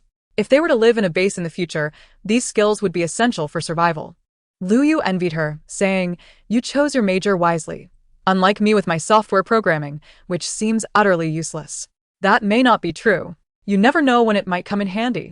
Observing Jiang Ning's remarkable progress, Liu Yu felt a sense of urgency and turned to seek out Zheng Weili to practice boxing. If she couldn't apply her knowledge, at least she needed to improve her physical fitness. The weather was humid, making her body feel particularly uncomfortable. Jiang Ning engaged in physical training in the living room, sweating profusely after 2 hours. A knock sounded at the door, and upon hearing the commotion, Kola hurried to scratch at it. Hua Yishan arrived to pick up Kola, and, noticing Jiang Ning practicing military boxing, paused momentarily before entering. "Your movements lack precision. Your punches should be raised a bit higher." His expertise was evident, far surpassing what video tutorials could convey. Jiang Ning accepted his guidance, adjusting her punches accordingly. "Is this better?" "Just a bit more," he replied, stepping closer to elevate her fists. After completing a set of punches, he pointed out several flaws. It was rare to see a girl striking with such vigor. And Hua Yishan, feeling playful, suggested, "How about a sparring match?" Chapter 44. The monkey steals the peach. Jiang Ning was taken aback. He was a former special police officer. Could she truly hold her own? Yet this was not her nature. Engaging with someone of his caliber would only serve to enhance her skills. All right. In truth, Zheng Weili had long desired to challenge him, but had never found the opportunity until now. After exchanging pleasantries, Jiang Ning wasted no time, launching into a spar with him. Fearless and brash, she struck with ferocity.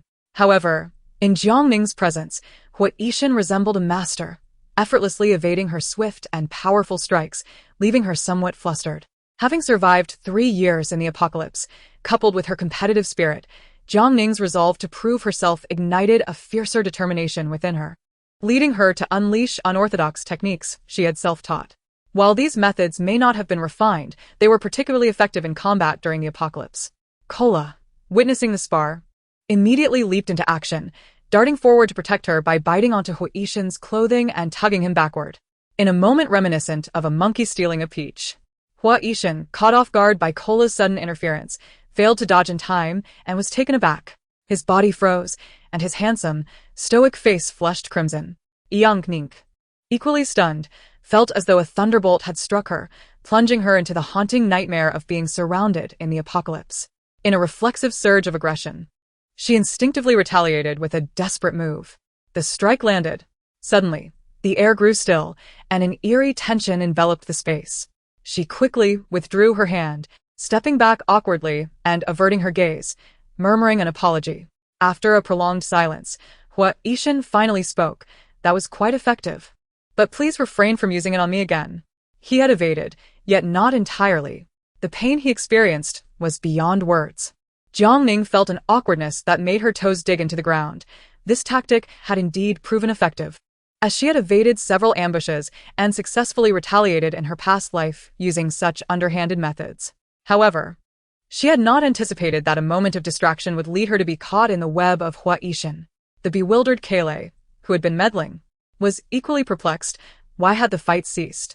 Hua Yishan stepped out of the living room, calling out to Kailei.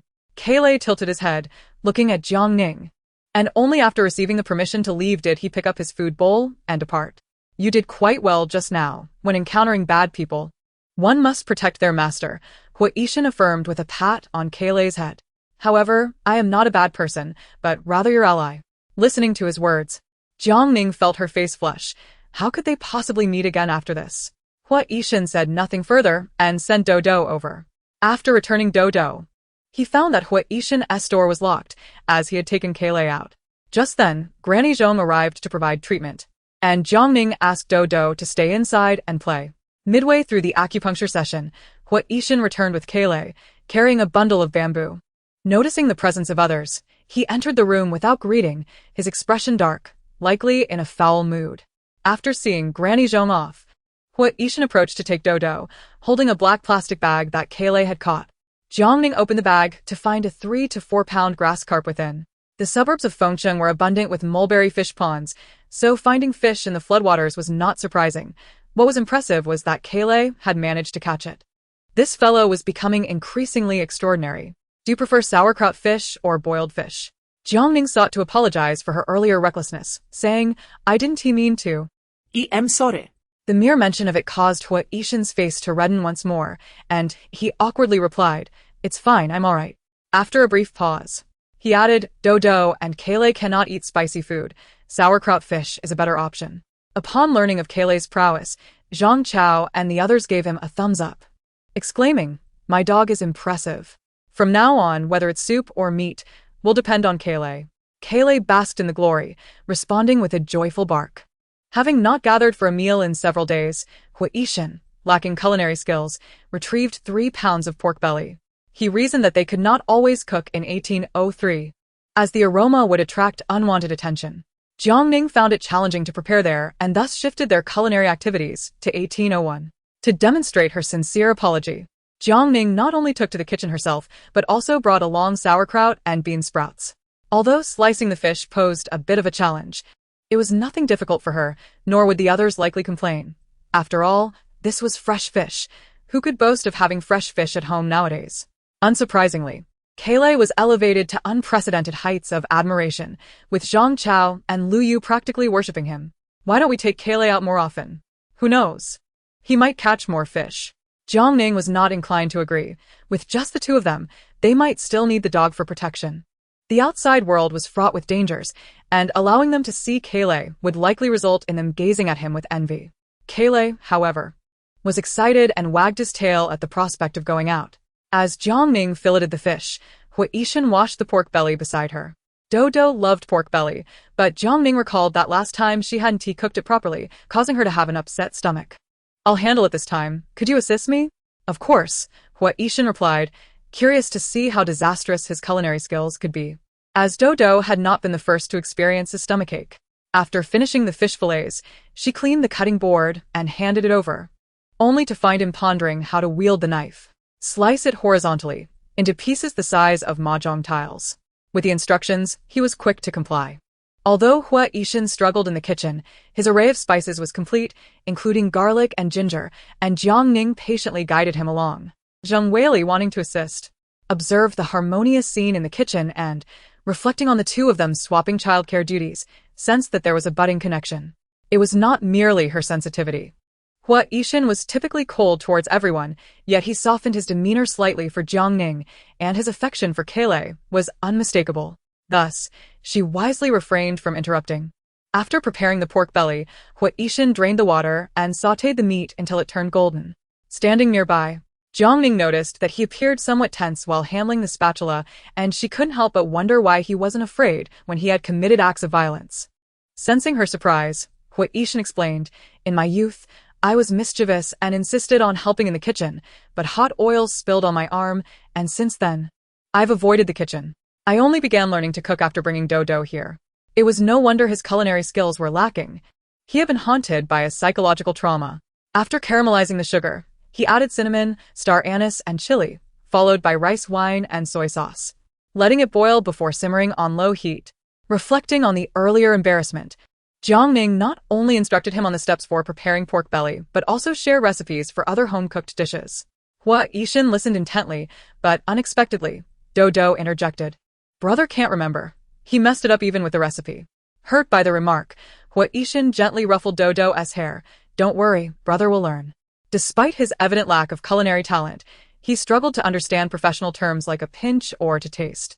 Dodo had become noticeably more lively lately, and Hua Yishan expressed gratitude. It's all thanks to you.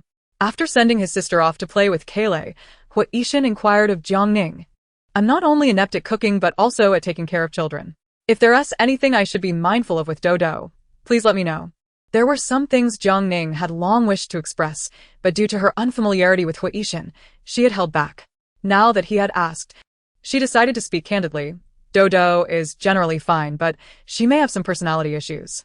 Chapter 45. The gold ring was swallowed upon hearing Jiang Ning's words. Hua Yishan furrowed his brow. Is Dodo timid and fearful? Jiang Ning shook her head. She has a people-pleasing personality. It seems she is afraid of making others angry and subconsciously seeks approval. For instance, when given eggs by her and Kaylee, She often stole glances at her while doing homework, fearing she would be disliked or seen as bothersome. She was not just afraid of her. Even her older brother, in an effort to please Hoard, had injured himself while practicing military drills without uttering a word. Such a child can be quite heart-wrenching at times. Hoard remained silent for a long while. Dodo is my parents' second child. They passed away in a car accident 2 years ago. And since I was working out of town and could not return, I had to entrust Dodo to my uncle's care. Dodo used to be lively and cheerful, but when I returned from my service, she had completely changed. However, I feel she has been changing recently. She now dares to point out my shortcomings. Thank you for your guidance.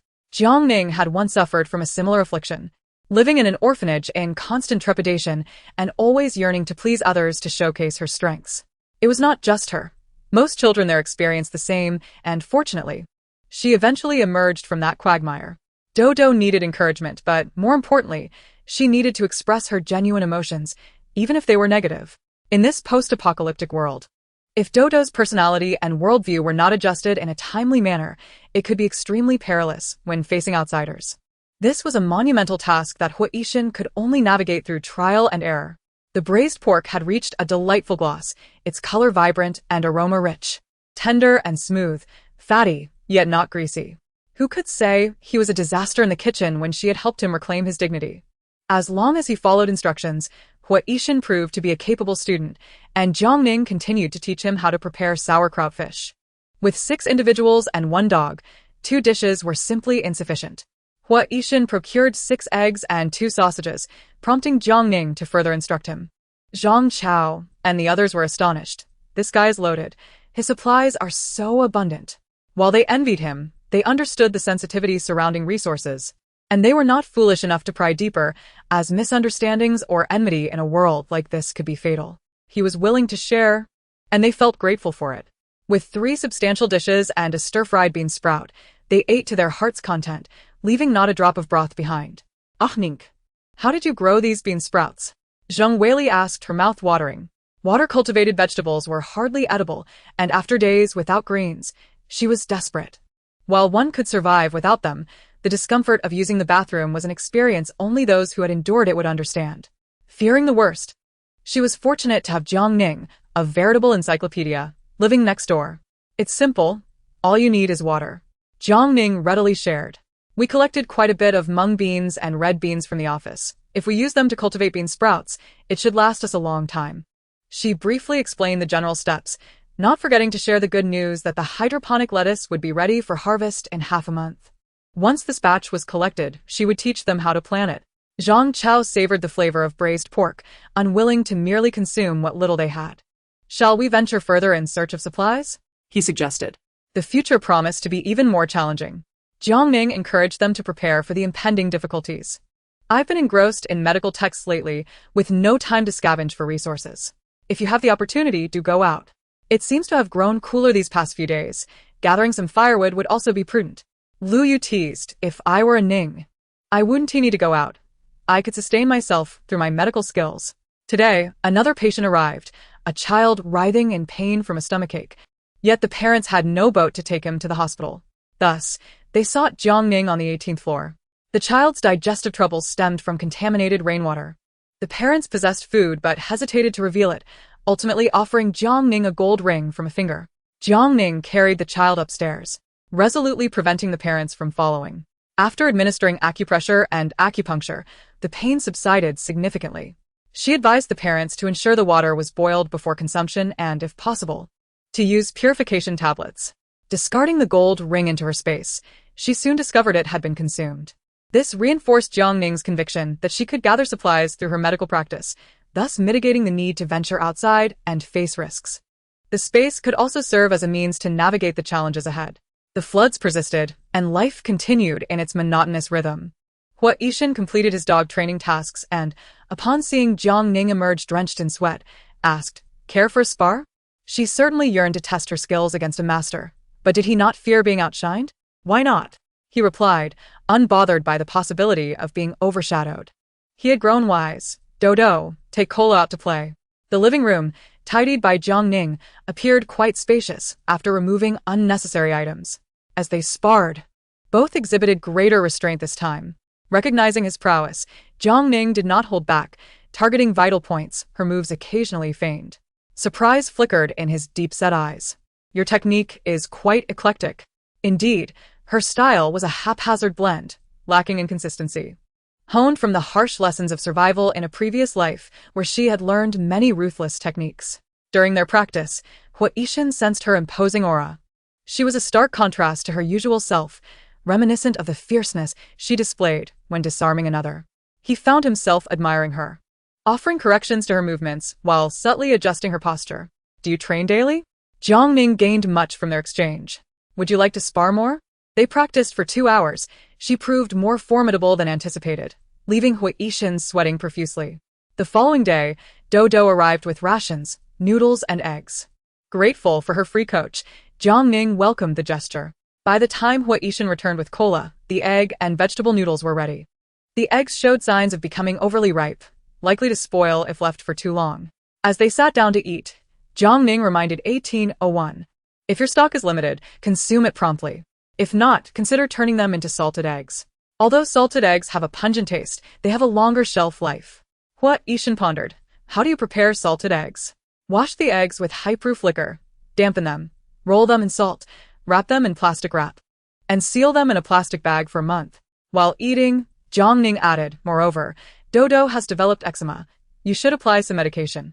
Hua Yishan had brought back ample medicine, but the packaging was torn, leaving him uncertain about which to use. Thank you. Could you help me find the right one later? Jiang Ning had prepared the meal, and Hua Yishan took it upon himself to wash the dishes. The assortment of medications was bewildering, and after some searching, she applied the ointment to Dodo, cautioning, do not scratch. It may leave scars. Sister, you are so kind, just like my mother, Dodo exclaimed. Jiang Ning tuklet. While Cola, feeling neglected, whined, wanting attention too. The dog, despite being generally well-behaved, had a tendency to become jealous and was unrepentant. Whenever Big Gray and Little White perched beside her on the sofa, Cola would rush over, nudging them away before burrowing into her embrace. Even with Dodo, Cola would squeeze in to nudge her. Only through affectionate petting could the jealous pup be calmed down. As they departed, Jiang Ning noticed Hua Yishan in the kitchen, struggling with the eggs, unsure whether to add more salt or not. Indeed, no one is perfect. In Chapter 46, Disturbance at the Door, Jiang Ning entered the kitchen, dampening a clean egg in a bowl of liquor before rolling it in salt, wrapping it up, and setting it aside to eat in a month. Just as she was about to take a nap, a knock echoed at the door. 1801 and 1803 were preparing to go out, with even Dodo donning a raincoat. Hua Yishan intended to take 2 out for training, and seeing Cola's exuberance, Jiang Ning pondered for a moment before agreeing. Wait. She returned to fetch her makeup kit, applying darker shades to Dodo's face. It was wise for Dodo to recognize the harsh realities of this world. However, her delicate complexion made her an easy target. After a bit of painting, Jiang Ning stepped back, satisfied with Dodo's newly hardened appearance. Cola approached, wanting to be painted too. I'll make you a ghost. It seemed to suggest, displaying its already dark and mottled face. Feeling slighted, Cola huffed and turned away, following the instructor. After her nap, Jiang Ning prepared to administer acupuncture to Grandma Zhong. Grandma Zhong pulled out a cloth-wrapped sweet potato from her pocket. Xiao Ning, my back feels much better. Thank you. The sweet potato was still warm, but Jiang Ning declined, stating, I charge for my services. Keep it for yourself. Food supplies were vital. She would never seize someone else's chance at survival. Despite Grandma Zhong's insistence on offering it, Jiang Ning suggested, if you insist, you may exchange sweet potatoes for future treatments. Downstairs, the knocking persisted, followed by a voice calling, young lady on the 18th floor, I'm here for treatment. Please open the door. With such a boisterous voice. What ailment could she possibly have? Annoyed by the noise, Jiang Ning descended and coldly inquired, what ailment? A middle-aged woman in her 40s greeted her with a forced smile. You must be Dr. Jiang, right? I have a headache and fever. Could you please take a look? I charge for consultations. The woman's smile faltered at the mention of fees. What? It's just a headache and fever. A couple of pills would suffice. Do you shop at the department store without spending? Jiang Ning retorted, uninterested in her complaints. I have no medicine here, nor can I treat your condition. No medicine? Then could you at least give me a few acupuncture needles? Acupuncture is 5 pounds of grain per session. What? You require 5 pounds of grain for a simple needle? The woman exploded in indignation. I say, young lady, one should not act like this. We are neighbors and should help each other. You hoard so many good supplies and yet expect us to pay with our food for our lives. Your heart must be very dark. Jiang Ning brandished her knife. Say that again. What do you think you're doing? Are you threatening me? The woman stepped back, startled. I have connections at the police station. If you dare touch a hair on my head, you will regret it. The incessant noise buzzed in Jiang Ning's ears. She swung her knife. Murder. Someone's killing on the 18th floor. How can you be so heartless? The commotion continued, and Jiang Ning retorted. Look at you, robust and well-fed. You must be quite well off to come here looking for trouble. She remembered the woman, who had come from afar to beg for food. Selfishly rummaging through trash bins in different buildings and even asking for unfinished drinks from others. You're talking nonsense. The woman's face turned pale, her voice dwindling. My family has no food. We've run out of supplies. In truth, she had hoarded quite a bit of food. When the typhoon first struck, she had gone door to door begging for food, gathering quite a lot. Little did she expect Jiang Ning would expose her. She had heard of the medical supplies on the 18th floor and came seeking some, only to find Jiang Ning so unyielding. The woman's voice weakened. I truly have no food. If I had, I would have brought it to trade for medicine. What you possess does not concern me. However, if you dare plot against me again, do not blame me for breaking into your home. Upon witnessing the ferocity in Jiang Ning's eyes, the elderly woman was drenched in cold sweat, her audacity quelled as she hurried downstairs to hide her possessions. Having failed to procure the medicine and now entangled in foolishness, trouble loomed large.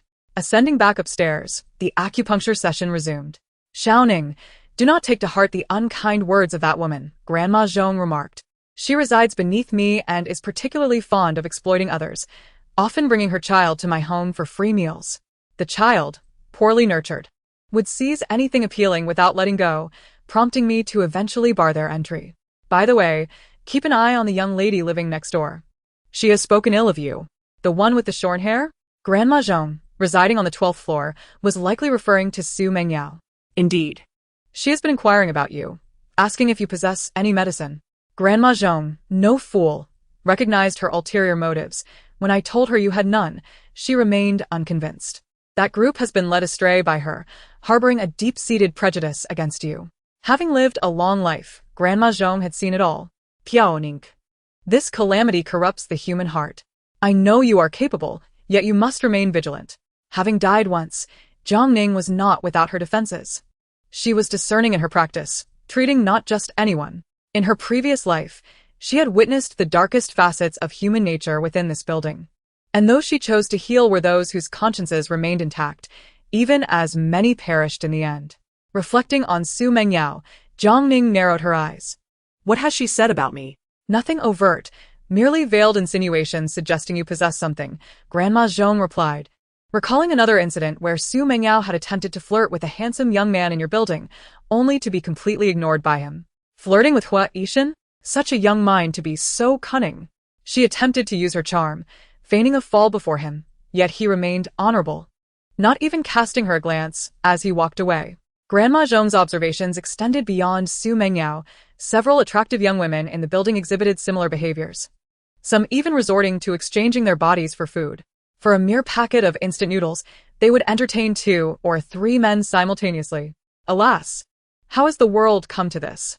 Zhong Ping had also faced harassment, yet her strict upbringing prevented any mischief. As dusk approached, Zheng Weili and others returned, laden with firewood and dragging a large cylindrical stainless steel water tank. Kailei, ever the assertive one, had lugged a hefty tree branch upstairs, followed by Dodo, who cheerfully announced, "Sister, we're back." The dog, exuberant, leapt into her arms, soaking Jiang Ning in water. Dodo bore scratches on her face, likely from a fall or scrape, yet her eyes sparkled with joy. She leaned closer to Jiang Ning and whispered, "Sister, there's meat. Kailei found it. It was caught by my brother." That explained the dog's proud demeanor, eagerly awaiting her praise. Jiang Ning playfully ruffled Kailei's fur and bestowed a kiss. Chapter 47. The dog's expedition having received a sweet kiss from her caretaker, Kailei spun in excitement, nearly losing control. Dodo, undeterred, clung to her arm. "Sister, it's terrifying outside. Everywhere is flooded. The houses are submerged, but Dodo isn't scared. Indeed, Dodo is quite brave. Bestowing a piece of candy to each, Jiang Ning descended to assist with the firewood. The water tank was substantial, requiring 3 men to hoist it up to the rooftop. After securing the speedboat and rubber dinghy upstairs, Zheng Weili rummaged through her large backpack and produced a plastic bag containing a snake and 2 wild rabbits. We ventured far. The hillside villa area is nearly submerged. The water tank is for Ashen. We intended to return after finishing, but Kaylay ran up the mountain. Fearing for her safety, they hurried after her, only to discover her entangled in a struggle with the snake. Hua Yishan, quick and decisive, dispatched the snake with a swift motion. Securing several pounds of snake meat, the group rejoiced, yet Kaylay remained reluctant to leave. Unable to persuade the dog, they gathered firewood while venturing further into the mountains, where Kaylay began rummaging through a rabbit burrow. Ning, you've struck gold. She's not merely a dog, she's practically a spirit. Jiang Ning glaubt. Acknowledging Kaylay's remarkable survival skills forged through her years of wandering. Zheng Weili marveled, I've never encountered such an intelligent dog. She's even climbed trees. Without Shenge, she would have run amok, refusing to return as night fell. Gluttony is innate to dogs. Only those who have known hunger possess an urgency to hoard provisions. Reflecting on the pigs they previously hunted, it was no wonder Kaylay was reluctant to return, her instincts driving her deeper into the mountains. Jiang Ning remained at home, contributing by safeguarding the household while Kaylay took on the role of the hunter. They agreed to share the spoils equally, though Jiang Ning had no desire for undue advantage. To her surprise, Zheng Weili and the others disagreed, insisting Kaylay was one of them and deserved equal treatment for her efforts. If you feel guilty, you can handle the cooking while we assist. Ultimately, Jiang Ning did not take charge, but instead guided Hua Yishan in his culinary endeavors. They skinned and gutted the snake, simmering it with a bowl of black beans in the pressure cooker.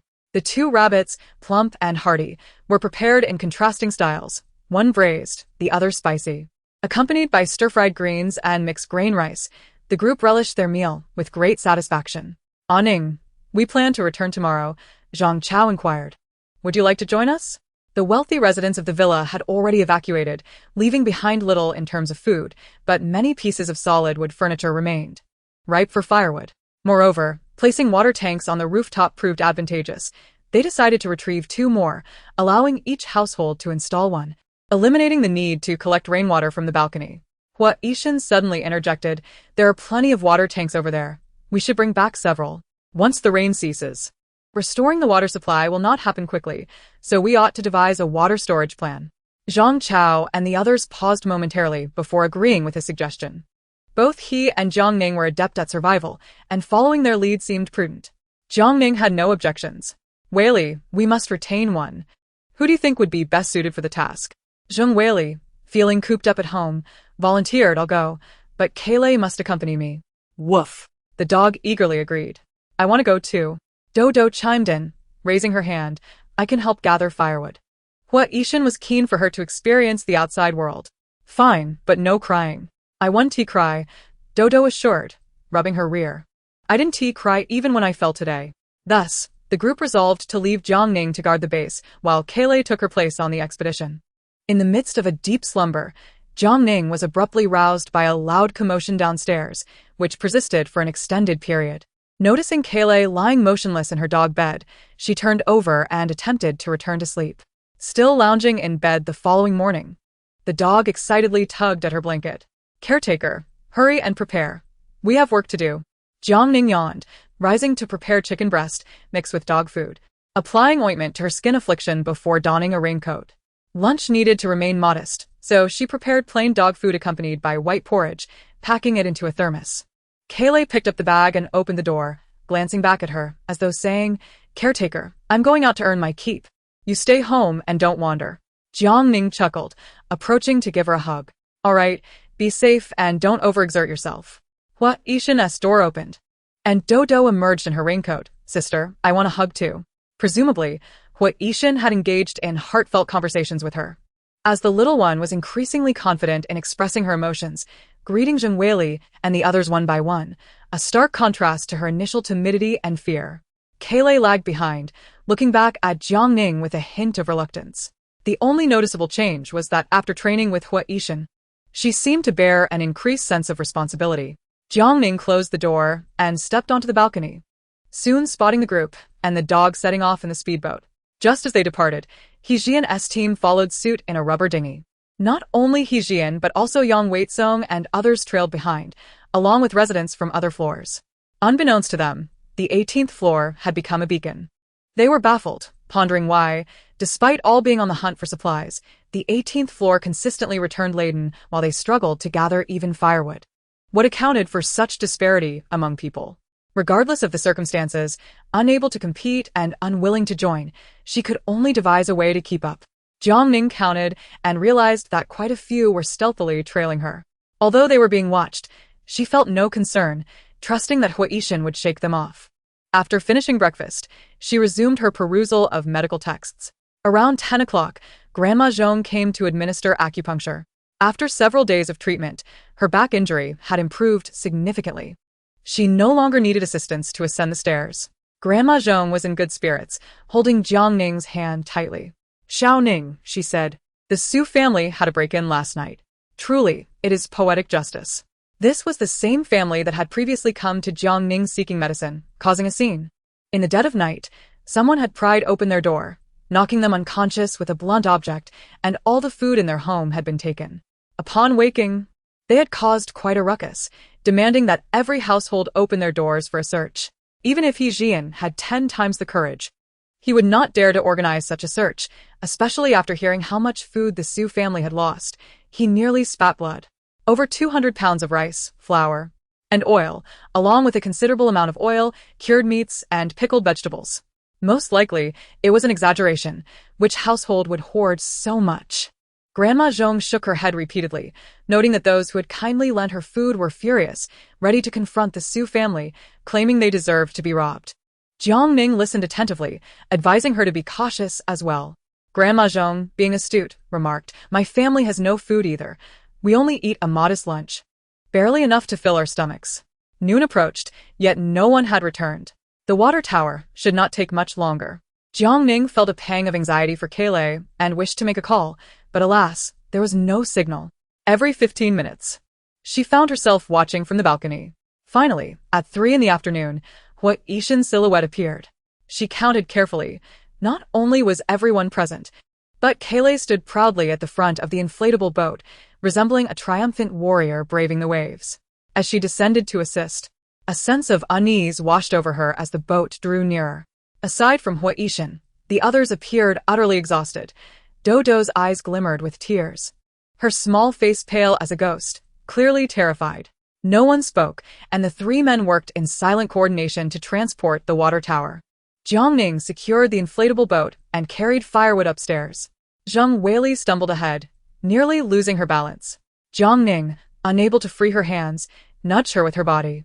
The two continued upward, but Zheng Weili's gait was peculiar, indicating an injury to her foot.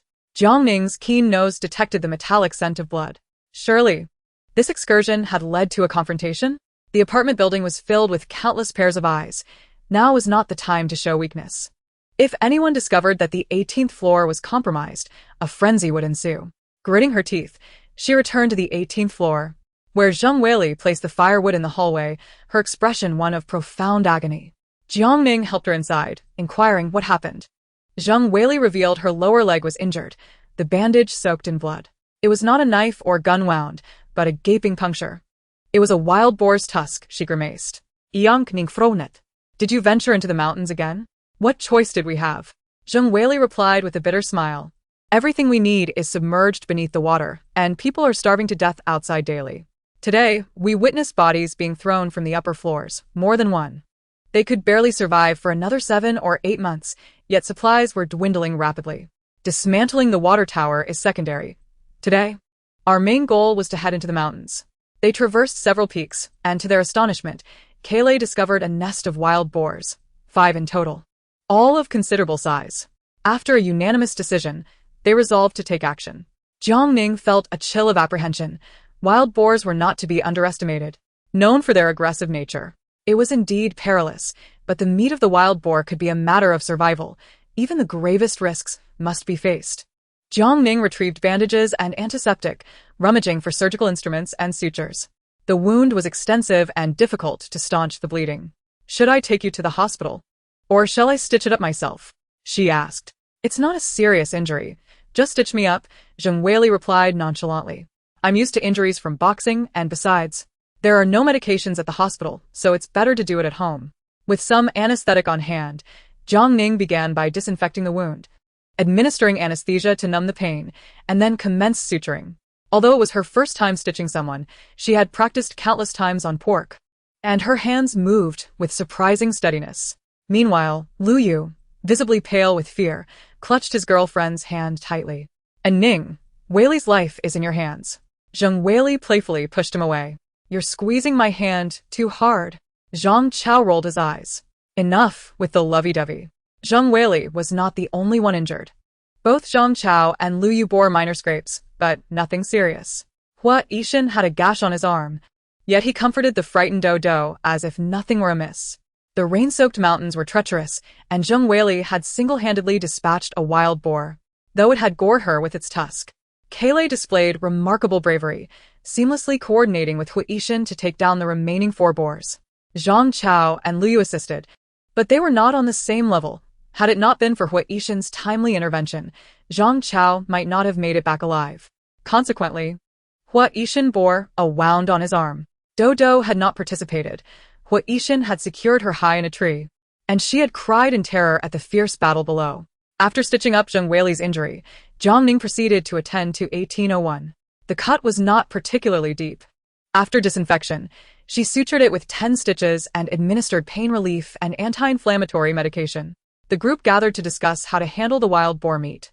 With no refrigerator, they had no means to preserve it. Why not make jerky? Lu Yu suggested. We brought back several boxes of charcoal last time. Jiang Ning dismissed the idea, stating that jerky would consume too much charcoal, and besides, how long would it take to cook 5 boars? The entire neighborhood would be inundated with the scent of roasting meat. Do you remember the sharp-mouthed monkey? Zhang Chao interjected, his mind racing. They not only sell goods but also trade. We are in dire need of grain. Why not exchange wild boar meat for it? They had successfully traded 5 times previously, and the other party had proven trustworthy. This approach was promising, perhaps it was worth trying. They stuffed one head of the pig into the water tower, having already butchered it into 4 large pieces. The wild boar meat, extracted from the water tower, was thick-skinned and coarse, the color deep red with minimal fat. Jiang Ning disapproved of bringing the entire pig. They should cut off a few pounds to test the waters. It was better to gauge their bargaining position rather than disclose their entire stock.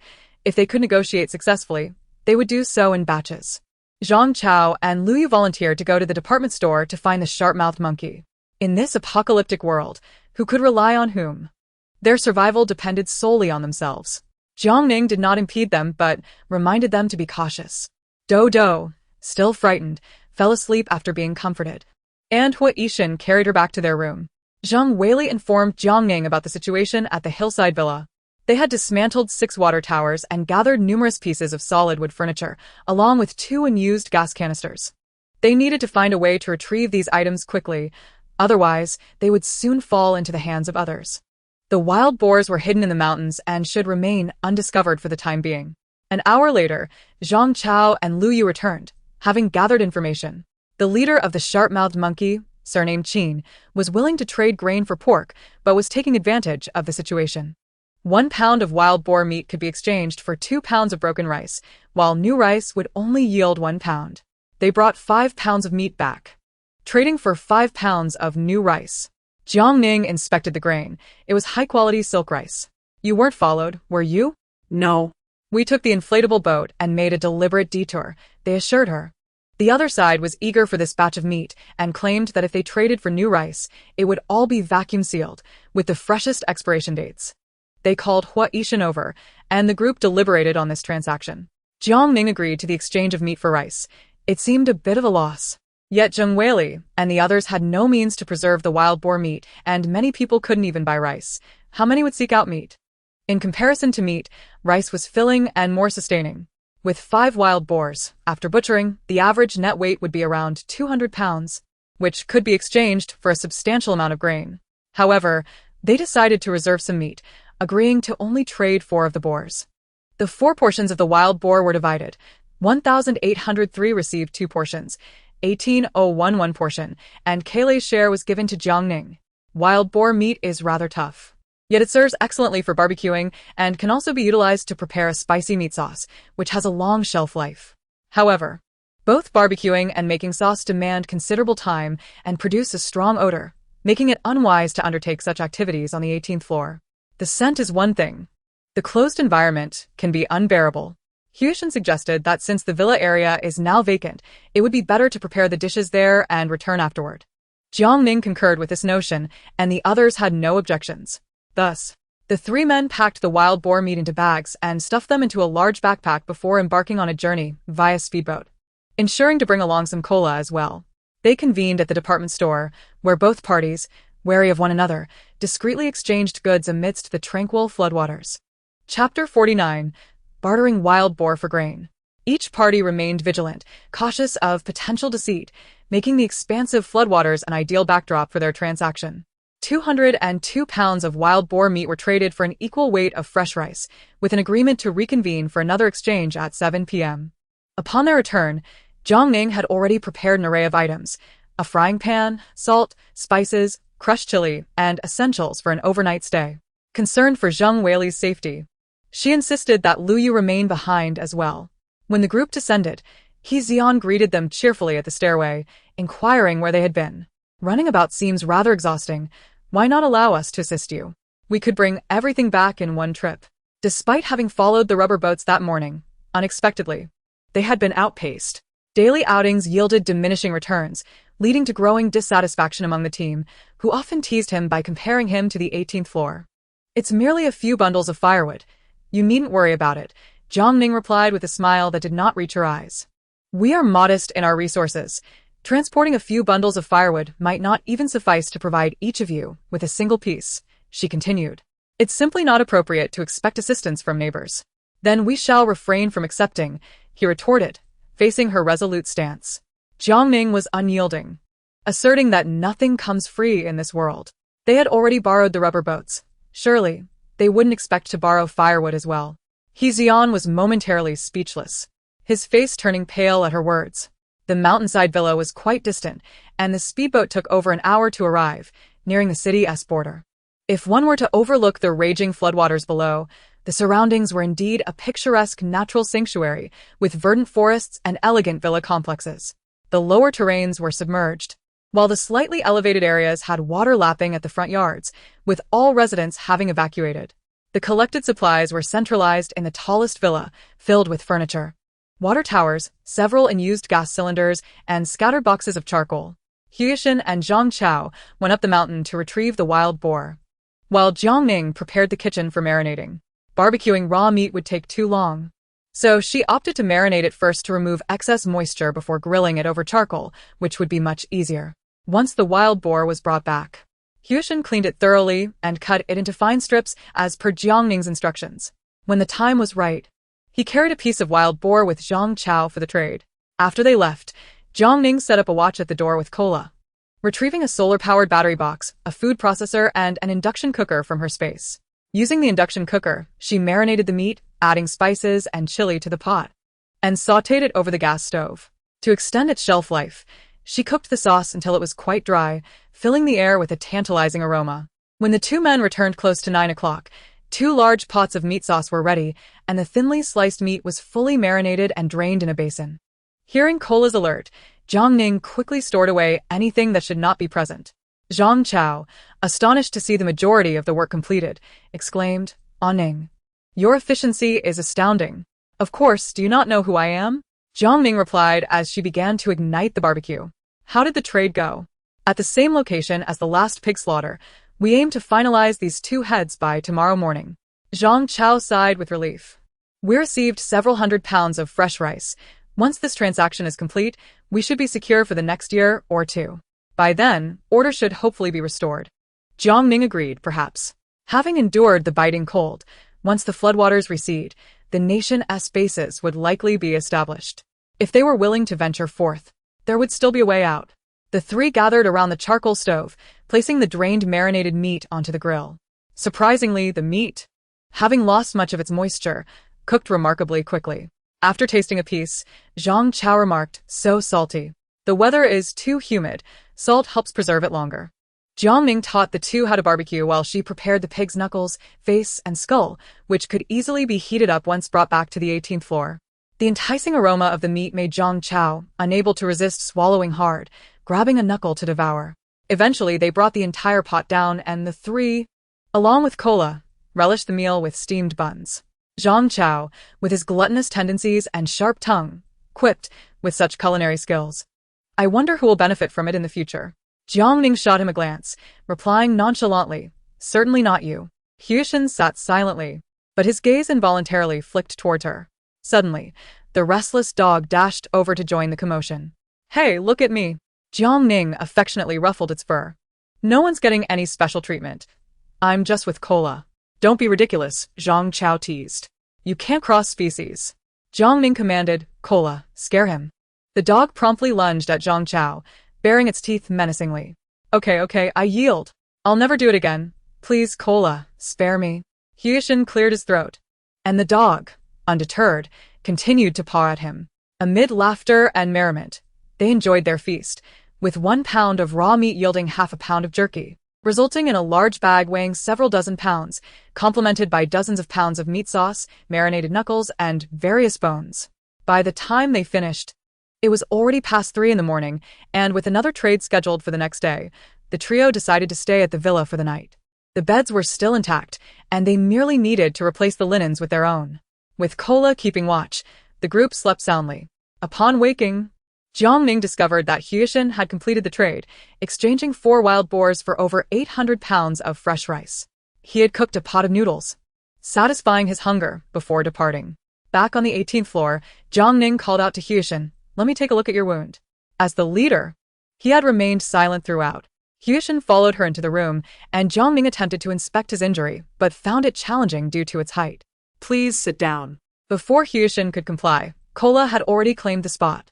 Sitting on the sofa, Huishan watched as Jiang Ning examined him, discovering that the wound had reopened and bled. Why didn't you mention this yesterday? It's not severe, he replied. It's just a small cut. Don't take it lightly.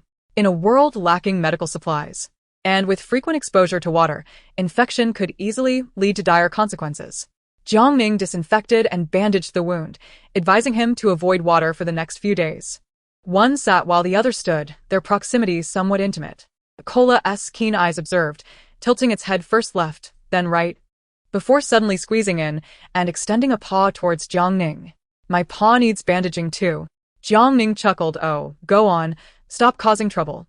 They had accumulated 860 pounds of rice, 72 pounds of jerky, 30 pounds of meat sauce, and various other items. Jiang Ning took Cola's share and refrained from further involvement with the mountainside villa, instead focusing on reading and exercising at home. Zhang Chao and Liu had spent several days transporting the water tower and firewood back. With ongoing construction projects at the mountainside villa, they also managed to retrieve several water pipes, contemplating how to install the water tower on the rooftop. Daodu, having been frightened, appeared somewhat subdued, but children have short memories, and within a few days, he was back to his cheerful self. Although Huishan's injury had not yet healed, he continued to come over for practice. He utilized only one hand, making it difficult for Jiang Ning to exert her full strength, fearing that she might overpower him. Thanks to his youthful physique, he met the standard for stitch removal in just 5 days, while Zheng Weili, with more severe injuries, had to wait 10 days. After the incident with the wild boar, Zheng Weili no longer sought to practice with Huishan, recognizing that his skills were beyond her reach. Chapter 50, Reconnaissance and Infiltration Techniques. After 2 days of effort, all 7 water towers were successfully installed. Jiang Ning received 3, while Huishan acquired 2, and with a twist of the faucet, they were ready for use. Although Jiang Ning utilized water from her space, she still made it a point to fill the tanks each day. Unbeknownst to them, 2 months have slipped by since the flooding, and the second crop of hydroponic vegetables has been sown. Xiaobai appears to be pregnant again, and the first litter of rabbits has already grown to over a pound. Zheng Weili, ever restless, has begun to venture outside as soon as her injuries have nearly healed. Meanwhile, Jiang Ning has grown increasingly lethargic, often opting to recline and relax. Even Huishan, who has always operated like a relentless machine, has taken a break. Aside from his daily dog training sessions, he now dedicates 2 hours to practice with Jiang Ning, followed by cooking. While he is impeccable in many aspects, His culinary skills leave much to be desired. Under Jiang Ning's tutelage, his cooking is merely passable, far from delectable. Congratulations on your progress. Although it feels somewhat selfish, Jiang Ning is eager to indulge in her own delights. With an abundance of gourmet treats stored away, she cannot bring them out in Hua Yixin's presence. In a gesture of gratitude, he hands her a walkie-talkie, a means to communicate in the future. Jiang Ning is taken aback. Why hadn't she thought of this sooner? Perhaps she hadn't anticipated the day they would need to team up. Thank you. This will be immensely convenient. I can simply call out when needed, avoiding the hassle of running back and forth to knock on doors. Hua Yixin does not return, and Jiang Ning enjoys a hearty barbecue with her dog, indulging in some delightful soft drinks, feeling utterly satisfied. The next morning, the crackle of the walkie-talkie interrupts the silence, and a voice from next door calls out, Jiang Ning, are you teaching Dodo today? Yes, around 10 o'clock. Hua Yixin suggests, why don't you come over? While you set questions for Dodo, I can teach you infiltration techniques. Infiltration techniques, a legitimate deadly art, encompass silent assassinations, various methods such as slitting throats from behind, striking the throat with a fist, and neck twisting. By the way, I cannot breathe in the famous American knee strike. It is indeed a quintessential infiltration technique. Intrigued, Jiang Ning considers that her living room is too cramped for such activities and eagerly agrees. Infiltration techniques involve close combat, necessitating physical contact and grappling. Hua Yixin lays out a mat, and the first move is the neck twist Jiang Ning observed previously.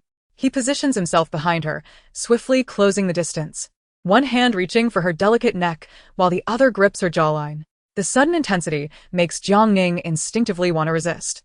But he skillfully maneuvers to her hamstring while securing her neck and jaw. One wrong move, and her head could easily be displaced.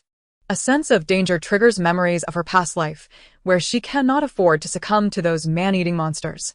Just as she prepares to retaliate, a voice from above reassures her, Jiang Ning, do not be afraid. I will not harm you. Calm, deep, yet resonant. Jiang Ning shakes off her chaotic thoughts, realizing Hua Yixin is merely feeling for the joints in her neck. She focuses, striving to dispel any errant thoughts. The vivid memories of the apocalypse are too harrowing. Even with a fresh start, she remains resistant to male physical contact. Taking deep breaths, she reminds herself to separate past from present, recognizing that her current endeavor is to enhance her own strength.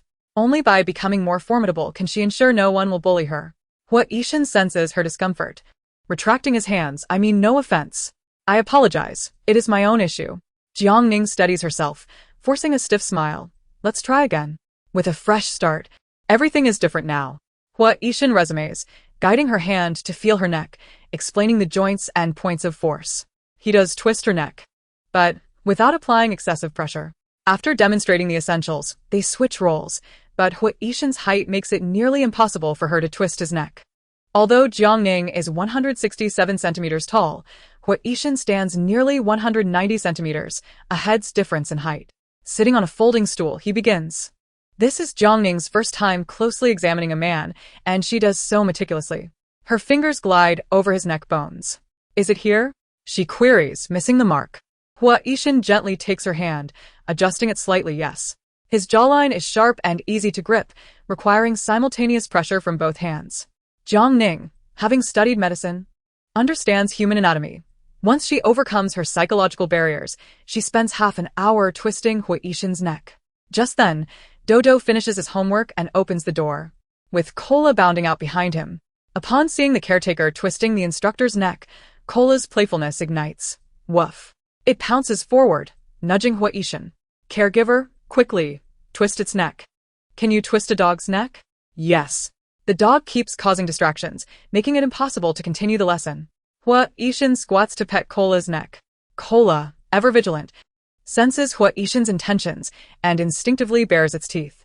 Hua Yixin adopts a stern demeanor, issuing the command, at attention. Cola ceases its antics, obediently following the command. However, when Jiang Ning attempts to pet it, the dog becomes limp and sprawls out, tongue lolling as it leans against her. Come on, caregiver, quickly. This dog seems rather unruly. So Jiang Ning leads it to isolation in room 1803. The dog is important, yet she must seize every moment to improve. In this apocalyptic world, Whether among the residents of the apartment or the survivors outside, countless individuals are becoming increasingly monstrous in their thoughts due to the harsh environment. If she wishes to survive, she must outpace them. The lessons continue, and Jiang Ning quickly learns various neck-twisting techniques. Her aptitude is remarkable, allowing her to easily adapt and apply new concepts. After retrieving cola from room 1803, Jiang Ning hastily prepares a simple meal of fried rice noodles, then settles on the couch to meticulously study diagrams of human skeletal structures. Which bone to strike for a lethal blow? Which pressure point, when struck, would render the body weak and incapacitated? These are the techniques for a swift kill. Woof! Jiang Ning snaps back to reality, realizing Cola is sulking, refusing to eat its dog food and turning its back to her. Oh dear, who has upset my beloved Cola? Abandoning her medical texts, she approaches to comfort the dog. You are the cutest, Cola. Humph. It turns its head, proudly ignoring her. After petting its head for a while, she retrieves a braised chicken leg to coax it back, and only then does the dog relent, bringing its neck closer. Come on, let's continue. Only then does she understand that it was merely a matter of jealousy. What a possessive little dog. Cola, no matter who I interact with, you will always hold the most important place in my heart. The insecure dog reacts as Jiang Ning embraces it, realizing that the challenges of survival will only grow more daunting. The 18th floor is not a safe haven. She knows it wishes to grow strong to protect her, just as she desires to strengthen herself to safeguard it. Let us grow stronger together and always protect each other, shall we? Cola tilts its head, seemingly understanding. It blinks, placing its paws gently on her hand.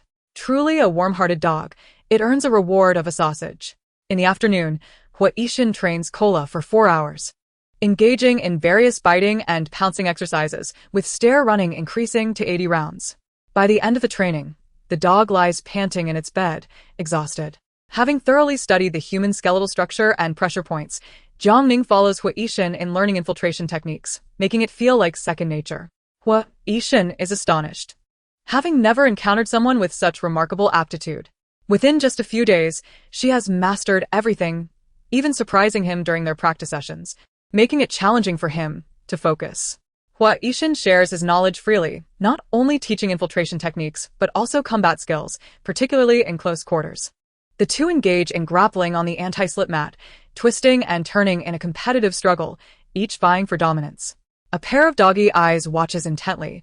Should Jiang Ning falter, Cola leaps in to disrupt the match. Dodo, on the verge of tears, pleads, "Brother, sister, please stop fighting." She adores both her brother and sister, torn over whom to support. Ultimately, she clings to Cola. Woof. Let go of it. Seeing the caregiver pinned beneath Huaishan, Cola growls fiercely, baring its teeth. Let go, it wants to fight him. Dauda struggled to hold back, while Kale lunged forward. Chapter 51, Encirclement of the 18th Floor. Ultimately, with the assistance of his dog, Jiang Ning achieved an inconclusive victory. Betrayed by the very dog he had trained, Huaishan felt no anger. Instead, he affectionately patted its head, saying, "Good, from now on if anyone bullies her, you must protect her." Kale had just exhibited fierce behavior, and Jiang Ning was somewhat concerned. Asking, "Did it bite you?" "No," Huaishan replied, praising the dog for its discernment. Dogs can distinguish right from wrong better than humans. Kale knows its limits. Jiang Ning concurred, acknowledging that dogs are sensitive to the aura humans emit. Huaishan harbored no ill intentions, thus he faced no aggression. As days passed, Jiang Ning's strength grew at a remarkable pace. Upon learning that she was training with Huaishan, Zheng Weili became equally determined, practicing daily with Zhang Chao and Lu Yu, whose cries of distress frequently echoed from room 1803. After enduring numerous beatings, Zhang Chao, with his tough skin and resilient physique, and Lu Yu, whose once svelte waist had vanished, found their confidence soaring. "And Ning, shall we spar a bit?" Jiang Ning smiled and agreed.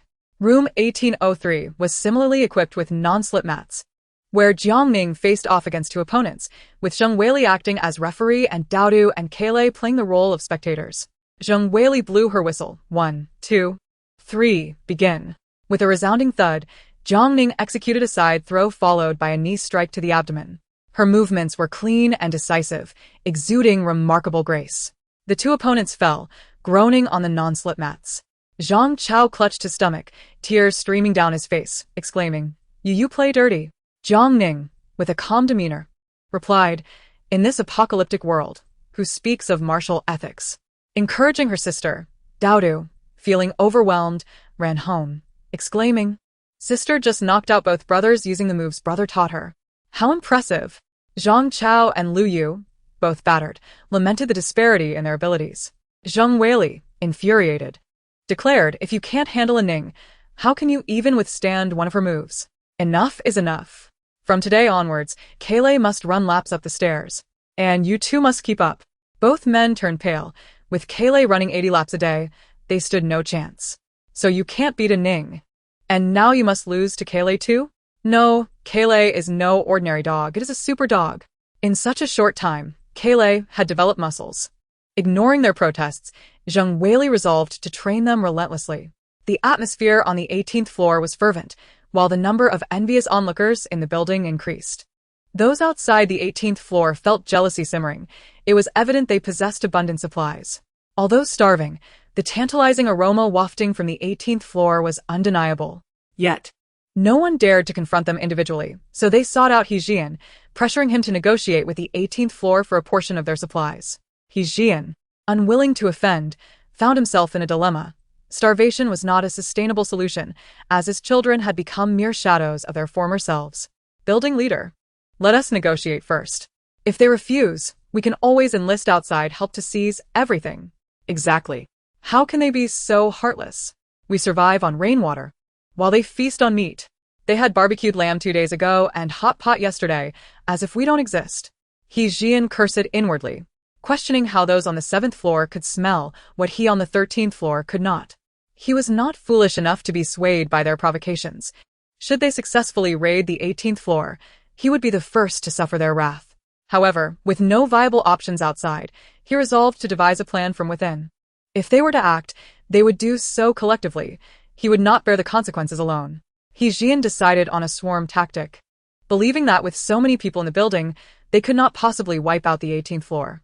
That evening, after practicing with Huaishan, Jiang Ning emerged, drenched in sweat, to the sound of knocking at the door below.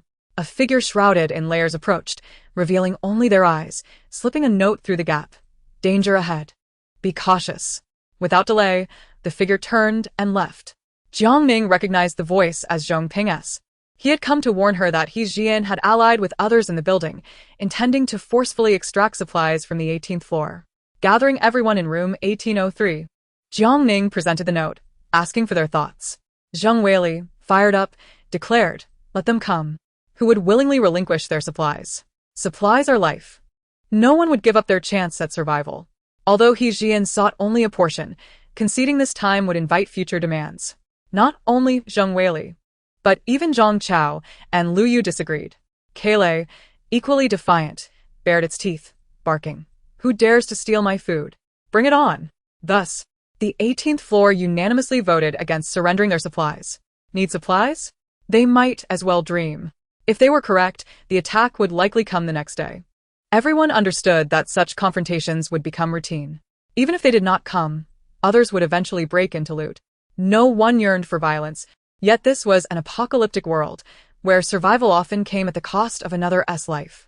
They each returned home to prepare for the inevitable battle ahead. Upon arriving home, Jiang Ning retrieved protective clothing from her space and measured Kayle for a perfect fit. Lacking sewing skills, she improvised to ensure Kayle received the best protection. Though dogs typically resist confinement, Kayle had grown accustomed to wearing clothes during its treatment for skin ailments. With proper nutrition and care, Kayle had transformed from a gaunt figure to a robust canine, its coat now gleaming with vitality. Daily training with Huaishan had sculpted Kayle into a muscular dog.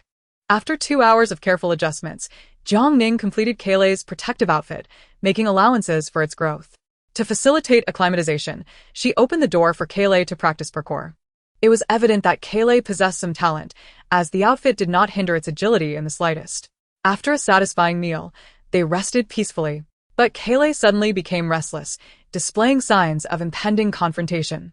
Opening the door, Jiang Ning heard knocking below, where He Jian was hypocritically calling out. Ignoring him, she prepared breakfast for herself and Kayle: soy milk, fried dough sticks, and hand-grabbed pancakes. After eating and brushing her teeth, she began her preparations. He Jian, hoarse from shouting, declared that since the 18th floor refused to communicate, they would face his wrath. Break down the door. Upon hearing the building leader's command, greed glimmered in their eyes. As if the 18th floor were a treasure trove waiting to be plundered. They believed that once they breached those 3 doors, they would no longer have to worry about hunger.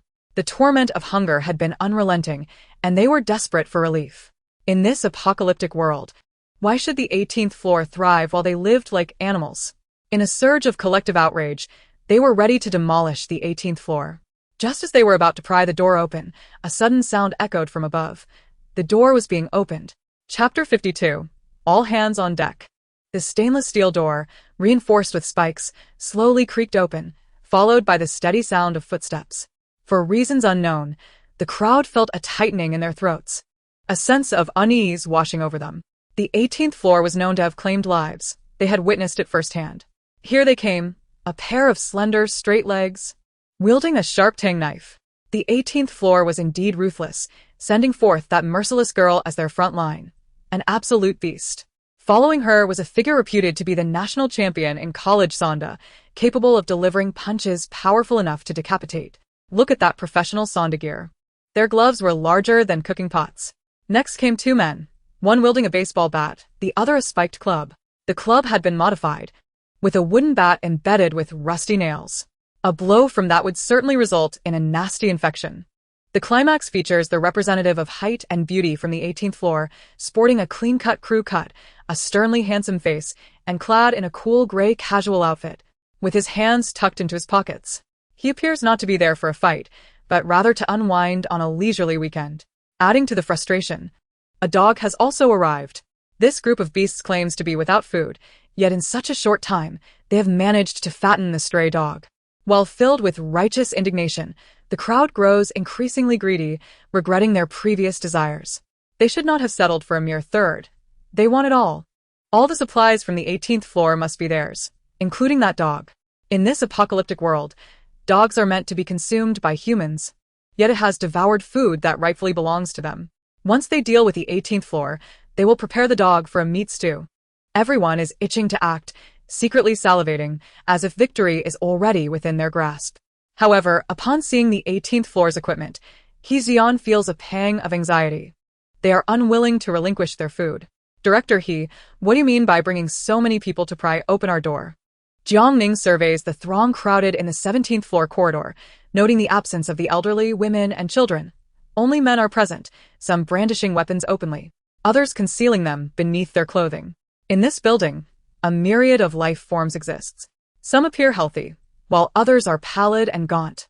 Regardless of their circumstances, they all have their eyes set on the 18th floor.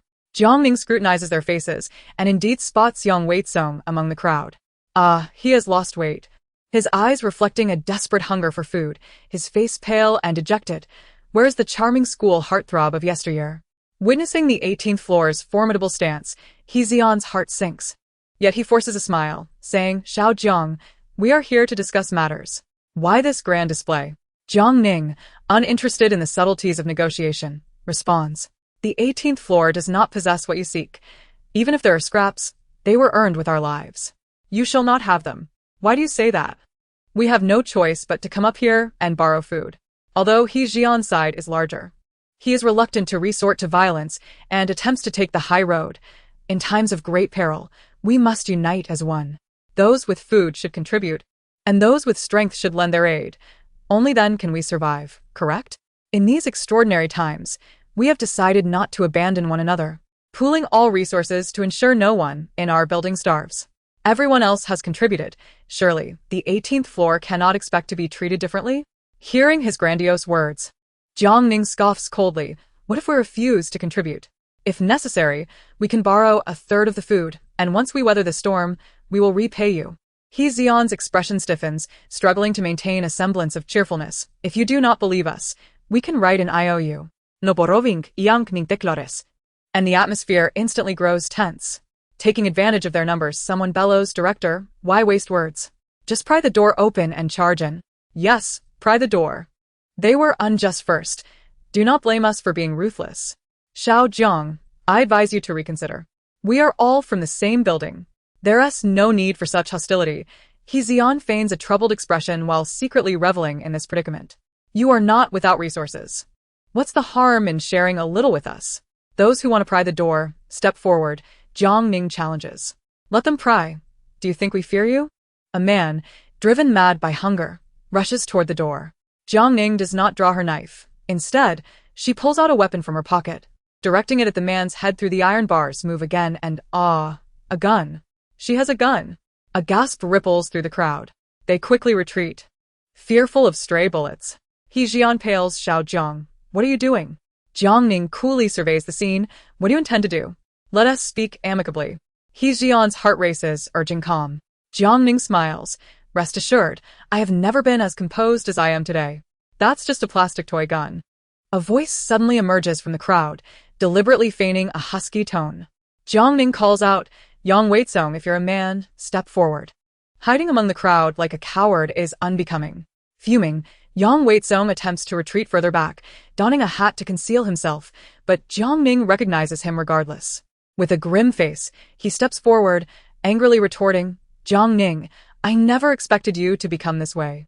How selfish of you. You have food. Why not share a little to help everyone? What of it if I am selfish? Jiang Ning retorts with a cold smile, I neither steal nor rob. I secured my resources through my own efforts, unlike you, who barter your dignity for food, always eyeing what belongs to women. In this apocalyptic era, survival is paramount. What value does pride hold?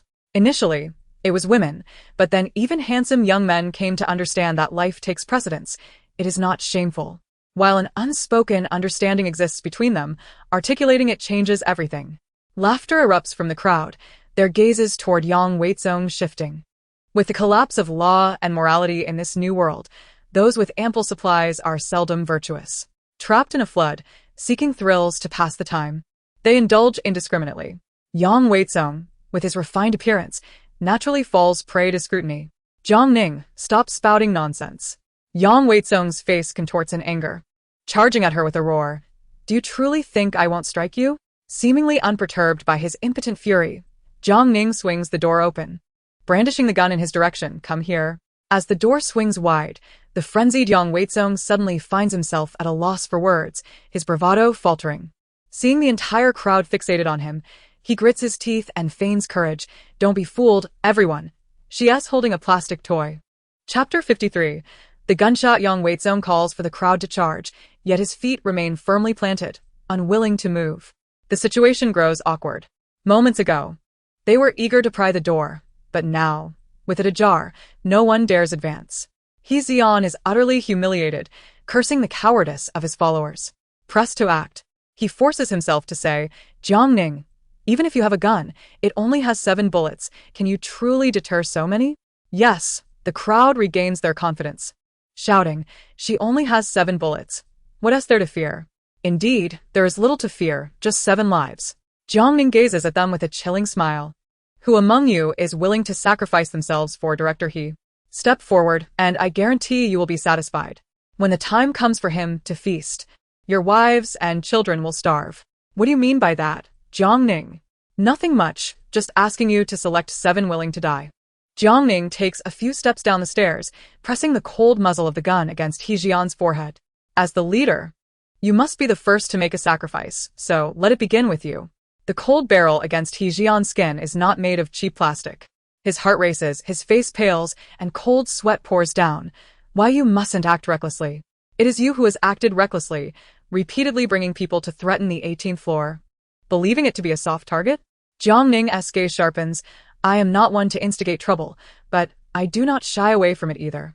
After your repeated provocations, I can only respond in kind.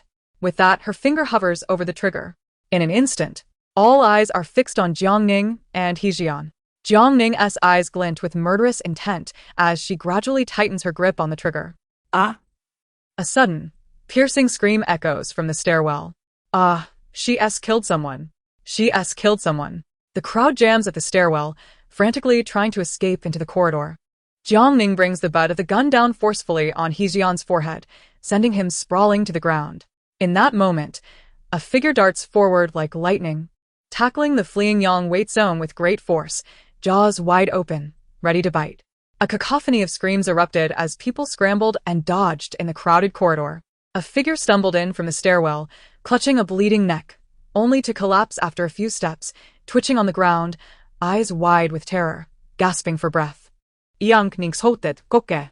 The dog is vicious. It had bitten Yang Weizong, leaving him bloodied before it turned and dashed upstairs. In an instant, Jiang Ning swiftly locked the door, barring the tide of panicked individuals from entering. The chaotic throng slammed against the door studded with nails, eliciting bone-chilling cries. The sudden upheaval caught many off guard. Through the iron bars, a man, his expression frenzied, brandished a bloodied kitchen knife, wildly swinging at anyone nearby, roaring like a beast. "Damn it! You all deserve to die. I want you to pay for my daughter's life. Go to hell. I will accompany you." Some reacted swiftly, drawing knives from their clothing, but in the crush of bodies, their attempts to fight back resulted in self-inflicted wounds. The madman, undeterred, continued his relentless assault, his eyes wild with rage, turning the 17th floor corridor into a hellish scene.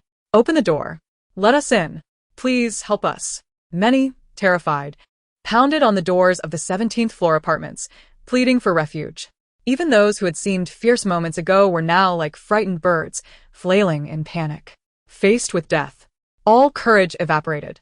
Jiang Ning did not open the door. Her expression numb, she observed the chaos outside through the bars, as if watching a dramatization. Zheng Weili clenched her fists, opening her mouth to speak, but ultimately turning away in silence. The madman, blood-soaked and twisted in visage, resembled a bloodthirsty fiend risen from the depths of hell. A few burly figures raised their knives against the man, striking him on his back and limbs. Yet, he seemed impervious to pain, recognizing them in his frenzy. "You killed my daughter. I will bury her with you." Like an unkillable demon, he fought against many, covered in blood, until they all fell. He did not stop, his bloodied form surging through the panicked crowd like a devil wielding a scythe. Others, regaining their wits, swung pipes or knives at his head, a violent fury unleashed. Bang! A deafening gunshot rang out. The madman collapsed, a bullet to his head, his bloodied face breaking into a gentle smile. "Don't be afraid. Daddy is here to join you." It was not Jiang Ning who had fired, but from behind her came the shot. Zhang Chao and Lu Yu turned to see Hui Yixin holding a gun. Their pupils dilated in shock, astounded that he could pull off such a feat amidst the chaos. Hui Yixin's expression was solemn, revealing no emotion. He did not fire again but turned to ascend the stairs. With a single bullet, the slaughter ceased. The 17th floor echoed with wails. He Jian and Yang Weizong lay on the ground, having escaped the madman's blade but now buried under the crush of bodies, unconscious and unknown whether alive or dead. Coke, undeterred, still yearned to charge out and fight. "Save me. Help." Those injured cried out to Jiang Ning for assistance. Wounds, trampling, and injuries marred the scene. A horrifique tableau. Jiang Ning, a medical student capable of healing, felt their desperation. They did not wish to die. Some spoke up, others chimed in. "Why should we help them? If they recover, they'll rush to the 18th floor." Jiang Ning turned and ascended the stairs, ignoring the carnage behind her. Zheng Weili and the others were shocked, their compassion momentarily flickering, but thoughts of the earlier threats extinguished any lingering kindness. No one is born evil. Yet extreme circumstances can birth malevolence. They exchanged glances and silently retreated upstairs, disregarding the anguished pleas and curses behind them. The stainless steel door closed, muffling the sounds. Zheng Weili snapped back to reality, and "Ning, how do you have a gun?" Jiang Ning smiled and tossed an object to her. Zheng Weili caught it, quickly realizing the trick. "Fake? Where am I supposed to find a real one?" The previous gun had indeed been real, but Jiang Ning had cleverly swapped it. Zheng Weili examined it. It was a high-quality replica, indistinguishable from the real thing, even fooling her. "I stumbled upon it while searching for dog food. I have another.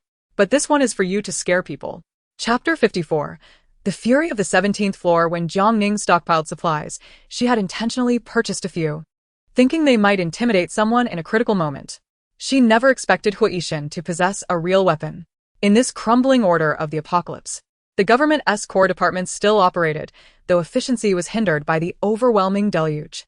Thus, she would not brandish a real weapon until absolutely necessary, as drawing official attention was another matter entirely, and she lacked an explanation for Zheng Weili and the others. Yet, if the situation spiraled out of control, she would not hesitate to fire. Gazing at the closed door of 1801, Zheng Weili pulled Jiang Ning inside, curiosity piqued. "How does he have a gun?" "He comes from a special police background. He probably has connections. I never imagined he could shoot so well. Now, not only had he dispatched the madman, but he had also likely pacified He Jian and his ilk for a time. Honestly, seeing the madman fall to Hua Yishan brought a sense of relief to Zheng Weili and the others. He was a father both noble and tragic. With such injuries, survival was impossible, and in the hands of those others, he would surely meet a gruesome fate. It was better this way, his departure swift and dignified. With a genuine firearm among them, Zheng Weili and the others felt somewhat reassured, though anxiety lingered over potential scrutiny. They had anticipated a fierce battle, but a madman had inadvertently changed the course. They observed the commotion below. The uninjured scattered, while the wounded, realizing the 18th floor was resolute in their refusal to help, could only depart cursing. Soon, the 17th floor fell silent. Many had come to confront the standoff, yet many merely feigned agreement without participating. The 17th floor, prioritizing self-preservation, had locked their doors tight. After all, being so near the 18th floor posed a risk of retaliation, placing them in the line of fire. However, when they finally opened their doors, horror struck. The corridor was stained with blood, and corpses littered the floor. What have we done to deserve this? Why is the 17th floor always a battleground? The residents of 3 households cursed, debating how to dispose of the bodies and clean the bloodied corridor. What kind of day is this? Are we not allowed to live? Just as they finished tidying up, relatives of the deceased stormed in. Learning the bodies had already been discarded, igniting a fierce argument with the 17th floor. Even the most patient can reach their limits.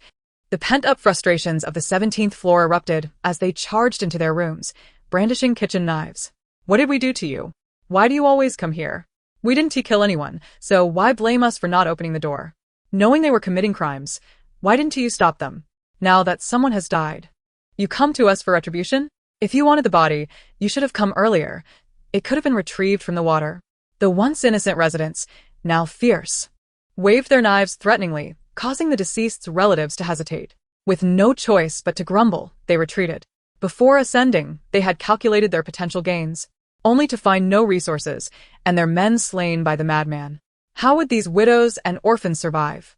Heaven, please open your eyes, stop the rain. Around noon, Lu Yu gathered some intelligence from Zhang Chao. The deranged man who wielded a knife lived on the 7th floor, divorced for many years and residing with his daughter. Previously, their home had been ransacked by a masked gang in the dead of night, leaving them bereft of all their possessions. In desperation, the daughter resorted to secretly selling her body to survive, and upon discovering the truth, the father struck her twice in a fit of rage. Overcome with shame, she leapt into the floodwaters. The man, who had already depended on his daughter for companionship, succumbed to madness after this trauma, retaliating against society with a violent rampage. Several were killed on the spot, some succumbed to severe injuries, while others suffered from trampling amidst the chaos. However, the torrential rain made it impossible to reach the hospital, forcing them to endure their suffering at home. Yang Weizong and He Xian lay unconscious, and it was hoped they would not awaken. This defeat left the enemy demoralized, with the entire building steeped in sorrow. Jiang Ning pondered another matter. The group with the red faces during the confrontation was likely the same masked gang that had attacked them. Though a few were slain by the madman, others had escaped and would require extra caution in the future. The confrontation had not materialized, yet Kailei was agitated, displaying discomfort. With no other options, Jiang Ning could only appease the spirited dog with delicious treats. Did you hold a grudge against Yang Weizong? The inquisitive caretaker noticed Kailei's fixation on him. Kailei, showcasing its sharp teeth, continued to huff with pride. The animosity it held towards the wretched man was profound, akin to a blood feud. Jiang Ning embraced the dog, her gaze growing increasingly solemn. Awakening from a midday nap, she heard static on the intercom. Jiang Ning, are you teaching Dodo today? It was Hua Yishan. Jiang Ning responded affirmatively, yes. Although a confrontation had been averted, conflict was ultimately unavoidable. Self-improvement was the only path forward. A knock echoed at the door, and Kailei scampered to open it, instinctively exchanging glances with Dodo as it trotted off, carrying dog food to room 1801 for training. Hua Yishan had locked Dodo in the room, yet she was not entirely oblivious. Feeling slightly dejected, she asked, Sister, when will I grow up to protect you and brother? Jiang Ning reassured her, study well and grow quickly. Soon you'll be able to protect us. Dodo was puzzled. If Kailei can, why can't I?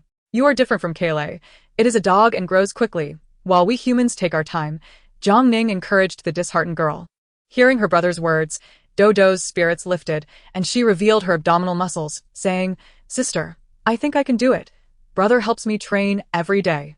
Jiang Ning was taken aback at the sight of Dodo's well-defined figure. She herself had not yet developed such traits. Children were still growing, and excessive training could be detrimental. Yet, given the dire circumstances, Jiang Ning did not fault Huaishan. Self-defense capabilities were paramount in a world fraught with danger. Training commenced. Determination ignited. The awareness on the 18th floor was commendably high, as the days ahead promised to be even more arduous. Through the walls, the sound of Zheng Weili's boxing echoed. During dinner, Jiang Ning and Dodo enjoyed noodles mixed with rich meat sauce, the aroma enticing. The intercom crackled again. "Shall we practice?" Without hesitation, Jiang Ning affirmed, "Yes." Entering room 1801, she wasted no time and began training vigorously, channeling her pent-up frustration from earlier. Everyone harbored secrets, and she refrained from questioning the matter of firearms. In the face of her fierce assault, Huaishan's defense was as impenetrable as a fortress. After 2 hours, Jiang Ning felt as though she had been pulled from water, breathless on the non-slip mat. He handed her a clean towel. "Wipe yourself." Jiang Ning expressed her gratitude, nearly collapsing from exhaustion. Huaishan remarked astoundingly, "Your gun has a strong recoil. You should adjust your grip to avoid injuring your arm." Jiang Ning, slightly dazed, realized he had discerned her subtle adjustments amidst the multitude of people and the poor visibility due to the storm. She smiled, feigning ignorance. As he instructed her on proper shooting posture, Jiang Ning committed his teachings to memory, vowing to practice at home. An unspoken understanding lingered between them, neither inquiring about the origins of their skills. After the gunfire, silence enveloped the building. No one dared to challenge the authority of the 18th floor again. Life had to continue. Confinement would drive anyone mad. As Zhang Chao and Lu Yu grew increasingly confident, they knocked on the door of room 1801 to seek supplies. The water level continued to rise, and they had lost hope for the rain to cease. In this apocalyptic world, who knew what challenges lay ahead? Supplies dwindled daily, creating a sense of urgency. Huaishan agreed, and Dodo insisted on joining them. Clever Kaylee promptly lined up, barking. The dog had matured, forming its own thoughts. Jiang Ning could not contain it, urging it to protect itself. Kaylee returned to the house, retrieving its protective gear and doggy raincoat. "It's time to embark on a mission. Hurry up and dress me in my battle attire." Jiang Ning chuckled, amused as she dressed the dog. "Ah, my pup is off to earn its keep again." The proud black dog awaited eagerly. "I'll ensure you have meat to eat." Standing on the balcony, Jiang Ning watched them leave the community, then took out some sable fur, measuring it to craft a coat for Kaylee.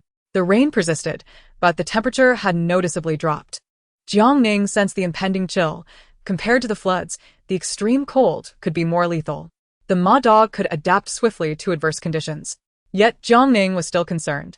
The threat of extreme cold, potentially plunging to 60 or 70 degrees below zero, could be lethal even for humans bundled in layers. Remembering the frostbite that had plagued Kaylee in her previous life, she felt a pang of anguish. This time, she vowed to shield it from such agony. Zheng Weili visited, surprised to see her dismantling the fur. "Are you making clothes for Kaylee?" "Yes, it seems to be getting colder each day. I was even awakened by the chill last night." Jiang Ning subtly warned, "First the typhoon, then over 2 months of rain. We cannot predict what weather lies ahead. We are in the south, where winters are mild, unlike the north, where temperatures plunge to the teens. Indeed, if it were previous years, the north would have already seen snow." Jiang Ning curiously asked, "Do you think the north is experiencing floods as well? It's winter now, could it be frozen over?" Zheng Weili dared not contemplate such a scenario. That would be a hell on earth. Fengcheng's winters were mild. Last year, she wore short sleeves, but this year was uncertain. Jiang Ning offered a caution, "I believe it could be significantly colder than last year." Her words instilled a sense of foreboding in Zheng Weili. Cold or not, "We have stocked up on clothes and firewood. We should be fine." As their conversation progressed, she recalled a serious matter. "Aining, the residents of this building are currently shaken. But we cannot foresee the future. You must store your supplies separately. If, one day, the 18th floor were breached, it would be tragic to lose everything." This insight had been prompted by Zhang Chao, who had taken action overnight, tearing open the ceilings of the kitchen and bathroom to seal food and medicine in various locations. Not just the ceilings, but even the ventilation ducts and toilet tanks were utilized for storage. Do not put all your eggs in one basket, Zheng Weili advised. When Zhang Chao and Lu Yu return, have them assist you. Aren't you worried about rats? Zheng Weili was momentarily speechless. Rats are still better than thieves, right? I need to find some rat poison or traps. Your idea is sound. I'll give it a try too. Jiang Ning affirmed the wisdom of room 1803. If I hollow out the sofa, I should be able to hide some food, right? Yes, they hadn't thought of that. After bidding farewell to Zheng Weili, Jiang Ning resumed her sewing of the fur, realizing she had ample material, and decided to make some for the gray and white dogs as well. These two had thick fur, and with Little White expecting a second litter soon, she was uncertain if they could survive the extreme cold. To ensure their survival for the sake of the meat supply, Jiang Ning was prepared to take drastic measures if necessary. Everything hinged on their fate. She gathered the two dogs, measuring their sizes and comparing materials. Holding the fluffy creatures brought warmth and comfort. The meals have likely improved, and they seem to have grown considerably, especially the little white one, whose round belly suggests it may be carrying several pups. The successful transformation of 3 pieces of fur has significantly boosted Jiang Ning's confidence in her DIY skills. However, merely having fur is insufficient. Recalling the ample fabric stored in her space, she decides to select some warm materials to create additional garments for them. While rummaging through her supplies, she stumbles upon the 1.98 million temperature-regulating garment. She instinctively takes it out, contemplating trying on this seemingly ordinary piece. To her surprise, it feels quite comfortable, with a soft texture akin to silk. Although slightly oversized, she considers wearing it as sleepwear. Just as she is about to remove it, she realizes something is amiss. With the rain and a drop in temperature, the current conditions hover around 21 degrees Celsius. Even her casual hoodie feels chilly. Yet, this thin fabric envelopes her in warmth, akin to a biological membrane wrapping around her body. It proves to be significantly warmer than her hoodie. Could it truly maintain a consistent temperature? Once she steps into her space, the warmth dissipates, leaving her with a sensation akin to being nude. Upon her return, the warmth floods back. This indeed is a high-tech temperature-regulating garment. Jiang Ning reflects on the initial shopping spree, realizing that she may have overlooked its uniqueness due to the minimal temperature difference. Wearing the temperature-regulating garment, she turns on the gas stove and holds her hands above it. Her palms feel the heat, and her arms, too, are warm, though not as intensely as her palms. The garment genuinely regulates temperature, but a constant 25 degrees is unattainable. The ability to create such fabric transcends mere excellence.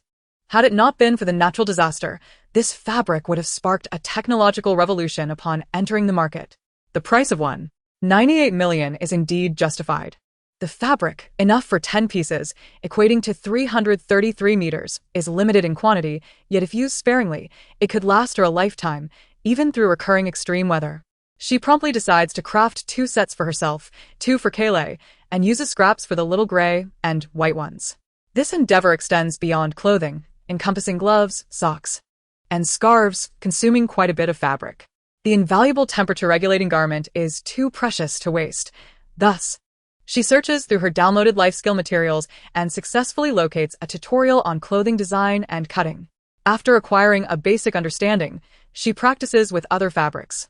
After a few days of interrupted treatments, Granny Zhong continues her sessions on the 18th floor. It is not that she wishes to halt, but rather that the confrontations have taken a toll, leading to several injured individuals succumbing to their infections. While few dare to provoke the 18th floor, many harbor resentment, believing that the troubles stem from it. They feel that had the 18th floor been willing to share food, the tragic events could have been averted. Granny Zhong speaks earnestly, warning Jiang Ning to be cautious in these trying times, as people's hearts have been corrupted by the harsh realities of life. Chapter 56. Discovery of the fish pond. Jiang Ning realizes that it was Granny Zhong who sent Zhong Ping to convey the message. Although the gesture may have little impact, she appreciates the thought. Consequently, she waives 3 treatment fees and gifts half a bottle of medicinal wine for injuries. While the quantity is modest at only 50 milliliters, it is a generous offering in these times. Naturally, Jiang Ning does not dismiss the possibility of fostering goodwill.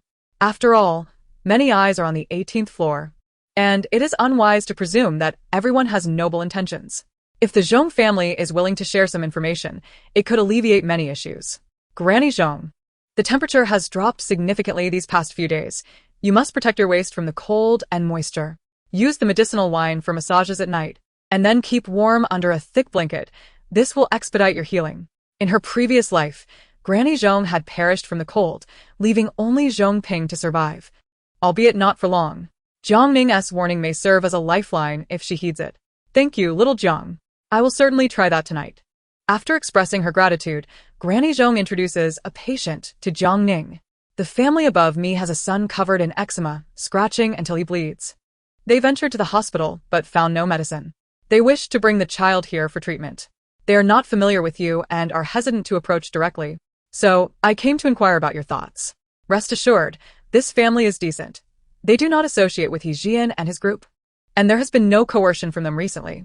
Eczema is a complex ailment and acupuncture alone cannot cure it. Traditional Chinese medicine takes time to show effects. Although Jiang Ning has medicine in her space, it is impossible for her to retrieve it. This condition is difficult to treat without medication. Regular exercise, sweating, and detoxifying can gradually improve immunity and health. Granny Zhong does not press the issue further. She wraps the medicine bottle in cloth and tucks it away to prevent others from detecting its scent, her mind wandering. Little Jiang, did your dog bite a boy? Granny Zhong inquires as she departs. The girl next door seems to be stirring trouble again. Their expressions are quite unfavorable. Today's youth have such complicated minds. They claim to be alumni, yet gossip maliciously behind others' backs, incessantly coveting others' resources. During the recent assault on the 18th floor, several men participated. And instead of reflecting on their actions, they continue to speak ill of Jiang Ning.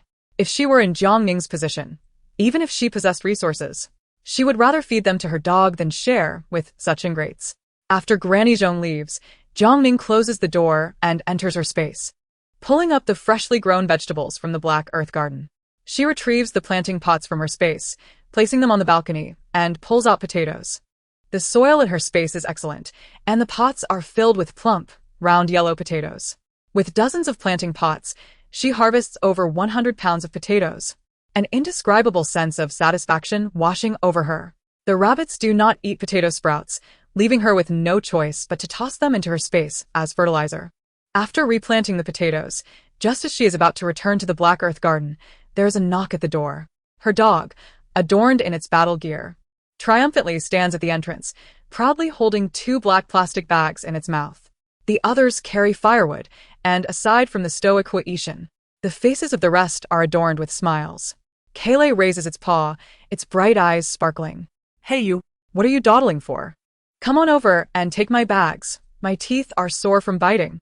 Jiang Ning catches a whiff of a fishy scent. Without a doubt, Kaylee has once again gone for a swim. Grabbing the heavy bags, she ruffles Kaylee's fur in praise.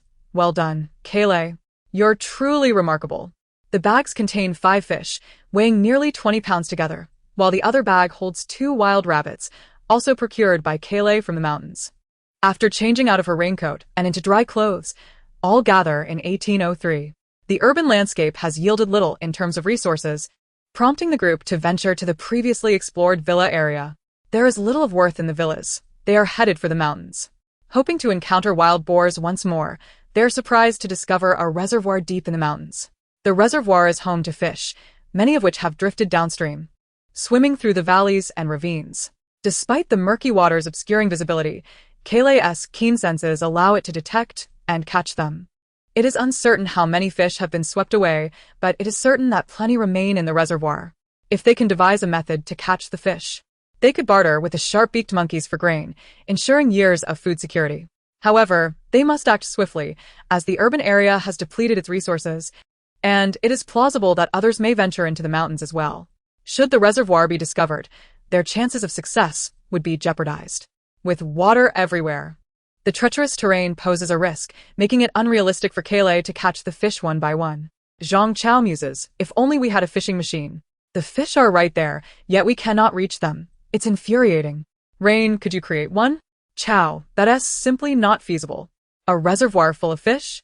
Jiang Ning is tempted. Her space holds only 100 fish, and with Kaylee being a fish enthusiast, it is far from sufficient. Granny Zhong had mentioned that her grandson, Zhong Ping, works at a physics research institute. Perhaps he might have a solution. Fishing machines utilize ultrasound, and Zhong Ping should understand the theory. Huaishan speaks up. Can we trust him? I believe the Zhong family possesses good character, and Zhong Ping is dutiful. Asking him should not pose any issues. Even if it fails, the 18th floor incurs no loss. Others concurred. After all, the Zhong family remains oblivious to the reservoir's location, and Zhong Ping may not possess the capability to construct a fishing device. Time is of the essence, thus a decision was made to inquire further. The neighbor to the Zhong family is Su Mengyao, who is perpetually on watch, making it inconvenient for Jiang Ning to intervene. The men also find it challenging. In her desperate quest for sustenance, Su Mengyao has exhibited various flirtatious behaviors, even attempting to entice Hua Yixin previously. Zhang Chao and Lu Yuka may not possess the same resolve. Consequently, Zheng Weili took the initiative. Jiang Ning's suspicions proved accurate, as she knocked on the Zhong family's door. The door from the adjacent unit swung open. Upon seeing Zheng Weili, Su Mengyao smile was both innocent and sweet. "Senior sister," she greeted. Unfortunately, the absence of electricity at such a late hour, combined with her gaunt appearance, rendered her ghostly. Zheng Weili, unable to tolerate such insincerity, warned, "Don't call me that. We're not familiar." Su Mengyao remained unfazed, asking, "Senior sister, what brings you to seek Grandma Zhong at this hour?" Such a wretched person, Zheng Weili thought, wishing to punch her into oblivion. Ignoring her, Zheng Weili continued to knock. Hearing the commotion, Grandma Zhong promptly opened the door. Zheng Weili produced an item from her pocket, offering it to her. "Grandma Zhong, you left something behind during your acupuncture session this afternoon. And Ning was concerned and asked me to bring it to you." A shrewd elder, Grandma Zhong sensed the urgency behind her visit. "Thank you. My home is flooded, and I nearly slipped just now, twisting my back in the process. Is Xiao Zhang available? Could you ask her to stretch my muscles? I'm also out of food." Zhong Ping has a new electronic watch. Would that suffice for the acupuncture session? "It should be acceptable," Zheng Weili replied, departing shortly after. Su Mengyao, still smiling, beckoned, "Senior sister, won't you come in and sit?" Chapter 57. Crafting the fishing device unmoved by Su Mengyao's feigned invitation, Zheng Weili pushed her aside with ease, sending her crashing against the wall with a thud. "Get lost. If I were a man, I would have ended you." With everyone else preoccupied, her energy remained surprisingly high, akin to a vampiric seductress. It baffled Zheng Weili how she could possess such audacity, devoid of any shame. By the time the residents of 1202 heard Su Mengyao's cries, Zheng Weili had already ascended the stairs. Upon returning, she vented to Jiang Ning, "Hearing her fake whines gives me goosebumps. This woman is a viper, adept at inciting men to act recklessly. I should have dealt with her. If she dares to confront us again, I will seize the opportunity to eliminate her. Otherwise, trouble is inevitable." Jiang Ning nodded in agreement, acknowledging the need for a strategy. Unfortunately, Su Mengyao had learned to hide behind men, rarely showing herself. Originally, Jiang Ning had hoped to let Su Mengyao experience the harshness of this new world, yet she persistently sought conflict. "I'm afraid the knife is already sharpened." Before long, Zhong Ping assisted Grandma Zhong upstairs. Jiang Ning wasted no time, directly asking, "Can you create a fishing device?" Zhong Ping hesitated, adjusting his glasses as he pondered for a few moments. "I believe I can, but I lack sufficient materials." A physics enthusiast, his room was cluttered with various components, some purchased, others salvaged from scrap yards. He had previously won a Life Invention Award and excelled in national physics competitions, a quintessential model student. "Iank Ninginquiret. Can you gather what you need? The experimental building should have what I require. It just needs some modifications. The materials room is on the 8th floor. It likely hasn't been flooded yet, though I can't guarantee it hasn't been raided. The research institute wasn't particularly far, approximately 10 kilometers via a shortcut." Jiang Ning exchanged glances with Hua Yixin, silently asking if they should proceed. Hua Yixin contemplated, and then addressed Zhong Ping, "I can take you back to retrieve it." Zhong Ping wasn't naive. He understood that the 18th floor wouldn't expend diesel to assist him in gathering materials just for a few fish. Faced with dwindling resources at home, he had to negotiate. "If I can produce the fishing device, will you count that as my share?" His request was reasonable. Jiang Ning would also exhaust her ingenuity to find a way to survive. "With the waters this deep, can you guarantee that your fishing device will catch fish?"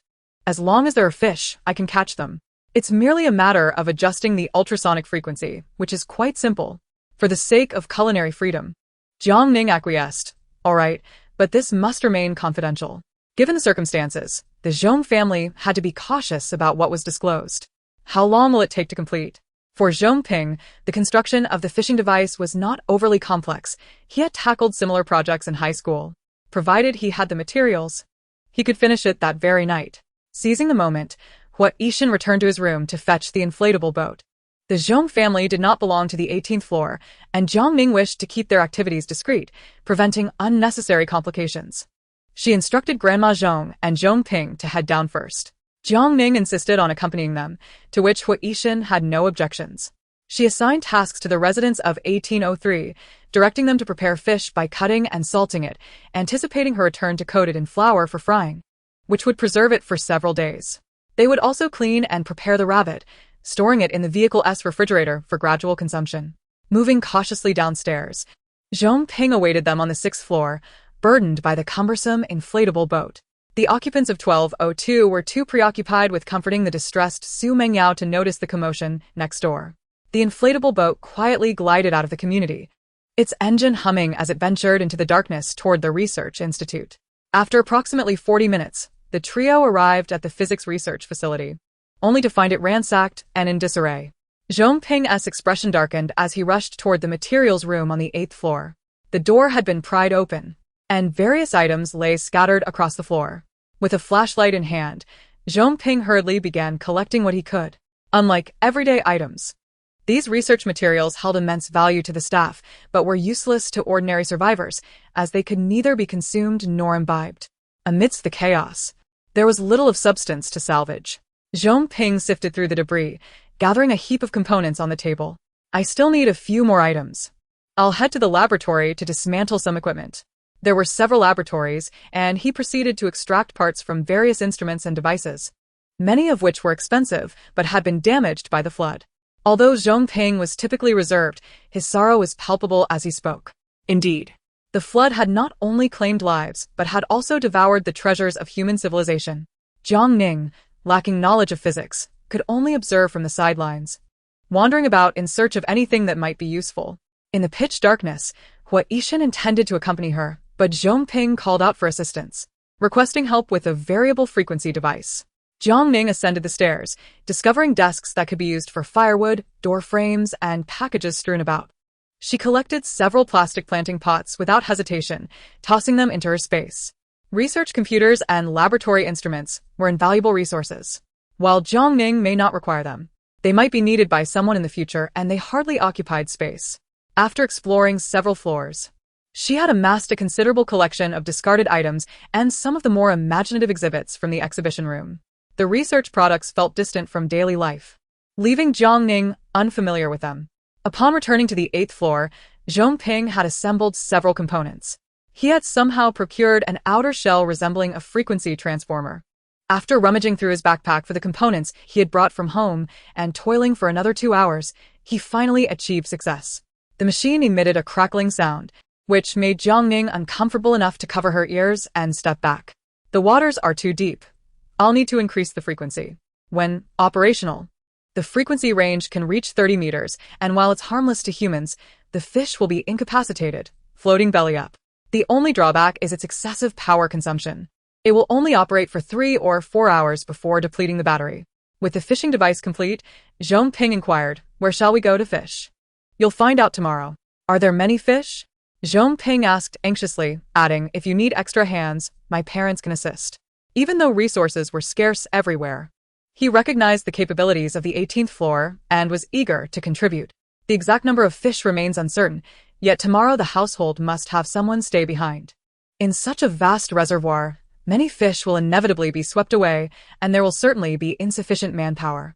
At 5 o'clock tomorrow, 3 individuals from your family should gather outside the community. Preparing the fishing equipment, Zhongping packed numerous components into his bag, anticipating they might be useful later. He came well prepared, bringing along over a dozen bags to ensure nothing would be overlooked. Each profession has its specialization, and survival methods vary. Thus, Jiang Ning and Hua Yixin did not intervene. Upon returning to the community, it was already past midnight. Zheng Weili and the others had not slept at all, and the dog leapt up to embrace Jiang Ning. Zhang Chao's stomach rumbled, exclaiming, "You're finally back. We were almost starving." Upon entering, The enticing aroma of fried fish filled the room, golden and crispy. Jiang Ning was puzzled. How could you possibly starve? Zheng Weili chuckled. Why don't you ask Kailei? Sister, I know. Dodo raised her hand to answer.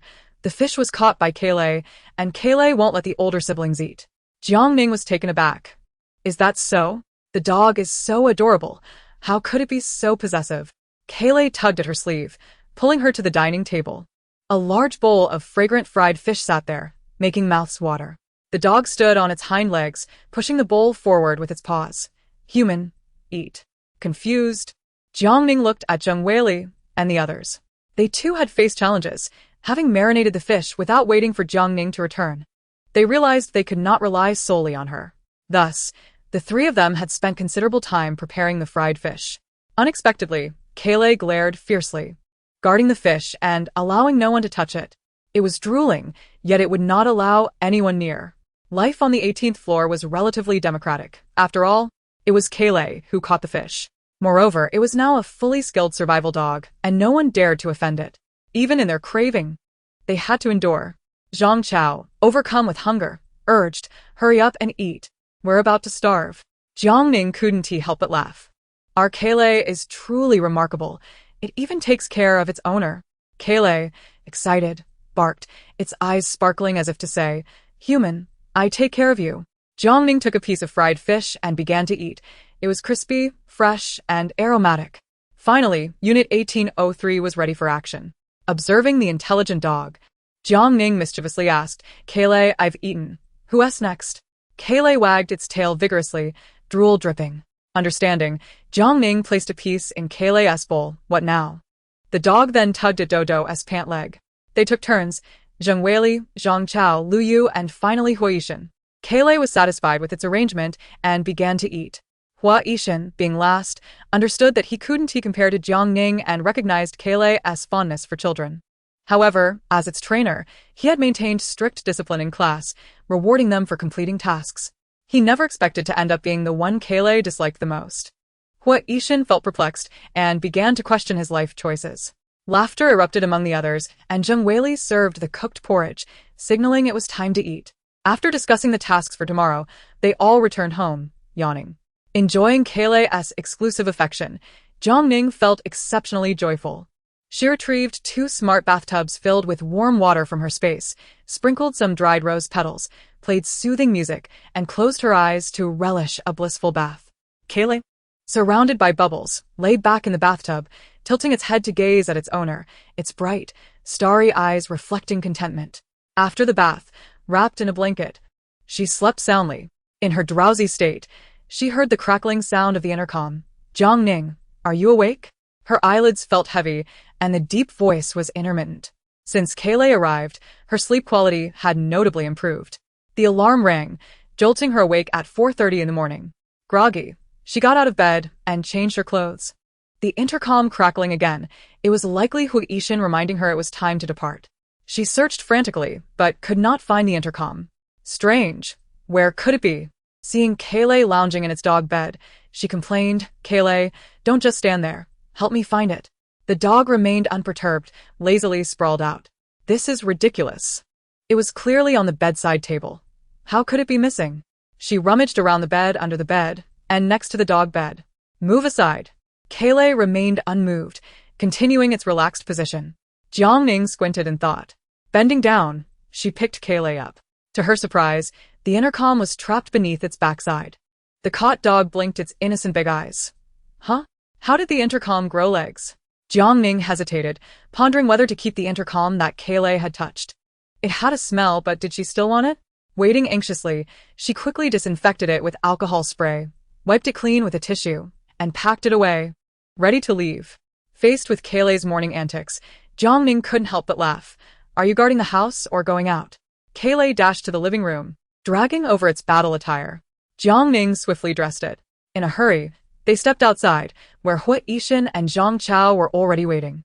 Zheng Weili cradled the still sleeping Dodo, softly advising the others to stay safe. Quietly exiting the community, Zhong Ping and his family awaited them in a rubber boat. In the dim light, they could vaguely discern Zhong's parents, both in their 40s, looking quite refined. They secured the rubber boat to the speedboat and headed toward the hillside villa area. By the time they arrived, it was nearly 7 o'clock, with a faint light breaking through the dawn. After organizing their belongings, they trekked through the rain, climbing mountains. Kayleigh led the way confidently, eager to ensure its human continued to feast. With poor visibility and a rugged path, Jiang Ning slipped, her body tilting backward. Hua Yishan instinctively reached out to support her waist, cautioning, "Be careful." Jiang Ning was steadied and quickly grasped a nearby tree. She couldn't help but marvel at his strength. Not only was he carrying the speedboat, but he also managed to support her and the kayak she was carrying, truly the epitome of a strong man. Hua Yishan cautioned those behind to be careful of the muddy slope while commanding Kayleigh not to recklessly lead the way. The path ahead became considerably smoother. Moving slowly through the rain for nearly 2 hours, they finally spotted the vast reservoir nestled among the mountains. Kayleigh, filled with enthusiasm, insisted Jiang Ning remove its raincoat, plunging into the water with a splash. Moments later, it emerged with a wriggling fish in its mouth, presenting it to Jiang Ning. "Here, human meat." There were indeed fish. Zhong's mother's voice trembled, her gaze fixated on the fish. "Let us eat first, then we can work." Exhausted from the climb, they sought refuge under a tree from the rain. Jiang Ning packed the fish into a plastic bag and shared steamed buns with Kayleigh. Hua Yishan munched on compressed biscuits, while Zhang Chao enjoyed rice balls. The Zhong family unwrapped sweet potatoes, each savoring one slowly. Even the skins were not discarded. Clearly, the Zhong family was in dire straits. But so what? A favor in rice, a grudge in adomi. Jiang Ning had no thoughts of providing charity. They needed to earn their way through life. After replenishing their strength, Zhong Ping set up the fishing machine on the speedboat. "Let us give it a try. It might be a bit loud, so cover your ears if you're not used to it." Jiang Ning plugged her ears with earplugs, holding Kayleigh close. Dogs have sensitive hearing. The stimulus would be greater for them. She covered its ears and held it tight. Hua Yishan steered the speedboat, stopping about 30 meters from the water's surface. As the fishing machine powered on, a faint, piercing hum filled the air. Kayleigh grew restless, nudging Jiang Ning's head incessantly. Zhang Chao peered through binoculars, excitement bubbling over as he exclaimed, "There are fish. There really are fish. They're jumping." Jiang Ning grasped the binoculars and, indeed, observed fish leaping from the water's surface, soon revealing their white bellies. After lingering in one spot for approximately 10 minutes, the motorboat steered towards a designated location. Jiang Ning inflated the rubber dinghy and paddled forth with a snakeskin bag in hand. The dog, leading the way, ceaselessly paddled with its paws. The fish, belly up, drifted away with the current, while the 4 individuals in 3 rubber dinghies rowed towards the floating fish, using their paddles to scoop them into bags. The fish were of considerable size, most weighing between 3 to 5 pounds, with some larger specimens reaching 7 to 8 pounds. The reservoir boasted a diverse array of fish species: grass carp, silver carp, crucian carp, bluefin, and tilapia. Amidst the relentless downpour, the group dispersed to catch fish, their visibility of one another somewhat limited. The reservoir was estimated to cover 30 to 40 acres, and with the continuous influx of rainwater, its contents were steadily overflowing, sweeping many fish away with the current. Had it not been for this calamity, the reservoir could have yielded hundreds of thousands of fish, a truly bountiful harvest. However, the fishing device consumed a significant amount of electricity, likely allowing for only a few uses, and the fish would ultimately be washed away by the surging waters. A lamentable loss indeed. While filling the bags with fish, Jiang Ning seized the opportunity to touch the fish in the water, drawing them into her spatial pocket. Upon witnessing the fish vanish from the handler's grasp, the dog widened its eyes in astonishment. Another of Jiang Ning's tricks. Under her tutelage, the dog had developed a habit. Whenever she performed a trick, it would immediately become alert and begin to keep watch. As they swam and gathered, within less than an hour, they had filled a snakeskin bag, estimated to weigh around 80 to 90 pounds. Mr. and Mrs. Zhong, diligent and unyielding, had already filled 2 bags. Zhang Chao shouted from a distance, urging them to slow down, as the fish were being swept away. Hua Yishan and Zhong Ping were also engaged in fishing, with 8 bags accumulating under a nearby tree, weighing approximately 700 to 800 pounds. The dilemma of how to transport the fish loomed. Without food, they worried. Yet the mountain of fish presented another quandary: how to move them. Should they aim for a few hundred pounds each day? Zhong Ping fretted, aware that the fishing device's battery could not last much longer. Can it be recharged? Yes, but where? Hua Yishan suggested they first trade the fish, inquiring later whether recharging was possible. They referred to the group of sharp-nosed monkeys. Jiang Ning had no objections, and they deliberated on each carrying a bag of fish down the mountain to exchange first. Since they could not carry all the fish, someone needed to remain behind to guard them. Regardless of age or physique, it had to be Jiang Ning. Once Hua Yishan's figure faded from sight and she confirmed no one was around, she transferred the remaining 4 bags of fish to the rubber dinghy and paddled to the center of the reservoir to activate the fishing device. Fish began to surface, belly up. Jiang Ning employed a large net to gather the fish from the water, storing them in her spatial pocket. With the reservoir teeming with fish and her timely catch, she managed to retrieve around 200 to 300 fish each time. After 5 rounds of fishing, she had amassed over 2,000 fish, equating to several thousand pounds. When the fishing device ran out of power, Jiang Ning retrieved a solar-powered battery from her spatial pocket. After recharging, she conducted another round of fishing, the exact quantity unknown, but certainly no less than 20,000 pounds. Such an abundance of fish was beyond their consumption capacity. She would later find reasons to distribute some or trade them for other supplies, which could then be converted into provisions. Jiang Ning replenished the fishing device with half a charge and then paddled along the reservoir's edge, collecting numerous dead fish carried by the current, enough to fill 3 snakeskin bags. After about half an hour, the dog grew alert, and soon thereafter, they heard Zhang Chao's voice. Before long, they gathered at the meeting point, and upon seeing the 3 bags of fish, Zhang Chao exclaimed in surprise, "And Ning, where did these fish come from? While you were away, I searched along the reservoir's edge and found quite a few," Jiang Ning replied. She then inquired, "Have the negotiations been settled?" Mentioning this matter brought a mix of joy and concern to Zhang Chao. While they needed fish, they could not consume such a quantity, and the exchange rate dictated that 2 pounds of fish could only be traded for 1 pound of rice, capping their exchange at a maximum of 200 pounds of new rice. It was clear, the rarer the commodity, the more valuable it became. Plus, fish was generally cheaper than pork. As food supplies dwindled, naturally, prices would rise. Suddenly acquiring 800 pounds of fish might not be easy to sell. Jiang Ning pressed, "What shall we do now?" Other goods were also necessary, including medicine, canned food, salt, oil, clothing, and various odds and ends. Hua Yishan expressed his willingness to contribute, saying, "If anyone urgently needs food, I can forego my share in exchange for medicine, canned goods, or oil and salt." Jiang Ning had no objections. After all, 1803 would definitely require food, considering their trio were all hefty eaters. The Zhong family was in even greater need. Thus the shares of both would be evenly divided between 1803 and the Zhong family. Should the Zhong family desire broken rice, they could receive a larger portion, considering the size of their household. Jiang Ning then inquired, "Shall we continue to catch more fish?" "Of course, how could we not?" came the resolute reply. Wasting food is a sin deserving of divine retribution. Mrs. Zhong had already devised a plan. If they did not want the fish, they would catch them for their own consumption, whether prepared as fried fish, crispy fish, cured fish, or pickled fish. There were countless culinary possibilities. On their return, they took a shortcut, and Mrs. Zhong discovered a vast expanse of wild kudzu root in the valley, which could be harvested, crushed, and processed into flour for sustenance. Jiang Ning mused, "Indeed, the wisdom of humanity is boundless." After finalizing their plans, the fishing device was activated once more. While catching and gathering, Zhang Chao furrowed his brow, sensing a decline in the number of fish. Jiang Ning inhaled deeply. "It's not me. I haven't done anything." Hua Yishan interjected. "Ultrasound affects the fish. They sense danger and will flee with the current." Naturally, they sought to avoid danger, and with so many fish caught, they would soon be troubled by how to handle them. After several more rounds of fishing, they had collected over 1,000 pounds of fish. But the device finally ceased to function.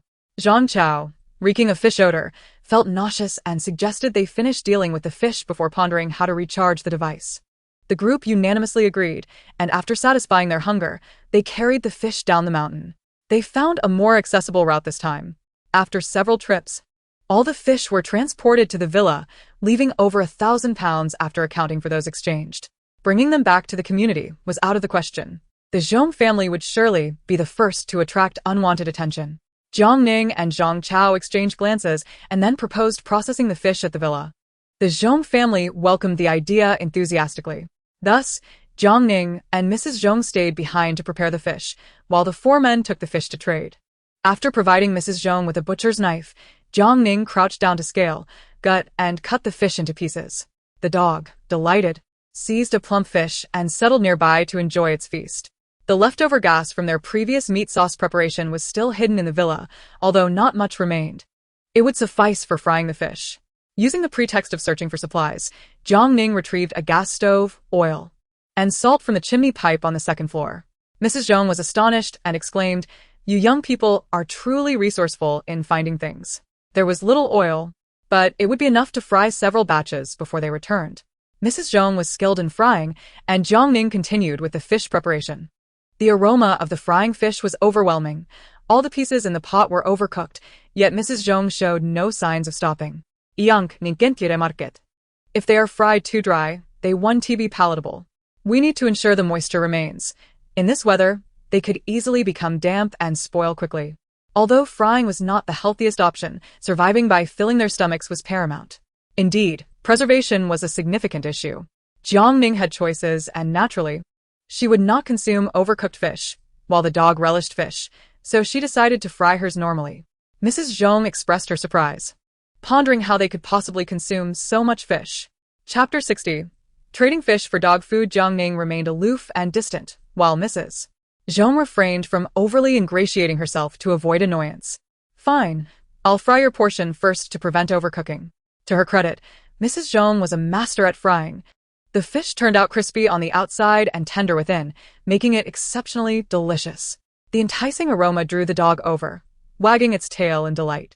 Jiang Ning tossed several pieces to it, simultaneously urging Mrs. Zhong to satisfy her hunger first.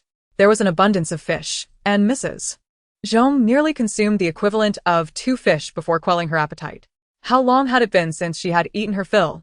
The taste was heavenly, and she felt as if her very tongue wished to swallow the food whole. The 18th floor indeed had capabilities. Mrs. Zhong worked even harder, hoping they might one day bring her family along. After frying 7 or 8 batches, the sound of the motorboat echoed in the distance. Hua Yishan and the others returned, bringing oil, salt, and various seasonings. Zhang Chao, with a broad smile and an excited tone, exclaimed, "Ning, we've landed another deal." After trading with the sharp-nosed monkey, Zhang Chao pondered that holding on to such a large stock of goods would inevitably lead to spoilage. Thus, alternative strategies needed to be devised. Proficient in business, he suggested venturing to the department store in hopes of discovering new clients. Upon arriving, they learned of a new government initiative aimed at assisting citizens in survival. An official marketplace had been established. Citizens in need could set up stalls to exchange essential supplies without an entry fee, although disturbances were strictly prohibited, with severe consequences for serious offenses. The marketplace was bustling with activity, and many were engaged in barter, though the trade of food was notably sparse, primarily consisting of idle items such as clothing, bicycles, and kitchenware.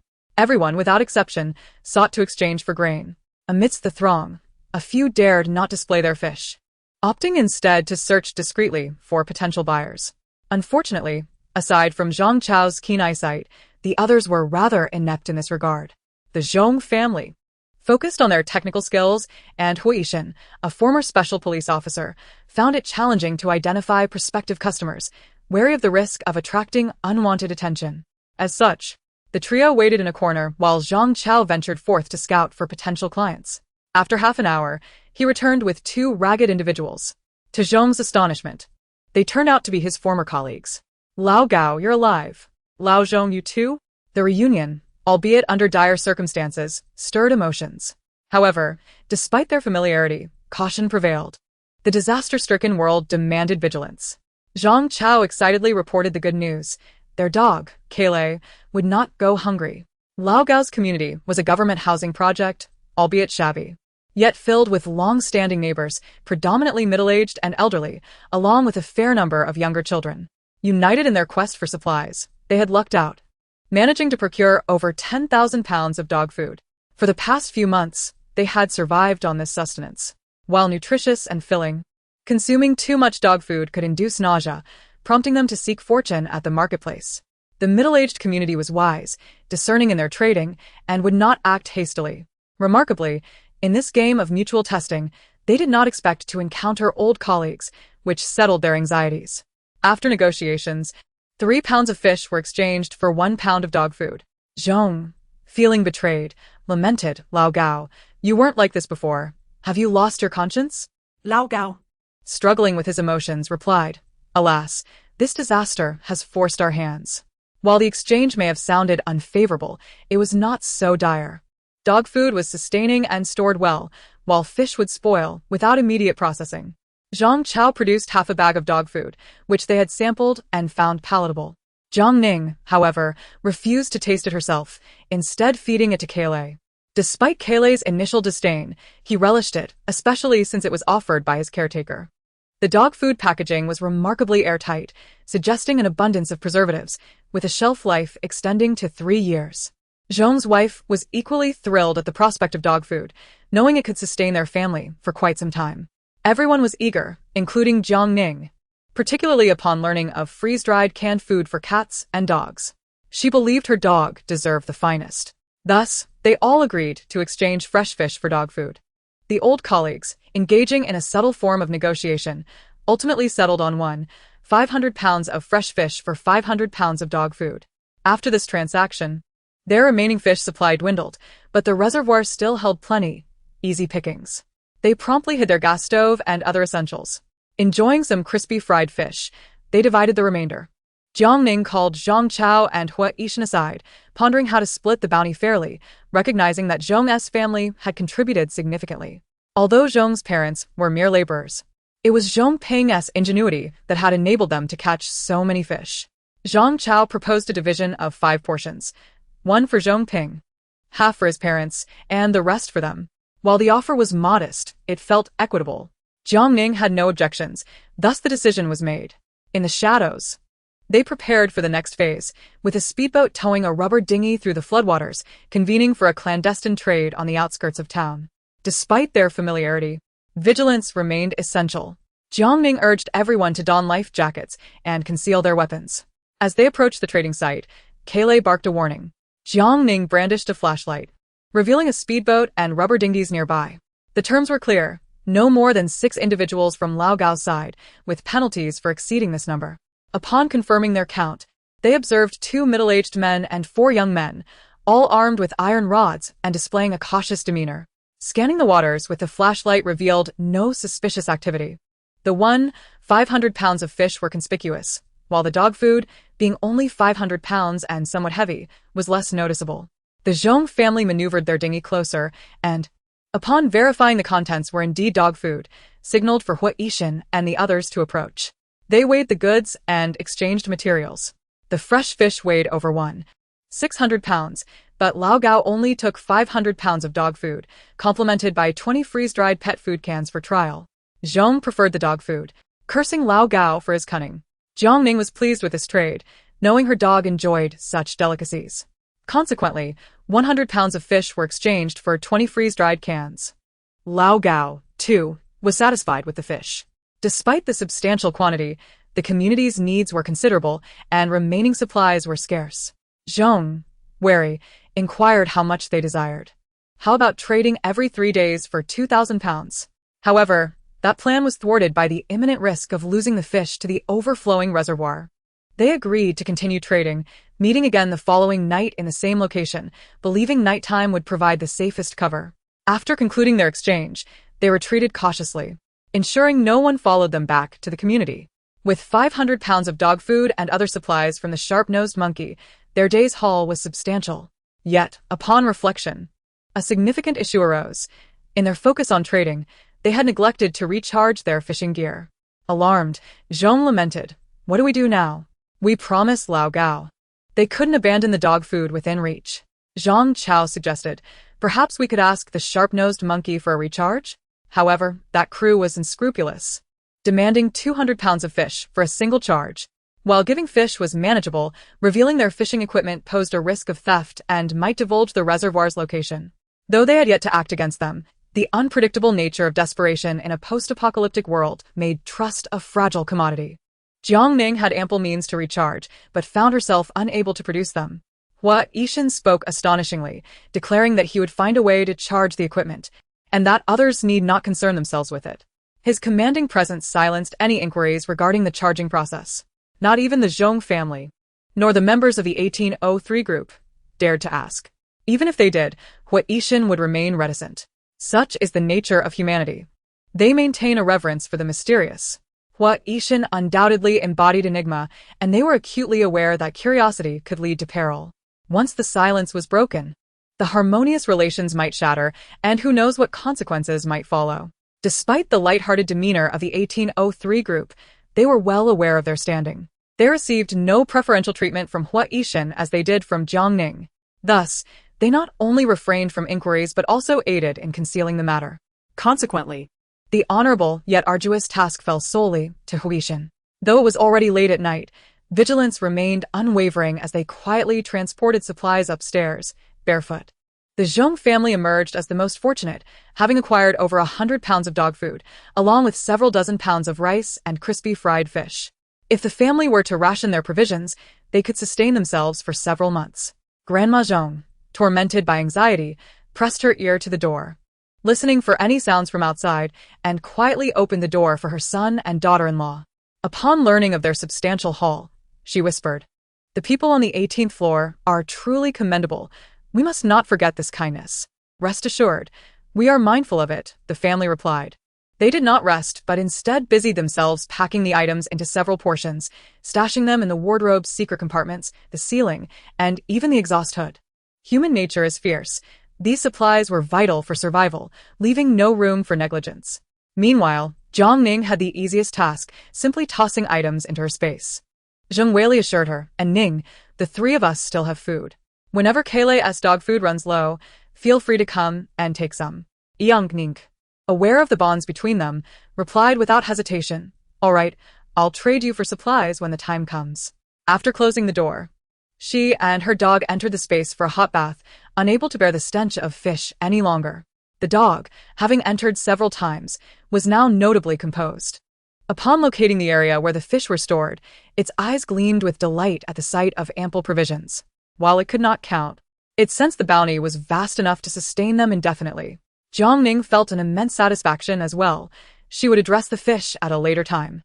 Exhausted from the day's labor, she and her dog enjoyed warm chicken soup, sharing silly smiles. Little Bai, with its round belly, approached and quietly squatted beside Jiang Ning. She affectionately patted its plump belly, speculating that it might soon have a litter of pups.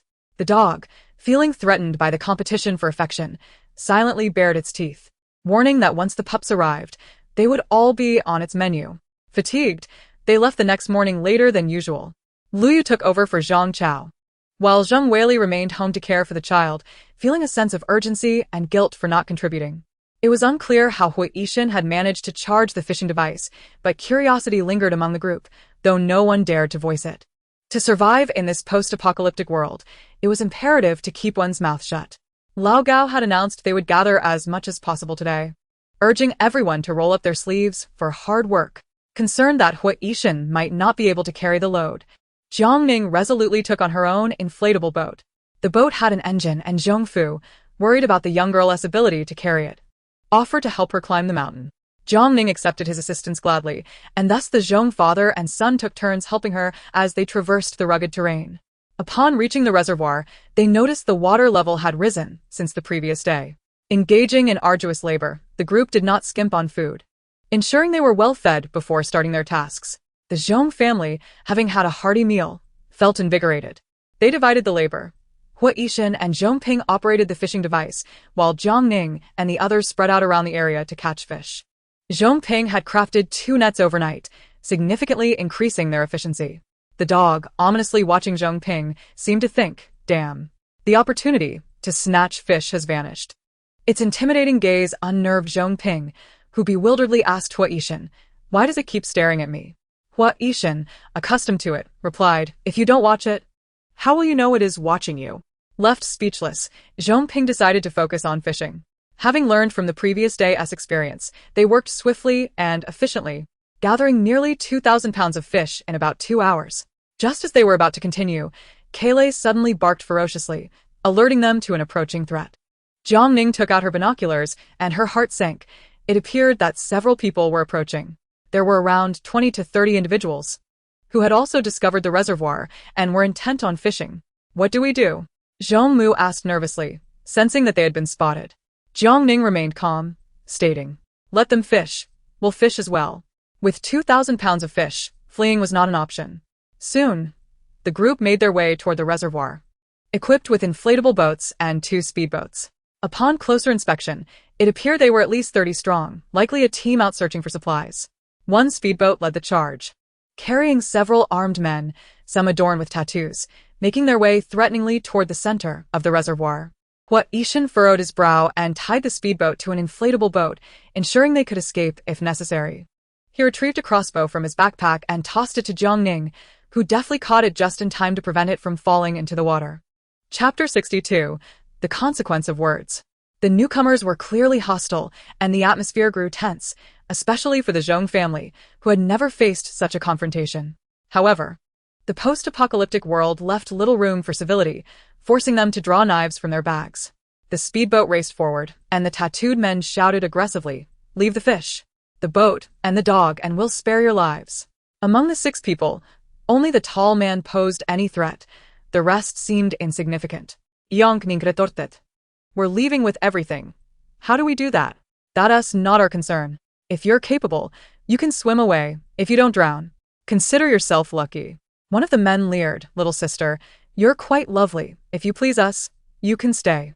Hearing their lewd remarks, Hua Yishan's expression darkened, while Jiang Ning remained unfazed. "So, there's nothing to discuss? Enough with the nonsense. If you don't want to live, leave your life behind. I assure you, tonight will be unforgettable for you." Before he could finish, an arrow pierced his chest, and he fell, arrow and all, into the reservoir. The onlookers were stunned as they witnessed Hua Yishan wielding a crossbow with remarkably sharp bamboo arrows. Jiang Ning was intrigued, wondering how many weapons he possessed. Though she was curious, she acted without hesitation, picking up the nail gun and firing several shots. She didn't aim at the people, but rather targeted the speedboat. The vessel began to take on water, and the terrified men aboard stumbled chaotically. "Damn, they have guns and arrows." Hua Yishan was not one to act lightly. When he did, it was lethal. He shot several arrows in quick succession, each finding its mark, followed by screams from the men who had previously boasted bravado. Now tumbling into the depths of the reservoir, survival instinct kicked in, and many flailed in the water. Some even lunging toward Jiang Ning and her group in a desperate attempt to seize a chance for survival. A couple of them managed to evade the crossbow and nail gun, grasping onto the ropes of the speedboat. Just as they were about to climb aboard, their hands were severed, and they plummeted into the water, shrieking in horror. Faced with Jiang Ning, wielding a broadsword and showing no fear, the Zhong family trembled in terror. They're killing, not just one, but an entire boat. They had no opportunity to intervene, as Hua Yishan and Jiang Ning swiftly dispatched them all. Despite the coldness of the situation, which usually didn't faze them, they were taken aback by the sudden brutality. Lu Yu, accustomed to such scenes, reassured the Zhong family. "It's all right, you'll get used to it." Within mere minutes, the entire speedboat was left empty. On the inflatable boat behind, the previously fierce individuals were suddenly taken aback. The fool operating the boat abruptly braked, tossing several people into the water and nearly capsizing the vessel. What a cursed creature! Killing without a second thought. The crowd was momentarily subdued. No one dared to approach, yet they were unwilling to leave, their eyes greedily lingering on the many fish. Thus, they settled on the rubber dinghy, attempting to encircle Jiang Ning and her companions. What to do now? Zhong Mu was anxious. There were still over 20 armed adversaries approaching, and if they surrounded and attacked, their smaller group could face significant trouble.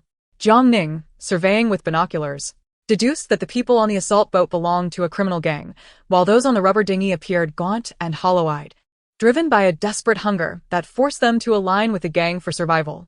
They possessed knives and clubs, but likely no firearms. At such a distance, the nail gun and crossbow would lose both accuracy and power, diminishing their advantage of a surprise attack. Jiang Ning was unafraid of them charging forward. Her concern lay in them surrounding without engaging, which would lead to a stalemate, not a favorable situation. As anticipated, the tattooed gang members hesitated to approach, instead urging those on the dinghy to move closer.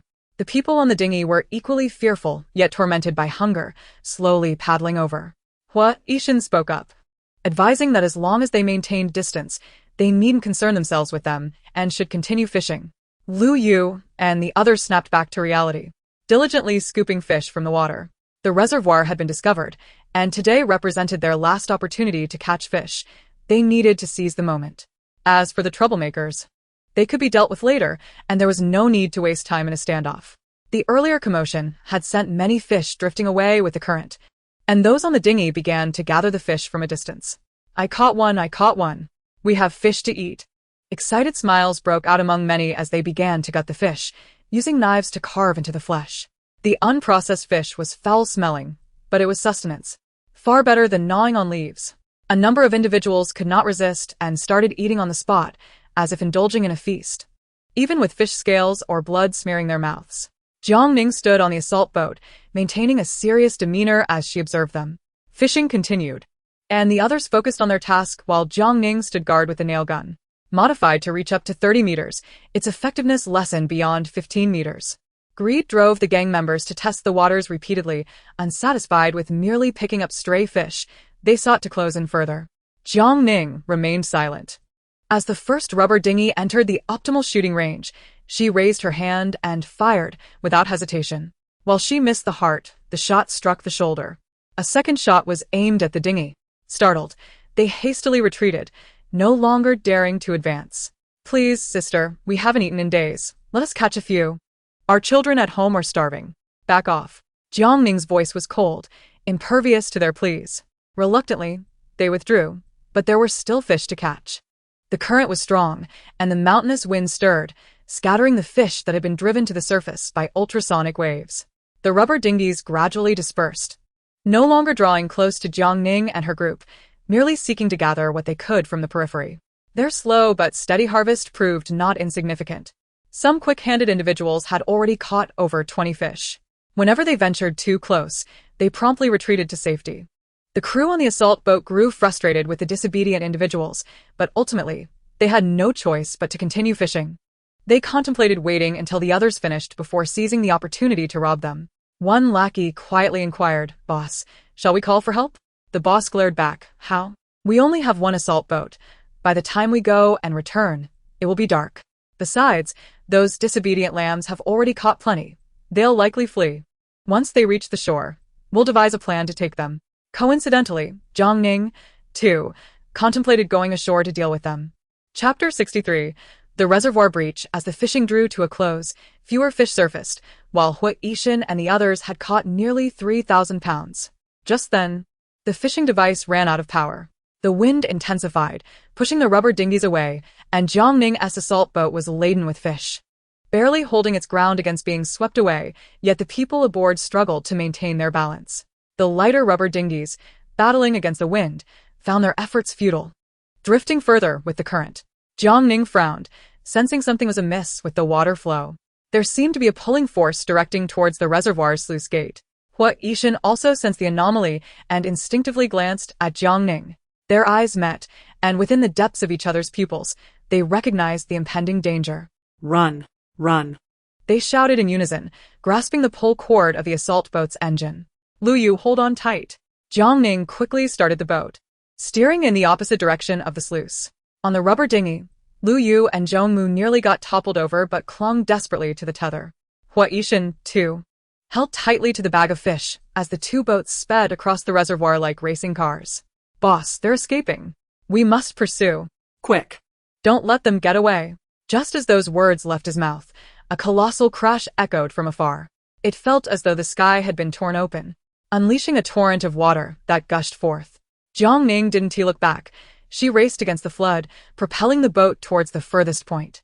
Lu Yu couldn't help but glance back, witnessing the horizon appear as though it had been breached, an incessant flow of water rushing towards the gap, carrying the destructive force of nature.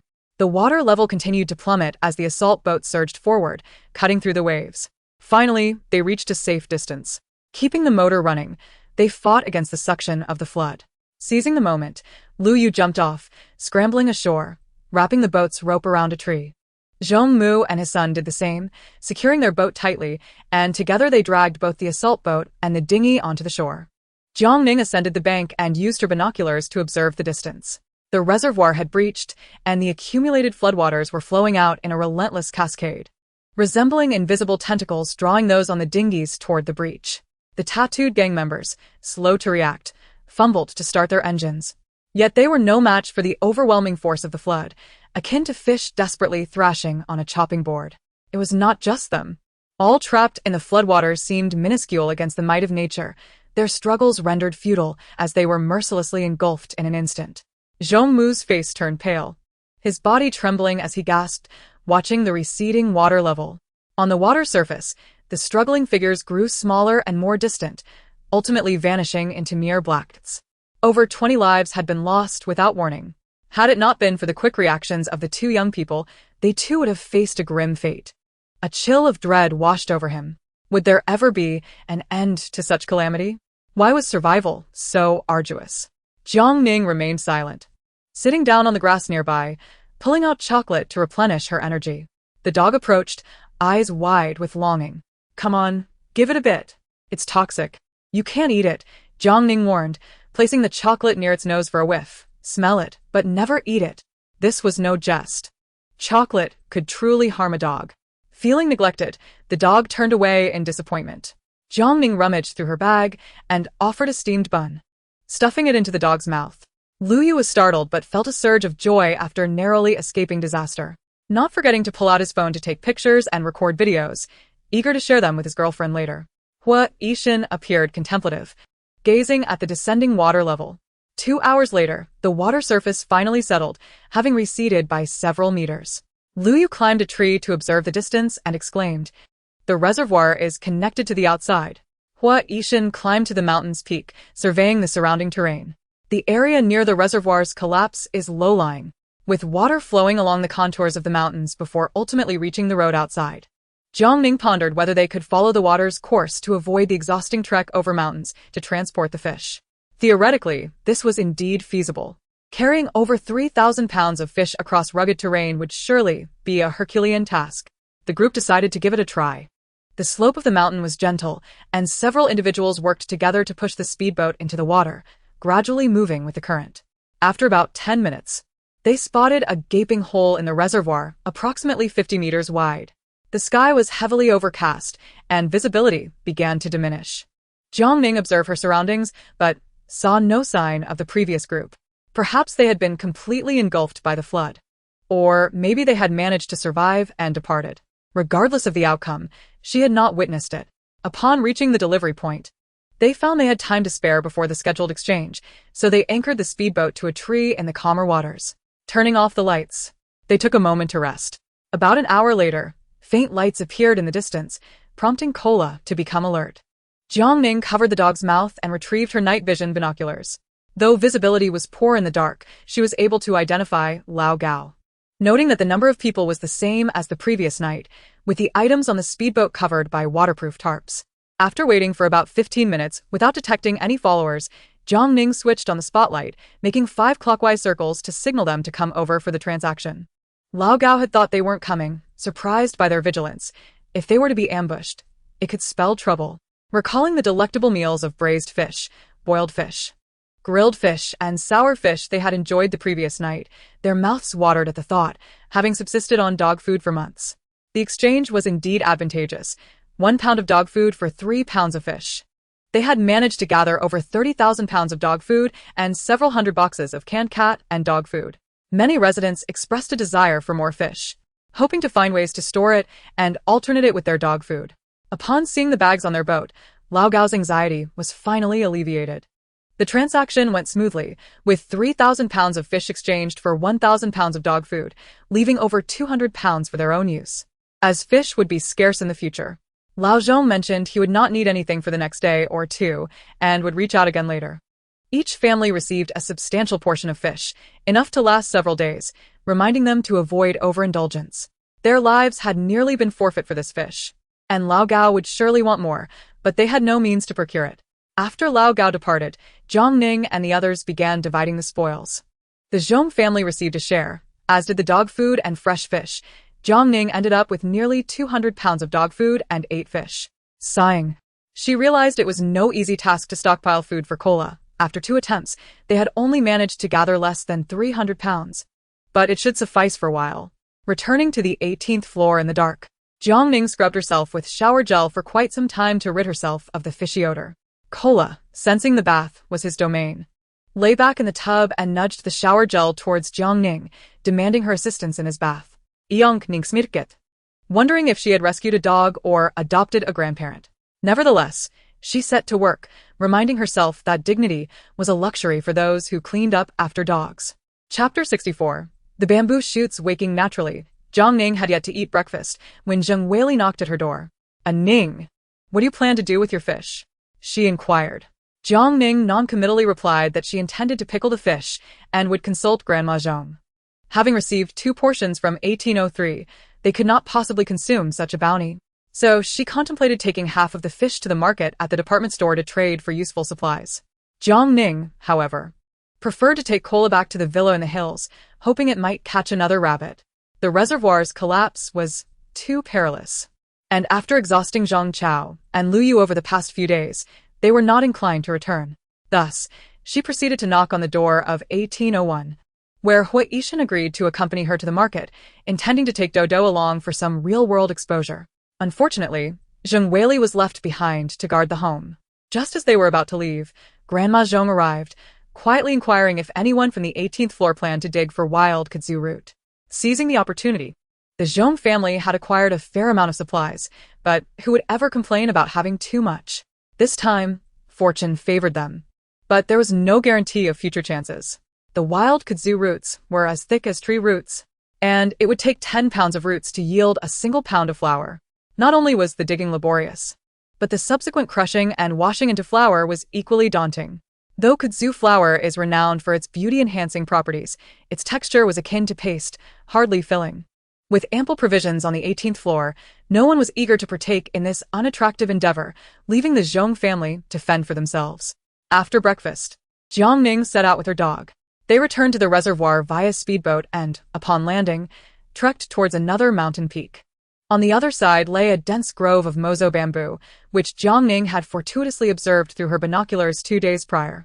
Mozo bamboo produces shoots in winter, commonly referred to as winter bamboo shoots, and it was currently their harvesting season. Climbing the slope, Jiang Ning was greeted by vast expanses of bamboo, with the ground cracked and breaking apart from the emerging shoots. Fresh bamboo shoots, each weighing around 3 or 4 pounds with their husks, were abundant. She began to dig, scrape, and harvest, the shoots yielding generously. In the midst of her efforts, Kola attempted to assist her by digging with his paws. "Be careful not to hurt your paws," she cautioned, but Kola was undeterred, insisting on being close to her. Jiang Ning feigned sternness, warning, "Kola, be careful or I will scold you." At last, the dog complied, retreating to keep watch. Before long, Kola darted away, ever the energetic breed, always on the hunt for adventure. Minutes later, he returned, proudly carrying a bloodied creature, a plump wild rabbit with several puncture wounds, evidence of a fierce struggle. After cleaning the rabbit and tossing it into her space, she offered it a couple of wild boar bones to gnaw on. Jiang Ning was diligent in her work, swinging the hoe vigorously and successfully clearing the entire bamboo grove of its shoots. Hundreds of pounds of bamboo shoots could be transformed into a myriad of delectable dishes, stir-fried with cured meat, pickled in wild pepper, doused in chili oil, fermented, or dried for later use. The mere thought of these culinary delights made her mouth water. After a brief respite, Jiang Ning retrieved her electric saw and began to fell the mature bamboo. Soon, entire stands of old bamboo were crashing to the ground. Although she couldn't articulate exactly what she needed the bamboo for, she felt instinctively that it would come in handy in the future for constructing shelters. As the harsh cold approached, all vegetation on the mountains would perish, and regrowth would not be so simple. After felling over 100 stalks of bamboo and uprooting a dozen old bamboo roots, she intended to plant them in her space for later use.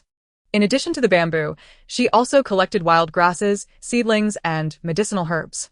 Seeing that she still had time, she began to harvest timber from the forest. Time was short, so she did not bother with the branches, instead opting to toss whole trees into her space, knowing the branches could be dried and used for firewood later.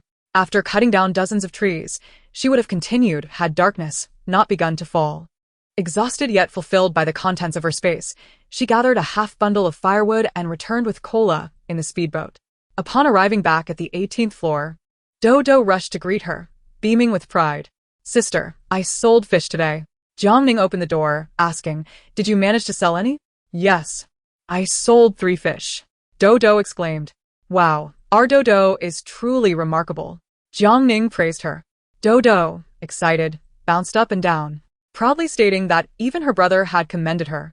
After changing out of her damp clothes, Jiang Ning set about finding a cartoon to entertain Dodo, only to notice scratches on her face. What happened to your injury? She asked, concerned. Dodo looked a bit aggrieved, explaining, when I was eating candy, someone suddenly rushed over and snatched the candy from my mouth. Jiang Ning frowned. So your candy was taken? Dodo nodded. Yes, they pried it from my mouth. Tears glistening in her eyes, Dodo couldn't help but complain. That person's hands are so dirty, and he smells bad. He knocked me down. She pointed to her bottom, which still ached. What about your brother? He's watching from the side. Jiang Ning was puzzled. And then, the man stuffed candy into his mouth. And my brother told me to take it back. Dodo was reluctant to snatch it, but she didn't want her brother to be angry. So she lunged to retrieve the candy. The boy refused to let go, and even raised his hand to hit Dodo. Enraged, she retaliated and easily left him with a bruised face.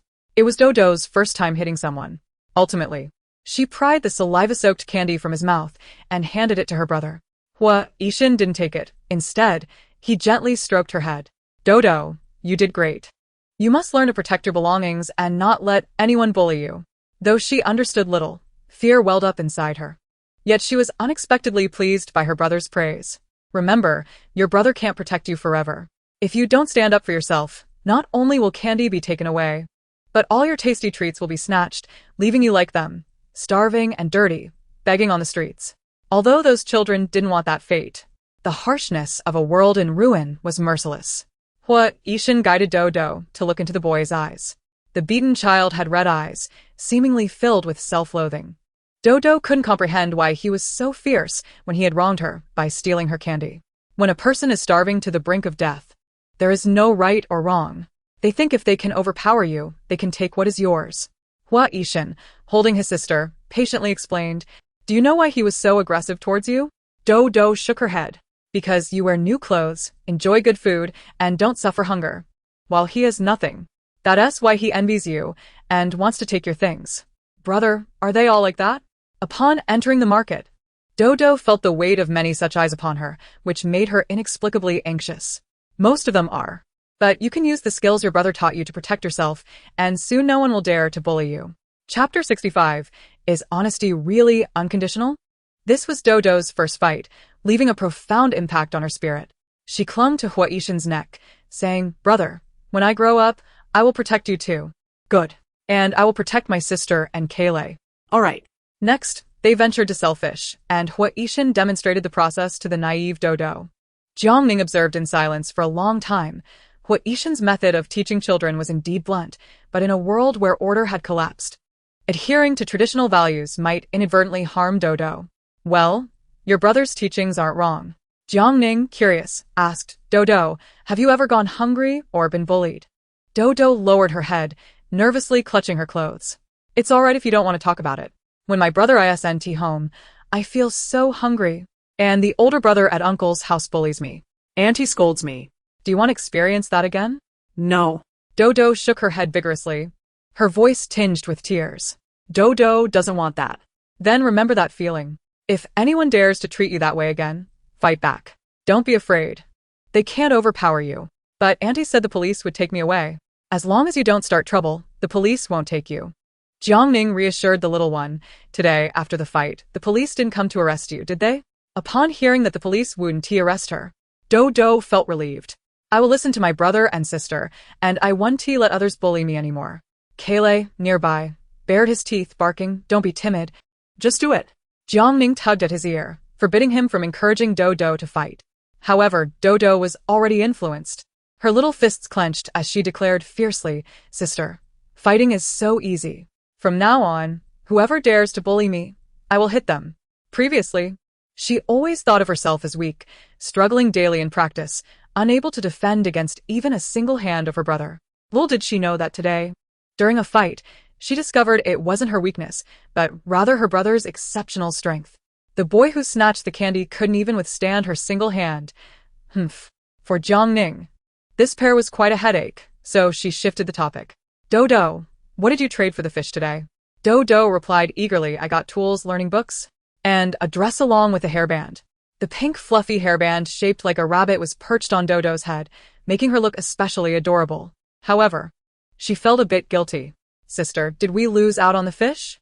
Brother Zhang Chao and Brother Lu, you said we only traded for useless things. No. As long as you think it's worth it, that's all that matters.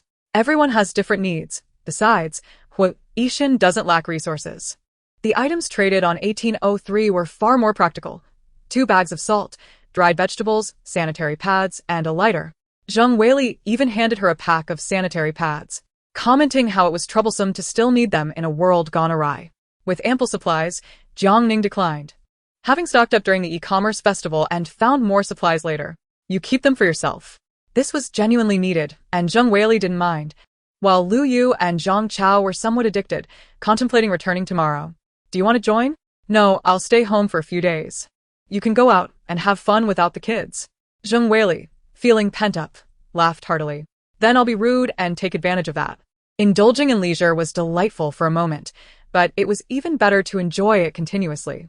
After sleeping in until past 10, Jiang Ning resumed teaching Dodo math and language, assigning her homework before settling on the sofa to continue her DIY projects. Finally, she completed Kayleigh's first thermal outfit and called him over. To prevent it from getting dirty, she had specially chosen black fabric. Given the harsh cold, Jiang Ning crafted a one-piece thermal suit, carefully pulling Kayleigh's tail through the opening. She cut a hole for his rear to facilitate his needs. I think I forgot to make another opening. Not wanting to put a diaper on Kayleigh, she had to cut another hole. Kayleigh, with his dark face, donned the black thermal suit, resembling something pulled from a coal mine. Dodo, candid as ever, exclaimed, "It looks so ugly." Realizing her mistake, she quickly covered her mouth, looking at Jiang Ning with innocent eyes. Sister, I didn't mean to. The insulted dog bared his teeth at the outfit. Human, take this rag off. It ruins my majestic appearance. Jiang Ning hugged him, reassuring, no way. My Kayleigh is the most handsome dog in the world. Dodo, attempting to remedy her slip of the tongue, added, Kayleigh isn't ugly. Yes, even more handsome than my brother, and the outfit you made is beautiful. More handsome than the instructor? Kayleigh's dark eyes shifted, turning to Jiang Ning, barking. Are you being sincere? Jiang Ning petted his head. I'm not lying. My dog is the prettiest on the street. Only then did Kayleigh seem pleased, nudging his head against her. If you say it's so pretty, make me another one. This time, she chose a dark green fabric instead. As she worked on the second outfit, she observed Kayleigh's reactions. Unfortunately, due to his thick fur, he couldn't feel the changes in temperature, showing no particular reaction to wearing it. After finishing the second outfit, Jiang Ning used leftover scraps to make something for Hui and Xiaobai, knowing it would look even more ragged. It's not a beauty contest. It'll do as long as it keeps them alive. At noon, Hui came to pick up Dodo. Jiang Ning called out to him, retrieving a nail gun from her bag. I almost forgot to return this to you. Here, it's a gift. Jiang Ning was stunned. This was a life-saving tool. And he was so generous? I modified it. I have another one. With only 200 rounds of ammunition, every shot counted, and she wouldn't use it unless absolutely necessary. She hadn't expected him to come over to offer such a thoughtful gesture. However, there's no such thing as a free lunch. What do you want in exchange?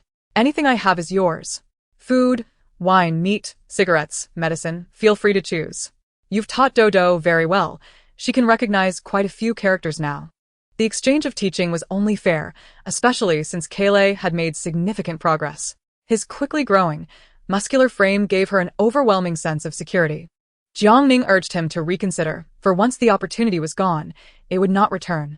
Dodo yearned for dumplings, yet she lacked the skill to make them. Is that all? Jiang Ning was taken aback. Sister, I want to eat dumplings, Dodo said, her large, watery eyes filled with longing. Nothing surpasses the delight of dumplings. Jiang Ning was willing to share her secret of making them with him today, even parting with her prized nail gun. However, the task of kneading and rolling the dough was quite a chore, and her stock of dumpling skins could not be utilized. Fortunately, while Hui Ishin's culinary skills were lacking, he excelled in practical tasks. Thus, the endeavor to create dumplings commenced. They relocated to 1801, and Jiang Ning rolled up her sleeves, asking, "Does your car refrigerator still work?" It would allow them to prepare a larger batch to freeze, making it convenient for Dodo to enjoy whenever she wished. "Yes," he replied. Considering her own stock, Jiang Ning decided to buy 10 kilograms of flour, mixing the right amount of water for Hua Yishan to knead the dough. Kneading was laborious, yet for him, it was a breeze. Chapter 66. Nothing surpasses the delight of dumplings. Jiang Ning returned home to harvest chives, scallions, and celery, soaking wood ear mushrooms and shiitake mushrooms. Intending to prepare pork and chive filling, pork and celery filling, and wood ear mushroom, scallion, and egg filling. 10 kilograms of flour seemed excessive. It felt as though it would take all day to finish. Hua Yishan washed the vegetables nearby, while Jiang Ning used a manual meat grinder she had brought from her space to mix the fillings. Once the dough was ready, she began to teach him how to roll out the dumpling skins. Without a doubt, Hua Yishan was quite adept, though he had a tendency towards perfectionism, always believing the dumpling skins were not round enough. He had somehow procured a circular copper piece to cut the dough into perfect circles. "Jiang Ning, you are meticulous." After preparing the filling, they began wrapping the dumplings. Dodo excitedly ran over, exclaiming, "Sister, I want to make dumplings too." Children are playful, and Jiang Ning did not refuse, guiding Dodo step by step. Initially, Dodo's attempts were rather clumsy. Her dumplings either tore or had holes. Jiang Ning did not discourage her, instead praising, "Dodo, you're doing great. You're getting better and better. Once they're cooked, we'll share them with your brother." Hua Yishan, watching anxiously from the side, thought, "Woof. The little one's dumplings were indeed unsightly. He could surely do better. If only he had hands." Practice makes perfect, and Dodo was not merely playing. Her brother had said that work leads to food, and she was eager to help. Gradually, she mastered some techniques and finally wrapped a complete dumpling, declaring, "This one is for sister." Hua Yishan queried, "Why not give one to brother?" "Because sister taught me to wrap this one. I will give brother the next, then one for Kaylee, and lastly, one for myself." With two of them working together, they made progress at a commendable pace. Before long, it was mealtime. Jiang Ning placed the imperfect dumplings into the steamer and boiled 2 large plates of them. "Let us eat dumplings first. We'll finish the rest this afternoon." The boiled dumplings emerged swiftly, accompanied by vinegar and soy sauce for seasoning. The 3 of them, along with Kaylee, began to feast. The dough was well kneaded, chewy, and delightful, while the fillings were exceptionally fresh, bursting with warmth and juiciness with each bite. Dodo, upon tasting, exclaimed, "Brother, sister, these dumplings are delicious." Observing her satisfaction, Hua Yishan smiled knowingly. "I will make them for you often." "Thank you, brother." "Thank you, sister." Kaylee devoured his portion swiftly, quickly emptying half a basin before nudging Jiang Ning's bowl, demanding more. Jiang Ning noted how voracious Kaylee had become. Were it not for her ample supplies, she would soon find herself impoverished by his appetite. Hua Yishan seemed to relish the dumplings as well, consuming a generous bowl dipped in vinegar and soy sauce. He did not neglect the steamed dumplings, either, enhancing them with a touch of lao gan ma, which was simply delightful. After satisfying their appetites, they returned to work.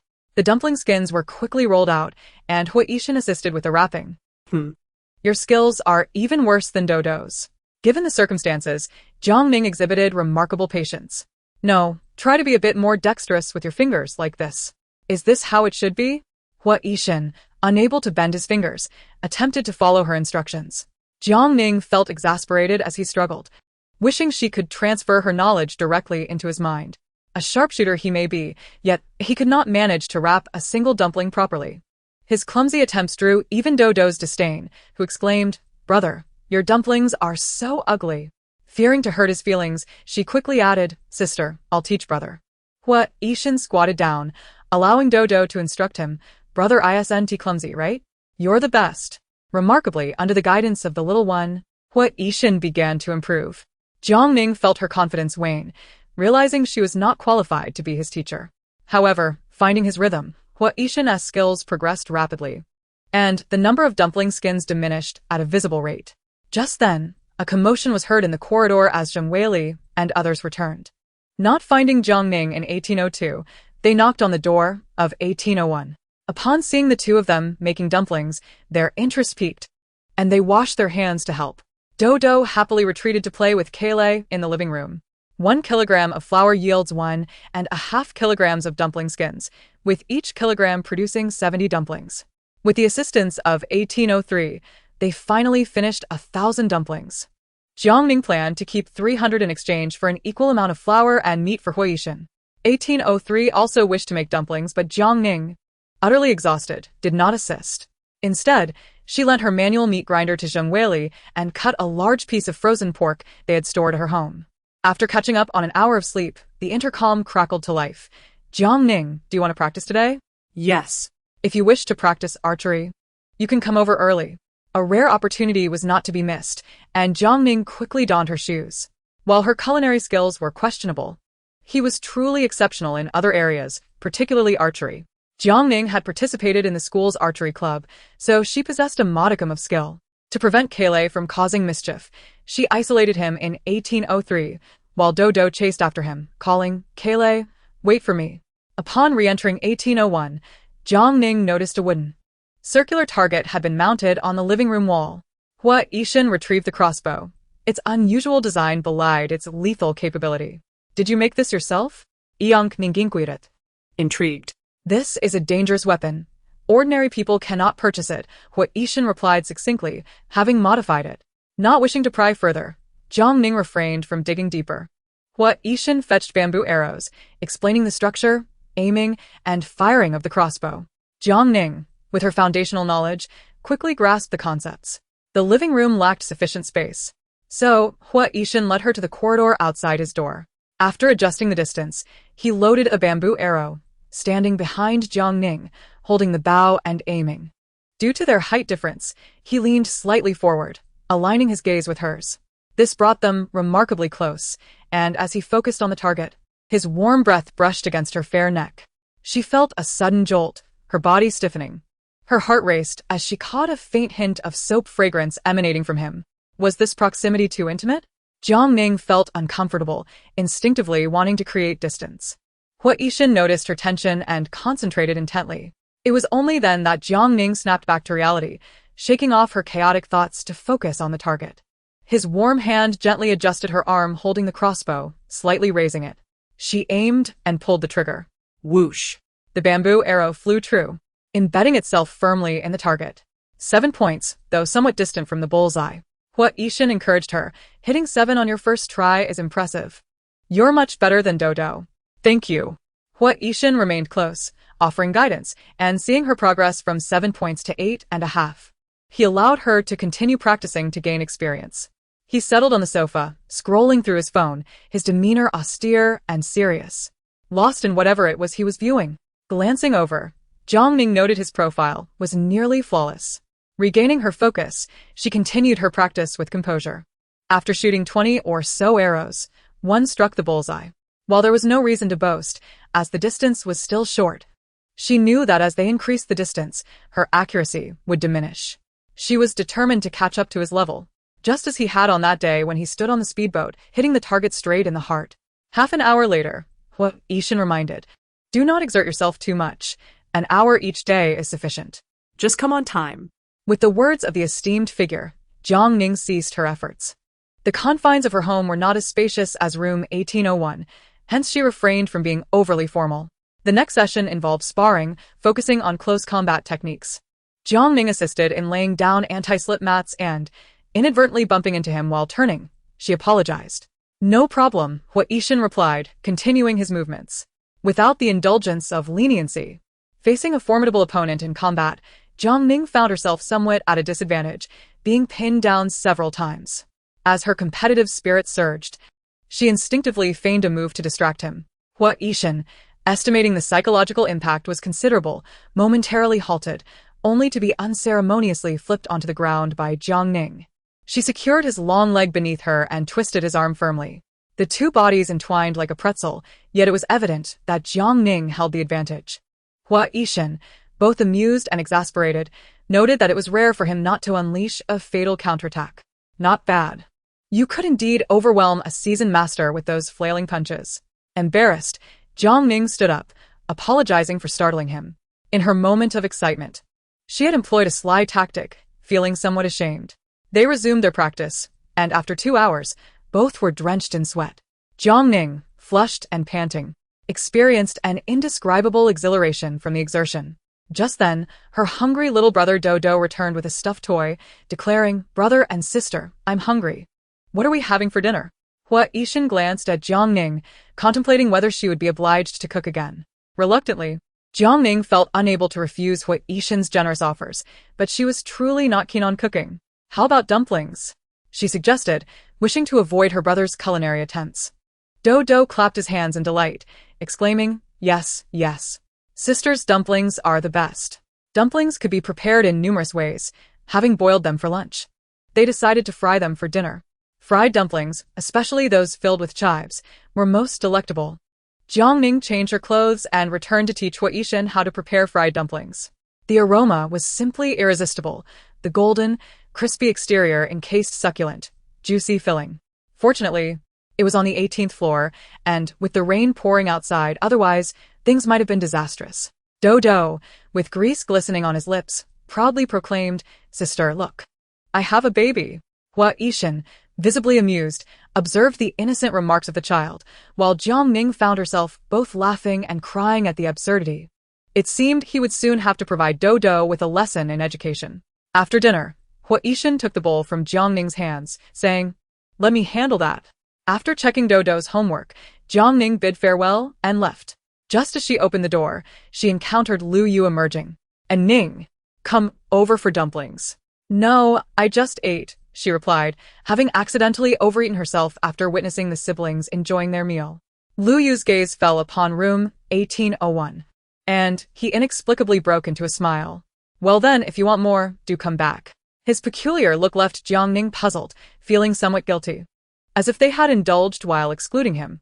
However, since Hua Yixin remained silent, she felt unable to extend an invitation. Nevertheless, the dumplings were truly delicious, and she resolved to stock up whenever possible. In the following days, she relished her time at home, reading, exercising, and sewing clothes for her 3 little ones. All 10 of the bunnies had survived, weighing heavily in her hands. Weighing one, she discovered the largest had reached 3 pounds, nearly ready for butchering. Little Bai had given birth to a second litter, more impressive than the first, totaling 12 little ones. Alas, their timing was unfortunate, and the chances of survival were slim.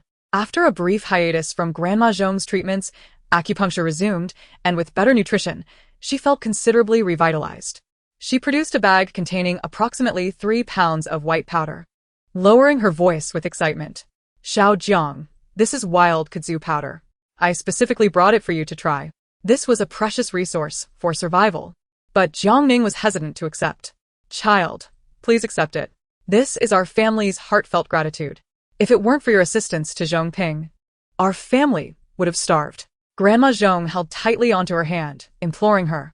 Jiang Ning smiled. "First, tell me what you need. If I can assist, I will gladly accept." Grandma Zhong appeared somewhat sheepish. "You are quite straightforward. I genuinely wish to express my gratitude. And I am aware that there are connections on the 18th floor that can be exchanged for food." The Zhong family had been foraging for wild kudzu roots, and Zhong Ping had crafted a grinder to process the roots into powder, potentially yielding over 100 pounds. If the apocalypse hadn't occurred, it would have been a valuable commodity. However, filling their stomachs was the immediate priority.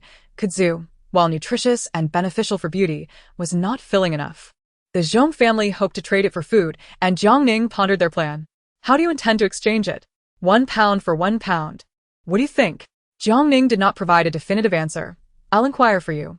Grandma Zhong seemed uncertain, likely feeling hopeless, and added, "If it doesn't work out, exchanging for crushed rice is also acceptable."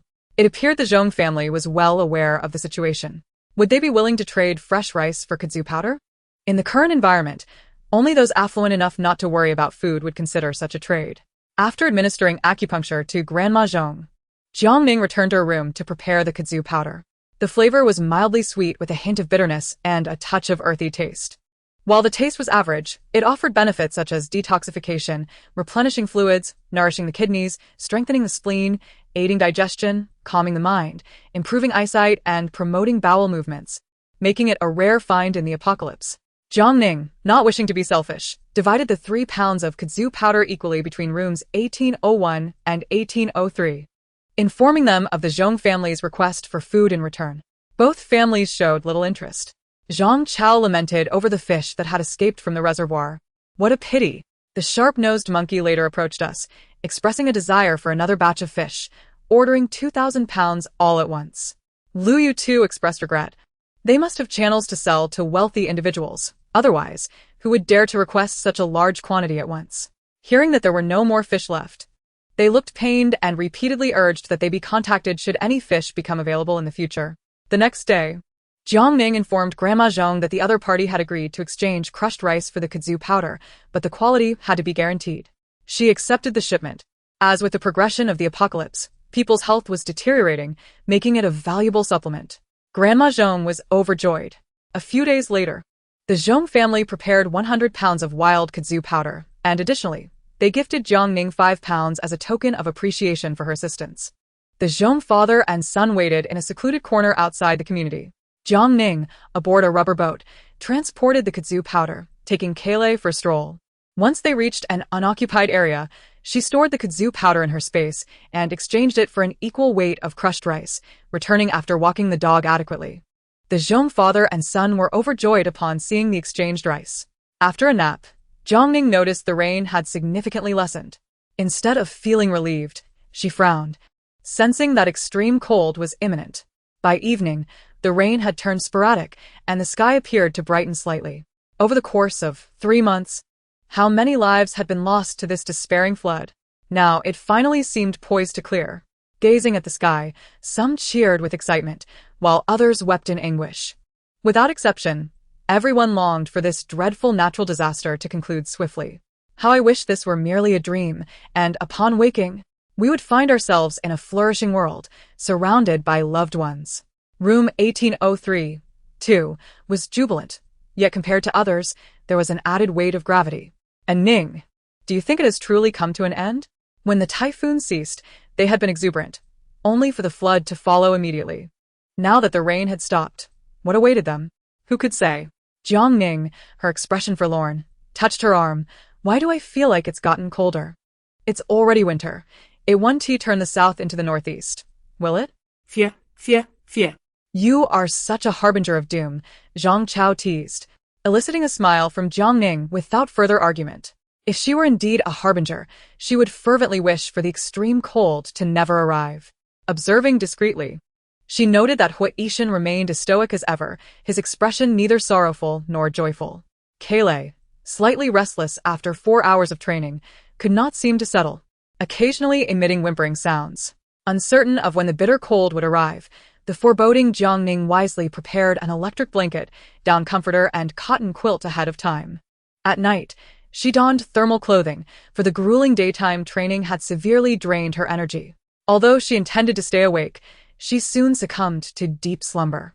After an unknown duration, raucous barking from Kaylee and static from the intercom stirred her from sleep. Upon opening her eyes, she was met with a bone-chilling cold, and the sharp cries of rabbits reverberated through the room. Illuminating her surroundings with a flashlight, she discovered over 20 rabbits huddled in Kaylee's doghouse, trembling uncontrollably from the cold. Jiang Ning, Jiang Ning. The anxious voice of Hui Yishan crackled through the intercom. I am here, she stammered, her lips chattering from the frigid air. He urged her through the device to dress quickly, as the temperature had plunged. The air felt like knives, rendering her speechless. Jiang Ning swiftly gathered Kaylee and the rabbits into her space. The warmth enveloped her immediately, and it took some time for her stiff limbs to regain mobility. She hurriedly donned the clothes she had prepared, layering thermal garments, a cashmere sweater, and a fur coat, along with several pairs of socks, insulated snow boots, a scarf, and a warming mask. She crouched to dress Kaylee in thermal clothing, a cashmere sweater, and a fur coat, then attended to the 2 rabbits, Big Gray and Little White, wrapping them snugly. The remaining rabbits were placed into a foam box lined with blankets, their fate now dependent on fortune. After completing these tasks, Jiang Ning did not forget to gulp down a large bowl of steaming ginger syrup, which burned her throat and stomach. As she emerged from the space, a loud knocking nearly startled her into oblivion. Jiang Ning. The forceful knocks seemed almost too much for the stainless steel door to withstand. I'm coming, she called out, stepping into the icy air, which pierced her chest with a sharp pain. Kaylee coughed, scratching his nose incessantly. Rushing to open the door, she found Hui Yishan kicking it in. The moment it creaked open, his anxious voice reached her ears. Are you all right? He quickly enveloped her in a fur coat. Jiang Ning blinked in surprise at Hua Yishan, clad in a military coat, momentarily dazed, but quickly regained her composure. I'm fine, just a bit frozen. I think my ears are numb. That's a relief, he replied, fastening the buttons on her coat before knocking on the door of room 1803. The occupants had been roused by the noise and were frantically searching for warm clothing. Received. Bundled in 2 fur coats, Jiang Ning resembled a ball. Noticing her dazed expression, Hua Yishan shook her shoulders gently, his demeanor serious. Return to your room immediately and start a fire. Okay, she replied, turning back. Hua Yishan cautioned. Do not lock the door. She complied, returning to her room to retrieve a kettle. Seeing the door to room 1801 ajar, she hurried inside. I've brewed some ginger soup. You and Dodo should drink it to warm up. Dodo lay on the bed, swaddled like a ball, with a pale face that shook from the cold, unable to speak. Hua Yishan scooped her up, carefully pouring ginger syrup into her mouth. Be careful, it's hot. After finishing a full bowl, Dodo finally regained her senses, pouting as if to cry. Don't cry, your tears will freeze, and your face will be ruined. Jiang Ning poured another bowl and hurriedly knocked on the door of room 1803. The 3 of them, in a flurry, donned layers of clothing and wrapped themselves in blankets, their hands shaking as they held the hot ginger soup. Particularly, the single Zhang Chao's face had turned purple from the cold.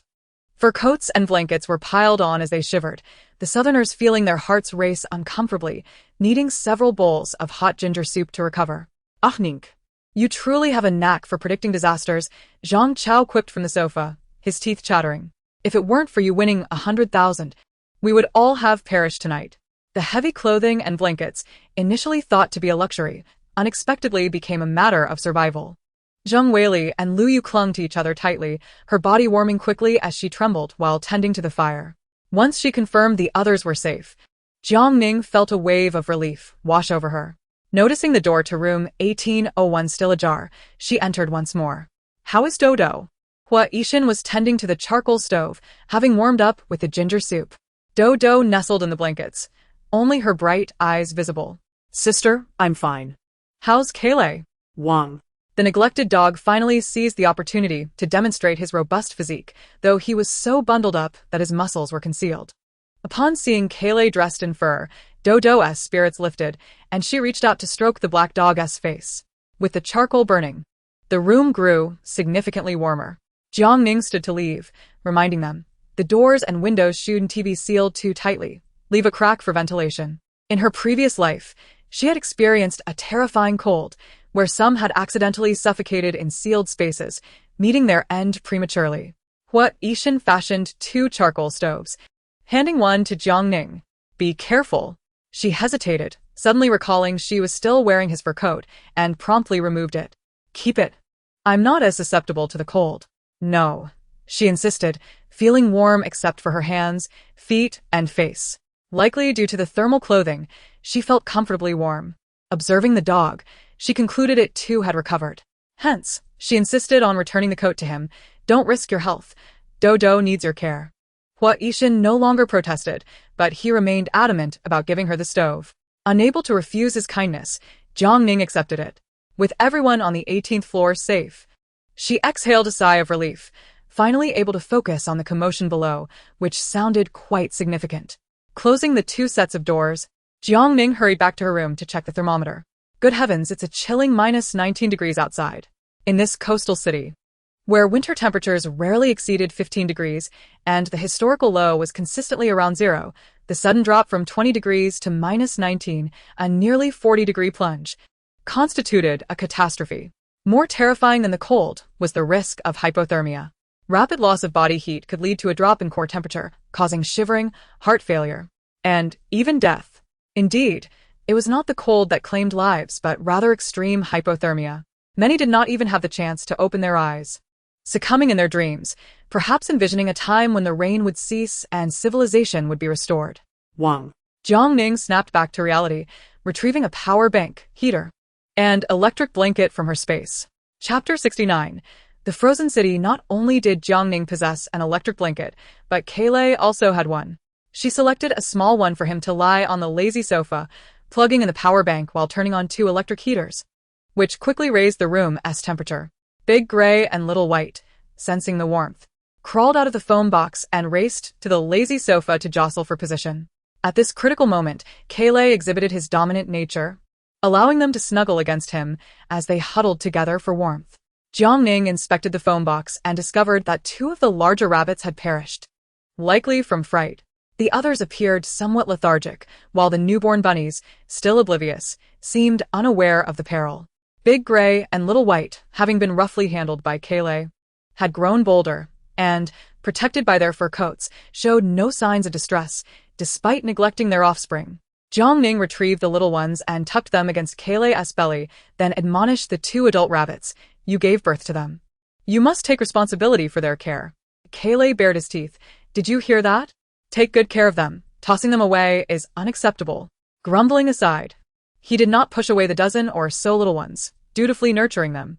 The remaining large rabbits were taken to the bathroom, where Jiang Ning used an electric shock stick to dispatch them all, before storing them in her space for future cooking, whether braised or spicy. The question of whether she could afford their upkeep was secondary. The crucial matter was their flavor. Upon returning to her room, gazing at the fiery coals, Jiang Ning found herself lost in thought. What did Hua Yishan mean? He had nearly burst through her door, offered her his fur coat, and presented her with a charcoal stove. His countenance was typically stern, unfazed even by life and death, yet he appeared anxious when he knocked. Was he worried she might freeze to death, leaving no one to teach Dodo? Late at night, exhaustion clouded her mind, rendering her too lethargic to contemplate. The vastness of the world paled in comparison to the need for sleep. Any matters could be addressed the following day. Jiang Ning shed her outer garments, burrowing into the warm cocoon of her blankets, swiftly drifting into slumber. In her previous life, she had almost succumbed to the cold, swaddling herself in every piece of clothing she owned. This time, the bed was as warm as spring, and she felt truly content. The chill of the air made her drowsy, and even by 10 o'clock, she found it difficult to rise. The intercom crackled to life. Jiang Ning, are you awake? She reached out, murmuring, Yes, just woke up, her voice languid and slightly nasal. Hua Yishan inquired with concern, Have you caught a cold? No, just still in bed. Jiang Ning Yavnet. How about you and Dodo? I'm up, making breakfast for Dodo. Do you want some? Jiang Ning Hastili Deklinet. No. I'm not hungry yet. I'll just have lunch later. The dog leaped onto the bed, pawing at the intercom, barking woof. Oh dear, the intercom was nudged aside. What's wrong? Nothing, Cola is being mischievous. Jiang Ning quickly retrieved the device. I can't chat right now. It's like this. MHM, keep warm. After turning off the intercom, she contemplated scolding Cola, only to find the dog bouncing around on the bed, spinning and jumping incessantly, before crashing into her embrace. You rascal, she chided, pulling at its mouth. How can you be so naughty? Cola burrowed under the covers, its bright eyes gazing at her, tilting its head adorably. Jiang Ning wrapped it in a blanket, stroking its head. Where were you at this time in my last life? It was a frozen wasteland, where countless souls perished from the cold. I can hardly fathom how you survived. Your skin was so frostbitten, covered in sores. The memory was too painful to revisit, and her eyes misted as she whispered, Cola, this lifetime will be different. I promise to take good care of you. Woof. The dog comforted her with its paws. I'm fine, and you'll be too. After lingering in bed until past 11, she entered the space to brush her teeth and wash her face. The cold outside made her overdressed, but once inside, the warmth caused her to sweat. Fortunately, her stay was brief, or she would have fallen ill from the drastic temperature changes. The room had an electric heater, creating a spring-like warmth, but stepping outside felt like facing a cold blade. The heater and power supply could not be moved, yet having the rabbit in her room was not acceptable. Upon inspection, one little bunny had sadly perished. She tidied up another room, retrieving a lazy sofa mat and an electric blanket to relocate the rabbits. Simultaneously, she reminded Cola, keep an eye on them. No chewing on the wires or making a mess on the electric blanket, or I'll have to stew you. The dog acknowledged her, baring its teeth playfully. Did you understand? Speak up. After airing out the room, she pretended to be busy with a charcoal stove in the living room. Embracing a warm rubber hot water bag, Jiang Ning stood on the balcony, gazing into the distance. Just yesterday, the city had been engulfed in raging floods. Yet overnight it had been frozen solid. The absence of rain rendered the surroundings eerily quiet, as if time itself had come to a standstill. Even the thought of reliving such an experience filled her with dread. Fortunately, the temperature had not continued to drop, granting humanity a brief respite. However, 19 degrees remained a catastrophic ordeal for the southern regions. Her phone was rendered useless. Closing the doors and windows, she turned off the heater that had been working all night and replaced it with 2 new ones to avoid overuse and potential malfunction. With the heater and charcoal stove, warmth finally enveloped the living room. In the cold, one craved hot soup, so Jiang Ning prepared braised beef with radishes, vegetables, and rice, adding freeze-dried, canned food to Cola's bowl. Leaning against the heater, she savored her meal. Not wanting to wash dishes after eating, she tossed them into the space for later. Opening the window to disperse the odor, she then settled down with her hot water bag to peruse medical texts. Zhang Weili knocked at the door, checking in to ensure they were all right, though she did not open it, eager to return to her warm bed. Zhang Chao had caught a cold, but fortunately, she had medicine on hand. Just as she was about to take a midday nap, the intercom buzzed again, asking if Dodo had class today and if Cola wanted to exercise. Jiang Ning respected the dog. Cola, do you wish to exercise? Cola tilted its head, taking a moment before responding with a bark. A day without running left it feeling unwell. Jiang Ning opened the door slightly, nudging the dog outside. Go on. Soon, the sound of parkour echoed from the staircase. Concern tugged at her heart, and after deliberation, she chose to follow. Cola's fur coat had been removed, now in Hua Yishan's hands. After several laps, he proceeded to take off the dog's cashmere sweater. In the end, even the thermal clothing was discarded. Jiang Ning felt a twinge of worry. Wasn't he cold? Hua Yishan explained that the Belgian Malinois could quickly adapt to harsh conditions, and too much covering would hinder their movement. Despite its short fur, it was dense enough to provide excellent insulation. While running, the dog would quickly get warm, though its sweat glands were not as developed. Jiang Ning stood beside him with her hot water bag, noting that Hua Yishan did not appear bulky. Even his fur coat was absent. Aren't you cold? She asked. Yes. What shall we do about that? Contemplating the principle of reciprocity, she offered him her hot water bag. Here. Hua Yishan did not accept it, gazing at her instead. What about you? I still have another one. I've stocked up dozens in the space. Thank you. I can give it to Dodo. Oh, whatever. It's the thought that counts. Suddenly, there was a knock at the door below. Xiao Jiang, are you alright? It was He Jian's voice, accompanied by several men. Jiang Ning chose to ignore them. He Jian continued knocking, mumbling to those beside him. Building manager. It seems there's no activity on the 18th floor. Could something have happened last night? The speaker's voice was hoarse, clearly suffering from a cold. If anything had indeed occurred, it would be quite fortuitous. He Jian mentally scoffed, but outwardly maintained a facade of concern. Don't speak nonsense. Xiao Jiang and her companions are young and healthy. How could anything have happened to them? If something did, we would need to look after them. The building manager. You're just too kind. Haven't you seen how the 18th floor treats us? You shouldn't say that. We live in the same building, and it's only right to watch out for each other. Oh, it seems there's some movement. They're not dead. His tone carried a hint of disappointment, as he had hoped for the 18th floor's downfall, thus claiming countless supplies for themselves. Apologies to disappoint you. He building manager. Jiang Ning's voice cut through coldly. We are not only alive, but thriving. The sudden emergence of her voice left everyone momentarily speechless, after knocking for so long without a response. They had not expected to hear anything at all. This created an awkward atmosphere. He Jian quickly recovered. Look, Xiao Jiang, we were just checking in. It's good that you're fine. Rest assured, we'll definitely outlive you.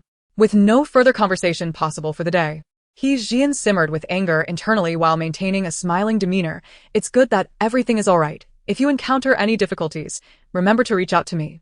The group departed reluctantly, clearly displeased. In this apocalyptic world, many like He Jian existed, wishing for the demise of others to scavenge their resources for survival. Yet, they were mere clowns, easily dismissed by Jiang Ning and Hua Yishan. After training Cola, she donned her thermal clothing. Following Hua Yishan's advice, she removed the cashmere sweater. But the dog's fur coat remained essential as the weather required gradual acclimatization. And you? Hua Yishan inquired. Are we still practicing today? Yes. With the dog persisting, she had no reason to slack off. Even in extreme cold, she needed to push herself. The anti-slip mat was frozen solid, so Hua Yishan thoughtfully laid down a cloth. The living room had a charcoal stove, but compared to Jiang Ning's, it was merely a lower-tier version, still quite chilly. Jiang Ning shed her outer layer and began her practice with Hua Yishan. After half an hour, they started to break a sweat. The thermal socks were worn as the innermost layer, smooth against the skin. In a sudden collision, Jiang Ning was pushed backward, only to find her socks sliding down, causing her to topple over. Fortunately, Hua Yishan was quick to react, leaping forward to catch her. They landed on the non-slip mat, and she inadvertently bumped her mouth against his face. A muffled groan escaped her lips as she felt the air in her lungs compress, stars dancing in her vision and her teeth rattling from the impact. His considerable weight pressed down on her. Hua Yishan quickly got up, helping her into a sitting position. "Are you all right?" Jiang Ning then noticed that he was supporting the back of her head with his hand. "I'm fine, just sweaty feet," she replied. Suddenly, Kola, The dog heard the commotion from Dodo's room and dashed out, biting onto Hua Yishan's clothing and tugging him backward. "Let her go." Jiang Ning quickly intervened. "Kola. No way. He is bullying the one who cleans up after me." Kola protested. Jiang Ning hurriedly lifted the oblivious dog away. "He didn't bully me. He saved me. You're trying to fool me, aren't you?" Kola growled skeptically. The dog's sudden hostility puzzled Hua Yishan. "Does it have a problem with me?" he wondered. "Not at all," Jiang Ning quickly clarified. "Kola just lacks a sense of security. Besides, dogs are naturally protective of their owners." Fearing a confrontation, she swiftly took Kola away. Upon returning home, Kola not only refused to acknowledge its misjudgment, but also seemed indignant, as if accusing her of favoritism. How could that be? Jiang Ning coaxed the irritable dog with treats. "You're the one I care about the most. Training with the instructor is merely to become stronger and protect you. You're just trying to deceive me." Kola haughtily turned its head away. To prove her innocence, Jiang Ning removed her thermal socks. "Try them on. They really do slip." With that, she tossed them at Kola's face. The dog, visibly agitated, huffed. "I'm not human, but the one who cleans up after me is definitely a real dog." Thankfully, it didn't smell bad. Kola lunged at her, playfully scratching her. Jiang Ning wrapped her arms around it, stroking its head. "Kola, you need to be a sensible dog. Will you apologize to the instructor tomorrow? If he hadn't acted, I could have seriously injured my head, and then you would have no one to clean up after you." "Apologize? Absolutely not." Kola refused, innocence etched on its face. Its paws resting on her shoulder, whining, "No, this is my home. I don't want to be a stray." All right. Teaching you to admit your mistakes and apologize is part of the instructor's job too, not wanting to disrupt their harmony. Jiang Ning decided to pass this challenging task to Hua Yishan. This was an exchange of responsibilities. A competent instructor must not only train the dog's physique, but also nurture its mental development. As night fell, she could feel the chill intensifying. Jiang Ning stepped onto the balcony to check the temperature. It was a biting 21 degrees. The harsh weather was merciless, leaving many sleepless souls tonight, while others might never open their eyes again. She drew the curtains in the living room, turned on the solar lights, and retrieved dinner from her space. Despite having 3 heaters running, her hands and feet remained cold, and the food cooled down alarmingly fast, becoming icy within moments. Lamb was warming for the body, so Jiang Ning took out a pot of lamb stew and quickly shared it with Kola. Then she prepared 2 servings of pig offal noodles, soaking Kola's portion in dog food. "Eat up, hurry." The loving dinner provided by the caretaker was devoured by Kola with gusto, though it was a bit too hot for its mouth. "No matter, just eat." After finishing the pig offal noodles, Jiang Ning felt warm and content. She then checked onto Hui and Xiaobai in another room. The two were lively, while the bunnies were faring poorly. Having recently been born with little fur, they lacked parental affection and had lost one of their number. Rabbits are highly resilient to cold, with certain breeds surviving in the Arctic, yet here in the south, they seem to be adapting quickly. The newborn bunnies required milk, so Jiang Ning removed Xiaobai's fur coat and thermal outfit. She noticed that compared to the previous day, the two were much calmer today. It seemed that animal coats indeed provided warmth. Well, that makes the clothing useless, she thought. From her space, she retrieved Timothy Hay to give the two a hearty meal. Taking a hot shower was blissful. There was no escaping the fact that bathing was ingrained in Jiang Ning's DNA. Even in the coldest weather, she had to wash, otherwise she'd feel uncomfortable. In summer, under the sweltering heat and humidity, She sometimes bathed 3 times a day, especially in a city where one could sweat profusely just from using the restroom. Now. However, it had transformed into a frozen wasteland. Upon emerging from her space, Xiao Bai showed no signs of discomfort and was nursing the bunnies. Jiang Ning decisively stripped De Hui of its clothing as well. She had not turned on the heater, allowing them to adjust for a while longer. As the cold night settled in, she nestled into bed and recorded the latest duration of her space's habitability. After nearly 4 months, she had accumulated a total of 145 hours, which meant she could reside there for 6 days. This was no small feat, nearly bringing her to tears. Danger lurked everywhere. And she needed to continue her efforts, hoping that in her lifetime, she could retire in her space with Cola. As day turned to night, her spirits were high, and she continued to assess her space. The garden had yielded peppers, eggplants, and cucumbers, while the old grapevines bore large clusters that were beginning to shift from green to a deep red, likely ready for harvest in just over a month. This first year had produced only 10 bunches, but once ripe, she estimated she could collect around 50 pounds. In a moment of inspiration, not wanting to waste time in her space, she attempted to harvest a grape with her mind. With little hope, as she had never successfully extracted anything grown in the soil before, she was astonished to find an actual red grape in her hand. Surprised yet thrilled, she quickly tried to pull up some vegetables. Remarkably, she managed to uproot a few. However, using her mind was exhausting, leaving her dizzy. If she could extract plants from her garden using her mind, could she also till the soil? After the dizziness subsided, she mentally guided a hoe to turn the earth. It felt heavy in her head, but she was indeed successful, albeit only for a short while. It was strange. She had tried this before with no response. Now that it worked, could it be due to her commitment to physical training? Overjoyed by this discovery, Jiang Ning realized that mental acuity could also be honed, saving her time and enabling her to fully utilize her black soil garden. She envisioned planting corn, peanuts, sweet potatoes, soybeans, and mung beans, everything she could grow. Thus, Jiang Ning practiced repeatedly until late into the night, successfully tilling 5 square meters of land, utterly exhausted as she collapsed onto her bed. Cola sensed something was off and approached, sniffing curiously. "What's wrong, caretaker?" Jiang Ning shared her excitement with Cola. "We can increase our food supply. Aren't you happy? Aren't you excited?" Woof. Happy. Excited. Cola spoon in circles. The next day, she indulged in a bit of extra sleep, using her mind to continue tilling until she was utterly drained before rising for breakfast. Pulling open the curtains, she was astonished to see that it was snowing outside. Snow in the southern coastal regions was a rare sight, only observable in the wake of a natural disaster. The snowfall was light, resembling flakes drifting down, barely distinguishable upon close inspection. Jiang Ning furrowed her brow. In her previous life, she had only experienced extreme cold, but now it was snowing? Indeed, things had changed. Extreme cold was already deadly enough. Did it have to come with a snow disaster? If the water reached the 6th floor, how many more stories would need to be built on top? Was the city truly destined to be buried alive? The thought was chilling. Just after finishing breakfast, there was a knock at the door. Room 1803 called for a meeting regarding the crucial issue of water supply. Having spent the previous day cooped up indoors, warming by the fire, today felt even colder, though they could finally breathe a little easier. Zhang Chao and Lu Yu were bundled up like balls, their limbs still shivering.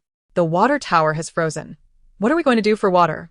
Jiang Ning had water in her space, so she was not worried. However, she could not reveal this and had to maintain a facade of concern. "Indeed, what shall we do?" Zhang Chao felt an itch, lamenting his discomfort from not having bathed the previous day. It was a habit ingrained in him since childhood, one that could not be altered in just a day. Missing a single wash left him feeling unclean. Jiang Ning hurried to keep pace with him, confessing that she too had an itchy scalp. Even she, a veritable encyclopedia of life hacks, could not devise a solution, leading the collective gaze of the group to instinctively settle on Huishan. The favored Huishan felt the tug of Do on his sleeve. "Brother, I want to take a bath too." Taking a deep breath, Huishan, who bore the hopes of the 18th floor, noted that it seemed to have snowed moments ago. Though the snowfall was light, every flake could accumulate for practical use. Jiang Ning proposed, "Are you suggesting we collect snow from the rooftop?" "Yes, how did we not think of that sooner?" The group swiftly ascended to the rooftop. As the door swung open, a rush of cold air invaded their lungs, an uncomfortable sensation. Jiang Ning wrapped her scarf around her face and stepped outside. The frigid weather had turned the falling snowflakes into ice, and her snow boots suddenly slipped.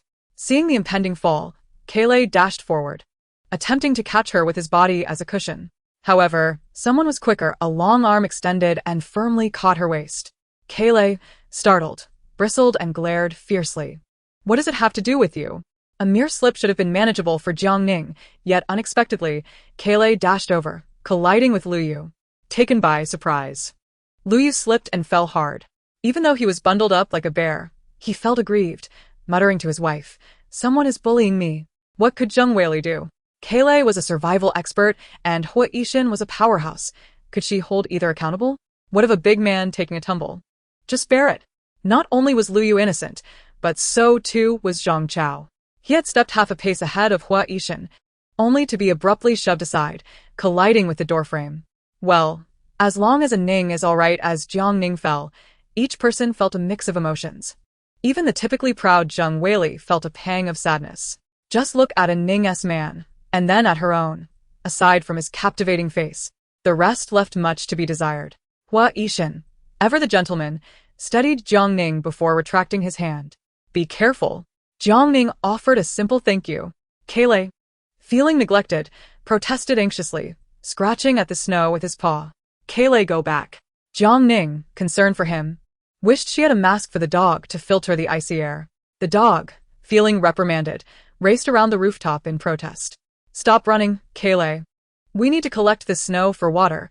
We don't want to drink water flavored by your paws. Upon hearing this, Kaylay accelerated even more. Humph. You'll all drink my foot bath water. The excited dog, a breed known for its exuberance, could hardly be restrained. And it took significant effort for Jiang Ning to shoo him off the rooftop.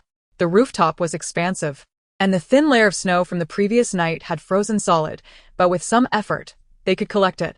Following months of rain, fearing the bacterial growth on the rooftop, Lu Yu and Zhang Chao had laid down several colored steel sandwich panels they found at an unfinished construction site, intending to block water from pooling on the balcony. They had several panels left, which proved fortuitous. Dividing the panels among themselves, they anticipated that daily collections of snow would suffice, and even the ice on the water tower could be chipped away. The successful resolution of their water issue filled them with joy. Indeed, banding together proved advantageous, pooling each household's strengths. Upon closing the rooftop door, they descended, hands and feet frozen. Downstairs, the sound of banging and prying echoed. Zheng Weili assumed someone was targeting the 18th floor again, and her temper flared. Yet, seeing Kaylay calmly at the stairway, listening to the sounds, she realized it was a misunderstanding. What are these rascals up to now? The last time they were on the rooftop, her ears nearly froze off, buzzing with discomfort. After a while, her hearing returned to normal. They gathered at the stairway, the commotion suggesting a sizable group, mixed with shouts. Lu Yu, with his sharp ears, noted they seemed to be prying open a door, and it appeared there were quite a few people involved. Jiang Ning's expression turned serious. The sudden drop in temperature 2 nights prior had likely claimed many lives, and they were likely attempting to break into the homes of the deceased. This was utterly outrageous. Jiang Ning shrugged, resigned. It's unfortunate, but the dead must make way for the living. If her conjecture was correct, He Jian was likely counting survivors to organize manpower for retrieving the belongings of the deceased. Lu Yu felt helpless. After months of flooding, not only were supplies depleted, some had resorted to boiling their shoes to stave off hunger, and anything combustible had been burned. Even if they pried the door open, what could they possibly find? Some things can still be scavenged, he mused, feeling uneasy, but no one dared to voice blame. They were fortunate to have secured some supplies. Had their circumstances mirrored those of the others, they might have resorted to breaking into the homes of the dead as well. As a Ning had said, the dead must make way for the living. Feeling burdened, they exchanged farewells and retreated home to burrow under their blankets. Having nearly frozen outside, they longed to press their hands against the electric heater. Xiao Bai was nursing her young, while De Hui emerged in search of food, circling Jiang Ning restlessly. Both seemed in good spirits, having received some hay and feed. Aside from their daily training and archery practice, Jiang Ning was loath to venture outside, preferring to read under her blankets or engage in mental cultivation. The heavens seemed merciful, allowing her to clear approximately 100 square feet of land, where she dug small holes to plant corn seeds before covering them with soil. The exertion drained her mental energy, leaving her feeling hollow. I am famished. I need a Snickers. Room 1803 was quite proactive, clearing the accumulated snow from the rooftop daily, while also bringing down provisions for Jiang Ning and Hoishin. Though unspoken, they all kept mental accounts. Their survival skills were not as strong, and they relied heavily on the efforts of the two. Hence, they endeavored to contribute what they could. Jiang Ning had mentioned this several times, but room 1803 remained oblivious. They contemplated taking turns to collect snow from the rooftop, but they could not match the speed of the others. Each time the door opened, buckets filled with snow were already waiting at the threshold. Perhaps this arrangement brought comfort to room 1803, so Jiang Ning ceased her objections. The space was not lacking in water. She closed her door and poured the ice and snow into her black soil garden, effectively watering it. Feeling guilty for wasting her friend's kindness, Jiang Ning could not help but think, who would ignore the better option? The temperature continued to drop daily, sometimes noticeably, sometimes not, until it unexpectedly plummeted to 26 degrees. Downstairs, the banging persisted for several days before finally quieting. Listening closely, it seemed that even the 17th floor had been breached. It was likely that many had perished. This was the South, after all. Neither the construction of the homes nor the clothing suited for the cold was as resilient as those in colder regions. One day, the knocking resumed downstairs, and it was Granny Zhong. The weather was harsh, and it was clear she had not come for acupuncture. Being familiar faces, Granny Zhong wasted no time and straightforwardly said, "Xiao Jiang, we have something we wish to discuss with you." Noticing her weary demeanor and worried expression, Jiang Ning furrowed her brow and asked, "What is it?" Granny Zhong broke down, grasping Jiang Ning's hand as she choked back tears. "Xiao Jiang, you truly are our family's savior. If you hadn't advised me to apply medicinal alcohol and wrap myself in a thick blanket to sweat it out, I would have frozen to death that night when the temperature dropped suddenly, and I wouldn't have had the chance to wake up." Awakening from the cold, she had trembled to knock on her son and daughter-in-law's door, immediately dressing her grandson in thick clothing. It was a timely awakening that allowed her to escape death's clutches. The Zhong family was spared, but many others were not so fortunate. The floods and famine had already claimed many lives, and this latest cold snap had taken even more. Having lived a long life, she never imagined that the usually warm winters of the South would drop to 26 degrees. The coastal climate was inherently damp and cold, and with flooding reaching up to the 6th floor, the entire city felt encased in a cold storage facility.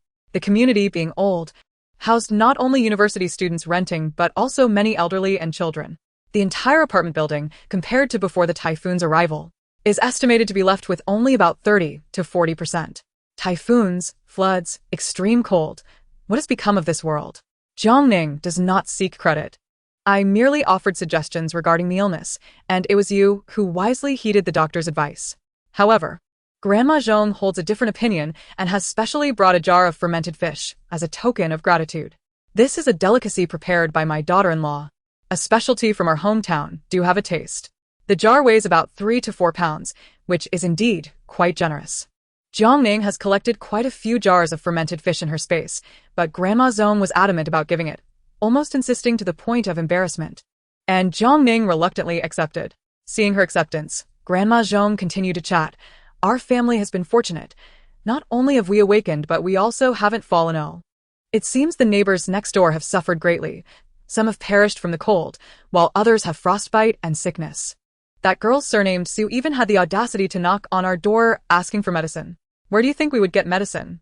It's as if she implies we are withholding it. She has come several times already. Just yesterday, another person died, reportedly from fever due to frostbite. While it is indeed tragic, what gives her the right to pressure the Zhong family for medicine? We don't have any to spare. We need to save it for our own lives. The weather is no laughing matter. Even a cold can be fatal." Jiang Ning furrowed her brow. Others have perished, yet Su Mengyao remains alive. How remarkably resilient. Grandma Zhong, under no special circumstances, would not have come up. With a deep sigh, her expression turned grave as she said, "Little Jiang, I sense something amiss. This building may be headed for disaster." "What do you mean?" He Jian is rallying the survivors to pry open the homes of the deceased, taking food, clothing, bedding, and wooden furniture. While it is understandable that everyone wants to survive, He Jian's actions are unscrupulous. He distributes supplies unequally, giving more to the men and less to the women. Had it not been for the Zhong family as survival, they too would have suffered. While it's true that men are stronger for prying doors open, women are adept at finding hidden supplies, many of which are cleverly concealed. Yet, the women, being weaker, dare not resist. He Jian hoards the majority of the supplies, leaving only meager portions for others. This is not the worst of it. He frequently collaborates with the heads of other buildings and even with outside gangs. Just yesterday, he took a few young girls out, giving them a pound of grain for an hour of his time, and after 5 hours of fun, they returned completely ravaged. The girl surnamed Yu was returned barely alive, her pants soaked in blood. She exchanged her body for 5 pounds of rice, only for He Jian to take half of it, leaving barely enough for several people to share. How could she possibly get a proper meal? Jiang Ning was not surprised. After all, Yang Weizong had also advised her in a previous life to trade her body, only to receive a severe beating that left him bloodied and unable to speak of it again. Who would have thought that Yu Qingqing could be so foolish? Has Su Mingyao not gone out? Not yet, but it's only a matter of time. Grandma Zhong did not come merely to gossip. She had heard troubling news. People from outside were entering buildings 18 and 19 to collect protection grain, demanding that every household contribute or face dire consequences. He Jian is closely connected to these individuals. It seems he is up to no good. Protection grain? Chapter 73. The Threat Letter. There had indeed been instances of collecting protection grain in the past, demanding 3 pounds of grain from each person every week, with severe repercussions for those who failed to comply. Young men and women were taken out for entertainment, while the middle-aged and elderly sought ways to procure supplies. Of course, if one were dissatisfied, they could try to leave. But the outcome would be either freezing to death or starving. Such heinous acts were rampant, not just occurring in the Jinrong community, but everywhere. The government had sent police to crack down, yet the perpetrators were well-informed, playing a game of hide-and-seek, either hiding in survivors' homes or returning only after the police had left. They could not be completely eradicated. The survivors bore the brunt of the aftermath.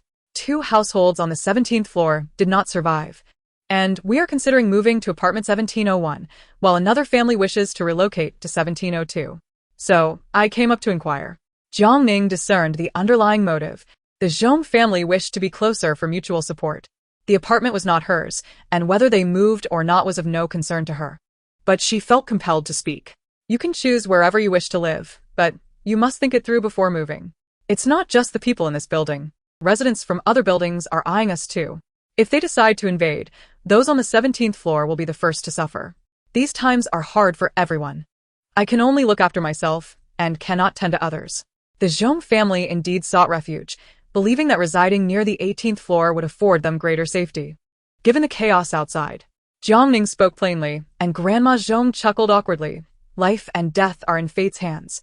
I would not dare impose on you young ones for protection. Moving to the 17th floor is merely for peace of mind. I won't trouble you. After exchanging pleasantries, Grandma Zhong rose to leave. As she opened the door to go downstairs, Jiang Ning noticed a letter on the steps. To Jiang Ning. It has finally arrived.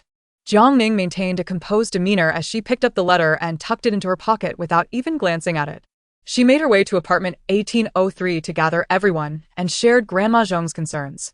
Upon hearing of He Jian's heinous acts, Zhong Weili was filled with fury, declaring, "That beast must die."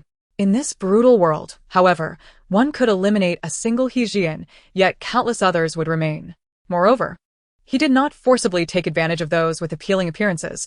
It was a mutual exchange, each party fulfilling their own desires. What is crucial now is the question of what to do if those outside truly invade. Unlike the ragtag group downstairs, these individuals are armed and deadly. Even if we eliminate one wave, another will follow. Lu Yu and Zhang Chao's expressions turned grave. They had not anticipated such chaos outside. Should we move? Jiang Ning inquired. Where to? Zhang Chao pondered. What about the hillside villa? Setting aside the fact that the highest building there was already submerged to the 2nd floor, did it possess shatterproof glass and reinforced steel doors? Even if it did, would that deter others from charging in? Zhong Weili resolutely declared, "We won't move, whoever comes. I will confront them." To move would mean a swifter demise. This was also Jiang Ning's stance. She had no intention of relocating. Without haste to express her thoughts, she turned her gaze towards Hua Yishan. He appeared unfazed. Residing on the 17th floor may not guarantee safety, but if they insisted on staying, they could fortify the stairwell with additional doors, making it more challenging for outsiders to ascend. Zhang Chao's expression shifted dramatically. Yes, this is a matter of fortress warfare. To reach the 18th floor, one must first breach the 17th. The added layers of defense would facilitate a counterattack. Not moving means we are prepared to fight. Jiang Ning wholeheartedly agreed, her words laced with a fierce determination. This startled Zhang Chao and Lu Yu. Was this the Jiang Ning they knew? She seemed cold, as if she had risen from a grave. Merely looking at her sent chills down their spines. Woof. Kolastot besite Jiang Ning. Baring its teeth and exuding an aura of fierce defiance. Those who flinch are cowards. Let us go for it. With their minds aligned, they began to prepare. Jiang Ning closed her door and finally retrieved the letter. I know your secret. If you wish to keep your secret, meet me at New City at 3 o'clock this afternoon. Do not bring anyone, or your secret will be exposed. The handwriting was hasty, evidently forged. How bold to threaten her without even signing their name. Jiang Ning, with an instinctual understanding, could easily guess who it was. New City is less than 2 kilometers from Jinrong Community, a mall bustling with dining and entertainment, though most of it is now buried under ice. It was now noon, and there was ample time to meet. Given the cold outside, one needed sufficient energy to endure the extreme chill. Jiang Ning consumed 2 bowls of fragrant rice, alongside a serving of steamed ribs and a plate of farm-style stir-fried pork. Kola, uninterested in dog food, stared longingly at the ribs, its eyes wide and pitiful, as if protesting against its caretaker. This is discrimination. Jiang Ning acknowledged her mistake and quickly prepared a portion for it, exchanging the stir-fried pork for crispy fried fish. Much to the delight of her canine companion. The flood has frozen, and the outside world is unbearably frigid. Yet, more people venture out in search of supplies. It is not merely food they seek, but also firewood to keep warm. As survivors emerge, various crimes become increasingly rampant. Some are even robbed before they leave their neighborhoods. Others, having found their supplies, tragically lose their chance to return home. Jiang Ning wishes to keep Kaylee from taking risks, but the dog stubbornly clings to her pants leg, conveying a clear message. If she disagrees, it will not let her leave. Is this a threat? With no other option, Jiang Ning dresses the dog in a thermal outfit, followed by a protective vest. Beyond that, it would likely cause a commotion. The instructor was correct. The Malinois can rapidly adapt to any harsh environment, and in just a few days, its adaptability far surpasses her own. She dons a thermal suit underneath a bulletproof vest, layering on an extreme cold weather outfit. Whether it is the thermal suit or the polar gear, her hands and feet remain warm. Remembering the threatening letter, Jiang Ning retrieves her backpack to stuff Kaylee inside. The dog, inherently fond of freedom, vehemently refuses to enter the backpack. Jiang Ning must coax it, explaining that they will go catch bad people, but only she can go out, otherwise their food supply will be exposed, leaving Kaylee no choice but to sneak into the village. Threatening their food supply? How utterly intolerable. The dog instantly bristles, complying and diving into the backpack. Come on, caretaker. Zip it up. If no one dies today, this situation cannot be resolved. By the way, the dog has gained weight. Carrying it feels heavy on her back. Descending the stairs, the entire building is eerily silent, as if devoid of life. Upon reaching room 1202, she deliberately slows her pace, casting a meaningful glance around. Chapter 74. Negotiation. Though the new city is merely 2 kilometers away, the ice is treacherously slippery, rendering so-called snow boots utterly ineffective. If pursued, not only would she be unable to run swiftly, but accidents are also likely to occur. Jiang Ning utilizes the pretense of rummaging through her backpack to retrieve ice skates. The skates are slightly oversized, but with a few pairs of socks, they fit snugly. Having learned to skate, she finds that the southern breed of dog is not adept at it, and her clumsy body wobbles as she glides toward the community's exit. Just as she nears the exit, 2 men suddenly burst from Building 7, brandishing sticks and charging at her. It is no wonder. She is quite the sight. Her polar gear is brightly colored for search and rescue purposes, even in the dreary weather. The 2 men, bundled in layers of clothing, reveal only their greedy eyes. It is evident they have set their sights on Jiang Ning's attire.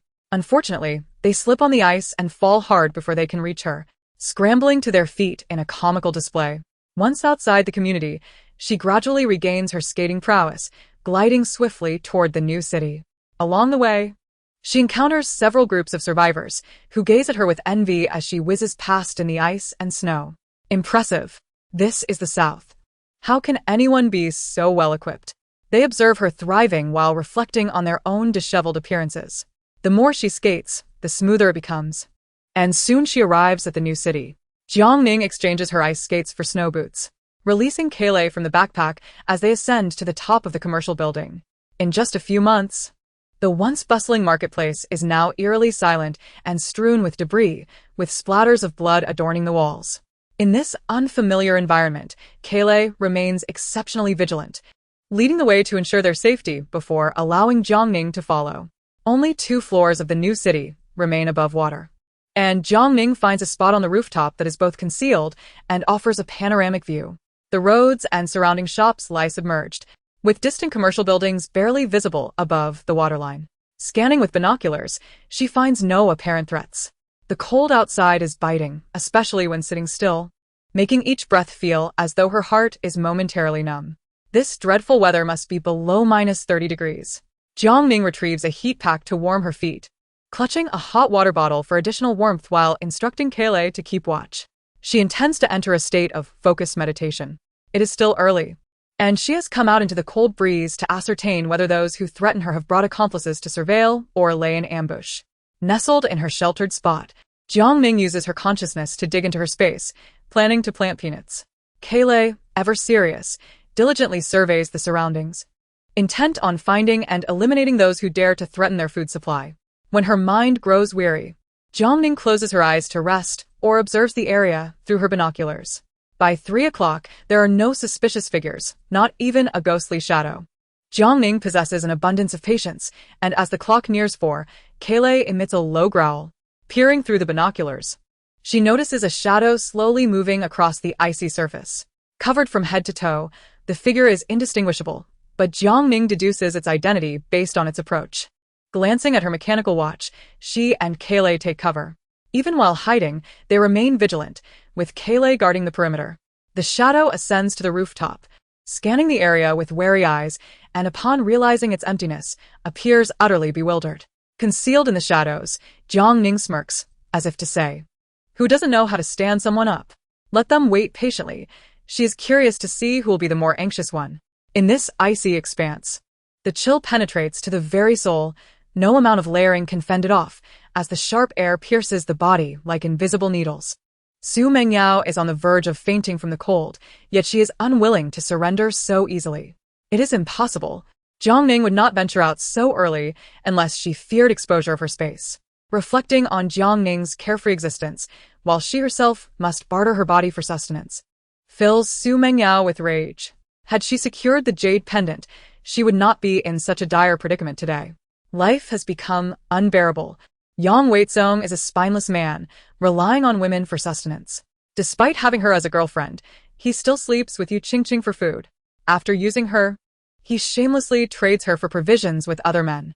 Just yesterday, he coerced Yu Qingqing into going out with He Xian to find work, all for a mere 5 pounds of grain, leaving her battered and bruised.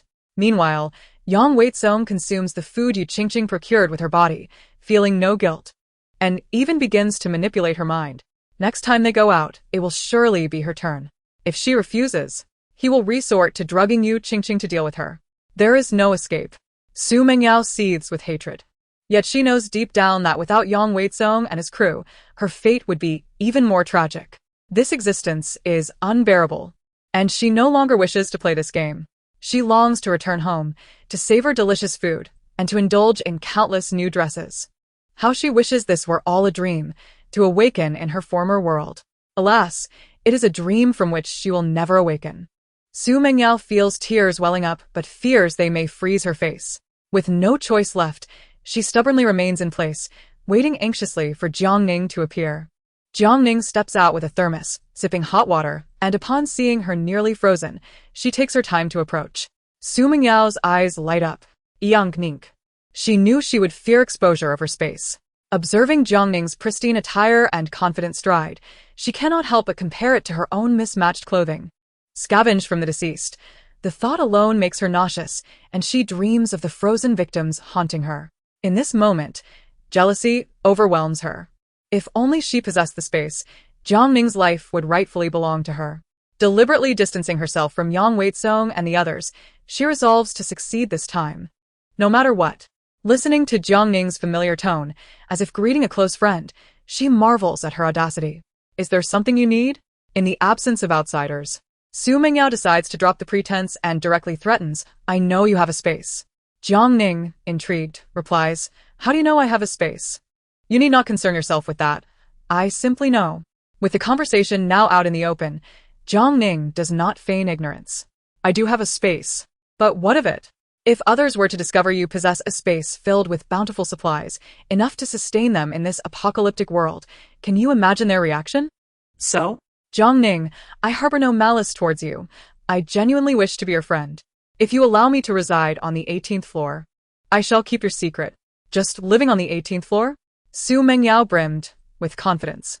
With so many resources in your space, is it too much to ask to share a little as friends? How much to share? Knowing her obstinate nature, Su Mengyao retreated to advance, stating that she was not greedy, merely wishing to have enough to eat and drink. First, she would secure a place on the 18th floor, gain the favor and protection of Hua Yixin, and once her safety was assured, she could reclaim the space later. Hua Yixin wielded a gun, was handsome, and skilled in combat. With her own space, she would undoubtedly thrive in this grim world. In due time, all those who had ever wronged her would pay the price. Jiang Ning was unaware of the rosy visions in her mind. What if I refuse? Chapter 75. The Demise of the Campus Bell. The sweet dream abruptly shattered as Su Mengyao's illusions were dispelled. However, having summoned Jiang Ning, she had already devised a strategy. With so many possessions, what harm is there in sharing a bit with me? It is far better than being discovered and mobbed by others, leading to your demise. Listening to her presumptive reasoning, Jiang Ning couldn't help but chuckle. No, you do not understand me. I possess a rather volatile temper, acting impulsively without regard for consequences. I'd rather shatter than compromise. What can you threaten me with, coming here empty-handed? Su Mengyao felt a jolt of alarm and warned defiantly, Jiang Ning, since I dared to invite you, I naturally have a backup plan. If you dare to lay a finger on me, you shall not leave here today. Jiang Ning found her threats amusing, akin to a cat toying with a dying mouse. To trade a mere pack of instant noodles, she would gladly sleep with 2 or 3 men. Do not claim you threaten me with hired thugs lurking nearby. They charge exorbitantly. I doubt you could afford their fees even after a month of sleepless nights. It is not a matter of disparaging my fellow women, but rather a reflection of the stark disparity in power that forces many vulnerable women to rely on men for survival to access resources. When one's survival is at stake, who cares for dignity? Jiang Ning had witnessed it firsthand. A pack of biscuits could easily exchange for a campus bell, with the choice of position left to the bidder. Do I hate it? Yes. Does it hurt? Indeed. But it is a choice made willingly. If the campus bell refuses, another would readily step in. Exposed by Jiang Ning's words, Su Mengyao seethed with humiliation. Jiang Ning, what is there for you to be so arrogant about? Is it merely because you have a space? Without it, your life would be worse than mine. It is nothing but cheating. Do you truly believe you are so formidable? With your looks? I fear you couldn't even barter for instant noodles. Apologies, but I am indeed not as impressive as you. Anyone can part their legs. In her previous life, when her space was taken from her, she would rather starve than strike a deal with the devil. Yet here was Su Mengyao, wielding a space and still relying on her body to trade for resources, stealing from them. Alas, this life was even harsher. What does that have to do with cheating? It is merely a matter of character. Jiang Ning scoffed. You must comprehend who possesses the power of choice now. Su Mengyao clenched her teeth. Yes. I did not bring anyone with me, but if I do not return today, the truth about your space will be revealed. Is that so? Knowing her selfishness and greed, Jiang Ning was unperturbed. Do not tell me you have informed Yang Weizong or those men. Su Mengyao, they not only share you with Yu Qingqing, but they also send you out to barter. If you truly trusted them, you would not have come here alone. Instead, they would have encircled you and threatened you to surrender your space. Unfortunately, Su Mengyao was entirely unaware that the space could not be taken by force. As long as she did not enter it, no other creature could. Yang Weizong was selfish and lived off others, and Su Mengyao was no better. She feared the space being taken from her even more than losing it. Thus, it was impossible for her to divulge such information to Yang Weizong and the others. Exposed, Su Mengyao seethed with rage. Jiang Ning, do not be so conceited. If you do not believe me, then test it. Very well, Jiang Ning replied with a smile. Let us see. Su Mingyao's expression hardened. Fine, we shall see. At this moment, she could not show weakness. To do so would mean defeat. With her back straightened, Su Mingyao warned, "You shall regret this." With that, she turned to leave. Jiang Ning made no move to follow, watching her depart. Fuming, Su Mengyao grittet hertit. Since she would not take the offered drink, she would ensure that all of Fengqing knew of her space, leaving her nowhere to hide. With the burden of her possession, she would make Jiang Ning feel like a lost dog. Resolute, she quickened her pace down the stairs. Just as she reached the stairwell, a shadow lunged at her fiercely. Woof. Ah? Startled and cold with fear, Su Mengyao instinctively recoiled as an unknown object pounced upon her. Thud! A sharp pain suddenly coursed through her, leaving her breathless. Looking down at her chest, she saw a glinting blade piercing through from behind, stained with crimson blood. "Who gave you the courage to threaten me?" A chilling voice echoed behind Su Mengyao. She opened her mouth wide, yet no words escaped her lips, her eyes filled with shock. Jiang Ning was actually killing her? "I care not whether you have traversed realms, read books, reincarnated, or possess a system, having descended to this state. Do you still believe yourself the chosen one, or possess 9 lives? Jiang Ning grasped the hilt of the blade, twisting it with ferocity before withdrawing it. Blood dripping from the weapon. Su Mengyao collapsed, gasping for air, her eyes bulging as if they would pop from their sockets, bony fingers reaching toward Jiang Ning. You. With paths to heaven before you, you chose instead to barge into hell." Jiang Ning's gaze was icy. In this world of calamity, each must rely on their own abilities to survive, yet you covet the pockets of others. "I can only escort you to the depths." Huh. What of her possessing a space? She must first have the ability to seize it. As for who she was, Jiang Ning held no interest. It was merely one of the scenarios she had conjectured. The only goal was to eliminate the threat. The cold weather, coupled with significant blood loss, quickly rendered Su Mingyao's body stiff. Her eyes, wide as copper bells, remained unclosed even in death. Though it was not yet 5 o'clock, the sky had darkened ominously. Jiang Ning did not linger, descending with Kola.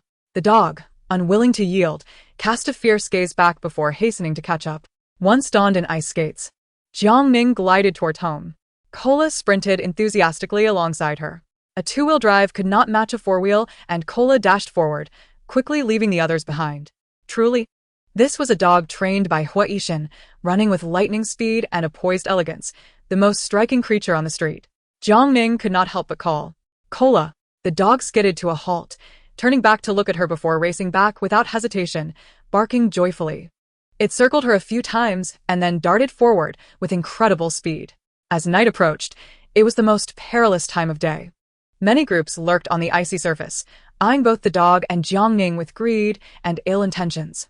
To stray alone meant courting danger. The frigid air and the well-fed Kola aroused criminal desires in many. Numerous individuals brandished hidden weapons, swiftly encircling Kola. "Quick, catch it." Chapter 76. Administering the drug. The 4-wheel drive was stable, while Kola employed devilish agility, dodging and leaping, leaving them in disarray. They did not limit their aggression to the dog. They were brutal enough to target Jiang Ning as well. Instead of retreating, Jiang Ning charged towards them. The speed of her skating was rapid, while the man with the steel pipe, clad in cotton shoes, struggled to maintain his footing but refused to abandon the hunt. As Jiang Ning sped past, the man barely raised his steel pipe before she zipped by like lightning.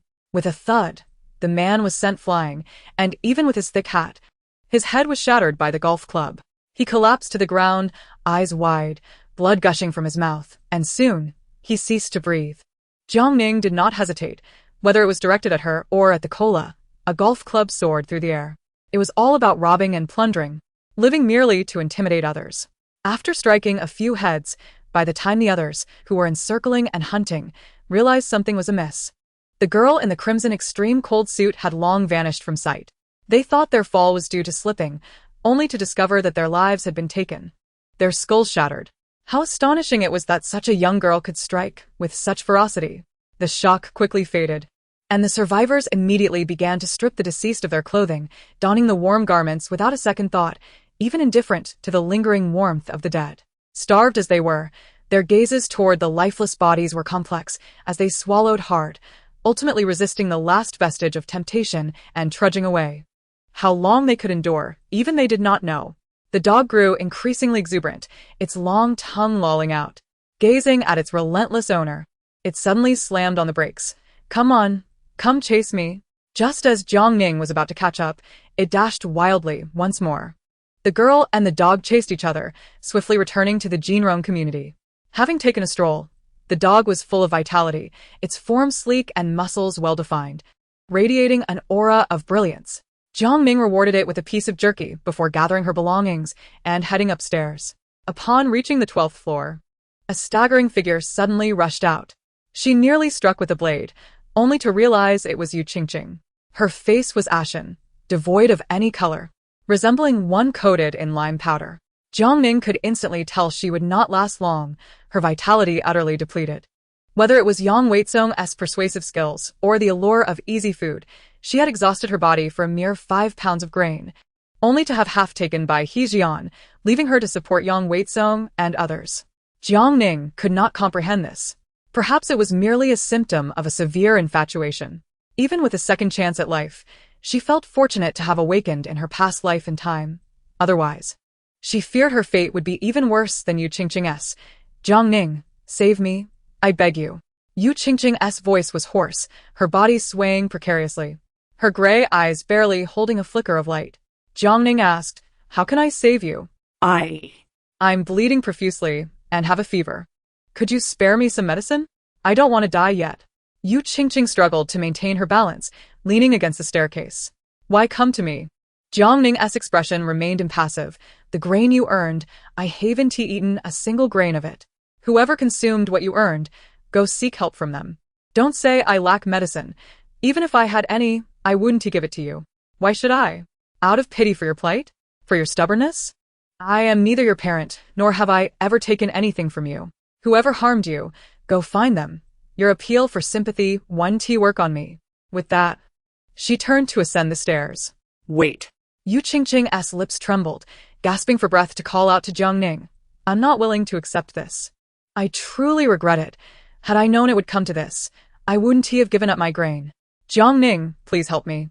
I don't want to die like this, only to be thrown out of the window. It seemed she understood better than anyone that her fate was sealed. The thought of being drained was truly haunting. Jiang Ning halted, rummaging through her backpack and handing her a packet of medicine containing several potent sleeping pills.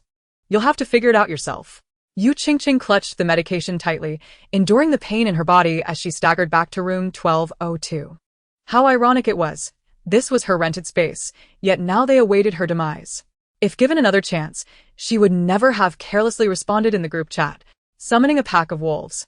She longed for home, for her parents, for her grandparents, and the meals they used to make. Alas, she would never have that opportunity again. Truly, there is no remedy for regret. Clenching the medicine in her hand, Yu Qingqing made a decision. Upon reaching the 18th floor, sounds of thudding echoed in the corridor. Zheng Weili was practicing boxing, sweating profusely. Lu Yu and Zhang Chao were practicing with sticks, their clumsiness amusing yet their spirit of improvement commendable. Seeing her return, the two seized the chance to slack off. Ning, did you go out? Took Kola for a stroll. How was it outside? Even clad in fur coats, they had yet to adapt. Since the onset of extreme cold, the farthest they had ventured was to the rooftop to collect ice and snow. It was quite lively, with robbers and thugs everywhere. Lu Yu froze, and Zhang Chao did too. How terrifying. Will we die if we go out? Ning, are you joking? Jiang Ning had no intention of concealing the truth. She revealed the bloodied golf club. What do you think? Lu Yu clung to Zheng Weili in fear. Wife. I'm scared. Zhang Chao, lacking someone to hold on to, immediately adopted a serious expression. The apocalypse had transformed ordinary people into demons, let alone those who thrived in darkness. Granny Zhong's concerns were not unfounded. The 18th floor would inevitably attract attention, and they needed to strengthen quickly, lest they hinder the others. Then, let us continue to train. Chao, we can do it.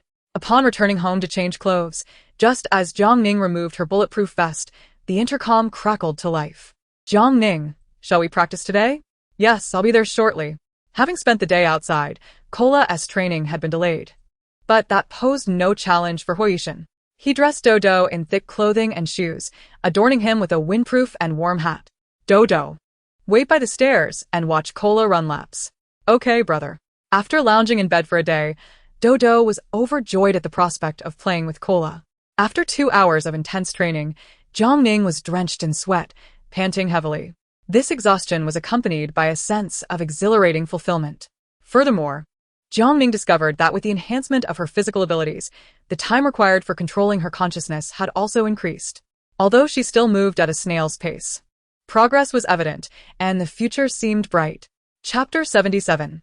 Anxiety disorder. What Ishan emerged, taking over the training duties from Dodo. Noticing that 1803 was still diligently working out. Living was no easy feat, especially for the 18th floor, which was viewed as a thorn in other sides. Even dogs were enhancing their combat abilities to safeguard their resources, let alone humans. At that moment, he felt a twinge of emotion. Would you like to learn archery? The members of 1803 were taken aback. Was 1801 addressing them? Archery? He intends to teach them archery? Wow, how exciting. My heart is about to leap out. Zhang Chao reacted quickly. Yes, yes, yes. Having witnessed Hua Yixin teach Jiang Ning infiltration and reconnaissance techniques, along with their daily specialized training, they had long been envious. Hua Yixin, a former special police officer, was professional in both offense and self-defense. 2 of his pointers would surpass a month's worth of their random training. Just look at Jiang Ning. In her childhood, when Liu teamed up to fight her, despite their humiliating defeat, they still managed to withstand a few blows. Now, she could easily overpower them with a single punch. And Cola, with its rich experience as a stray dog, was now undergoing high-standard police dog training, rendering it almost beyond description. Yes, they were indeed weaker, but they retained their dignity. What did it mean that even dogs could outperform them? It was a disgrace, a humiliation. Longing to kneel and plead for Hua Yixin to accept them as disciples, they had always lacked the courage to voice it. The reason was simple. His aura was overwhelmingly powerful, exuding a superhuman presence. Despite their group efforts to gather resources, he remained cold and aloof, never wasting a word. His forehead seemingly marked, "Do not disturb unless familiar." Humans are different. Hua Yixin had a special regard for Jiang Ning, but that did not mean he would extend the same to 1803. Therefore, even with yearning in their hearts, no one dared to speak up, nor even mention it to Jiang Ning. Yet now he had actually spoken. Zhang Chao felt like crying. Was this an opportunity to cling to a powerful ally? Lu Yu also felt tears welling, constantly being beaten by his wife. He wished to learn a few self-defense techniques to impress her. Even Zheng Weili was stirred. In the realm of combat, she possesses unwavering confidence in her ability to knock out Hua Yixin. However, what of other domains? We currently find ourselves in a calamitous apocalypse, forcing survivors into a devilish existence. No matter how formidable her fists may be, can they rival the strength of another's crossbow? Can they outmatch the firepower of another's firearm? Moreover, she harbors an ultimate dream, to one day challenge Hua Yixin. In unison, the members of 1803 echo, "Tomorrow." That very night, 2 grown men, unable to contain their excitement, sneak beneath the covers to indulge in beer. Chao, you wonder how Hua Yixin's demeanor shifted so abruptly? The 18th floor is presently a prime target. No matter how skilled he may be, he cannot possess supernatural abilities. Furthermore, he has a sister to protect. Only if everyone on the 18th floor grows stronger will he find ease. Chao, we must strive diligently. Let us align ourselves with Ning. As the 2 brothers converse and drink, they inadvertently overindulge and collapse into slumber. Suddenly, a piercing scream reverberates from below. Awakened, Zhang Chao erupts in frustration. Damn it. Another death. Lu Yu, groggy and irritable, rises. Another day, another death. How utterly vexing. Where are you off to? To find my wife. Zhang Chao, feeling a pang in his heart, thinks, yes, he does not deserve a wife. Next door, Jiang Ning is equally disturbed from her sleep. Recognizing the commotion is emanating from several floors below, she turns over and attempts to resume her slumber. Cola, at the door, listens for signs of danger, confirming that no 2-legged beasts are attempting to break in. She glances at her sleeping caretaker and then contentedly burrows into her own space. Come morning. The 17th floor is filled with commotion, with the dog intermittently pacing by the door, feeling restless and compelled to brawl. Jiang Ning opens the door to find Zhang Chao and Lu Yu practicing crossbow shooting in the hallway. Hua Yixin's instruction is not the issue. Rather, it is their lack of aptitude. Zheng Weili, who possesses talent but is hot-tempered, is baffled. What is wrong with you two? After countless attempts, you still cannot hit the target. Even Kola aims better than you. Jiang Ning nearly bursts into laughter. There's little that can be done. Each has their strengths and weaknesses. Zheng Weili is naturally athletic, excelling in physicality, movement, speed, and agility, easily grasping related skills. Yet these two, one frail, the other weak, have already exceeded expectations by persisting until now. Hua Yixin's aloofness and Zheng Weili's impatience indeed make their situation particularly challenging. I'll give it a try. In truth, she has long wished to teach 1803. But since Hua Yixin was her instructor, it would be inappropriate to proceed without his consent. While they may form a team who would willingly bare their heart to another, Hua Yixin's wariness is no less than her own. She has benefited from the exchange of teaching between the two children, which has brought her closer to him. In this apocalyptic world, survival talents are scarce, with more individuals resembling Zhang Chao and Lu Yu, ordinary people striving to endure. Their perseverance is commendable. With the 18th floor's camaraderie and the company of the dog, Jiang Ning's mindset has shifted from the anxiety and panic of her rebirth. In contrast, Zheng Weili and others feel their unease and fear intensifying, leading to heightened irritability. Jiang Ning approaches, patiently instructing them, breaking down each movement with care. A stern mentor does not always yield exceptional disciples, yet with her years of training experience, Jiang Ning possesses a unique method with her students. Setting aside their impatience, they gradually rebuild their confidence. Zhang Chao and Lu Yu focus intently, their movements becoming increasingly adept, their aim sharpening with practice. Zheng Weili expresses her gratitude to Jiang Ning. I've been losing a lot of hair lately, and my temper is growing more volatile. After each outburst, I feel immense guilt, yet I cannot seem to control myself. I should ask Zhang Chao if he has any anti-anxiety medication. Jiang Ning advises her, I believe we have collected some. Be mindful of your emotions. Zheng Weili is taken aback. Are you suggesting I have anxiety? Not just you. Many suffer from this affliction, Jiang Ning affirms. I experienced it initially as well. But Kola helped me heal. No wonder I felt off. Even my menstrual cycle has been irregular, Zheng Weili reflects. Though I used to have quick tempers, my outlook was optimistic, unlike now, where negativity pervades my thoughts. As they converse, a knock resounds from downstairs. Familiar faces emerge, besides Grandma Zhong's family. There are the parents of the child treated for stomach pain last time, and the former residents of 1703.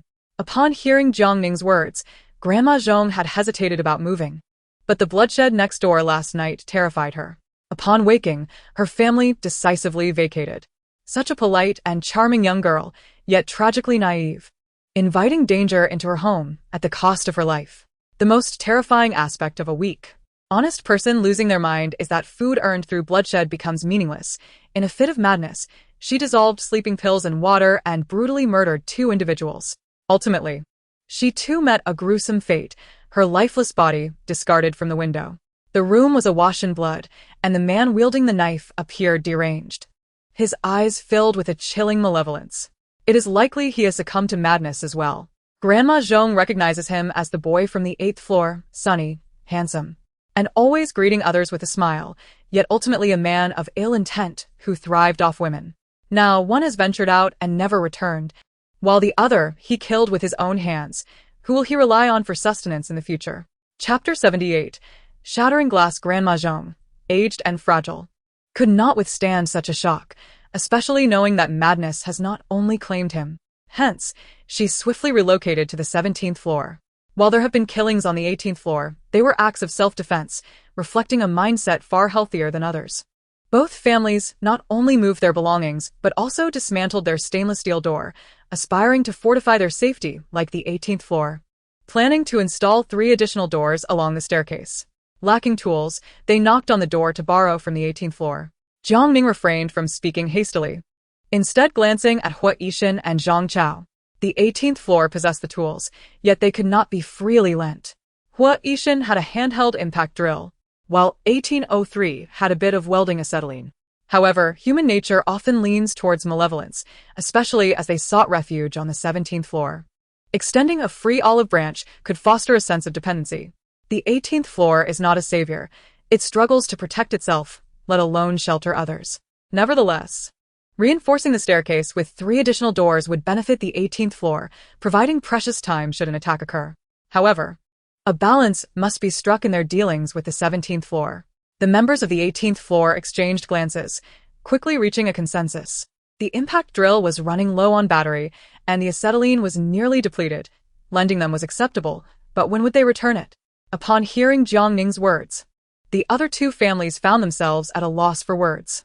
Grandma Zhong understood, little girl, we must look after one another in our building. These 2 items are indeed special. If we borrow them, we may not be able to return them immediately. How about we offer other items in exchange? Very well. You can discuss it. In the end, Grandma Zhong presented a bracelet, the Su family offered a jade Buddha figurine, and the former residents of 1703 contributed a gold necklace. Jiang Ning, representing the 18th floor, accepted them and provided the impact drill and acetylene to the 17th floor, sending Lu Yu and Zhang Chao to offer technical guidance, ensuring the doors were securely installed. Additionally, the 17th floor requested permission to access the rooftop for melting snow. Since the rooftop was communal and the 2 floors had established a cooperative relationship, denying them access would be unreasonable. However, each visit would require unlocking a door, posing risks for the 18th floor. After deliberation, Jiang Ning proposed, every day at 4 in the afternoon, only one person may come up. You can decide who that will be. Only one person? The 17th floor felt uneasy, yet they understood the 18th floor's position was stronger. After discussion, they assigned the task to Zhong Ping. Once the doors were installed, Lu Yu returned with 3 keys. From now on, each exit and entry would become a challenge, requiring passage through 6 barriers. Furthermore, the 17th floor provided a skateboard, and Lu Yu decided to gift them the 3 pounds of iron nails he had, instructing that they be welded to the doors for enhanced security. Simultaneously, the Zhong family scheduled a trip for firewood the following day. In this frigid climate, one simply cannot endure without fuel. Despite having collected a considerable amount previously, it burned quickly from morning till night, although it can still last for a while. The southern coastal region lacks forests, and all the burnable furniture and firewood in the urban areas have been completely exhausted. Survivors can only venture into the mountains to gather firewood. The hillside villa community is surrounded by mountains, yet they are too distant to traverse in a single day. Recently, it has been Fengshan, where the swift prevail. Lu Yu and Zhang Chao are brimming with a sense of danger, feeling the urge to hoard supplies. Ning, are you going? Jiang Ning, feeling apathetic, decides to postpone any action for a few days. Hua Yishan is equally disinterested, refusing to venture out for firewood. Everyone from 1803 mobilizes. Lu Yu somehow acquires foldable mechanical saw blades, eager to showcase his skills. Kele wishes to frolic outside, yet the one who cleans up after him forbids it. Awakening in the morning, Jiang Ning stands on the balcony, observing the fully equipped 1803 team as they depart. Perhaps they are overdressed, wrapped so tightly that it is impossible to distinguish one from another. Suddenly, a few shadows dash out from Building 8, fierce and menacing, intent on snatching Lu Yu's military coat. The coat is lined with mink fur, and Lu Yu is unwilling to let them succeed. Brandishing a wooden stick embedded with rusty nails, he engages in a fierce confrontation, roaring defiantly, "Come on, if you aren't afraid of death." Jiang Ning, watching from the balcony, cannot help but laugh. Despite Lu Yu's physical prowess being the weakest on the 18th floor, months of relentless training have transformed him significantly. Being at the tail end of the 18th floor does not imply he cannot fight when outside. Witnessing the once meek rabbit now ferociously biting back, he lands blows that leave the assailants from Building 8 bewildered. Today has proven unfortunate for them, as they encounter such a formidable opponent upon stepping outside. After being struck by a woman, they scatter in fear, exclaiming, "Run!" It's those devils from the 18th floor. Jiang Ning returns to the living room to enjoy breakfast of warm milk and bread. Kele's appetite has increased, consuming dog food and then seeking out bread slices. Initially worried about putting on weight, he has instead developed muscle, his fur thick and sleek. Jiang Ning ponders her own abdomen, feeling closer to achieving a toned physique. In the biting cold, Hua Yishan cancels Dodo's lessons, freeing up time for Jiang Ning to continue reading and gardening. When the designated time arrives, she heads over to 1801 for sparring practice. Lu Yu returns late, having cut down trees and sawed them into suitable lengths, using twine to drag them back. The ice makes the ground slippery, causing him to stumble several times, resulting in a rather disheveled appearance. The timber, though frozen, is still heavy to drag back. Upon his safe return, Jiang Ning hurries downstairs to assist, followed closely by Kailei and Dodo, who is equally determined, exclaiming, "Sister, wait for me." Kailei eagerly chases after them. Dressed in a red winter coat, with 2 pigtails atop her head and her ears protected by soft earmuffs, she appears both adorable and charming. The windows at the stairwell are cumbersome to navigate, and with no survivors in 702, someone has smashed the living room window, making entry much easier. Though Jiang Ning feels conflicted, she must use the opening in 702 to help carry the firewood. Mentally prepared, she cannot resist glancing at the distance, where heaps of corpses lie. These are individuals whose families wish to give them a dignified farewell, while others, lacking civic virtue, simply toss bodies downstairs, such as Yang Weizong discarding Yu Qingqing and the accomplices she killed. One cannot deny that Yang Weizong is indeed fortunate to have survived this ordeal. The firewood is heavy, and it takes several trips to transport it all. Kailei gnaws on shorter branches, while Dodo opts for lighter ones, the two bouncing along in a race. The final trip occurs under the cover of darkness, the chill now biting. Jiang Ning retrieves a stone from her space and hurls it forcefully at Yang Weizong's window. After months of training, her arm strength is impressive, and daily practice with the crossbow has sharpened her aim. The glass shatters with a resounding crash. Yang Weizong is presumably absent, as there is no reaction in the darkened room. Others hear the commotion but remain indifferent. In these times, murder has become as commonplace as daily life, let alone breaking windows. As long as it does not affect their own households, who cares who dies? Upon returning upstairs, Zheng Weili requests a few pieces of firewood from Jiang Ning. She declines, explaining that she has enough clothing and blankets and uses firewood sparingly. "You all take it back to stock up. If I need it, I will chop my own." Understanding her nature, Zheng Weili does not press further. Lu Yu knocks on the door of 1801, summoning everyone back to 1803 for a meeting. Good news. Many people have gone to Fengshan for firewood and have gathered some uplifting information. The government is set to distribute supplies. Previously, due to flooding, not only was it difficult for residents to travel, but many government departments were incapacitated. Now, with the floodwaters receded and the ground frozen, despite the biting cold, they can at least move freely. The government will distribute relief grain the day after tomorrow, once a week, 1 pound at a time, to residents who bring their identification to the original community committee location. While a pound of rice per week is indeed meager, the natural disaster struck unexpectedly, and all supplies were submerged. Coastal cities, being at a low elevation, faced immense challenges, even if the national grain reserves are located at higher altitudes. The combination of typhoons and flooding wreaked havoc, leaving little room for timely evacuation. Fengshan has millions of inhabitants, even if over half have met with misfortune. There are still over 1 million survivors, making it quite a feat to provide such grain. Additionally, the government has declared that paper currency is now invalid, announcing the introduction of a new currency, and for the time being, bartering will be the norm. This news has little effect on the residents, as they have long spent their money, leaving those who profited from the disaster in tears. Besides distributing relief grain, the government has also announced job openings, with thousands of positions available, ranging from technical researchers to grassroots corpse collection teams. Compensation will be in food. Scarce technical talent can earn 20 to 30 pounds of grain per month, while laborers will receive 5 pounds per month, including a midday meal. Lu Yu jokes, "Aining, do you think we should apply? You can do as you wish. I certainly won't." With no technical skills to offer, the labor position, providing a meager 5 pounds of grain a month, would barely sustain oneself. However, combined with the weekly relief grain, they might just scrape by. Lu Yu's jesting reflects the reality. The 18th floor's mission is to defend their stronghold, not to chase after a paltry 5 pounds of grain. If they are careful with their consumption, they could last for 2 years without issue. The government has shifted from a passive stance to a proactive one, with various departments actively engaging in disaster relief. They may face an improving situation, and there is no need to risk their lives for a meager amount of grain. After all, one may earn a living, but that does not guarantee one can spend it. Consequently, everyone on the 18th floor has opted for a laissez-faire approach, refusing to compete for work with others. As Jiang Ning prepares to leave, she notices a wound on Zhang Chao's hand and expresses concern. "What happened?" "It's nothing serious. Just that while we were cutting trees in Fengshan, several groups targeted us, not only trying to steal our firewood but also our steel saw. We managed to fend them off. The outside world is chaotic. It is perilous to venture out alone, and even going in groups of 3 presents significant risks. A moment's inattention could lead to being ambushed. He and Lui were cutting wood while Zheng Weili kept watch, and they were still targeted. Jiang Ning wishes to offer words of comfort, but finds herself at a loss.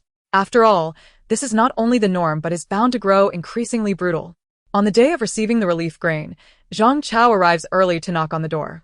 Jiang Ning, wishing to avoid the queue, says, "You all go ahead. I'll stay and watch the house." Thus, the 1803 team heads to the community committee early to stand in line. The resilience of humanity's spirit is far beyond imagination. While staying indoors gives the impression that the world has come to a standstill, filled with the silence of human death, the moment the relief grain is distributed. Crowds gather everywhere. They leave in the morning and do not return until after 1 in the afternoon, pulling rice bags from beneath their thick layers of clothing. The new rice is mixed with broken grains, and to prevent others from claiming it, each person must present their identification to collect their share. The scene was chaotic. Yet there were armed police officers on duty, deterring anyone from causing trouble at the grain distribution point. However, danger loomed at a distance. Thieves were resurfacing, preying on the vulnerable, while others snatched and fled. In their relentless pursuit to acquire more rations, human ingenuity knew no bounds. A few individuals ahead of Zheng Weili had brought their elderly mother, over 80 years old, wrapped in thick quilts, thoroughly concealed. Just moments before receiving the grain, the old woman passed away. Her family wept uncontrollably, blaming government policies for the demise of their long-lived matriarch. Their uproar attracted many onlookers, murmuring about the government's lack of compassion, demanding compensation. A volunteer approached, uncovering the quilts to inspect the elderly woman, who was already stiff with death. Regrettably, having previously worked in a hospital, I recognized that this lady had not just passed. Her time of death must have exceeded 24 hours. The insidious winds of mischief must not prevail, thus the raucous family was stripped of their entitlement to rations. As they began to protest, they were met with the ominous gleam of gun barrels. This was not a time of peace. The police were prepared to use force. Lu Yu cautioned, Ning, "There are thieves and robbers everywhere. Keep your rations hidden, and do not let anyone near." There were indeed threats lurking at the community entrance, though they refrained from approaching due to the visible weapons in the hands of Zhang Chao and his accomplice. Jiang Ning nodded, having changed into appropriate attire, intending to place her dog, Kola, in room 1803. Yet, Kola clung to her pant leg, insisting on venturing outside. No. The streets are filled with those who desire dog meat. Hearing this, Kola's bright eyes dimmed, and she lowered her head in silence. Jiang Ning squatted down to comfort her. Dodo opened the door excitedly, exclaiming, "Sister, let us go." Jiang Ning frowned, glancing at Hua Yishan. "You're taking Dodo out?" "Yes. Just to see the world outside." "Very well. Gaining experience is essential, especially in these times. We must mature quickly, or the consequences could be dire." Jiang Ning had no objections, but Kola's eyes sparkled with excitement. If even little Dodo could go, why couldn't she? Ultimately, fearing Kola would cause trouble, she secured her with a leash. The dog, naturally spirited and fond of freedom, felt humiliated by the tether, yet tolerated it, as the one holding the leash was her trusted caretaker. Thus, Jiang Ning led Kola, while Hua Yishan took Dodo, descending the stairs toward the community center. The center was not far, approximately a kilometer away, though the icy terrain hindered their speed. Jiang Ning's concerns were not unfounded. Before leaving, she had removed Kola's fur coat. Yet the dog's striking and robust appearance still drew the attention of all. They had seen dogs before, but none as magnificent and imposing as this one. How outrageous! Was there no sense of justice left? Faced with the greedy, hungry gazes, Kola showed no fear, glaring back fiercely. The girl holding the leash seemed formidable, and the man beside her bore an expression as cold as ice, his gaze lethal. They were likely part of a criminal gang. Otherwise, who could afford such a dog or dare to walk it openly? The aura they exuded was unnerving, enough to send shivers down one's spine. It was evident that those who dared to confront them were courting disaster. In an instant, many nefarious thoughts arose among the crowd, yet none dared to take action. Dodo, rarely outdoors, was brimming with joy. Clutching her brother with one hand and her sister with the other, she paid no heed to the biting cold, bouncing with delight. Most residents had come early to collect their rations, and by the time Jiang Ning and Hua Yishan arrived, the queue had dwindled. After waiting for less than 20 minutes, it was their turn. They needed to provide their identification and address, ensuring accuracy before receiving their grain. which had to be carried in their own bags. Jiang Ning had a flour sack, which barely held a pound of grain. Seeing that both the instructor and Dodo had their portions, Kola, feeling left out, began to whimper. Jiang Ning chuckled. "You're a dog. You aren't entitled to relief rations." Kola protested. "Why shouldn't I get grain?" Infuriated, Kola glared at the volunteers. "I may be a dog, but you are not acting human." The volunteers, charmed by the attractive dog, found it hard to resist. Even the police officers maintaining order couldn't help but steal glances, reminiscing about a dog they once had in their precinct, now lost. Perhaps this was the innate allure of dogs. They naturally draw people in. After collecting their rations, each person took one bag back. Seeing Dodo carrying her portion, Kola insisted on carrying a sack of her own. Noticing Kola's discontent, Jiang Ning handed her the grain bag. With the sack in her mouth, Kola's spirits lifted, matching Dodo's pace, barking happily. As they walked, two children playing on the ice suddenly dashed towards Dodo, snatching the grain bag from her hands and darting away. Dodo fell, crashing onto the icy surface.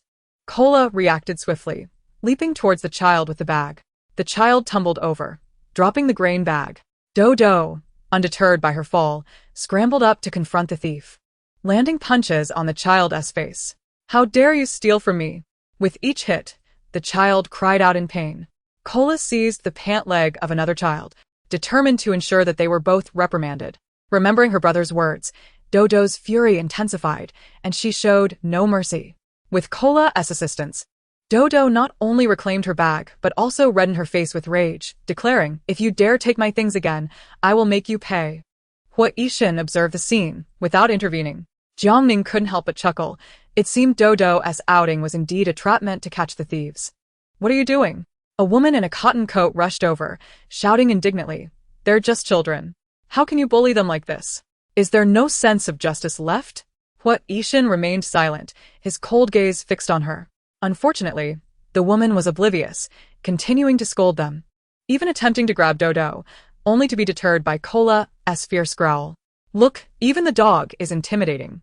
Someone come and judge." Jiang Ning stepped forward, kicking the woman to the ground. As she fell, preparing to wail, she was met with a sharp knife at her throat.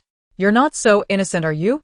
Since you incite your children to steal, don't blame us for teaching them a lesson." Adults often let their guard down around children, and many parents exploited this vulnerability, sending their kids out to commit crimes. Even if caught, they would claim the children were unaware, urging adults not to take it seriously. If the child sustained injuries, they could even exploit the situation for compensation. Don't ask how I knew. I had encountered such situations in the past, more than once. How could you incite them? You are truly malicious. The children did not intend to steal. The woman, now furious, exclaimed, "Your daughter and dog have assaulted my son. If you don't provide a satisfactory explanation today, I'll be calling the police." Before she could finish her sentence, Jiang Ning plunged the knife into her side, not aiming for her heart, but rather slicing through her thick coat. The cotton stuffing spilled out. The woman's face turned pale with fear as she collapsed onto the ground. "If your parenting fails, I want to simply stop your clothing." The woman struggled to speak, her words caught in her throat, while the two children trembled in terror. Dodo picked up the grain bag from the ground, glancing at Hua Yishin with a mix of anxiety and anticipation. "Brother, I won." Hua Yishin patted her head. "Yes, you reacted quickly. Such incidents were not uncommon."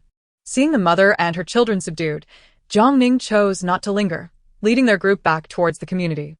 Dodo and Kola led the way, while Hua Yishin and Jiang Ning followed closely behind. He inquired, "Will we go chop bamboo tomorrow?" Jiang Ning was puzzled. "Bamboo doesn't burn well. We need to prepare 3 more crossbows. Bamboo arrows are consumables and must be stockpiled in advance." Taking precautions, Jiang Ning had no objections whatsoever. However, as Hua Yishin contemplated continuing the conversation, Kola suddenly broke free from its restraints, nearly tripping Dodo in the process. Adhering to the teachings of its owner, Kola stealthily entered the village, avoiding any potential threats. With its tail tucked and shoulders raised, it discreetly veered in another direction. Having spent ample time together, Jiang Ning could discern that this was a precursor to the dog's impending attack. Puzzled, she gazed in its direction, spotting a throng of people in the distance, their heavy clothing rendering them unrecognizable. Using binoculars to scrutinize each individual, she was unexpectedly greeted by a familiar face. "You and Dodo head back. I have matters to attend to with Kola. Without waiting for Hua Yishan's response, she hastened to catch up with the dog. Kola remained inconspicuous, while Jiang Ning concealed her face, revealing only her eyes as she trailed the two men ahead. They navigated through the crowd, crossing the street and entering a dilapidated office building. With a glint of determination in its eyes, Kola ascended the stairs quietly, pausing to wait for Jiang Ning. Hurry up, owner. Jiang Ning was unhurried, observing her surroundings as she ascended.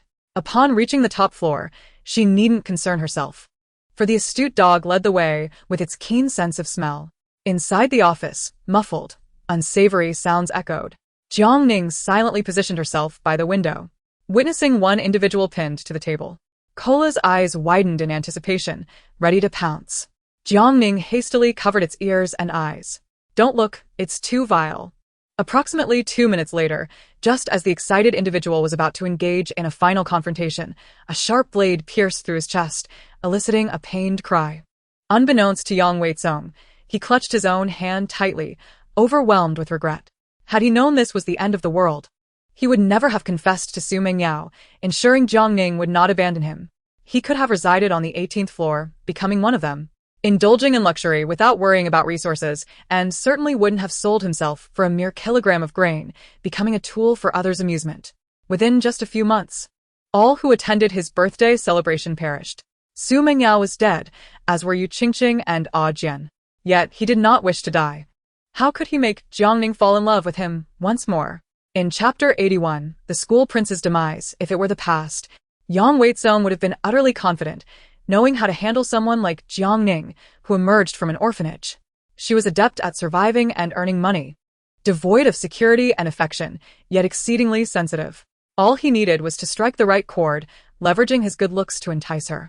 He could shower her with gifts, even going so far as to offer himself without hesitation. What had become of Jiang Ning? In the past, she would willingly gift him items, going to the lengths of renting a place and purchasing expensive sneakers without a second thought. Such a love-struck woman could easily turn on him, transforming as if she were an entirely different person. Suddenly, Yang Weizong recalled Su Mingyao's ambiguous remarks, hinting several times that Jiang Ning seemed like a different person. Could it be that she truly had changed? If natural disasters could occur, what else was impossible? Lost in thought, he failed to notice the anomalies surrounding him, preoccupied with unraveling Jiang Ning's secrets. If he was correct in his assumptions, holding this leverage would ensure a life of luxury. Feeling something wet on his neck, he was startled to realize it was blood. Panic surged through him as he discovered his hands were covered in crimson. Ah! He screamed in horror, stumbling backward.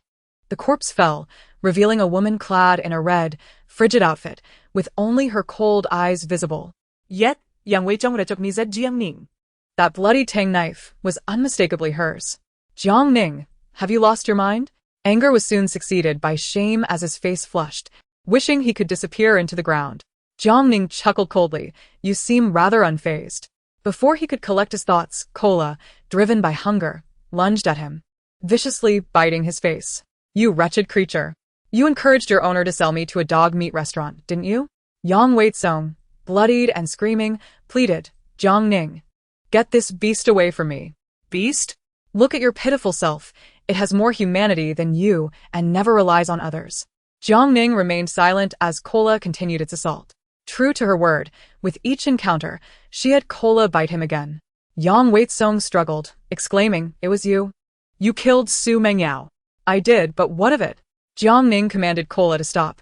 Don't speak, as if you have never taken a life. Wasn't it you who stabbed Yu Qingqing? Overwhelmed by the instinct to survive, he trembled, blood congealing on his face. You aren't Jiang Ning. What do you mean? He stammered. You have borrowed her form, possessing her body. Have you read too many novels? Don't deny it. I know you are an imposter. Yang Weizong asserted confidently. I know her well. You are nothing but a counterfeit. Impressive, Jiang Ning conceded.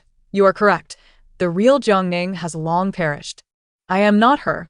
She smiled calmly at him. Covered in blood, Yang Weizong failed to discern her enigmatic smile and, feeling smug about her admission, declared, I can keep your secret. What are your terms? I want to reside on the 18th floor, to be among you. Is that all? You will share your resources with me. Any other conditions? Of course. I want to move in first. Once I win her back, I will fully integrate into life on the 18th floor. Rest assured, if you agree to my terms, I will guard your secret, revealing not a word to anyone. However, I do not trust the living. Yang Weitsong was taken aback. What?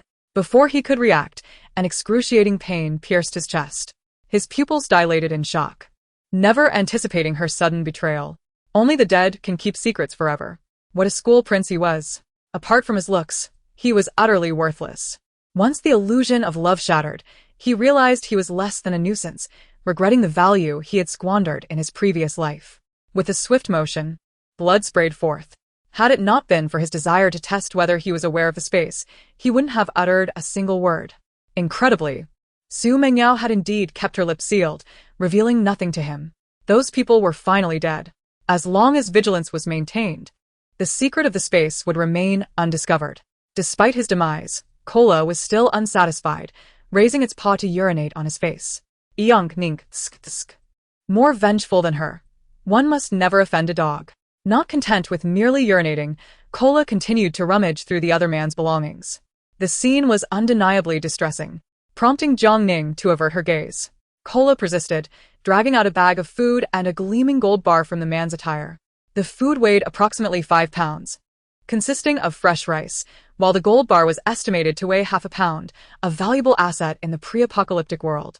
The dog presented the items to Jiang Ning. Here, owner, I've delivered supplies again. Jiang Ning stowed the items in her space, opting not to linger at the scene and promptly left with Kola. Death was a constant occurrence, and amidst the chaos, who cared about who was responsible? As dusk approached, the risks outside escalated. Turning back onto the main road, she was surprised to find Hui Yishan still waiting, holding Dodo's hand against the biting wind. His deep gaze met hers, a hint of a smile gracing his stern face. Sister. Dodo waved excitedly. Kola. The dog ran over, nuzzling Dodo affectionately. Jiang Ning approached, puzzled. Didn't I tell you to leave first? It's fine. It was just a breath of fresh air. Fresh air? The frigid wind can be deadly. Jiang Ning rubbed her hands together. Let us go. It's nearly dark. Each took a dog and slowly made their way back to the community. Upon returning to the 18th floor, Jiang Ning knocked on the door of 1803, hoping to enlist Zhang Chao and Lu Yu to construct a sled. She had no desire to venture out daily for firewood. A pretense would suffice, allowing her to laze indoors. Therefore, tomorrow, she not only needed to bring back bamboo but also devise a plan for obtaining firewood. A snow sled? Lu Yu exclaimed. For Kola? Well, it seems acceptable.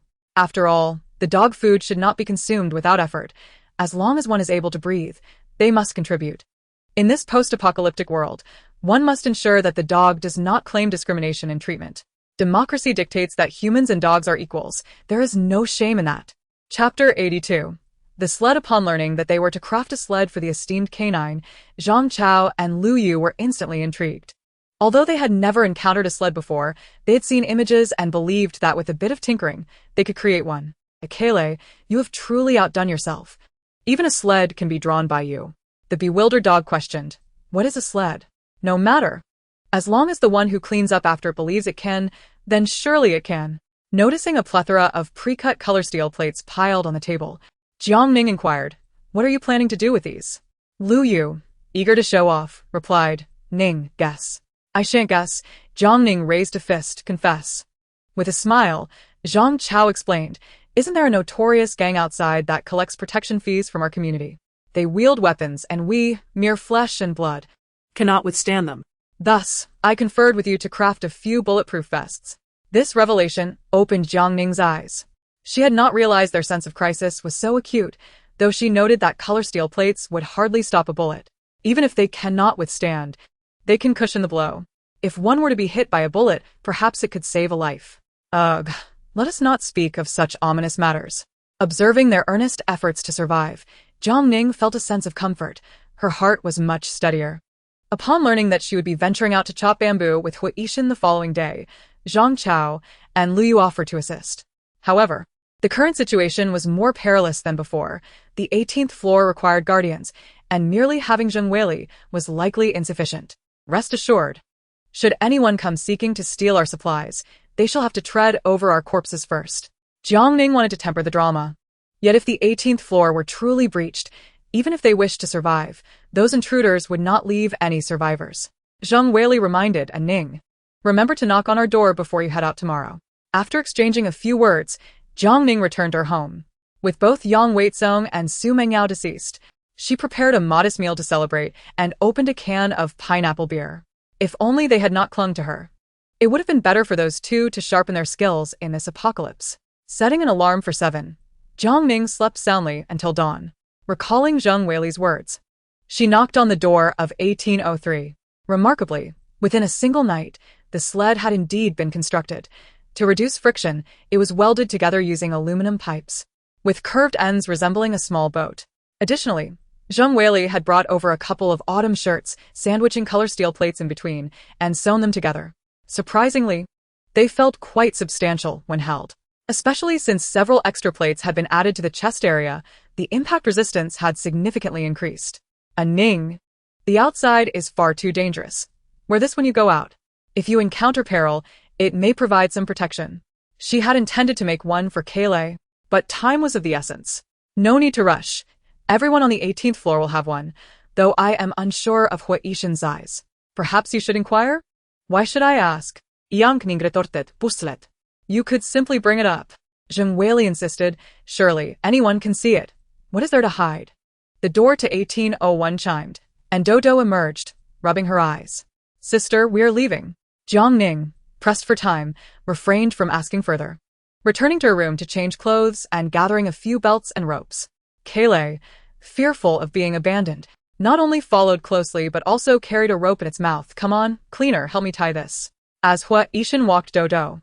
She had no reason not to take Kailei along, so she decisively included it.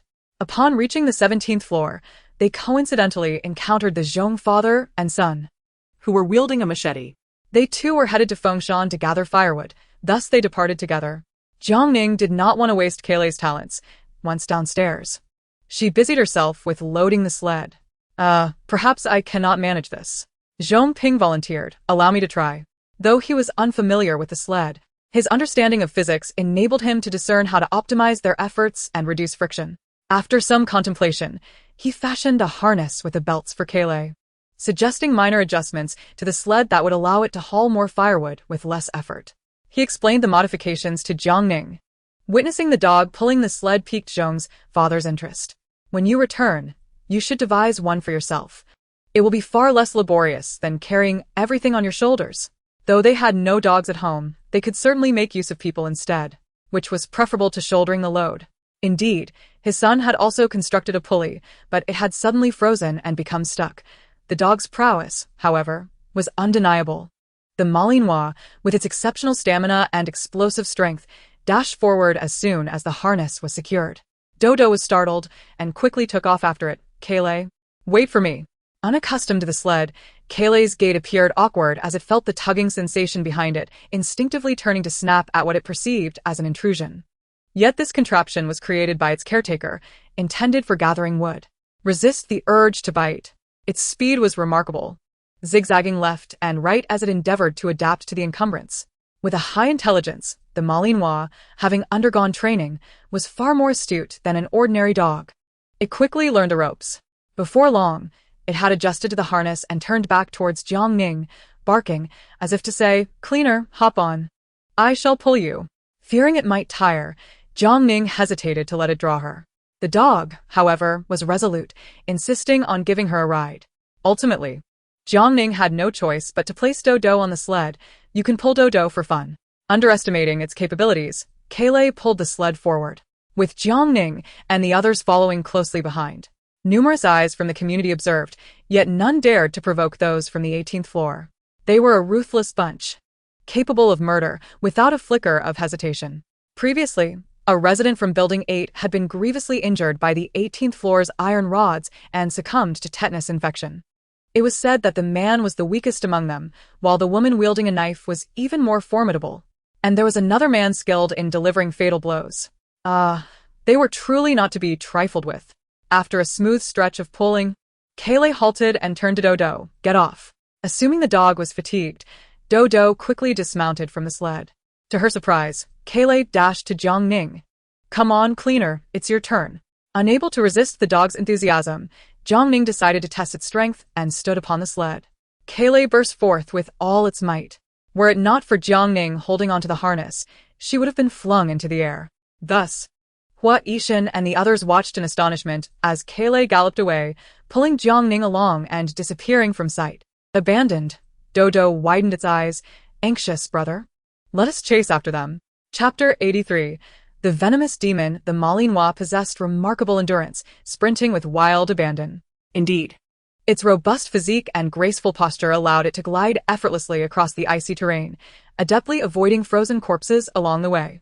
However, it was unaware of Fengshan's location and could easily stray off course. Jiang Ning lamented its poor memory, recalling their previous encounter at the pig-catching site. Not only were there pigs, but also wild rabbits. Receiving this hint, the dog promptly adjusted its course and, within half an hour, arrived at the foot of Fengshan. They arrived quite early, and not a soul was in sight. The bamboo grove lay halfway up the mountain, and Jiang Ning, unwilling to waste time waiting at the base, led Calamity upward. Bamboo is not favorable for burning, and survivors would prioritize cutting trees. In a short span of time, the trees at the foot of the mountain had been entirely felled, and they occasionally encountered frozen corpses. These corpses belonged to those who had perished while attempting to gather firewood, some having been ambushed and subsequently frozen in death, their bodies encased in a layer of ice, Presenting a chilling sight. Yet what choice did they have? Without firewood, one would freeze to death, and survivors had to risk their lives to obtain it. The snow had turned to ice, making the ascent treacherous, and dragging the sled added to the difficulty. After considerable effort, they finally reached the bamboo grove. The trees atop the mountain had succumbed to frostbite, their branches laden with ice and snow. Clad in temperature-regulating clothing, Jiang Ning remained warm, yet her hands, feet, and face were undeniably cold. She rubbed her hands together, wishing to retrieve an electric saw from her space to swiftly harvest the bamboo, then returned to snuggle in her warm bed. Regrettably, the risk of encountering others at any moment dissuaded her from taking such a chance. Instead, she picked up the steel saw Liu Yu had provided, squatting down to slowly begin her work. Mastering the art of using a steel saw requires finesse. Otherwise, one risks shattering the blade. With only this single saw at one's disposal, a breakage would pose significant complications. It is crucial to understand that not everyone possesses the means to wield a hatchet or a butcher's knife. Most rely on ordinary kitchen knives. Indeed. One might struggle even to chop firewood, as a mere garlic clove could cause the blade to snap. Jiang Ning crouched down, first shattering the layer of ice clinging to the surface of the bamboo, before gradually employing the saw. Calamity, seemingly apprehensive that the bamboo might collapse and injure the one tasked with cleaning up after it, leapt up and clung to the bamboo. Finding this interference bothersome, Jiang Ning pushed it aside, asserting that it need not assist, but merely keep watch for any potential threats. The dog, adept at multitasking, refused to budge, insisting it could both cling to the bamboo and remain vigilant. Move aside, or I might inadvertently saw through your belly, she warned. The dog, feeling emotionally wounded, remained steadfast. After cutting 2 sections of bamboo, Jiang Ning used a knife to trim off the branches, slicing each segment into approximately 2-meter lengths for easier transport. At that moment, survivors began to ascend the mountain. Ah, a dog. Initially astonished, they hurried closer, excitement distorting their voices. What a plump dog, exclaimed one. This hefty creature is pure muscle.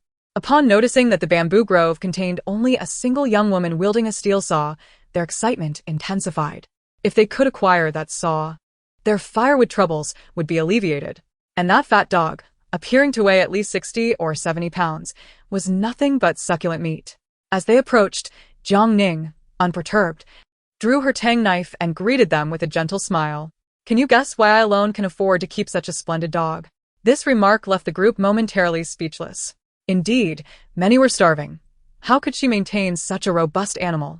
Jiang Ning remained silent, merely smiling, a smile that was both chilling and sinister.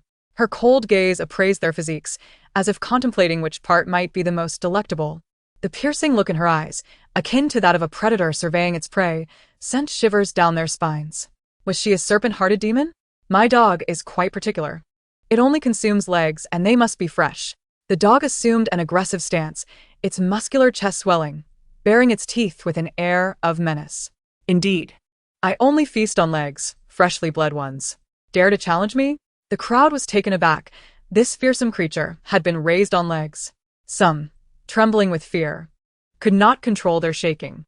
Just then, 3 men crossed their path, each brandishing a knife, advancing directly toward the fierce woman. The tallest among them was leading a young girl of perhaps 5 years. "Bro, you guys are so brave to confront a venomous beauty," they mused, anticipating a conflict from which they could benefit. Their hopes were high, yet reality proved starkly different. Instead of barking, the fierce dog wagged its tail at them. However, the 3 men swiftly turned, standing shoulder to shoulder beside the woman, their icy gazes sweeping over the onlookers. This is quite the disturbance. With reluctance, the crowd scattered like birds. Dodo clung to the dog, appearing somewhat aggrieved. "Kayleigh, you didn't even wait for me." Kayleigh nudged her gently in a show of reassurance. Noting Jiang Ning chopping bamboo, Zhongfu inquired, "Little Jiang, bamboo is hollow and not suitable for burning. We should be cutting trees instead." "I lack the strength to haul them," she retorted, "and besides, bamboo is less likely to be stolen." Zhongfu considered her reasoning, though he sensed something amiss. The risk of cutting trees alone was high, so the Zhong family father and son worked adjacent to the bamboo grove for mutual support. With only a single steel saw, Hoard resorted to a hatchet. The hollow bamboo succumbed to his strikes, collapsing with each blow, proving swifter than the saw. With efficient motions, he dispatched a tree in mere moments. His sheer strength far surpassed Jiang Ning's capabilities, prompting her to continue her slow, laborious task. As more individuals ascended the mountain, the number of greedy gazes increased. The fat dog, the steel saw, and the charming young girl captivated the attention of many. Some blatantly, while others lurked in the shadows, all seeking an opportunity. Kayleigh activated its instincts, accurately detecting the ill intentions swirling around them.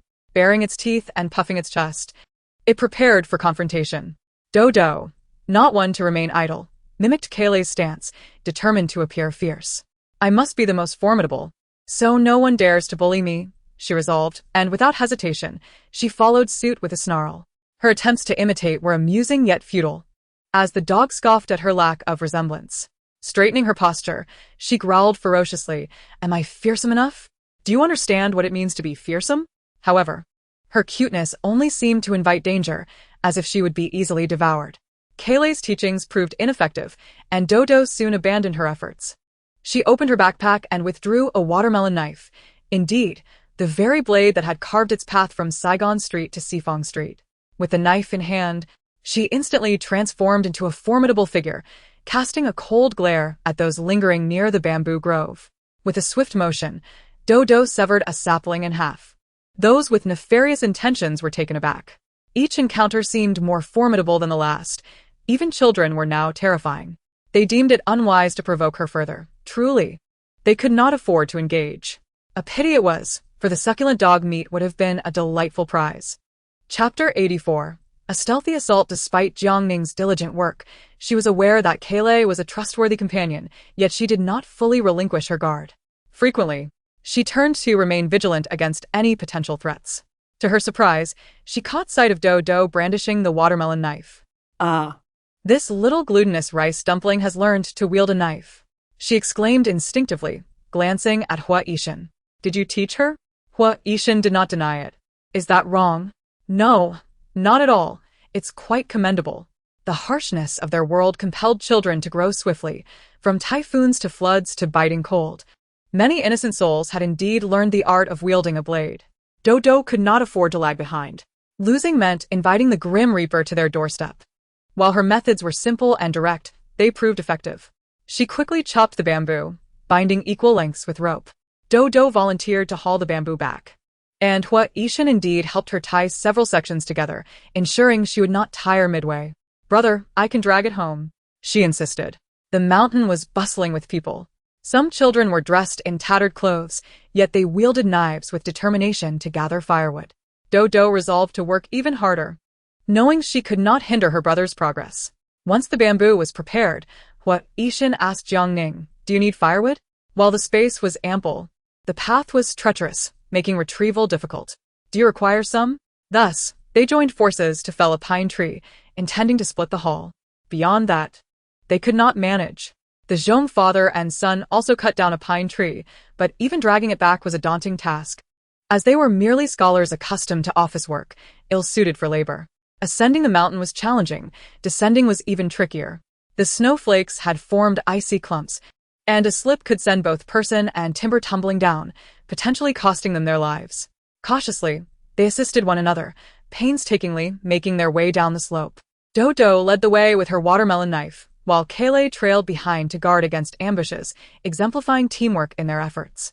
Jiang Ning felt a mix of amusement and heartache. The calamities of the world had forced these young ones to mature prematurely. Safely reaching the base of the mountain, Kayleigh dutifully brought the sled forward. "Come, let us load up." Impressed by its enthusiasm, Jiang Ning obliged, placing a piece of timber below and stacking the bamboo above. The bamboo, having been freeze-dried, had lost some moisture, allowing Jiang Ning to add her share as well. "Let us go." Kayleigh activated its four-wheel drive, yet was met with resistance. "What's the matter, you incompetent creature?" Nonetheless, it was determined to fulfill its boastful declaration, even if it meant crawling back. Dodo dragged 3 bamboo tubes, pulling them forward with a rope. The icy surface was slippery, making it somewhat laborious, yet manageable. Hua Yishan carried firewood on one shoulder while his other hand dragged a large bundle of bamboo tubes, maintaining an upright posture as he walked. The Zhong family father and son looked on, feeling a sense of inferiority.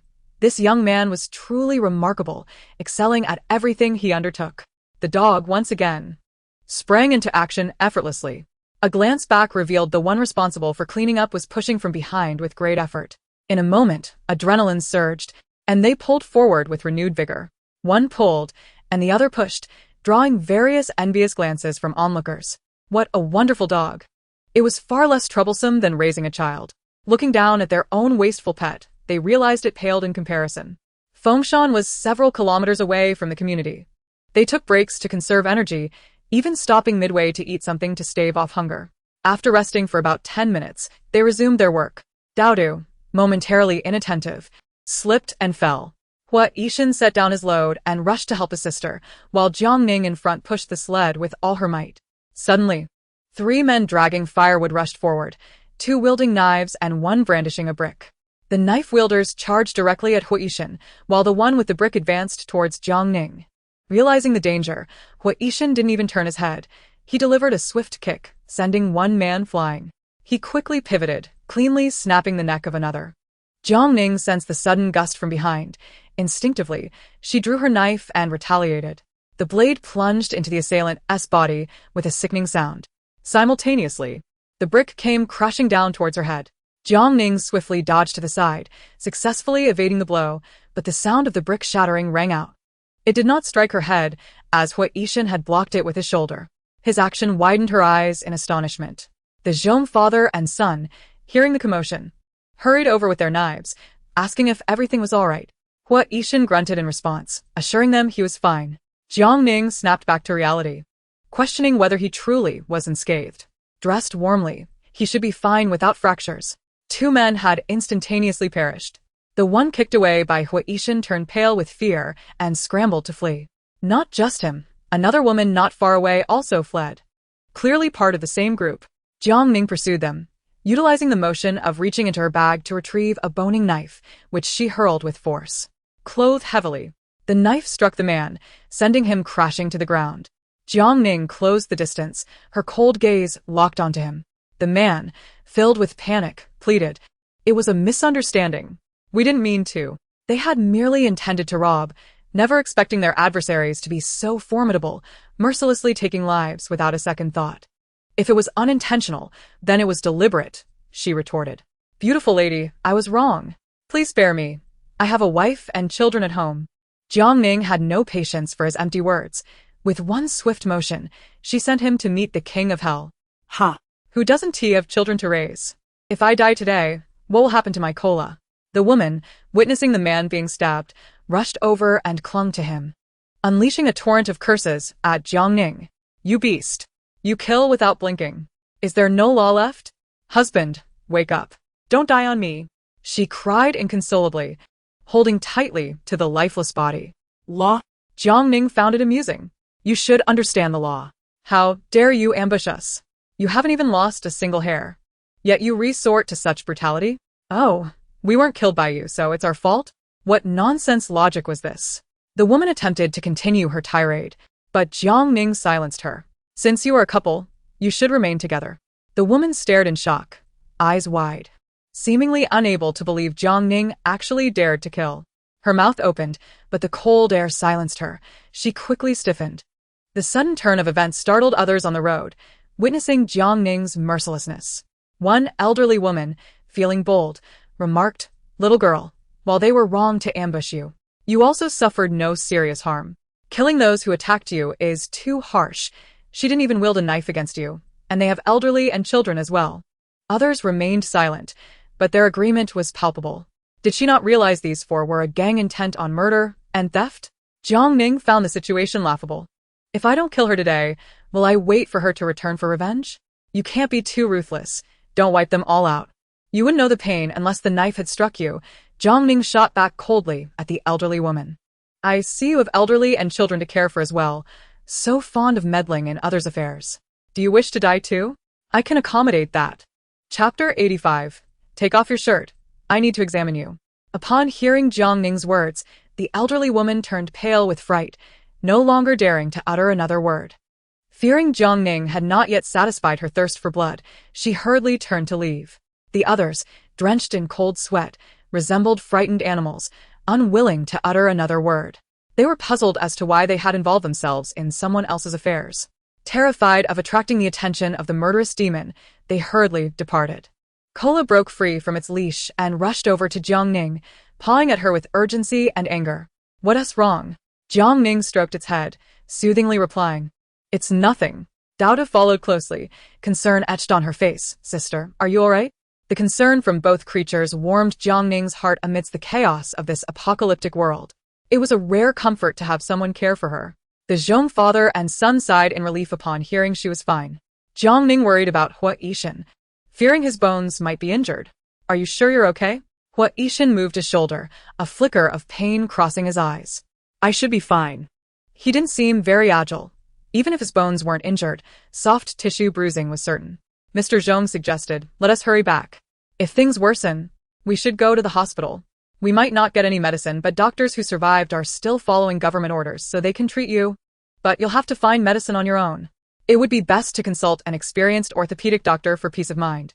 Hua Yishan switched the firewood to his other shoulder, while Jiang Ning slowed her pace, pushing the sled behind him, keenly observing his movements. He was injured but still managed to keep going. Doudu, worried about her brother, wiped her eyes but held back her tears. Upon returning to Jinfeng community, Zheng Weili and the others came down to help carry things. Upon learning Hua Yishan was injured, they were taken aback. How could someone so capable possibly get hurt? However, none of the returnees explained how he had sustained his injuries. Zhang Chao cast a few glances at Jiang Ning and seemed to understand vaguely. As they moved the items upstairs, Jiang Ning followed into room 1801. Take off your shirt. I need to check you. Having studied medicine for a year, though she was still a novice, she understood more than an average person. Hua Yishan did not refuse. He first lit the charcoal stove and, once the room began to warm, instructed Doudu, take Kola outside. Doudu, though confused, complied readily. The dog was reluctant to leave, sensing something was amiss with its owner's demeanor, but ultimately left dejectedly. Feeling awkward, Hua Yishan removed his shirt. Dressed warmly for winter, he had to peel off several layers until only a thermal shirt remained. Sitting upright, he was unsure where to place his hands. Jiang Ning felt a bit awkward as well, but she gently pulled back his shoulder garment, pressing around the area. Do you feel any pain in your bones? It hurts, but it doesn't seem to be the bones. There are occasional spasms, accompanied by a sore, numb, swollen sensation. Soft tissue bruising, likely requiring some recovery time. Thankfully, he was bundled up, otherwise, fractures would have been inevitable. I'll get some medicinal alcohol to massage you. Taking anti-inflammatory pills and applying a plaster will help you recover faster. They both had plenty of supplies from their previous scavenging. Hua Yishan insisted on using his own, and Jiang Ning did not press further. Although the medicinal alcohol he had prepared had frozen. I'll go home to get mine. I have it in small bottles. Upon returning home, she retrieved a large glass jar from her space and poured in about half a bottle of mineral water. To prevent him from noticing any discrepancies, she added some hot water to the basin and, after some time, tossed the mineral water bottle in. Once the medicinal alcohol had thawed, she instructed. Expose your shoulder. Without proper attire, one could succumb to the biting cold. However, Hoard was unaccustomed to baring his upper body in the presence of women. He donned a sleeveless fitness vest, ensuring the rest of his form was securely wrapped. Jiang Ning gently pulled down his shoulder strap and applied medicinal alcohol, massaging it in with just the right amount of pressure. Silence enveloped the room, rendering the atmosphere somewhat awkward. Clearing her throat, Jiang Ning expressed her gratitude. Thank you for saving me. You could have easily avoided the situation. It was my miscalculation. Well, how should I put it? Indeed. I could have evaded, but it would be inappropriate to label it as meddling. Besides, if I had escaped this time, what about the next? She felt the concern emanating from her team. Yet, she felt compelled to remind him kindly, if it weren't for you, I might not have dodged in time. Nevertheless, please take care of yourself. Next time, do not take such risks. You see, Dodo was utterly frightened. It's nothing, just a minor injury. I know my limits, he replied. He might have known his limits, but she was reluctant to owe him a debt of gratitude. The burden of such debts is the hardest to repay. After a massage lasting several minutes, she applied a plaster and prepared the necessary medication for him. As she was leaving, Jiang Ning made sure to remind him. You must remain vigilant. Should you feel any discomfort, do not hesitate to inform me. All right, thank you, he replied. Jiang Ning paused for a moment, acknowledging his words. After all, he had sustained injuries on her behalf. Upon returning home, she washed up, changed into comfortable attire, and settled onto the sofa, her thoughts drifting away. The relationships on the 18th floor were amicable, with none inclined to hold grudges. No significant conflicts had arisen in the months they had coexisted. Due to Dodo, the typically aloof Hoard was noticeably kinder towards her than to others like Zhang Chao. However, this was a world fraught with calamity. In times of life and death, one naturally prioritizes their own safety. Even as part of the same team, it was unnecessary for him to step in front of her to shield her from harm. Was it? If it were Zhang Chao and the others, it could be understood, as they had grown up in the orphanage together. Their years of camaraderie prompting instinctive assistance in perilous situations. But what about Hoard? Jiang Ning contemplated, reasoning that he must possess considerable confidence in his own abilities. Certain that he was not facing a life-threatening danger when he intervened to save her. It was not her confidence. She recognized that he was undoubtedly the second strongest on the 18th floor, serving as a vital communication link with Unit 1803 and diligently guiding Dodo in her studies. Should she perish, the team on the 18th floor would lose a valuable combatant, significantly heightening the dangers of defending the building. And he would have to find a new tutor for Dodo.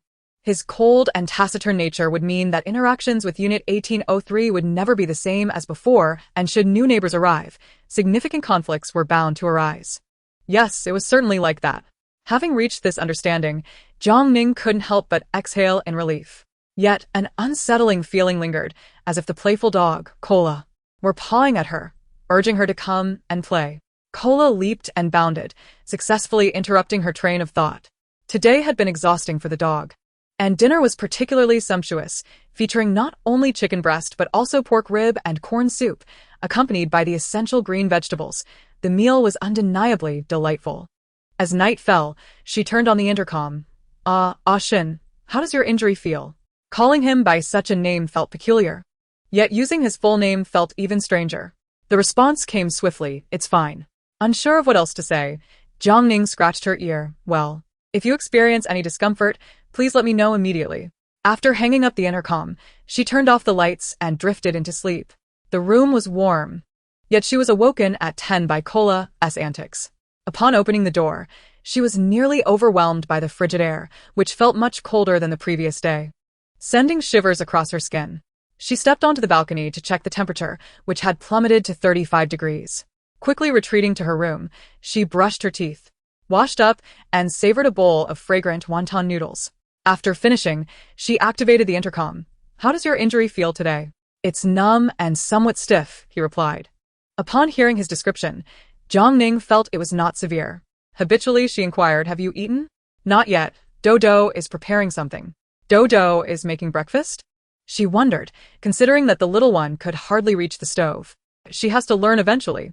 Indeed, children in apocalyptic times could not afford to be picky. Otherwise, survival would be a distant dream. Suddenly, a pained cry echoed from the intercom.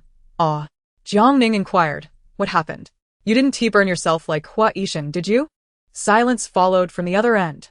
Realizing that he was injured because of her, Jiang Ning opened her door and approached Unit 1801, calling out Dodo. After several knocks, the door finally swung open. Dodo seemed fine. She had seen her brother hurt and had bravely volunteered to care for him, thus attempting to learn breakfast preparation. Unfortunately, she couldn't reach the pot, so she had stood on a short stool.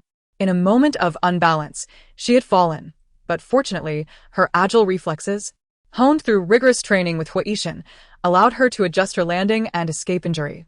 However, the little girl was visibly upset. Her head bowed as she fiddled with her fingers, tears glistening in her eyes. Sister, am I useless? I can't even make breakfast. She looked as if she might cry at any moment. Not at all, Jiang Ning soothed, gently ruffling her hair.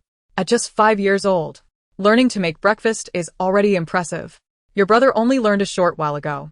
Hua Yishan, being directly mentioned, had no choice but to comfort her as well. Yes. Dodo is much more capable than your brother. Feeling guilty for the breakfast mishap, Jiang Ning asked, what would you like to eat? I can teach you. Dumplings. Dodo replied, her spirits lifting as she exclaimed, brother wants dumplings. So, Dodo climbed back onto the stool, while Jiang Ning patiently instructed her from the side.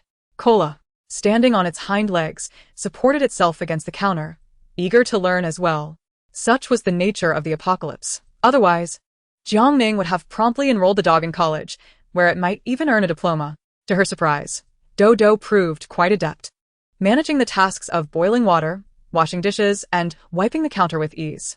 Jiang Ning, however, did not share in her delight, her brow furrowing instead. Hua Yishan drove a Hummer. His economic situation could hardly be poor, yet Dodo was performing these menial tasks. It was clear that she had been forced into this situation by her unscrupulous relatives. Thinking of Hua Yishan's ruthless and taciturn nature, Jiang Ning couldn't help but wonder about the fate of his relatives.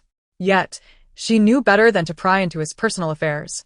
In the kitchen, the three of them, along with Cola, busied themselves, while Hua Yishan stood at the kitchen door. Perhaps even he was unaware of the slight smile tugging at the corners of his mouth. One could not deny that Dodo's culinary skills surpassed his own. Not only did she cook the dumplings to perfection, but they remained intact as well. In high spirits, the little girl carefully filled a bowl with dumplings, exclaiming, brother, you must try what I made. She insisted on serving Jiang Ning and Cola as well. I've already eaten. You should enjoy it yourself, Jiang Ning replied. Cola, ever the greedy dog, ran off to retrieve the basin from the bathroom, bringing it back to Jiang Ning. Here, fill it up. Feeling quite embarrassed, Jiang Ning pinched its ear. Those are filled with chives. You cannot eat them. It would be harmful to you. Cola froze, as if struck by a spell. Upset that it could not eat, it turned and trotted away, muttering to itself. How can one live like this when everything is off limits?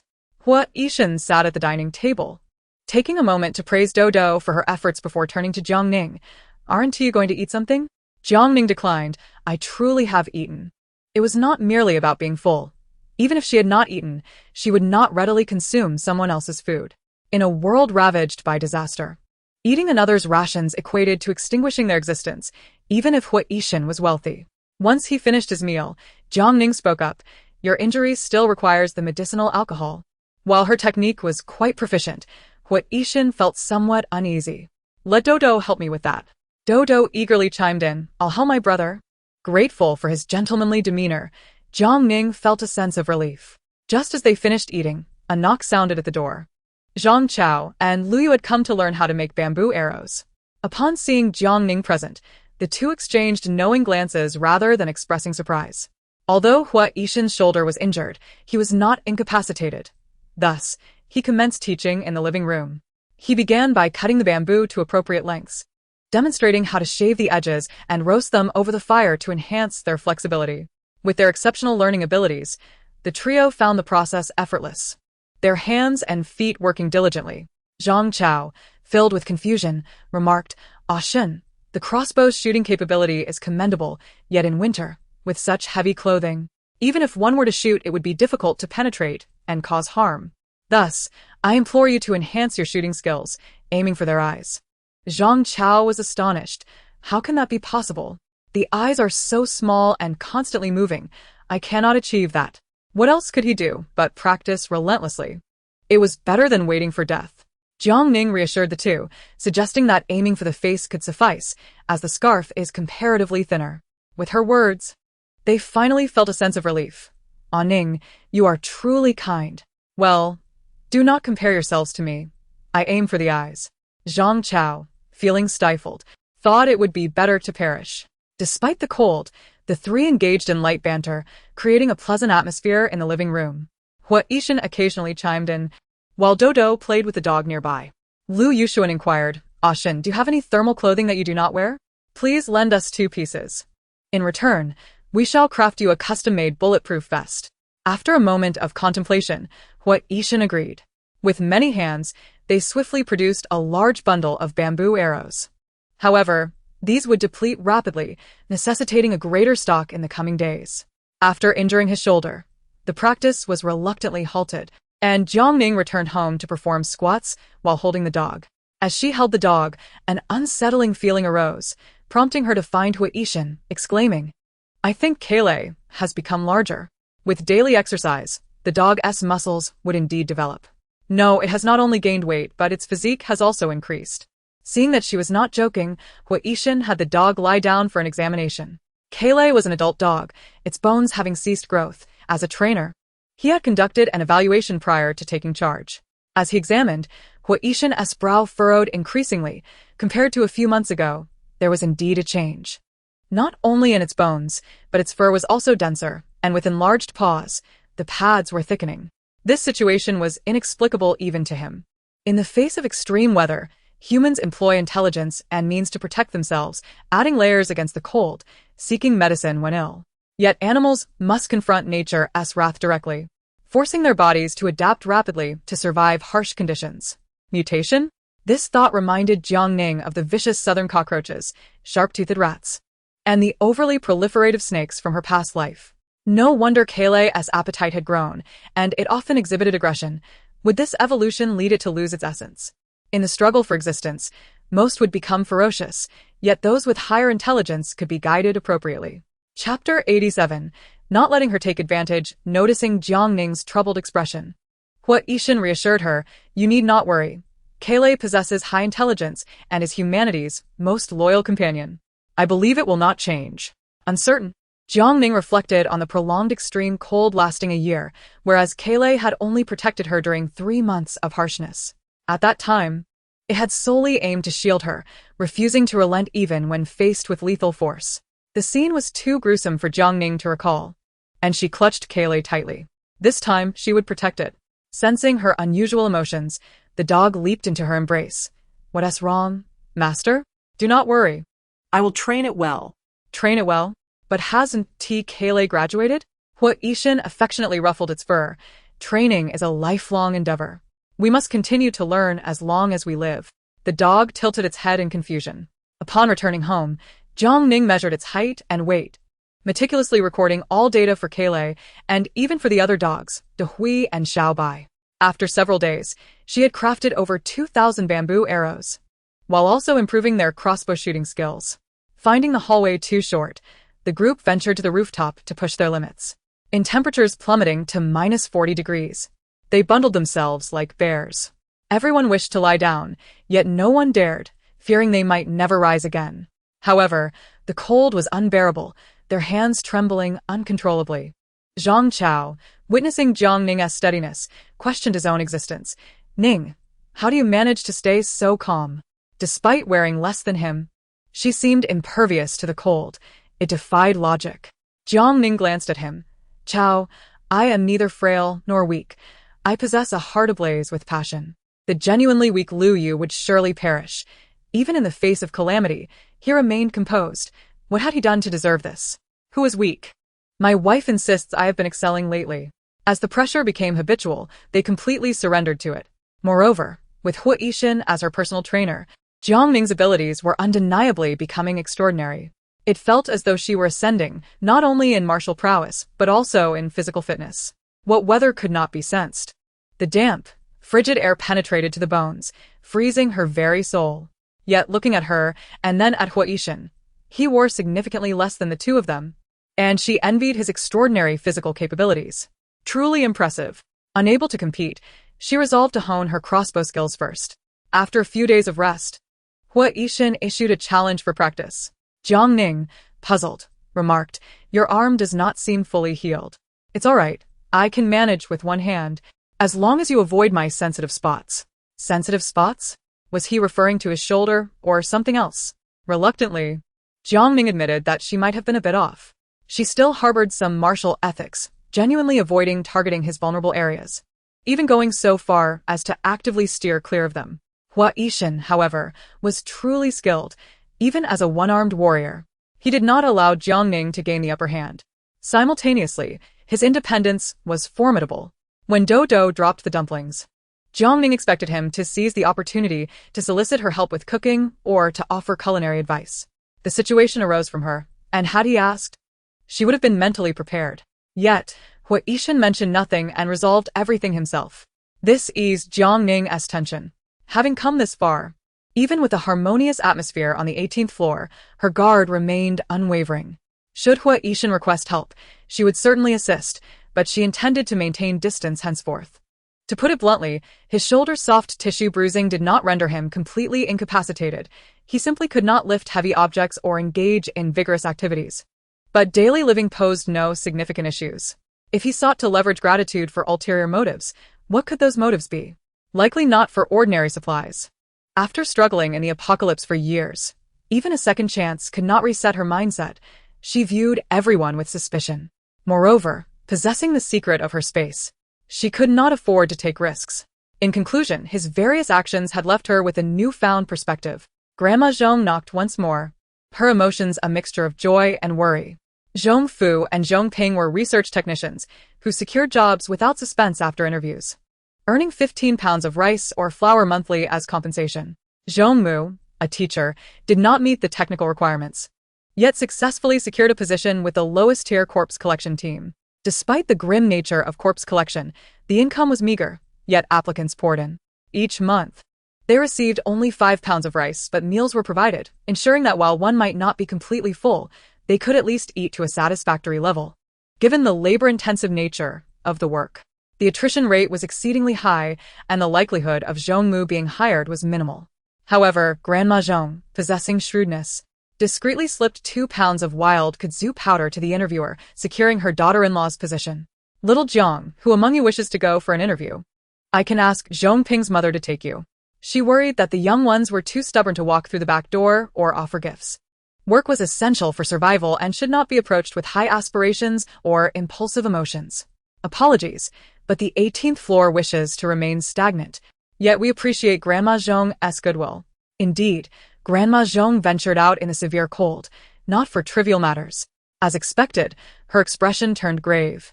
"Those collecting protection rations have already reached Building 8. They will soon arrive at our building. What are your plans?" Food is life. Who would willingly sacrifice their existence?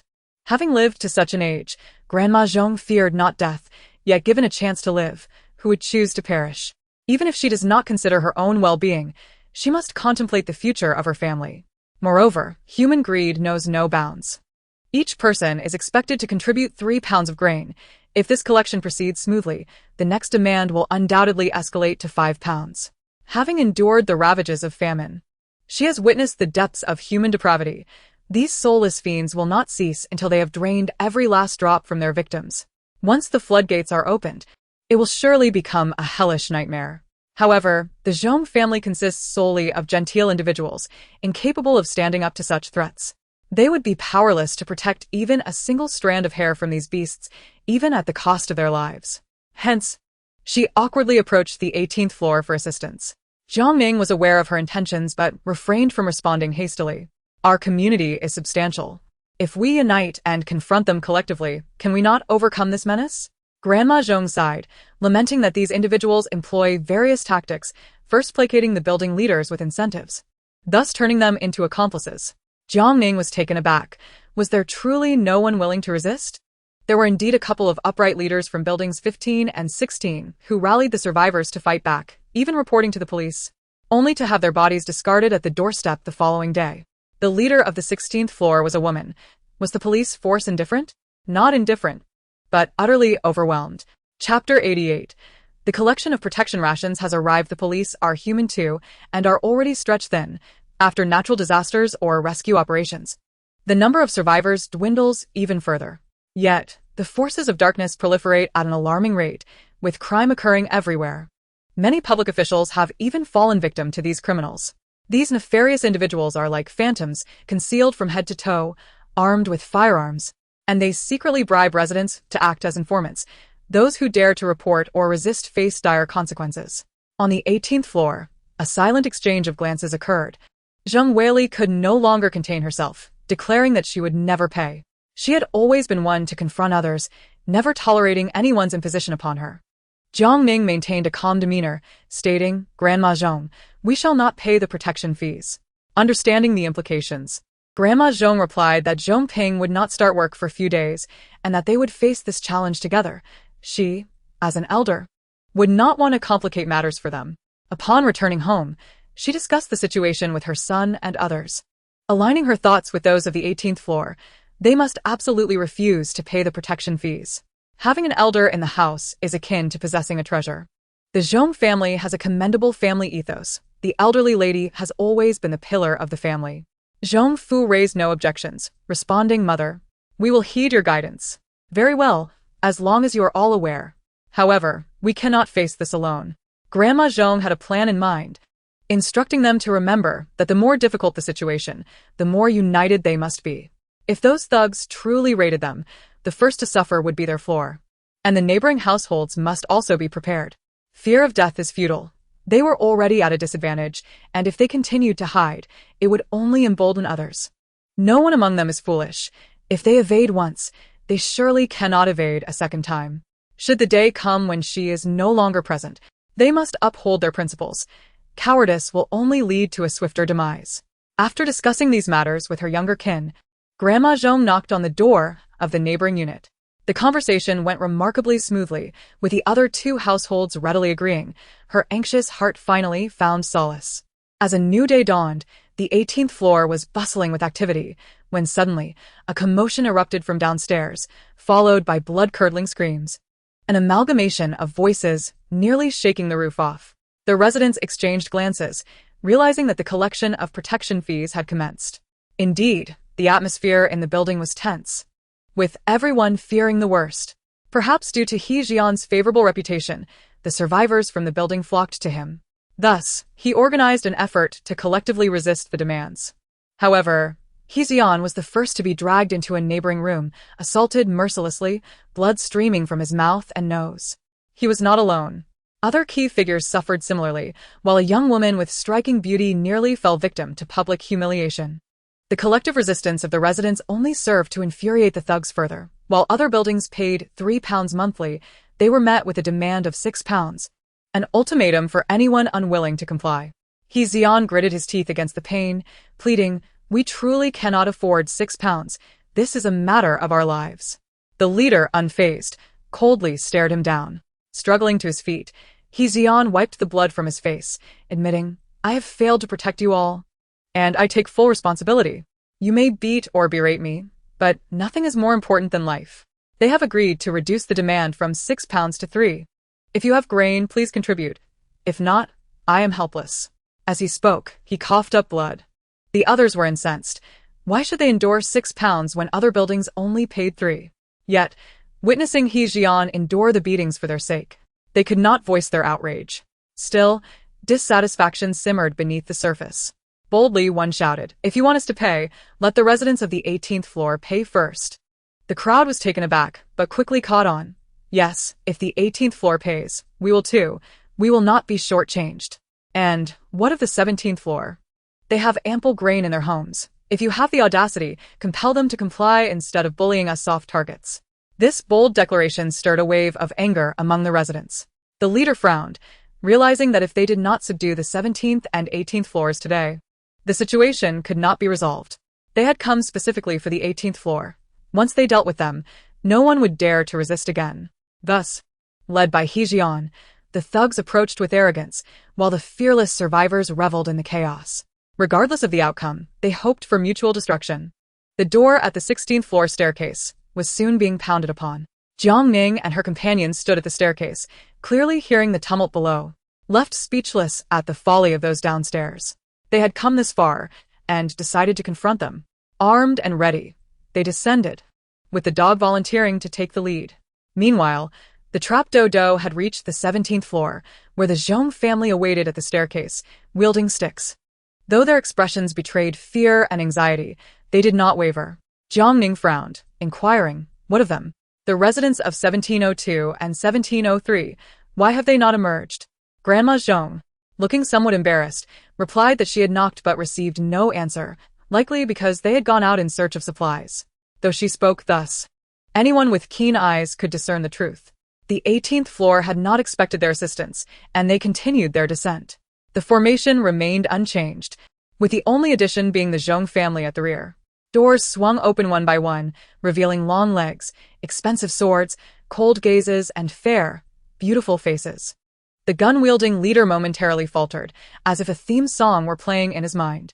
In this apocalyptic world, ordinary survivors were barely holding on, while she radiated vitality. Especially the woman behind her, whose thighs were thicker than a man's. How much sustenance did she require to maintain such strength? And then there was the delicate-looking young man with a spiked club, whose features were more beautiful than those of many women. The leader, bored with the usual fare, thought that bringing him back to serve would be quite delightful. Indeed, the 18th floor was a treasure trove, and today, they would seize it all. In an instant, the leader raised his gun, aiming directly at Jiang Ning's head, stating, "The 17th and 18th floors, is it? This community is now under our control. From today onward, each of you shall pay 100 pounds of grain monthly, and we shall ensure your safety. Should you refuse, well, let us see if my weapon agrees." 100 pounds monthly? The survivors' pupils dilated in shock.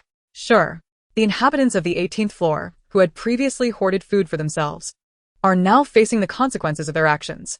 They had arrogantly claimed ownership of 100 pounds of grain, forgetting that they themselves were incapable of producing even 3 pounds. In their distress, they derive a sense of satisfaction from the misfortune of others. Jiang Ning remained composed, turning to gaze at Hui Yishan, whose penetrating gaze scrutinized the gun-wielding leader of the group. Among the 5 intruders, 2 were armed, while the others brandished iron rods, effectively subduing the survivors of the Jinrong community. Jiang Ning couldn't help but chuckle at the feedback she received, playfully digging in her ears as she feigned ignorance, asking for clarification. In an instant, her words ignited the fury of the leader, who raised his gun with the intent to shoot. Just then, He Jian rushed forward to intervene, urging him to reconsider, asserting that negotiations could yield a better outcome. He then turned to Jiang Ning, advising her to prioritize survival over pride, as the world had changed drastically and they were not short on food. Jiang Ning scrutinized him, questioning the sincerity of his efforts. He Jian, momentarily taken aback, retorted with indignation, asserting his integrity and the peril he had faced in trying to reduce their food contributions. The survivors, bewildered, exchanged glances filled with anger and disbelief at his audacity. In the ensuing chaos, the leader, seething with rage, dared Jiang Ning to open the door, threatening violence. She, unfazed, opened the door, revealing the gun aimed menacingly at her chest, while another pointed at her companions. Jiang Ning observed the masked assailants, realizing their anonymity provided them with a level of safety even if surrounded by authorities. Feigning compliance, she distanced herself from her weapon and flashed a cryptic smile, momentarily distracting the leader. In a swift motion, she drew a dagger from her pocket and struck him multiple times with lightning speed. As blood flowed, he continued to pull the trigger, but Jiang Ning, clad in protective gear, advanced toward him without fear. At the same time, Zheng Weili charged forward, delivering a powerful blow to another assailant, sending him crashing to the ground, bloodied and disarmed. The sudden turn of events left the survivors in shock, unable to comprehend the formidable strength of these 2 women, as the remaining assailants found themselves outmatched. The once dominant group, who had terrorized the survivors, was swiftly dispatched within minutes, leaving a haunting silence in their wake. Jiang Ning, however, was not yet finished. She approached He Jian with intent. He, trembling, expressed fear of legal consequences, to which Jiang Ning coldly reminded him of his own criminal actions. In a moment of desperation, He Jian attempted to defend himself, but Jiang Ning, losing patience, plunged her knife into his shoulder, not aiming for a lethal blow but sending a clear message. She questioned his audacity in attempting to exploit the 18th floor repeatedly, asserting her resolve to eliminate any threat he posed. With a swift motion, she hurled him out the window, reminding him of the dire consequences of his actions. His wife, in a panic, rushed up the stairs, threatening to report them, but Jiang Ning retorted with a biting remark about his hypocrisy. As tension mounted, the survivors expressed their fears of retribution, blaming He Xian for their courage. Jiang Ning, unyielding, challenged them to step forward if they wished to abandon their lives, silencing their protests. Upon returning to the 18th floor, the sounds of chaos echoed below as her companions joyfully returned with supplies looted from He Xian's home. They had successfully scavenged a significant amount of provisions, and Jiang Ning found amusement in their triumph. Ultimately, the spoils were shared among the survivors, including the return of a family heirloom to Grandma Zhong, reinforcing the notion that mutual respect could foster cooperation and goodwill. At the same time, Zhong Ping gifted a self-made bicycle to the 18th floor. The rear was equipped with a heating device. Simply pedaling vigorously would generate electricity, while the heat conduction tubes would disperse warmth. This contraption not only provided an opportunity for exercise, but also elevated the temperature within the room.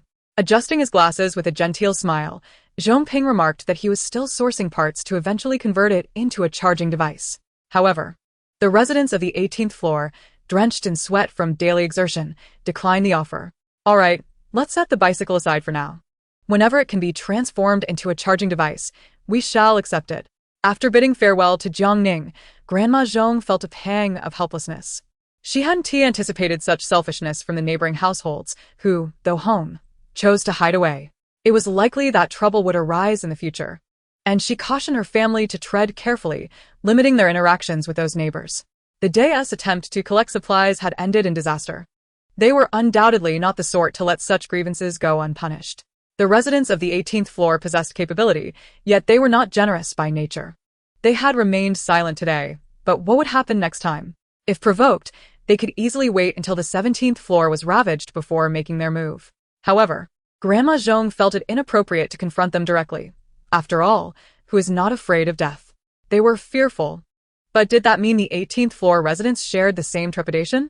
Selfishness, at times, becomes a harbinger of doom. On this day, the experiences within the apartment complex were starkly different.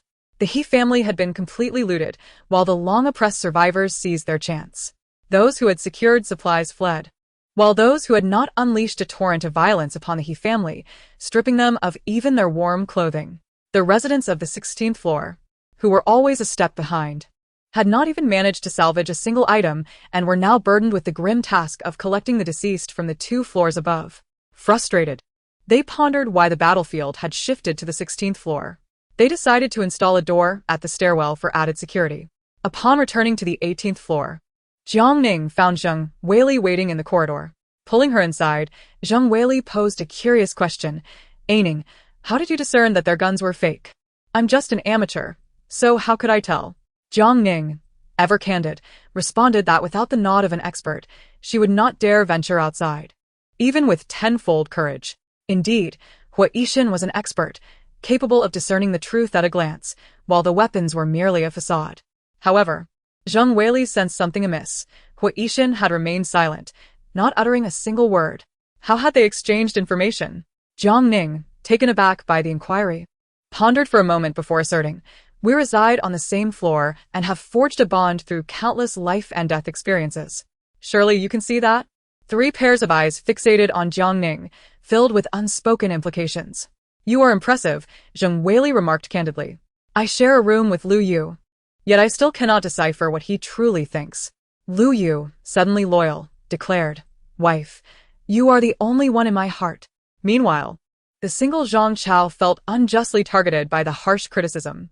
Jiang Ning discerned the underlying meanings in Zheng Weili's words. What do you mean by that? She queried, recalling their shared childhood. Lu Yu, unreserved, added, "What stage are you and Hua Yixin at?" Likely, they had already crossed home plate. Jiang Ning was not truly oblivious.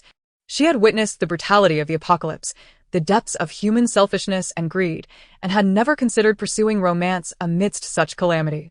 To put it bluntly, she no longer wished to forge intimate connections. Even with Lu Yu and Zhang Chao, she could be friends and allies in times of danger. But she would not share living quarters with them. That was her sanctuary. Not only her body, but her heart needed respite. Thus, Jiang Ning was perplexed. Have you all misunderstood something?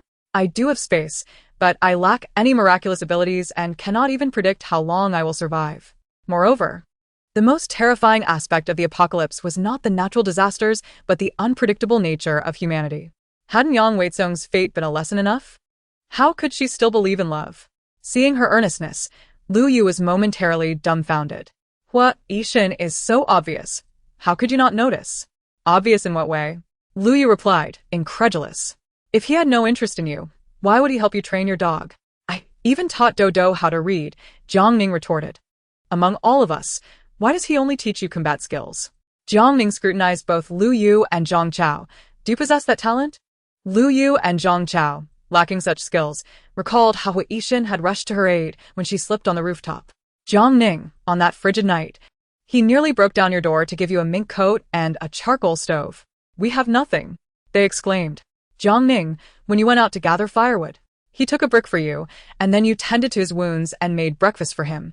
Jiang Ning was caught off guard by their direct questioning, leaving her in contemplative silence. Have you ever seen him care for anyone else this much? It's strange that you both have no secrets. Lu Yu, with the wisdom of experience, embraced Zheng Weili and boasted, Wife, from the moment I laid eyes on you, my heart has had no room for any other woman. Meanwhile, Zhang Chao continued to endure the relentless blows of criticism. In any case, regardless of whether you have ever encountered a pig, we all unanimously agree that Jiang Ning and Hua Yixin undoubtedly share a connection. With just a glance, they could understand each other.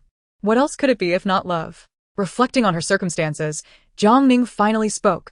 I cannot determine whether he harbors such feelings, but I certainly do not. She acknowledged that had the apocalypse not occurred, encountering a man as handsome and capable as Hua Yixin would have undoubtedly stirred her feelings, perhaps even prompting her to pursue him. Yet, in the present moment, her sole desire was to survive. Lu Yu pondered aloud. Is it because of Yang Weizong that you no longer trust men? Ning, you must find someone, he urged. Look at me.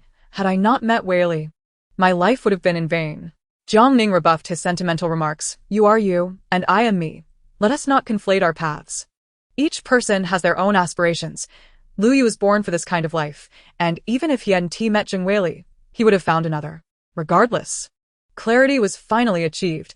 It was evident that the prince had intentions while the goddess remained indifferent. You truly don't consider him? Lu Yu pressed, pouring out his heart as a childhood friend. Though he may be a bit cold, he possesses talent and a sense of responsibility. Other women are going mad over him. In truth, it was feasible to cohabit without love. Their partnership would serve them well in the face of calamity.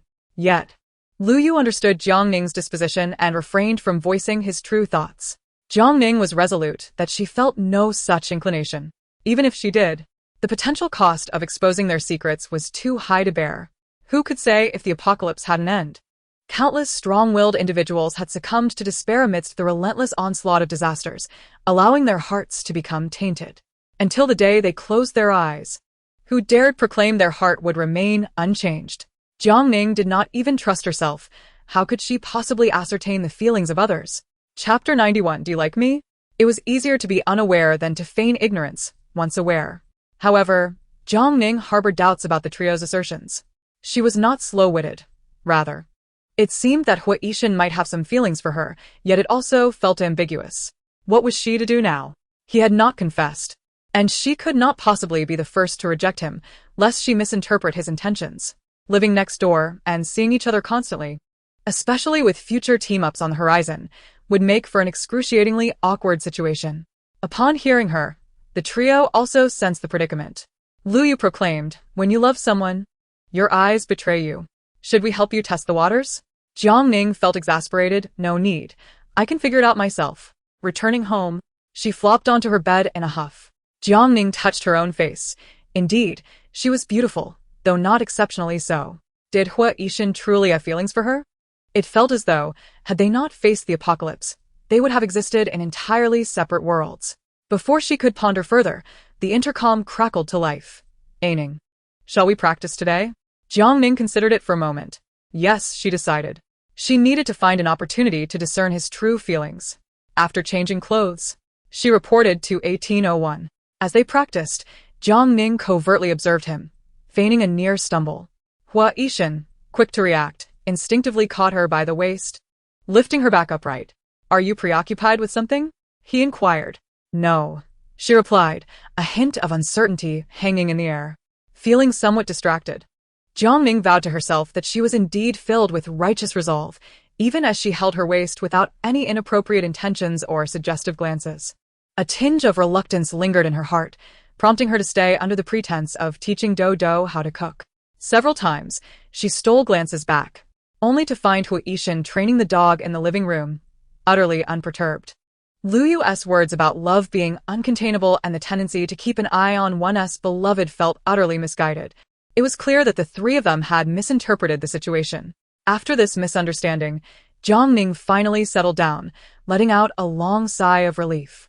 Turning off the gas stove, she plated the food, only to find Hui Yishan gazing at her when she turned around. Startled, she nearly dropped the bowl in her hands and exclaimed, "What are you looking at?" Immediately feeling her tone was too harsh, embarrassment washed over her, making her feel as awkward as if she were standing in a spacious living room with no furniture. Hui Yishan pointed towards the window, indicating that the snow seemed to have thickened. Jiang Ning turned to look outside, realizing he was indeed correct. What keen eyes he had, able to see so clearly from such a distance. Declining Dodo's invitation to dine, Jiang Ning returned home with her dog. A sense of paranoia gripped her, as she couldn't shake off the feeling that Hui Yishan harbored ulterior motives. That night, nestled in her warm blankets, she tossed and turned, unable to find solace in sleep. When she finally did doze off, she dreamt of Hui Yishan confessing his feelings to her in a manner that left her with no choice but to respond positively, only to awaken with her heart racing, feeling as though she'd been caught in a whirlwind. For 3 consecutive days, Jiang Ning not only observed him during training but also while he was with the dog, only to find her efforts fruitless. Denying any feelings seemed futile, as a woman's intuition hinted at something more. In any case, the ambiguity kept Jiang Ning in a state of insomnia.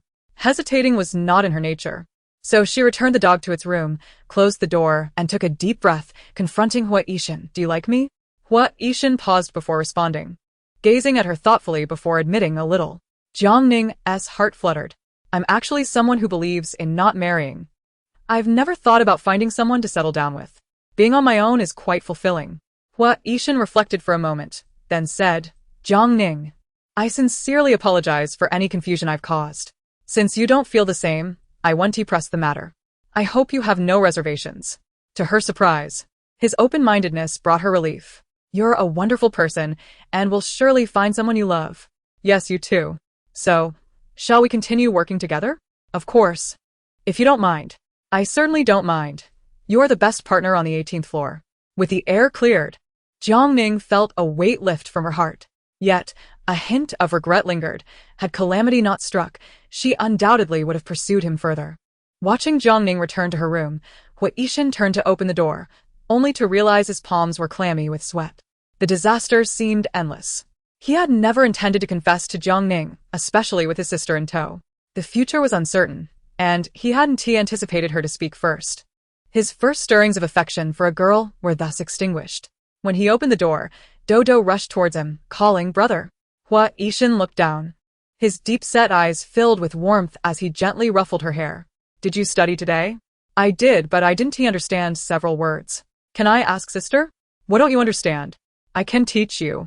After they had cleared the air, the atmosphere felt remarkably lighter. Jiang Ning indulged in a leisurely morning, catching up on sleep from the previous days. After brushing her teeth and washing her face, she stepped outside her room, only to vaguely hear a commotion from downstairs. Upon opening the door, she found Hui Yishan emerging at the same time. Their eyes met. He remained calm, while she offered a smile, saying, "Good morning." Internally, she felt a bit awkward. As they stood at the staircase, they heard the familiar sound of raiders returning for supplies. This time, their intent was not to gather food, but rather an outright act of revenge, violently kicking down the doors of survivors. Hui Yishan's expression turned grave. The intruders did not come with good intentions. Anticipating this day, Jiang Ning hurried back to gather weapons. They certainly knew how to choose their timing, as Zheng Weili and her crew had already ventured out to collect firewood, and the Zhong family had just reported to their new unit. In a desperate race against the disaster, the research personnel were living at their workplace, only able to return home once every 2 weeks. Zhong's mother had also reported to the scene, having begun the grim task of collecting bodies days prior. Yesterday, a group of over 10 people arrived, tasked with clearing out bodies from the ice and every building, transporting them to a central location for cremation to prevent the spread of disease. It was evident that the government was actively combating the catastrophe. Now, only Jiang Ning and Hoard remained on the 18th floor, along with a battle-ready dog. Jiang Ning sensed that the intruders were well prepared, so she donned her bulletproof vest and locked the dog in the room. Woof, woof. The anxious dog, Kola, scratched at the door, barking, "Open the door, caretaker. Hurry." Jiang Ning emerged, and Hoard was also securing the door, while Dodo remained trapped inside. "Ah, Ning. You stay here and watch over Dodo," Hoard instructed as he readied his weapon. Jiang Ning, taking out her own gun, understood that they could not evade what was coming. It was impossible to protect everyone. Hoard paused for a moment before agreeing, "All right." As they descended the stairs, the group was already prying open the door to the 16th floor. Grandma Zhong was anxiously calling from the 17th floor, accompanied by a man wielding a stick, who was the head of Unit 1703, Zheng Nianluan. "Xiao Jiang, they've come. What should we do?" The intruders were alarmingly well informed. The Zhong family had left quietly, and aside from mentioning it to the 18th floor, no one else was aware they were not home. Ironically, Zheng Weili and her team were also absent, leaving only Jiang Ning and Hoard to face the onslaught of over 10 adversaries. Jiang Ning glanced at Zheng Nianluan without uttering a word. However, Zheng, feeling awkward, offered an explanation. "My family went out to gather supplies last time." Chapter 92. With weapons in hand. "The world is mine." Jiang Ning instructed Grandma Zhong to lock herself in her room before telling Zheng Nianluan, "Let us go." As they reached the stairwell, just as Jiang Ning was about to step out, Hoard suddenly pulled her back, stepping in front of her to lead the descent. Jiang Ning was reluctantly demoted from her intended position, but she thought, yes, the special police have extensive combat experience. Leading the charge to draw fire is the best strategy. Yet, with chaos reigning, those brave enough to charge ahead had nearly vanished, especially against an armed opponent whose arsenal remained unknown. In the face of life and death, Jiang Ning recalibrated her position, taking a step back. Bang! Bang! Bang! Barely 10 steps down, the air was filled with thunderous gunfire. The adversaries, showing no regard for any semblance of honor, opened fire without hesitation, intent on annihilating the 18th floor without leaving a single survivor. Hoard movements were deliberate, shooting from the 16th floor where the angle and perspective were flawed, with bullets either ricocheting off the railings or embedding themselves in the walls, failing to hit Hoard feet. Indeed, he had only exposed his feet. At the sound of gunfire, Grandma Zhong's startled voice cried out, "Be careful." Bang! Gunfire erupted simultaneously from the 17th floor. Hoard, a true expert, managed to fire successfully despite the powerful recoil of his weapon, leaving Jiang Ning's arm tingling but victorious. As they descended, she stealthily drew her dagger, the smooth blade reflecting Zheng Nianluan suddenly raising his weapon toward her back. Without turning, she maneuvered her right hand around her left side to shoot. Though she didn't hit his heart, she struck his abdomen. Zheng Nianluan howled in pain, clutching his stomach and stumbling back, only to be met by Grandma Zhong's cane to the head. Blood gushed forth as he staggered and collapsed to the ground. Meanwhile, Hoard swiftly moved to the second door, just as the group on the 16th floor managed to pry open the first door and rushed upstairs. Suddenly, something that resembled a fist was hurled downwards, and a thick fog began to billow out. A grenade," someone shouted, causing everyone to panic and retreat. The acrid smoke engulfed them, choking and causing tears to stream down their faces, rendering visibility nearly impossible. Seizing the opportunity, Hoard began firing his weapon. Several shots rang out, accompanied by cries of anguish, before the area fell silent once more. Standing on the stairs, Jiang Ning pondered whether she should descend now, feeling that her chances to contribute were dwindling. Suddenly, anguished screams echoed from below, followed by the sounds of a fierce struggle. "Ning, are you all right?" Zheng Weili's anxious voice called out. "I'm fine, what about you?" Zhang Chao gasped, "It's all been resolved." The trio ventured out at dawn, pulling a sled, hoping to return swiftly. However, upon reaching the ground floor, the sound of gunfire shattered their expectations. They hastily abandoned their firewood and rushed upwards. Several had perished, while the survivors were preoccupied with guarding against threats from above, seeking an opportunity to press on. Today, it was a matter of life or death. Little did they anticipate an ambush from behind. Zheng Weili, with formidable strength, struck ruthlessly. Surrounded from both sides, survival became nearly impossible. Hua Yixin tossed a smoke bomb, the acrid odor filling the air. The trio covered their noses and sifted through the bodies, discovering not just knives and steel pipes, but also 3 firearms, crudely manufactured. Clearly the product of a black market. Firearms, tools for both killing and self-defense. Zhang Chao and Lu Yu collaborated to rummage through the corpses, nearly stripping them bare, ultimately uncovering 26 rounds of ammunition, bringing their total to 34, alongside 2 large gold chains, 3 gold rings, 2 packs of cigarettes, a watch, and a lighter. At last, the 18th floor boasted serious weaponry. Who would dare rush upstairs now? Let them lose their heads. We must be strong. Chao, let us rise.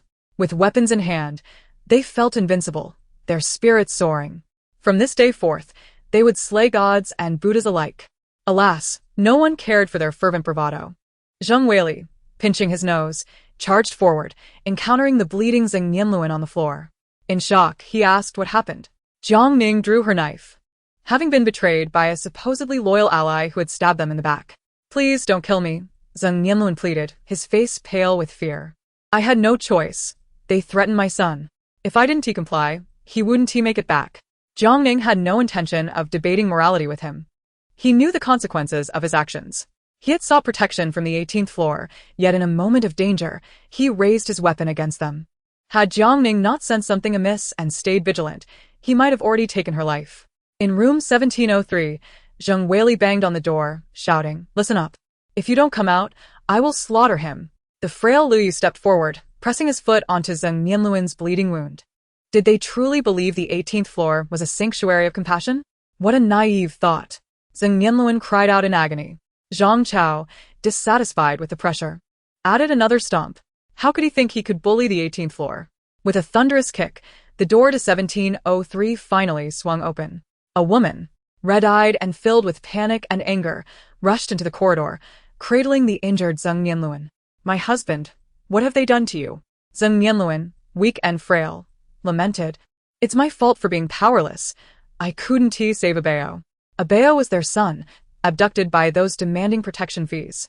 Zheng Nianluan's wife, filled with righteous fury, turned to Jiang Ning and the others. Have you no humanity? Why must you kill my husband? Why? The group was taken aback by her words. Your husband betrayed us, taking advantage of the situation to stab us in the back. If we hadn't survived, would it still be our fault? If it weren't for you, my son wouldn't have been taken. You are the real executioners. Jiang Ning found her remarks amusing. If your husband dares to kill me, why can't I retaliate? Lu Yu, incensed, added, why do you blame us for your inability to protect him? Before the installation of the stainless steel door, they had warned you to reconsider, stating that proximity to the 18th floor could be dangerous. What did you say then, and what have you done since? Zhang Chao and the others, filled with indignation, remarked. When danger struck, we were the ones risking our lives, while you cowered away. Now, you blame us for your son's abduction. Why not blame your own weakness? Zheng Nianluan's wife wailed hysterically. It's all your fault. If not for you, we wouldn't be in this predicament. Chapter 93. What are you thinking? Jiang Ning, tired of the pointless conversation, declared, since misfortune has befallen us, I kindly ask you to leave us be. Why should we leave? Zheng Nianluan's wife glared at her. You caused my son to be taken and injured my husband. This isn't over. Jiang Ning, exasperated, asked, what do you want from us? Zheng Nianluan grasped his wife's hand, enduring the pain as he turned to Jiang Ning and the others. I must apologize. My actions were inexcusable. It was wrong for me to act against you, but I had no choice. Abeo is only 8.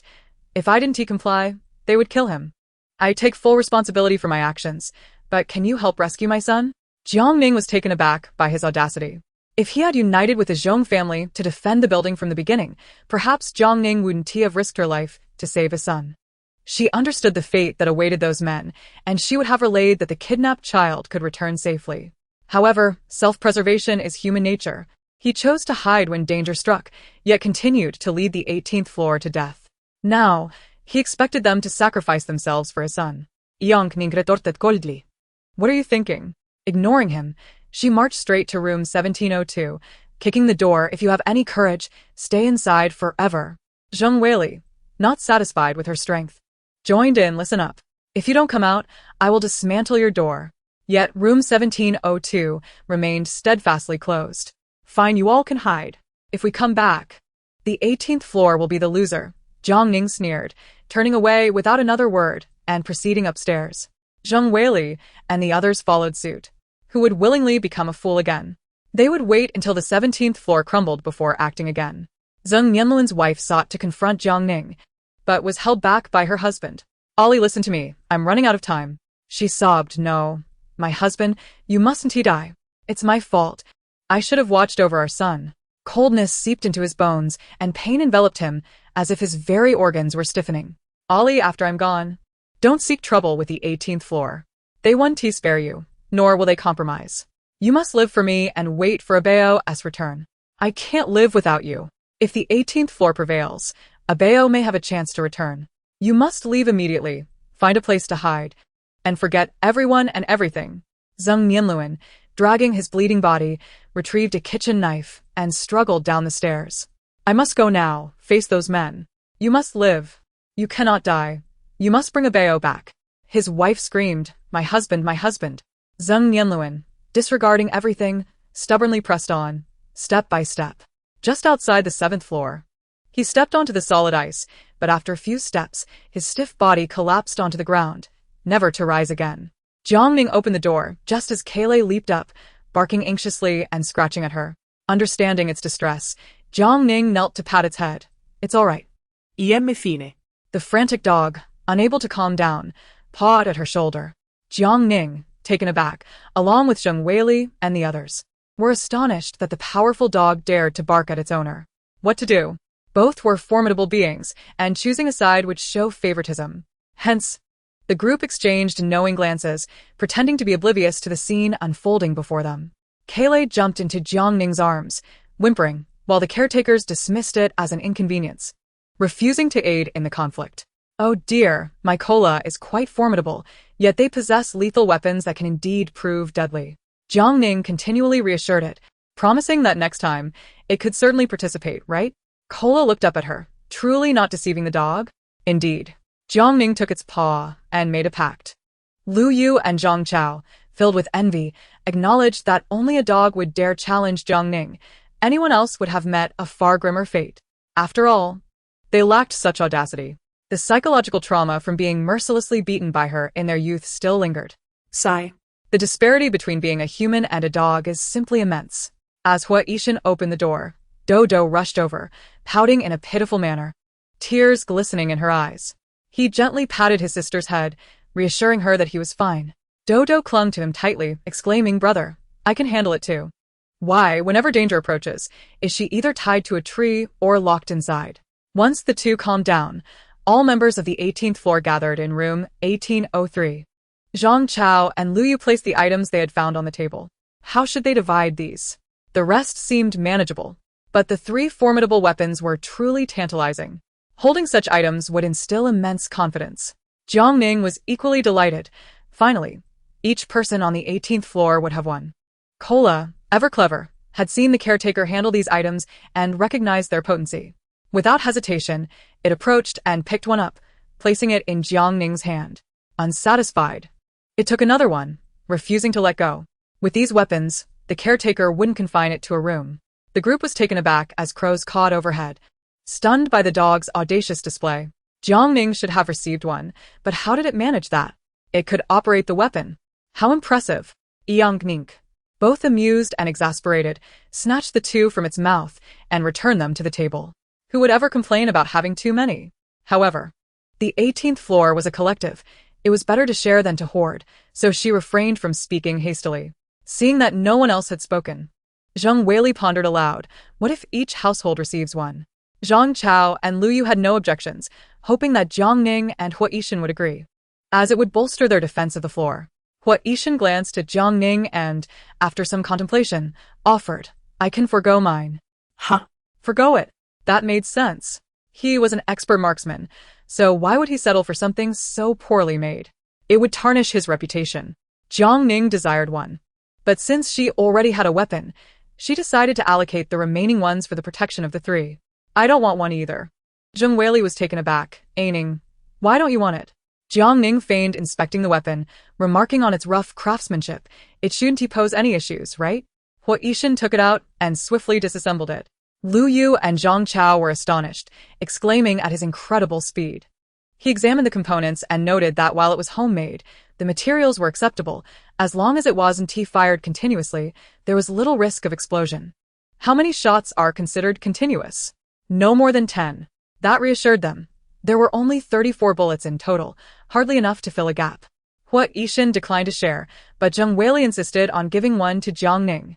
Jiang Ning understood that Hua Yishan was providing her with an opportunity, and she took it, acknowledging that there was no turning back now. The dangers ahead would only increase, and they needed to be well-equipped to defend their floor. The outside world was chaotic. She would venture out in the coming days, and perhaps she could procure a better weapon. For now, they would have to make do and see if a better opportunity would arise. Chapter 94. The infamous 18th floor, due to Jiang Ning's firm refusal. Each person in room 1803 received a weapon, while the remaining items were deemed communal property, entrusted to her for safekeeping, with plans to exchange them for better resources in the future. What would become of the two families downstairs? Zheng Weili, in a fit of rage, declared, "Let us go downstairs and break down their doors," throwing them all out to avoid the nausea of dealing with them. Zhang Chao pondered. What about the Zhong family? The Zhong family was tolerable, but those two families were quite troublesome. We cannot concern ourselves with others. Our focus must be on defending the 18th floor. One cannot expect to gain without sacrifice. Such fortune is non-existent. Nonetheless, today's events had imparted a lesson to the residents of the 18th floor.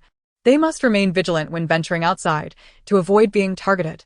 Zheng Weili spoke. Life and death are a matter of fate. If I were ever caught by them, Do not act foolishly to save me. I feel the same, Zhang Chao declared resolutely. As long as I'm fed, my family won't starve. If I die, no one will mourn me.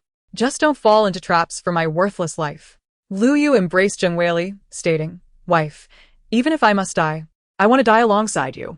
Jiang Ning pushed back against their proclamations, questioning why they were making such declarations, as if they were eager to leave this world.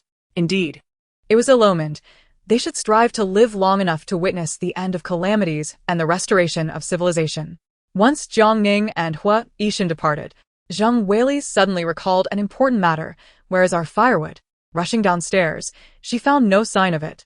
With hands on her hips, she shouted at the surviving residents on their floor, Who took my firewood? If you wish to live, return it within half an hour. I can pretend nothing happened. Otherwise, do not blame me for coming after each of you. After all, the three had risked their lives to collect it. It was unacceptable for others to benefit from their labor. After her outburst, she returned upstairs to rest. Lu Yu kept track of the time, and once half an hour had passed, he went downstairs to retrieve the firewood. To their surprise, it had indeed been returned, albeit carelessly tossed in the hallway.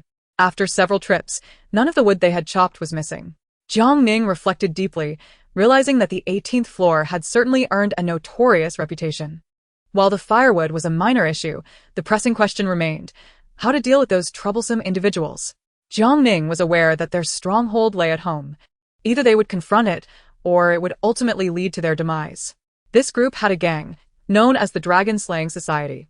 Do not inquire why Jiang Ning remembered this so vividly. She had witnessed their public trial in a past life, where they all received their just desserts. However, that was months away, and the present was still a long way off. In her previous life, they not only extorted protection money but also bullied innocent women and harmed public officials, engaging in a myriad of heinous crimes. The survivors lamented their plight, and the police, accompanied by a security team, conducted an investigation. Eventually, the government deployed armed police, even military forces, mobilizing countless elite troops to dismantle the Dragon Slaying Society. Many were annihilated on sight, and those subjected to public judgment numbered in the hundreds, with their numerous crimes taking over half an hour to recount. In summary, executing them 1,000 times would still be insufficient. Time passed slowly as Jiang Ning recalled various crucial pieces of information. By evening, she deliberately changed into tattered clothing, ensuring to inform Zheng Weili, I'm going out for a while. Zheng Weili expressed concern. What are you going out for? We cannot sit idly by. I'm going to gather some intelligence. Knowing ourselves and our enemies is vital to winning this battle. I'll go with you. Our objectives are too broad. I will scout first, and if absolutely necessary, I will call for assistance. All right, be safe. Bundling herself up snugly, Jiang Ning ventured toward Lian garden. Dressed in rags and carrying nothing, the nearby pickpockets and robbers didn't even give her a second glance. Why waste their energy on someone with nothing of value? By the time she arrived at Lian garden, dusk was approaching. Jiang Ning found a windbreak and took out her binoculars to observe from a distance. The main gate was guarded, and individuals entering and exiting had to verify their identities, seemingly requiring a circular object and a secret code. After some time, Jiang Ning struggled to recall all the details. Observing their lip movements helped her piece together the necessity of a pass and a code. Fortunately, this had been mentioned during public judgment. Jiang Ning focused on their mouths, quickly matching the secret code. Lian garden had 4 entrances, with the code rotating, and each exit required a different pass. Under the cover of night, Jiang Ning stealthily explored each entry point, watching as they transported extorted goods within, and saw some individuals exiting with flushed faces, all benefiting from the resources taken from survivors. Just as she was about to leave, she noticed a group of men forcibly dragging several girls, brazenly pulling them into the community. Once inside such a place, there would be little chance of escape. Jiang Ning felt a heavy weight in her heart as she slipped into the darkness of the space. After spending half an hour composing a letter, she donned her night vision goggles and strapped on her ice skates, soaring through the cold wind. She arrived at the newly established police station, which was shrouded in darkness. The manpower was already insufficient, and with the advent of the disaster mode, their efforts to maintain order had made them prime targets for criminal attacks. Daytime was perilous, and nighttime was even more so, with no one available to stand guard. While there were calls for a security patrol team, the sudden collapse of order had allowed crime to flourish uncontrollably. Even though it was difficult to find a team to collect the dead, the security force remained understaffed. They feared losing their lives more than going hungry. Eventually, a military crackdown effectively dismantled many criminal factions, gradually restoring some semblance of order. Jiang Ning dropped her letter into the mailbox, which contained all the information she had about the dragon-slaying society. If they believed her, they would seize the opportunity to eliminate the threat, protecting many survivors and minimizing casualties. A gang capable of manufacturing illegal firearms, even if dismantled later by 3 departments working in unison, would still exact a toll of numerous lives lost. Presently, their illicit operations were merely in their infancy. Jiang Ning, a mere mortal, wished only to extend her existence, and this was the extent of what she could do. Upon returning to the Jinrong community, she spotted a tall shadow ahead. She quickened her pace. What, Ishin? The shadow halted. Ning? Jiang Ning was somewhat surprised. Why are you out? It was stifling inside. So I came out for some fresh air. What, Ishin replied.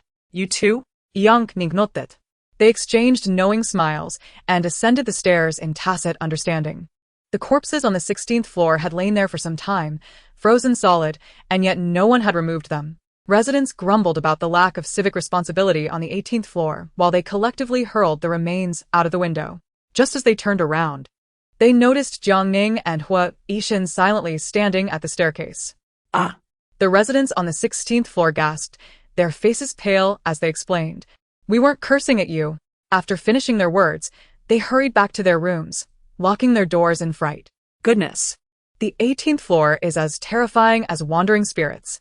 They had spoken without malice, but they fervently hoped